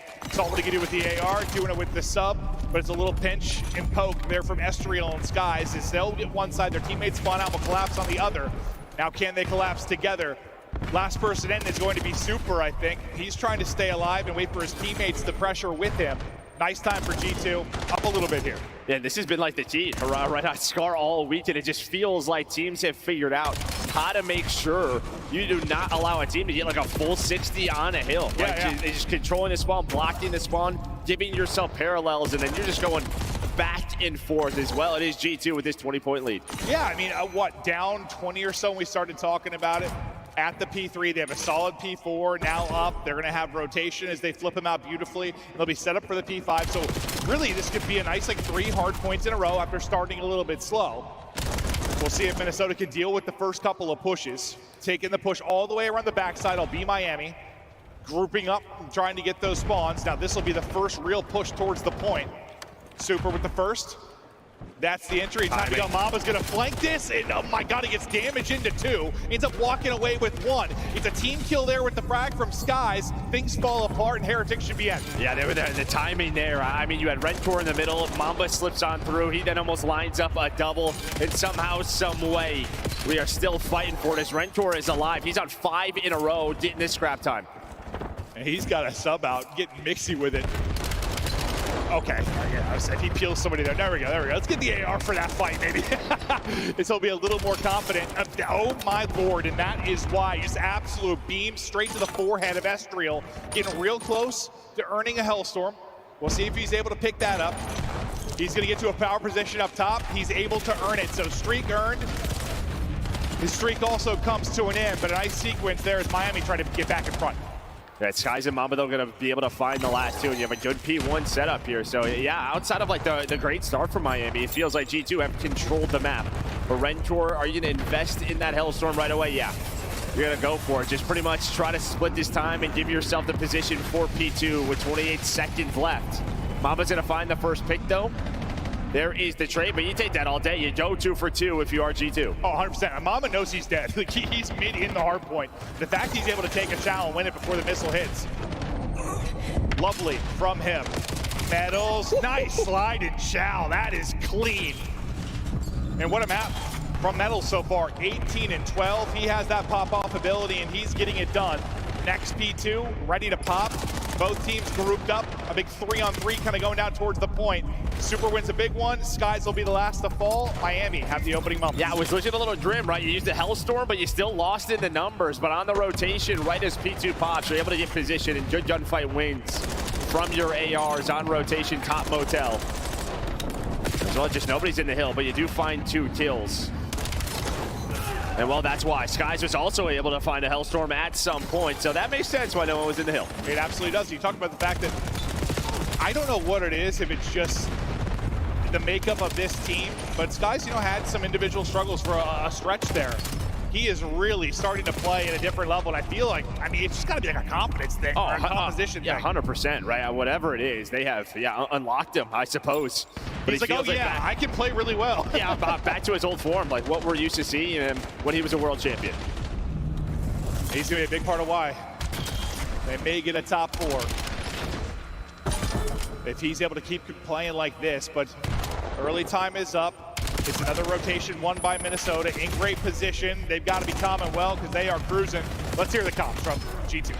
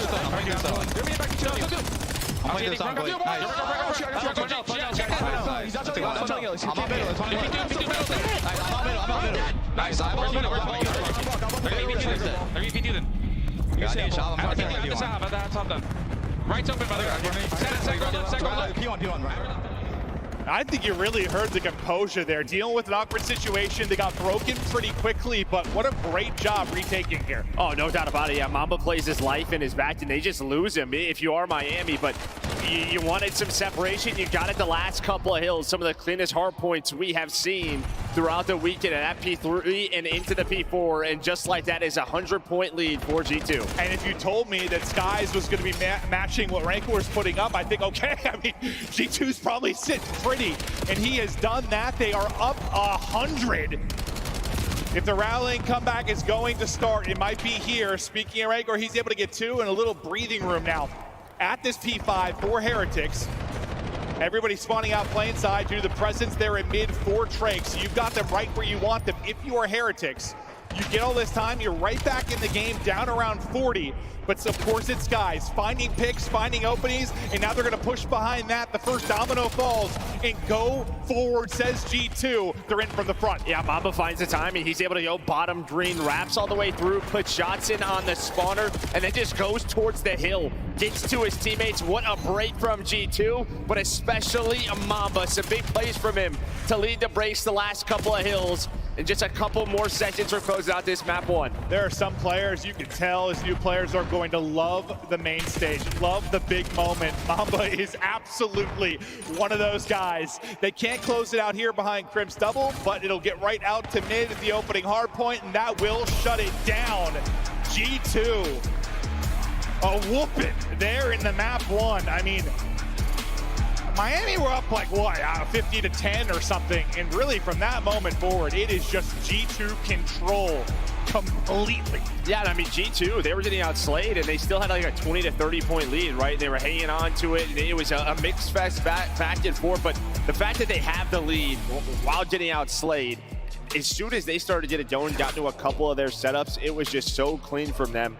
And that's how they win this map 1. Well, as nasty as like Rancor and Super and stuff have been, that's one thing I've heard at times from teams scrimming them or playing against them, that this Heretics team can be a little too focused on kills versus the objective. And maybe that was an example of it, outslaying a bit, but you're losing. They were struggling. I mean, we've seen it on this map. Like, it's happened to a lot of teams. I think on the flip side, it's just how efficient sort of G2 was when they found their kills. I mean, if Sky's going to have more kills and more damage than Rancor, this is going to be a pretty quick series, I think. And Skies has had some brilliant series. You look back to how he's played against FaZe the last 2 times they've played. Maybe just hitting form at the right time as this squad. I know we saw moments of it when you look back to the online league, but it felt like maybe just sort of middle of the pack. top 4 now, right? Yeah, it just felt like they figured something out. I mean, scrims or whatever it was, like a week or two before this major, where it just felt like the game was clicking for them. Yeah, no, it really is. Like, it's one of the things we're going to talk about with Thieves and their struggles. They seem so disconnected. It's like the opposite of clicking. They are not on the same page at all. It's difficult to watch right now. It's fun to watch G2 in a map like that. You can just tell trading is happening efficiently. You watch the arrows on the map. You only watch the arrows. They're moving well. They're making the right decisions, getting to the right spots. Some good Call of Duty. No, it is. Yeah, props to them and the coaching staff. Looney obviously putting a ton of work in. That's a guy that's usually in the right spot. No, 100%. And unfortunately, he's been dealing with the team that's always going to the game 5 and losing, right? It feels like things starting to turn around. No, I'm surprised Looney still has hair. If you think about the past couple of years, because if there's one coach that's got to be stressing, it's Looney, but he's got himself a squad. Just like that, we're back. Just like that, we're back. And you can hear the confidence coming in from that side. I always thought, like, you know, I know this is silly, but like a lot of times, like your superstars, you know, they've got a bit of an ego, right? You got some sort of like, you just have this massive confidence. Skies has always been like the nicest person in the world. And so I always thought his struggles like might just be like mental, like a little bit like a confidence thing or not feeling comfortable on the current team. But whatever has changed, I know it's changed for the team, but specifically him, it's been awesome to see. Like, well, and I think we were wondering if he was like a step from being out of the league, and now he's playing out of his mind. I think that probably the biggest thing is like this sort of, I don't know, group of misfits is like people who have no egos, right? Even in that list, like, we're back. Like, I don't know, it just feels like that there is no pressure probably for him to perform. It's awesome to see some of these teams gelling. And G2, I mean, they're doing what I guess we thought maybe Carolina were going to do coming into this tournament. Somebody was going to end up placing top 4 just due to their struggles and due to some of the other top squads that have fallen already by the wayside. Both these squads just battling for a chance to play on Sunday. For a lot of the guys on the Miami side, that became a very common theme last year. Felt like they came out of nowhere. It just became a lock for a top 3 finish. A change to start the year with Real going to Ultra, but, well, we think we know who won that whole deal. At least so far. I know it's Major 1. And as you said on this side, the kind of the misfits, like Estriel and his band of bros. It really is. Well, they performed so. I mean, even at the kickoff, they were a surprise, right? Like they have been doing this the entire year. And now a chance to earn a top 4 at the first major. But this has been a map they have struggled on the year. 0-3 on exposure. S&D, and I mean Miami, this has been, their strength is search and destroy. Well, this weekend, I mean, we were waiting for it really to start being strong because we thought maybe at first with their struggles, they lost Real, and that was really a massive piece for them in search is what we were thinking. But it started to trend in the right direction at the right time. After losing a lot of searches, they've started to win a lot here. And that's all that really matters. Get the search and destroy wins at the major, and sometimes in search, losing is learning. You struggle over a qualifier, you learn what people are doing against you, you change strat, and then you're the one catching people. Yeah, I mean, listen, this is a squad that they have had some like deep tournament runs, like Major 1 last year in Spain. Like every single series was a game 5. Like going down 0-1 to them, they are used to this, so they know they can bounce back. Oh, they absolutely can. I mean, I'm going to reference it. It's forever ago, but like that first series when Trace came in and played against Toronto, like it was like 250-70 map 1, and they somehow extend that to a map 5. They seem so out-talented, so out-skilled. They seem so far behind. They still got it to a map 5. So even without playing well, they have that potential. G2 have got to put them down. We'll see if they can do it here in the search and destroy. We're now on exposure. Offense to Miami. Big stick to Super as he looks for an opening. And man, this guy has been a highlight reel. Yeah, that's really it. I mean, his sniper, with what we saw yesterday, so darn good. So he will find in an early round 1. And honestly, dude, with the number of clutches that Heretics have had this year in like hardpoint, good thing you blew him out if you're G2, because if it comes down to the wire, you probably feel good for Heretics. But Skies had a massive map 1. He gets the first blood opener instantly here, and that is a fast one. Well, and I don't know if he combos it with a nade. Obviously, we were on board with Super, but that was not it's like solar panel to solar panel across the map. Like if you're Trace, normally you back down there, right? So I don't know what happened, but Trace, we see he did 0 damage. Might be exactly that. So it might not have been a gunfight. I have no idea. Hit a nade, hit a bullet or two, and it's over. We were enjoying Super zooming in. We didn't see it, but you can make up how it went down because no one knows. I mean, and then they just got ran over. No, they really did. Ran down and bullied. Terrific there from G2 to get us started. Basically to break off of the hard point. But the opposite way. Super. This time, of course, we're not watching him, and that'll be the time he'll hit the snipe. That's how it works. Observers, I'm sorry. I know you're just like, fist in the sky. Well, and I mean, Super almost gets a second one, a hit marker on the skies. Quickly, Super is all over the map, just switching up positions. He's gonna wrap all the way back towards back window. 3 versus 4 after that first blood. Well, G2, they're just, maybe they have found an opening. Okay, Rentor's gonna make sure nothing happens window side. Yeah, I think it's just so much time has gone by. Like, oh, it's been wide open through middle. Timing is there for Trakes. They were going in Chow, and now the opposite of basically what we saw in the opening round. It was clean for G2 in the first. This time, crisp and clean for Miami. Not really much of a fight in these first 2 rounds. No, I mean, obviously it starts with sort of these quick first bloods, yeah, and that's true. been a massive trend. Just what those opening duel win percentages turn into. But here is the opener from Super, and a hell of a shot on a Kremp all the way in the sky. Yo, wait, that was a nasty one. Nice from Super. Love the instant replay, because that's the difficulty with snipers back in the mix. I mean, it is hard to catch every first blood. You want to watch the snipers and see if they can make the play, but hell, you're flipping a coin sometimes on who's going to hit it. So good look there at the instant replay. Great shot from Super. Skies with the blood, Super with the blood. We'll see who can kick things off in the round 3. It's hard to talk about adjustments or changes so far. Yeah, I think it's sort of like maybe not die in the first stage. Yeah, maybe. Yeah, well, sometimes it's going to happen with snipes in play. Yeah, no early trophies as well. Sometimes needs massive on exposure in the middle of the map. Super and Trace want to get aggressive towards B, but it's Skies again locking this down. Bomb those all the way towards bottom A, so maybe just a bit of a fade trying to get G2 to rotate. And well, nice little spot there from Skies. Yeah, a little angle. There's a couple little headshot tags that Trace got hold up in a second. Metals with the peak, just greeted by bullets. Execute. They're starting to work their way up, or trying to. Oh, that stun will at least back up Kremp. Won't connect, but he's going to reposition. To mid we go. Rancor able to win a fight. Lovely shots out of him. Stays alive on the cross as well. He'll be watching the push through kind of with Trakes. He's kind of got the mid cut. Trakes has got the full wrap. Super has to have everything else right now while Metals plants. Now, can Metals actually get up and get out of this? No, I mean, he's kind of dead to rights there. Okay, his teammates clutch up. Yeah, he gets the bomb down, job done. Trace, he had to watch sort of mid-cut and flank. So yeah, Skies was able to slip through, but it may not matter. It's down to Estriel, 1 versus 3, and there you go. Job done. And yeah, sometimes just getting that objective carried to that bomb. No, 100%. Wait, I just... It's down 1. It's all Metals had 1 damage. That's right, you got the round win, but looks like I think he hit a stun. Yeah, that's when it's like, boys, all right, I got it down. Clutch up for me, and they did exactly that. They got to their positions. But yeah, I mean, right when I was calling out, people are watching, there was going to be an opening. And that could just happen when you have bomb getting planted. There's going to be space somewhere.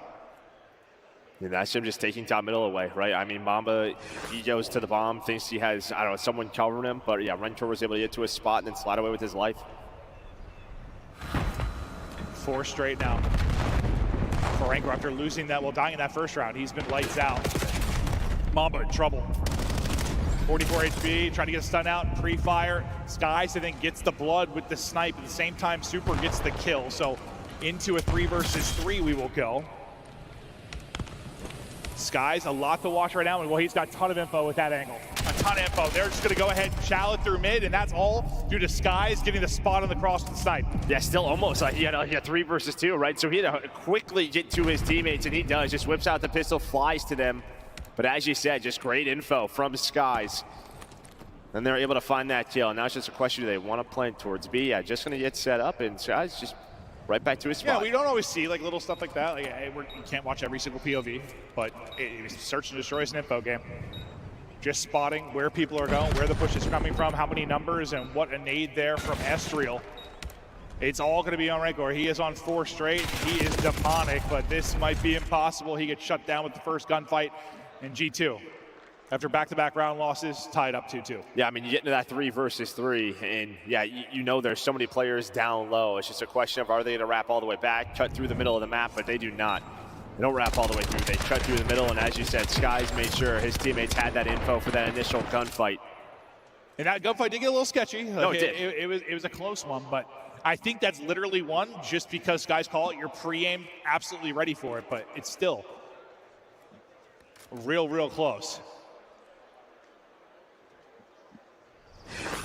2-2.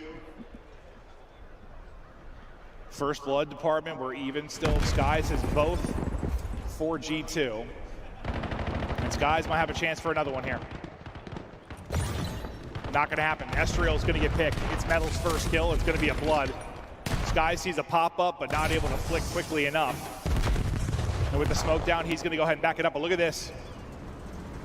They give it up and all go out towards mid, straight from B to A. Quick transition here. They don't know Mamba's catch through. One, though. That's the other thing. They do not know Mamba was all the way through on the flank, and now you're kind of everywhere because you lose one in Super. So the timings for Rencor are going to be massive, but they don't check top ring, or at least Mamba doesn't. And kind of see Skies is looking for it. He knows it's an option. Meanwhile, on the other side of the map, everybody's just trying to get hunted down. The initial gunfight goes the way of Trakes. Trakes may have won it for him. Skies does find a sub, gonna be able to chow, but Trakes goes huge. He gets 2, Trakes gets 3, locks it down. Bottom P3, wondrous stuff there out of Trakes. And that's one if you're G2. I mean, first of all, just credit to Heretics, because they just pick up the pace, right? They go right towards me. They're pretty much challenging the sniper, able to find that first kill on Estriel. But then it's just like this timing game. I think Mamba, when he goes back and rewatches this round, it's just a frustrating one, because if they find Rencor, they know where the last 2 are going to be. Inside a window, they probably collapse and win the round. But instead, Rencor, he was just able to play his life, and yeah, this just does not go his way. I feel like we haven't had that many rounds like that, where it's like you get the first blood and just instant transition over to A. The mini-map looked kind of crazy. It's like once they got the plant down. It was a little streak from Rancor, now a little one from Trakes here with that triple. G2 grouping up and wanting to hit it. Trakes, the hero of the last round, going to be the lone man here for a second. Might have Rancor to work the flank in a moment. Well, it's going to be Trakes with the first blood. He's been so good. Super hits with the snipe as well. G2 players getting laid out, clothesline and dropped. Able to at least get one. I thought maybe Rancor would try to make a play through mid, but maybe it just works out. Group up with your team. You have numbers. You end up getting caught there. I think it was a Mamba that had the read. You might just end up at 2v2. Well, they still end up in a 2 versus 2. And well, we'll see. Rencor able to snap on an Estriel. Down to Mamba, 1 versus 1. No Super has the snipe as well. Not only a snipe now. Snipe and sub, there's the spot. 30 seconds to go. A massive 1 versus 1 with Heretics with the 1 round advantage.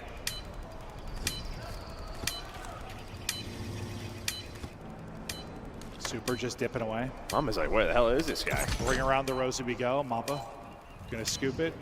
And he is gonna get caught planning. Oh my God, he gets away with the cross and he will get finished, but wow, it gets sketchy there for a moment.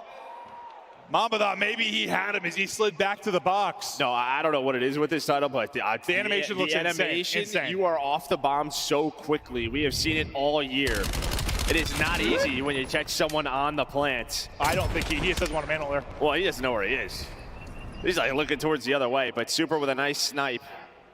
He's pretty much the guy watching across, but this does get a little bit sketchy. Yeah, someone challenged right after that to turn this into a 2 versus 3. And as you said, yeah, Rencor just plays it safe. I think he saw. I didn't think he wanted to mantle there. Like he just accidentally did. That's why you see his reaction. He was like, oh. He gets that heady. He thinks he's just fine, and maybe he's trying to pop up, and instead hops up.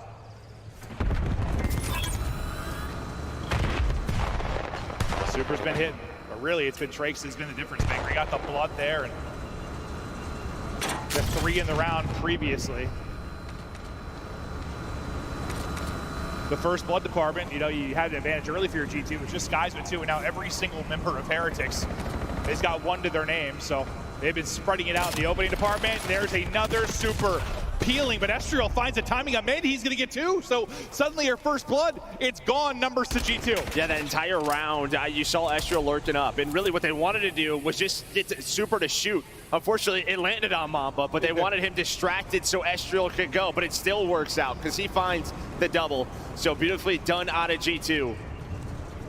Little mini games within this round, but still a 2 versus 3 here for Trakes and Metals. Well timing, going their way. I lied. Yeah, that was almost great. That boy's going to be even longer back to full because he takes damage from the trophy. Finally get a chow. That's just awkward there. He gets that kill. We've got ourselves a crazy round again, but doesn't end up happening. And yeah, it's all set up for Estriel, as you said. What a play he's able to make.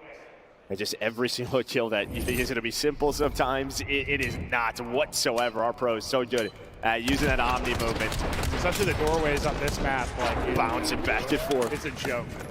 We've seen people literally slide out just spinning in circles because they lose someone completely. Trakes just wanted to dial in, not able to do it.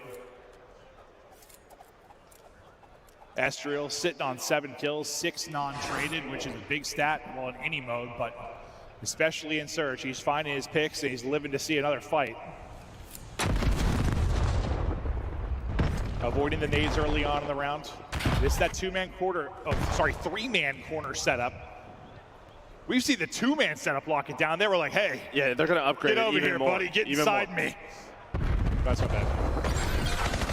One's going to reposition. Rakor's the lone man not in that setup, and he's able to find a kill. Metals gets out of his setup and gets picked.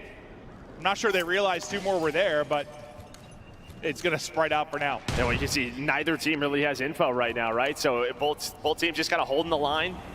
Now Miami going to go all the way through as a 3, but bomb planted. G2 in a good spot.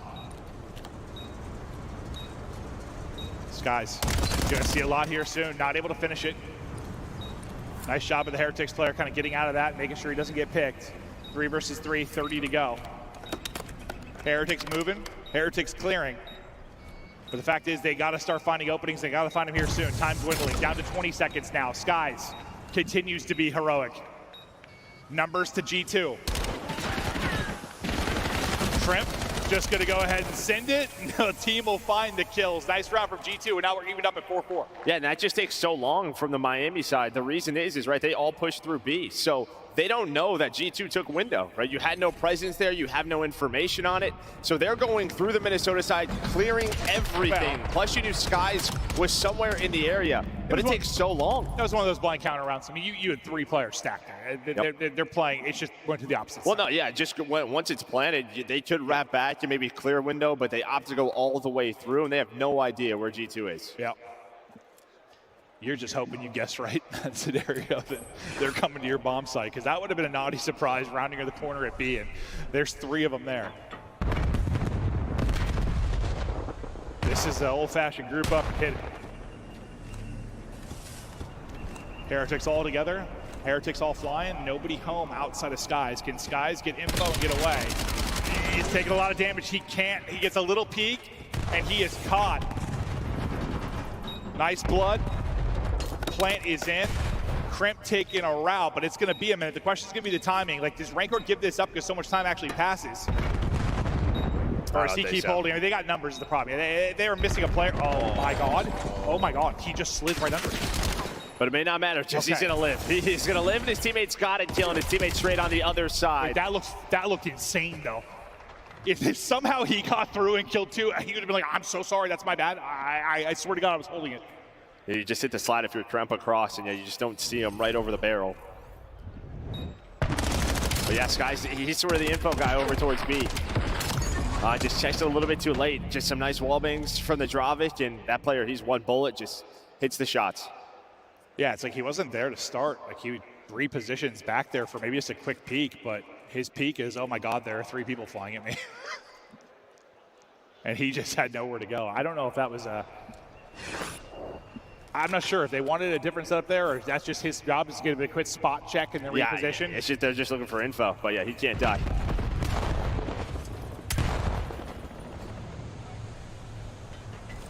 Super 9 and 5, getting all 4. See Metals? Yeah, Metals is right up the middle of the map. Okay, Kremp is I thought he was going to make the play, but Kremp goes from down low, so he's able to catch it. Metal's not having a great game at 1-9, but his team is in the lead still. The Super get the ace. I was so focused on the Kremp play with Rancor. Hell of a round from Super. Gets them all at B. Ezreal, hell of a win. 11 HP, staying up, trying to get the plant. Awkward timing for Mamba on the other side of it. Plant is going to get in. His teammates able to make the plays. Looks like we're going all the way. We are. Let's get it to around 11. We expected these two teams to battle. Maybe not the case of the opening map, but back and forth we go here. One more round. What happened there, Joe? I mean, listen, 7-3 right in first bloods for Heretics. But you get a big one there in that round if you're G2. And then just a high IQ play out of Ezreal to bait the bomb plan, right? He prones knowing there's a player in front of him. As soon as Ezreal prones, Heretics are thinking, all right, timing, we have to go. But he doesn't start the plant, pops back up, able to find a freebie. Joe, that is their first blood since I said Skies had 2 through 3 rounds. Yeah. So they have been struggling to find bloods, but they get one when it matters most. Well, it matters most until this round. Metals, the struggles have continued. He's at 1-9. His 1 kill of first blood, though. Teammates put him on his back. Maybe he can find another one. Got to be a frustrating one, but doesn't matter if you can be the hero of round 11. Heretics on offense, working this up towards B. Super. Really not involved for a while here. With they want them to like plant B, right, and then allow Super to go make a hero play. The problem is, though, is that all at G2 are here towards B. So right now it's like a 4 versus 3. And I think the call's going to be Super. You're going to have to make a play. Yeah, but I think he's going to get spotted by Ezreal. Is he going to see him on that I don't think cross? so. No, he doesn't spot him. Based on Mamba's reaction, that does not seem to be the case. He's going to go the whole way through. There's going to be the first blood. Does he get traded out? He does. The knife too short. The rest of the kills go the way of G2. Suddenly it's going to be all on Rancor to come away with the clutch. Him versus Ezreal and Mamba. 30 seconds left to go. Can he make the play? Not gonna happen. G2 clutch up with back-to-back rounds. And they only get 3 first bloods in 11 rounds. Yeah, and I don't know what happened on the bomb side, right? Because that play is dictated by Super. He gets the first blood, and you're just hoping the skirmish around B goes your way, but it did not. All of a sudden, you blinked, it's a 1 versus 2 for Rancor, and he finds nothing. Yeah, I don't know if we can watch that again. I'd love to see it again because, you know, we're so focused on that play from Super. It all happens so quickly sometimes these Call of Duty rounds. I want to see how it played out on the bomb side. Yeah, someone must have got a double. Yeah, no, somebody had to have. I mean, you should be down and out in that position after somebody gets shot in the back by Super, but you walk away with numbers. Yeah, 3 first bloods. That is it for this G2 team, but you're still able to get the dub. And, you know, sometimes it's like that. Like, Super gets in right at the same time other kills go down. It's not like a clean first blood per se, but still, I mean, that's a pretty staggering difference in the first blood department. Yeah, you get 11 from Ezreal. I mean, 1 in 10 from Metal is not great, but even like the 7 from 7 no, it's from not great. 591 damage though. So he was just like helping out. Like you rarely see a stat like that. He's usually the damage dealer at least. Metal's just like, guys, let's just forget that one. Let's keep moving on. Thank you for getting me to around 11 with a chance, but 250 to 146 opening map. G2 were, honestly, it was one of the better scars we have watched. It was very, very controlled, and then that clutch factor we've been wanting a Minnesota team to have. They have it there in the map too. They're up 2-0, maybe running away with this one. Yes, talk us through maps 1 and 2. Wow, I think we're all a little bit shocked here. Congratulations to G2 ending the S&D spree from Miami. And I heard you guys getting a little bit critical here on the desk during those final rounds. Do you really want Miami to change their play style, though? Do you want them to deviate what's gotten them to this point? No, it's just they weren't doing what got them to this point. The teamwork was lacking in those last couple of rounds. Like, you get Metals in round 10, pushed up through mid. Doesn't spot the guy low dirt, but he's consistently throwing shoulders. They already spot him. He gives up his life for free. Then you get to the round 11, like Super, he works the flank beautifully, gets the first blood, and he's expecting his team to be aggressive, push through, or make a decision on what they're going to do, because you could have even planted the bomb and made it 3v3. Yeah. It's just indecisive decisions right now for Miami and their S&D. Oh, yeah, as the noob who's watched a lot of COD, let me just say, yesterday you guys were calling those big individual challenges hero plays and great plays, right? Today they're big mistakes. Let's take a look at some of the crucial decisions that could have cost Miami towards the end here. Yeah, and that's why I'll sit up here kind of arguing with you guys a little bit about it, right? Because I liked what I saw from Super. I mean, regardless, when Super in that final round finds the kill, after that, it doesn't matter what happens realistically. He can be the hero and get away. He doesn't. The players end up pushing through, but they hesitated and they get two-piece, which that cannot happen, right? So for Miami, I mean, this is more credit to G2. I mean, they capitalized. They know what Miami is trying to do. Meadows, he had 15 kills on this map last time that they played it. They know he likes to get aggressive through mid, so they sent a guy low dirt and had a couple guys playing in the second to last round right in front of him, just waiting for him to make that play. So I think G2 just did their VOD research and had a couple of really good rounds here, and what's the difference? I think they were just like confident until they weren't. Like I remember one play where they get that first blood over on the top side of the map, and they all instantly as a team made the decision to make that wrap and go plant A instead, and it sent G2 Minnesota, it sent them for a loop. They didn't know what to do. They felt uncomfortable. But then the following rounds, I mean, you and Jay already kind of touched on it and what happened. It felt like the comms might have fell apart a little bit. The timing might have fell apart. A couple of just getting really aggressive for no reason, you know, trying to force a couple of gunfights instead of playing the patient game, which I feel like we're not used to from Miami, especially when it comes to search and destroy. Yeah, First Bloods should have been a story here, and that is something that the coaches will discuss after the match. For now, though, we've got to take a look here at our maps, because the first one, this is what blew my mind. You're not just beating Miami in the hard point, you're beating them by 104 points, Nameless. Yeah, and it really was the second rotation. I mean, we see from the P2 into 3 into 4, locked it down back to back to back. G2 just came alive. And Jay, we're in the green room saying, like, are Miami going to win a singular rotation here? Yeah, they just didn't do it, man. At this point, it was way too late of a comeback. With the way that G2 were holding down some of these hard points, when you go from the P2 to P3 and then all of a sudden you blink, you're up by 100. Yeah. It's little mistakes that you don't want to capitalize on you from Miami. And usually Miami are great at having comes back. Nah, but G2 said they closed that door immediately. It was one of those rare occasions where all of G2 Minnesota was shooting. You know, like it's not just, oh, Kremp was starting off really hot or Estriel was, you know, doing 180 tricks on them. No, it was all of them. And I feel like that's what made it difficult for Miami to put themselves back in it, because, I mean, you have your AR have an uncharacteristic going negative, and suddenly, like you guys said, you're down 100 points, you're not winning any rotations, and you're over-committing to a lot of these old 10, 15 seconds that really aren't keeping you in the game.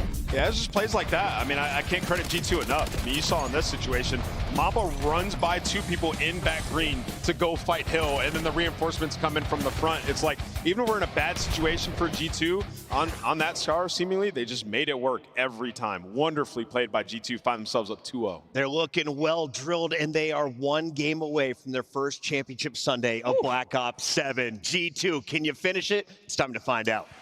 Well, if their Scar looks anything like the Scar map 1, yeah, probably going to finish it. They were so good in that hard point. But this is a map that's like stellar for either team, right? Yeah, I mean, pretty much struggles on both ends. I think like a 1-4 combined record for both of these teams on Scar Overload. And sometimes when you're sort of a middle of the pack struggling team, that's a big question mark, right? Is the map pool, and well, vetoes happen, and this is where we're at. Well, if we look to the Scar Overload, and well, you're going to sell me on the dream of Miami coming back in this. How do they do it, Joe? Is it what gameplay do you want to see out of them? Is there a player that needs to step up? You talk me through it. I think like the obvious answer is probably Metals. After map 2? After map number 2, just hopefully he can get his confidence going, get involved early. On the other side of that, I'm going to go with, I think, Super. It just feels like in the respawns this year, hasn't had the same impact as we saw from him last year. Except in the clutch. Sometimes he's been insane. It's like, can they get it to the clutch? Can they get it to the final moments? They weren't able to do it in the map 1. Well, to be fair, they did it in the map 2, but came up short. G2, clicking at the right time. Firing on all cylinders and looking to move on to a championship Sunday with a 3-0. They haven't always looked great, but they've had moments of brilliance. Looking for another one here, or is this where the dream comes alive for Heretics? They have been warriors. They have battled. They have gone deep in series. If they're going to get deep into this one, they've got to get a dub here on the Scar Overload.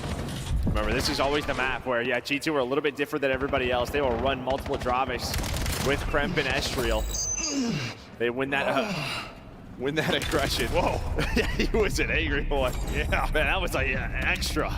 Dude, that was a double moaner. Wow. Holy hell. What did he eat for breakfast?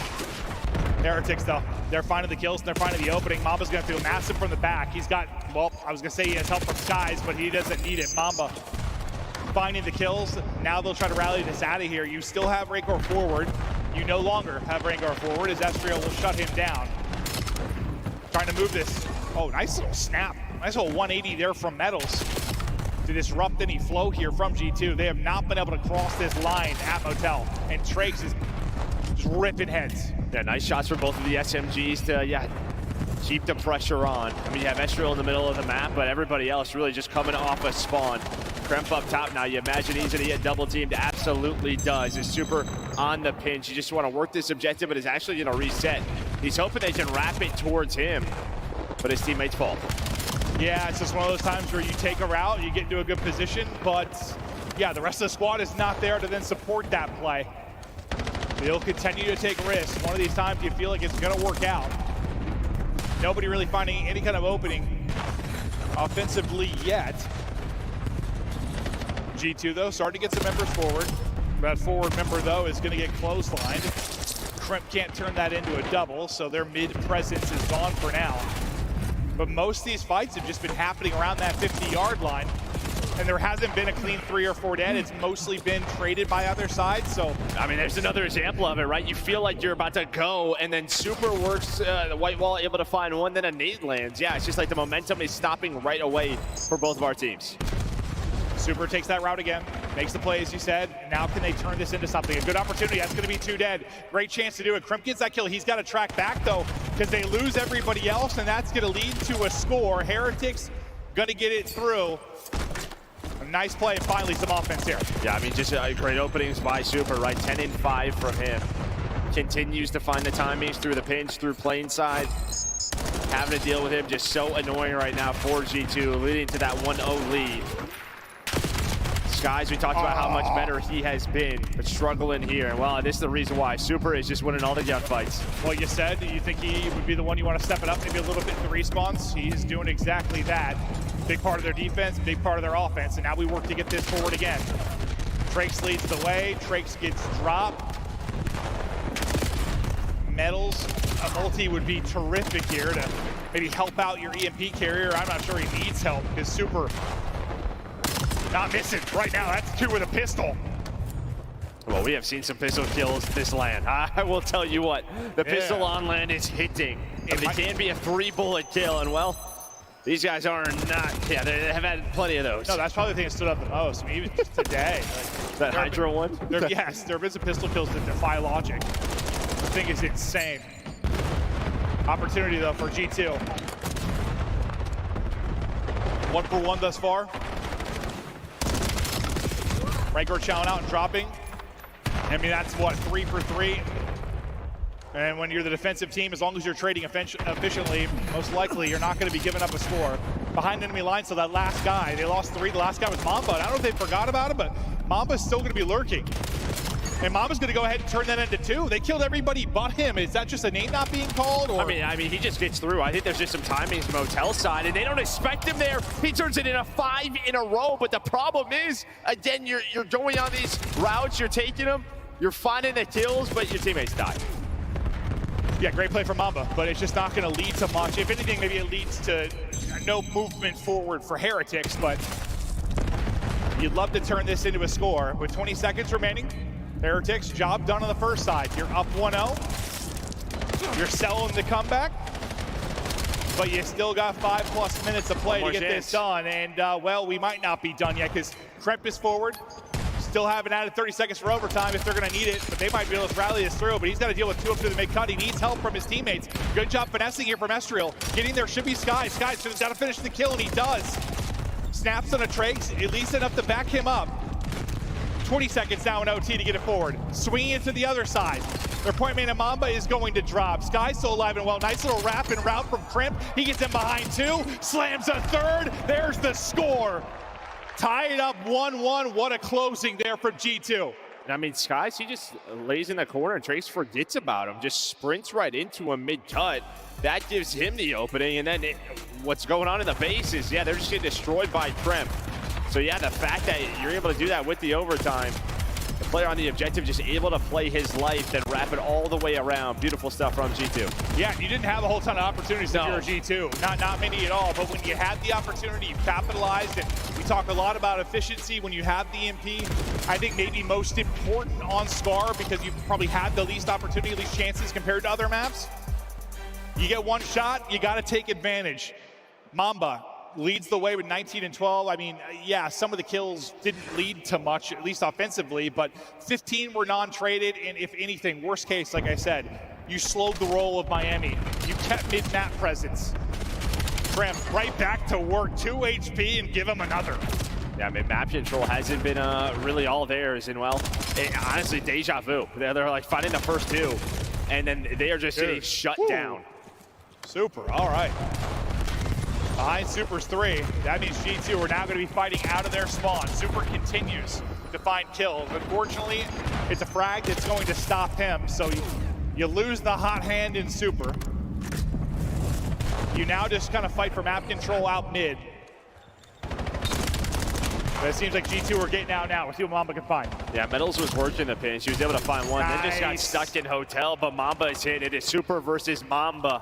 Estral is going to help him out, and well, he's going to back up for the objective. That's probably not the guy you want backed up, but Trep, when he has gotten to these spots on this map, they have led to scores, and he does it again. Yeah, the only guy I know that I have to have forward is Crimp. Okay, but honestly, it's Mamba's kills that allow Crimp to get to that position. Get him forward, and Crimp, when you talk about his ability to spawn kill with the sub in hand, one of the best to do it. Skies started slow, heating up, but will get red and drop. So that'll be EMP down there at White Wall, and now we'll see what Heretics can do to get out of this as they go down 1. Well, now they're trapped, right? I mean, Tremp right off a spawn just pushes through Motel. The rest of the team, yeah, they want to go plane side, so it's just a sandwich, and well, it leads to another score for G2. Every single score, I swear, Crimp is killing the guy that might be able to make the play. Always in the back line. You saw Mamba's cam for a second there. He is fired up. They can taste the 3-0. They can taste the Sunday. They are so close, and they continue to pour it on.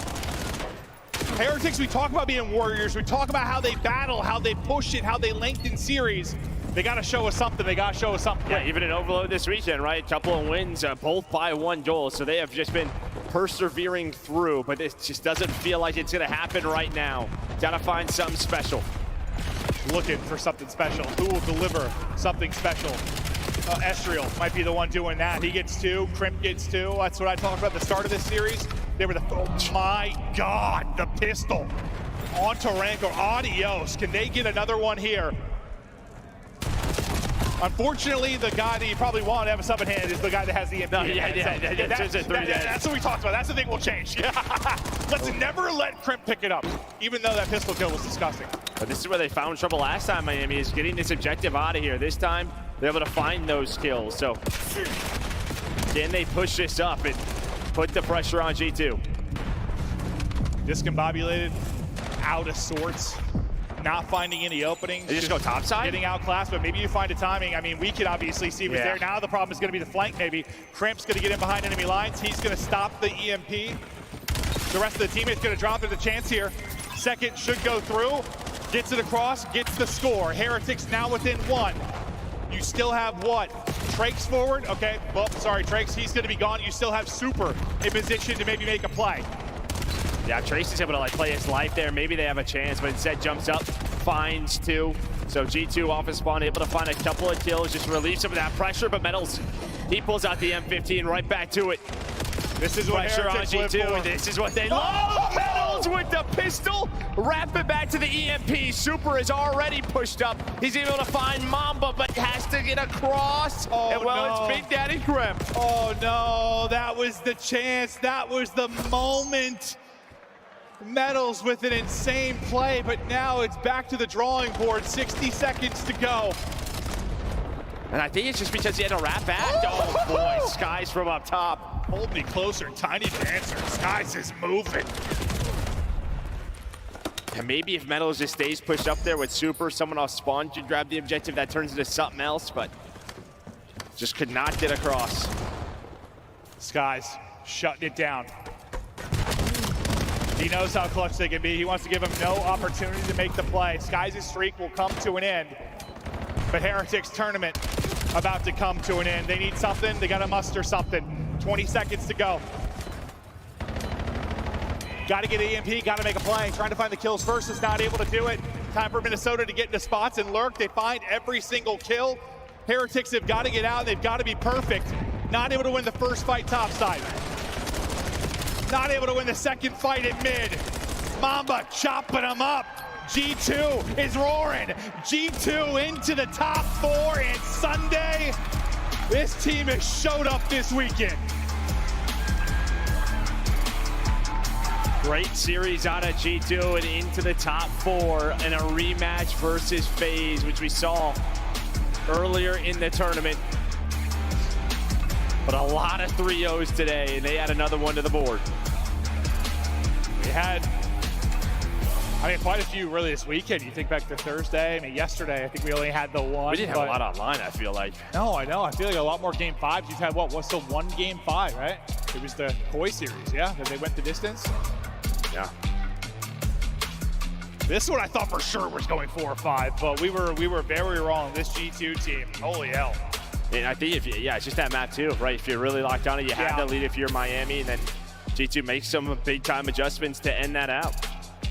And maybe the moment is that defensive hold there after Metals got whatever 3 or 4, and you're flying forward of your Heretics, go over the tie score, and it's just the defense that holds for G2. Yeah, Kremp somehow got past Super, just whatever that timing was, when Metals wraps to grab EMP, and then he just holds it.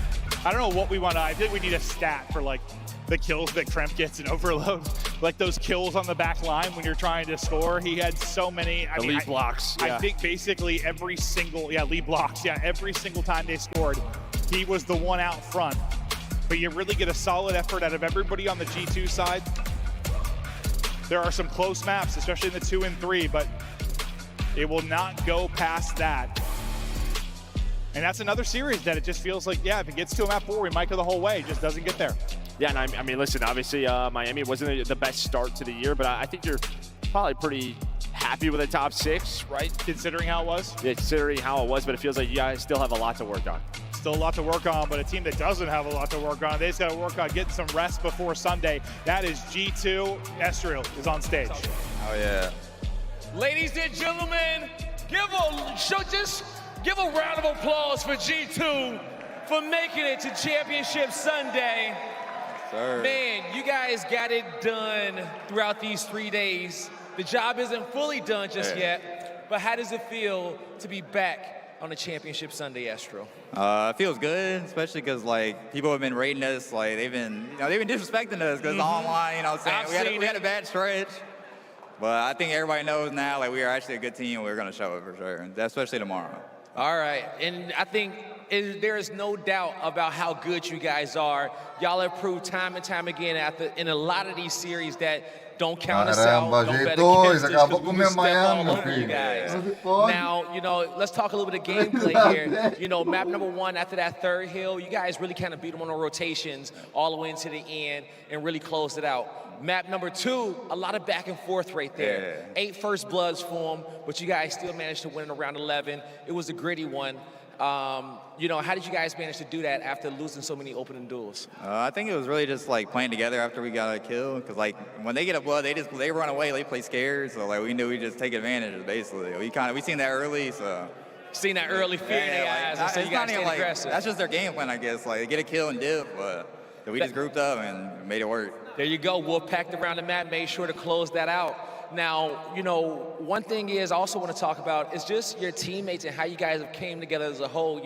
When I first saw y'all on Media Day this weekend, y'all look like, 4 best friends. Y'all been through a lot, probably one squad. Well, I say one player yourself been in so many game 5s over the last 2 years. Stressing out. Exactly. So talk to me about how you guys have grown as a squad to be able to make it to Championship Sunday again. I think we honestly spend a lot of time together, the whole team as a whole, and we're all super vibey and just good vibes. We just all cool with each other, all spend time. So it just shows with the gameplay. We trust each other, even though none of us really knew each other that much going into the year, but we all cool, got cool quick. So All right, man. And then lastly, you know, I'll say you guys got a great coach in Looney too, okay? Talk to him about what he does for the team, and also give a shout out to the G2 fans as we get ready for Sunday. Honestly, like Dan, I say he's a 6-time, like he know how to win, so he gonna tell us like we doing BS, like after the Optic series, he told us straight up, like we're doing some like crazy stuff, like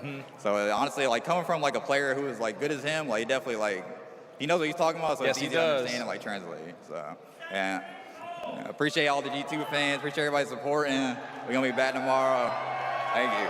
You heard them. They're going to be back tomorrow. Big stepping on the main stage. One more time for G2, everybody. Miles, close us out. Thank you, Blaze. Great win for G2 there. Great culture, great team. That was a nice interview, man. That was nice. Genuine. Really genuine. I'm a big fan of Estral. But that's it, guys. That is the end of this superb Saturday. We do have a couple of moments to get through before we get there. But, man, G2. I know, man. Top what 4. Team? An absolute beast team, man. And we saw a 6-0 map count against everybody that's not Optic. And even that one, maps are particularly close. You know, a couple moments get away from them. They just play sound Call of Duty. And now they're not just the Colossus team. Scar is a terrifying map to play G2 on in any facet. This team looks unreal. Yeah, it was just like a completely different series than the one versus Optic, because what happened in Optic, you didn't win the rotations. You're down by 90 trying to fight the comeback. You win rotations versus Miami, and it's an easy game. You get to the Search and Destroy. You're not throwing away these number situations because you don't even have the numbers. You were a majority of those rounds in the 3v4, you clutch on up. And then we were sitting here talking on the desk. We were like, 1-1 at the half. When Miami had so many opportunities to grow the lead even more, we knew that it just took one opportunity for G2 on the better side, and they trapped him and didn't let him out. Does this make G2 Lanimals? Like, do we start having that conversation yet? Like, do we start going like, gosh, guys, like, what were we doing online? Like, do we just need to put you guys all in the same... I forgot what the wiring's called. It's very long. It makes Skies a local area. Oh, yeah. 9,000 damage, most in the lobby. Shout out Skies. He took so much criticism over the course of this game so far. And, you know, he said, finally, with a set team, he's comfortable. And, hey, he was right. He's balling. He was right. He was balling, but don't take our word for it. Check this out. Our Scuff play of the game. It is going to be closing out the series. A clean sweep for G2 Minnesota. A lovely look at them online. And now here on LAN, they find themselves on a championship Sunday. And it was a good start from Miami too. Like, that's the different part of it too, is they just had so much map control and so much pressure. But I gotta tip my hat off to G2. It's just their situationals were really good. They didn't really give Miami too many lanes to work with, especially when we went into that second half. I mean, they just kept trying to funnel them through that P2, through that mid side. Nobody really tried to hit plane, and even if you did get through, it felt like Skies was there to stop the bleeding every single time. Just really good gameplay out of G2. Yo, people were getting turned on in this series. Yeah. This is a weird one. I mean, we saw so many like 3 pieces, pistol kills, like everybody was locked. You know, Look at Skies right here. Yeah, exactly. That's what I mean. There's so many moments like this. I think for Miami, though, I mean, you had a successful tournament. You figured out your search. Rainbow's an absolute monster. Trakes had some awesome moments. For them, you know, just keep on growing as a team. Obviously, changing out Real is not going to be easy. Nice, I feel like these, of all the rookies we've had and all the debuts we've had on LAN, I think Trakes and Mamba, especially this tournament, both looking pretty good, Jay. Oh yeah, Trakes without question fits into this Miami Heretics team like a glove. It's like he's the same exact player that Real was for them. You just need a little bit more time underneath your belt to truly understand what teamwork is. Because when you're not winning rotations, you struggle on breaking. That's not going to lead to success. And even in First Bloods, when you're finding them, you're still not playing your banners correctly. So time is all they need to be better. Well, that's all the time they have. This is a look back at the bracket of how everything went down today. We said goodbye to a few more teams. We said hello to our top 4 for Sunday. The Genomics Optic, G2, and FaZe. We'll see them go in action tomorrow. Again. Wow, what a tournament it's been. Major one, very, very special. What a day we've had as well. I mean, a lot of big matches. Starting the day off right with FaZe versus the Falcons. And a surprise? Yeah, I mean, this went the distance. This was a scary one. I really thought Riyadh was going to take this one in the end, man, but FaZe just too strong. You talk about a Riyadh team, like Search and Destroy was fantastic. Same with the Overload throughout this entire stage. And for them, I thought actually had a pretty good tournament. He had some moments. He started off nervous early on, but after that, in terms of respawns, played great. Riyadh just got to get back in the lab. Yeah, you definitely got to get back in the lab, because when you're throwing in your hardpoint match for that map number 1 and you're up by a hefty margin, you allow FaZe to just break you down on that comeback. You're obviously able to respond in that Search and Destroy with an insane comeback of your own, but just that Overload, in 1 minute, it all changed so fast, because FaZe were able to put 3 on the board when you had the initial score. Falcons just couldn't get that breathing room that they want, couldn't find the consistent slaying around that middle map. and FaZe just capitalized. Ali, for a tournament with so many teams who are so closely contested online, it feels like we're getting a lot more 3-0s. Yeah, I was actually, as soon as you started saying that, I knew where you were going with it. And maybe that's just the way the LAN's going to work. I mean, this is our first major event of the year. When things are really close online, the momentum, the way that it works is a little different. I mean, we saw it with the Paris Gentlemates, right? Like LA Thieves, they had a really good first showing, and then it was kind of nothing after that. Paris Gentlemates, I can't even take that serious. Thieves ruined my Saturday. Okay. The Thieves got slammed today.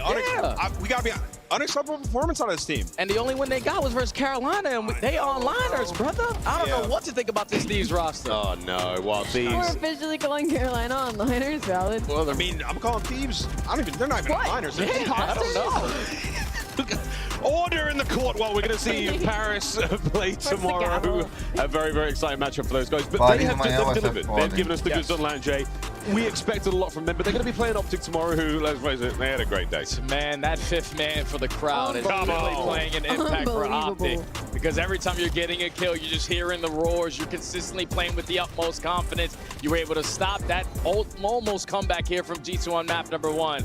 But then Dashy finding picks, you're playing your numbers correctly, you're getting early scores in Overload so you can have that lead and just play a little bit safer. Optic have figured it out at the right time, man. It's just such a real conversation of like, imagine having the talent of any of these players, like a crumb of the talent of Shanti or a crumb of the child of Mercules, and then every single time you get a kill, it doesn't matter how useless it is, the entire crowd is screaming. I would be delusionally confident, and with these players that already have the muscle memory to be as good as they are, world champions back-to-back, I mean, of course they're going to start slamming teams like this. Honestly, I'm not really shocked with Optic Texas and the big turnaround performance here on LAN. Oh, great stuff for these guys. Vegas as well. Well, I think for Simp and Draza, they got to eliminate both their former teammates, Cell and aBeZy today. What a way to do it as well. And another massive moment in a game of Overload. A last-minute clincher. Yeah. So exciting on the day. Yeah, an electric performance out of the FaZe Vegas guys. I mean, the AR duo taking over. You mentioned the end of the Hardpoint 04, you know, a rough map makes a massive play on rotation to secure them that map, and then using that momentum going into the next 2 maps. Thieves just look like a defeated squad, Miles. Brother, those ARs on the side of FaZe, like when they are on, they seem like one of the best teams in the game without question, because they just are always in a position to find multi-kills after multi-kills. Every single time you went to aBeZy on this screen, it was goal line stops after goal line stops. And when they're on fire, and then your SMG start to pick it up, because 04 tomorrow cannot afford slow starts versus the teams that we have remaining in this tournament. He's got to be on point from the start of that series. Oh, that is one of them for you, though. 45 diff, aBeZy. 1.32 overall. Closely trailing, though, there with Hook at the 1.2. Abusou demais o abuso, hein? Anyone there you're surprised to see, Ann? I mean, the easy one would be Eu acho Skies. que amanhã não vai we've been so critical barata of pra him, ninguém, and não. he's O really Abuso turned vai around abusar his todo game. His mundo. team's gelling, and you saw, better performances land out of Mamba as well. Really, the AR duo on that G2 team, sensational so far.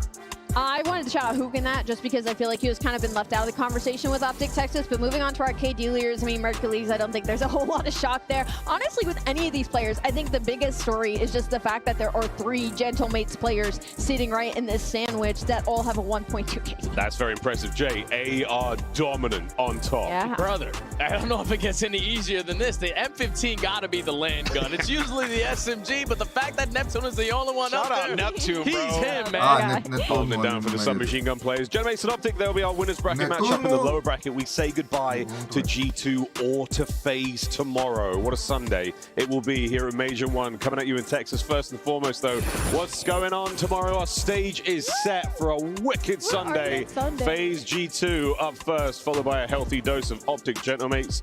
And then we get to the losers bracket. Man, that's going to be a good time. Guys, it's been a big day, huh? I think the green suits are on their plane. They're ready to go. They got to get in here and combat this crowd, dude. They were loud. Was that ARs nonstop? Yeah, they got time. Come on. They got a bit of time. You could be here just in time for that matchup tomorrow. For all of us here on the desk, for all the guys in the crowd, everyone behind the scenes, thank you so much for joining us through a brilliant, brilliant day of Call of Duty. We'll be back tomorrow. More action here at Major 1, starting things off right. We'll see you then tomorrow. Bom, galera, vamos ter que conversar bem seriamente. Eu não esperava essa derrota de Miami.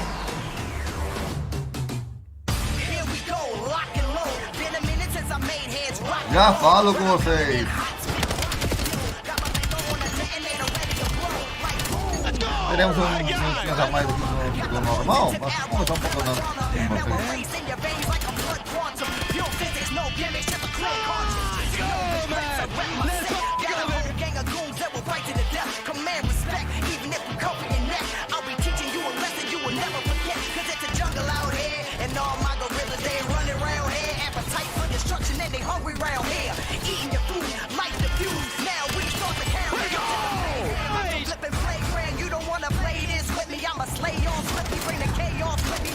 E amanhã não é no seu horário que nós vamos estar aqui ao vivo com vocês, galera. No seu horário, hein?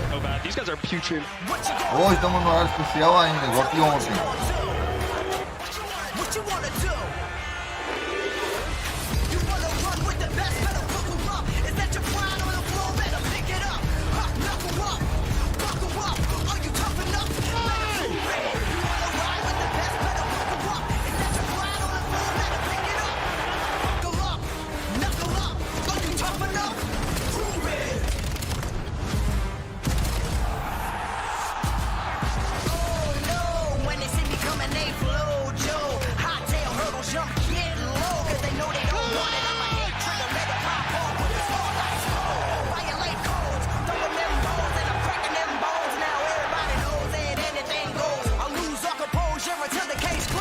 Dois detalhes. Estou mostrando todos os jogos de novo aí.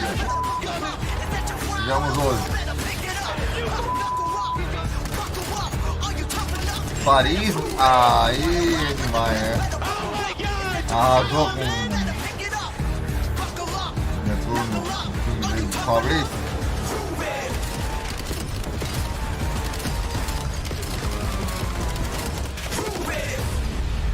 Nice! Let's go, baby!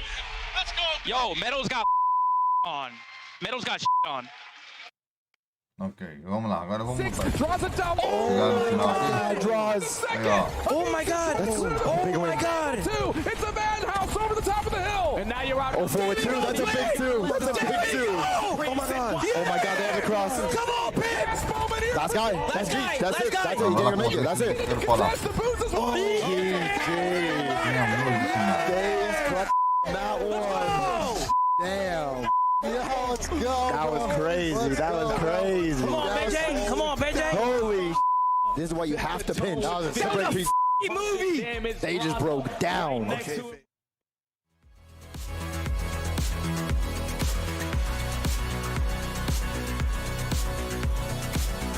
Ok, agora sim.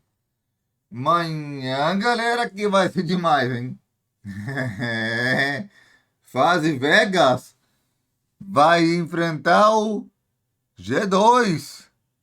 O G2 é de Minnesota. E Minnesota acabou passando na cagada. Ai, ai.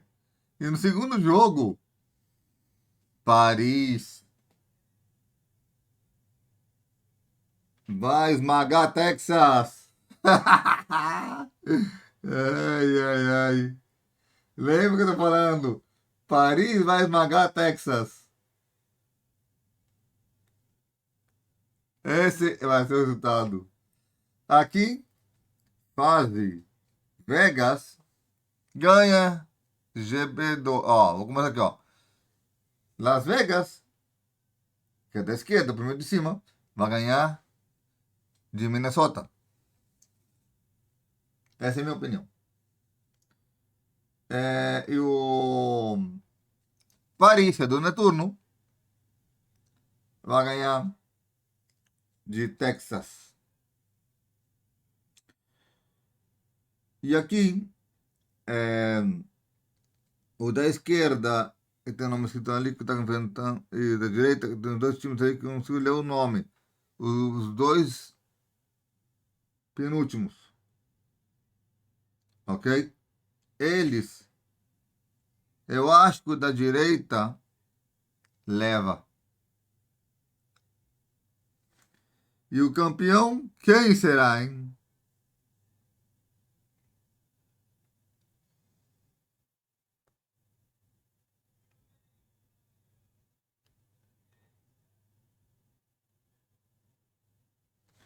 Ok? Qual será a final? Quem será que vai levar de todos eles o troféu da Taça de Ouro? Eu já não sei. Então eu convido vocês a me esperarem amanhã aqui. Temos nós 4 jogos amanhã. Temos 1, 2, 3, 4.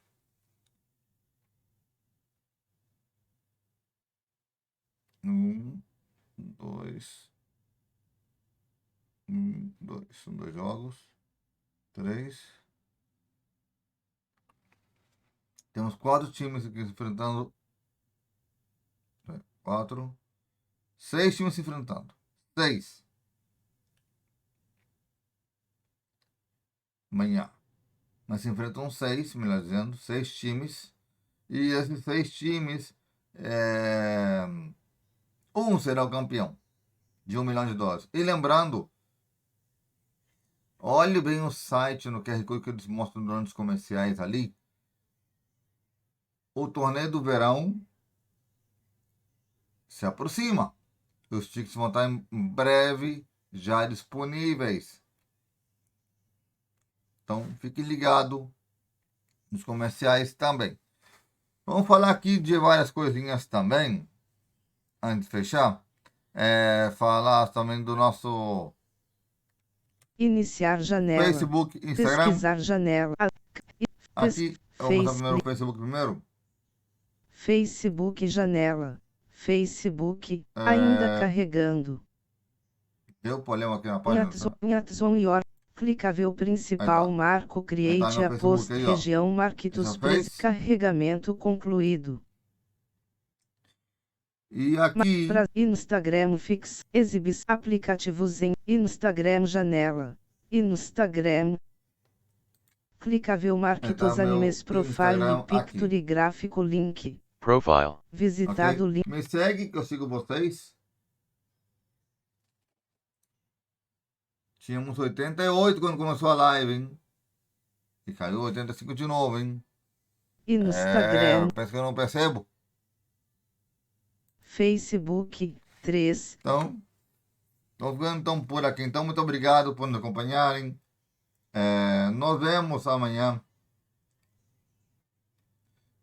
Com mais pancadaria. Quem segura se eu gravo esse vídeo? Esse vídeo deve ter sido gravado na madrugada, né? Mas não foi assim que ficou, né? Cortou pela metade. Faltando 1 hora terminou. Não tem problema.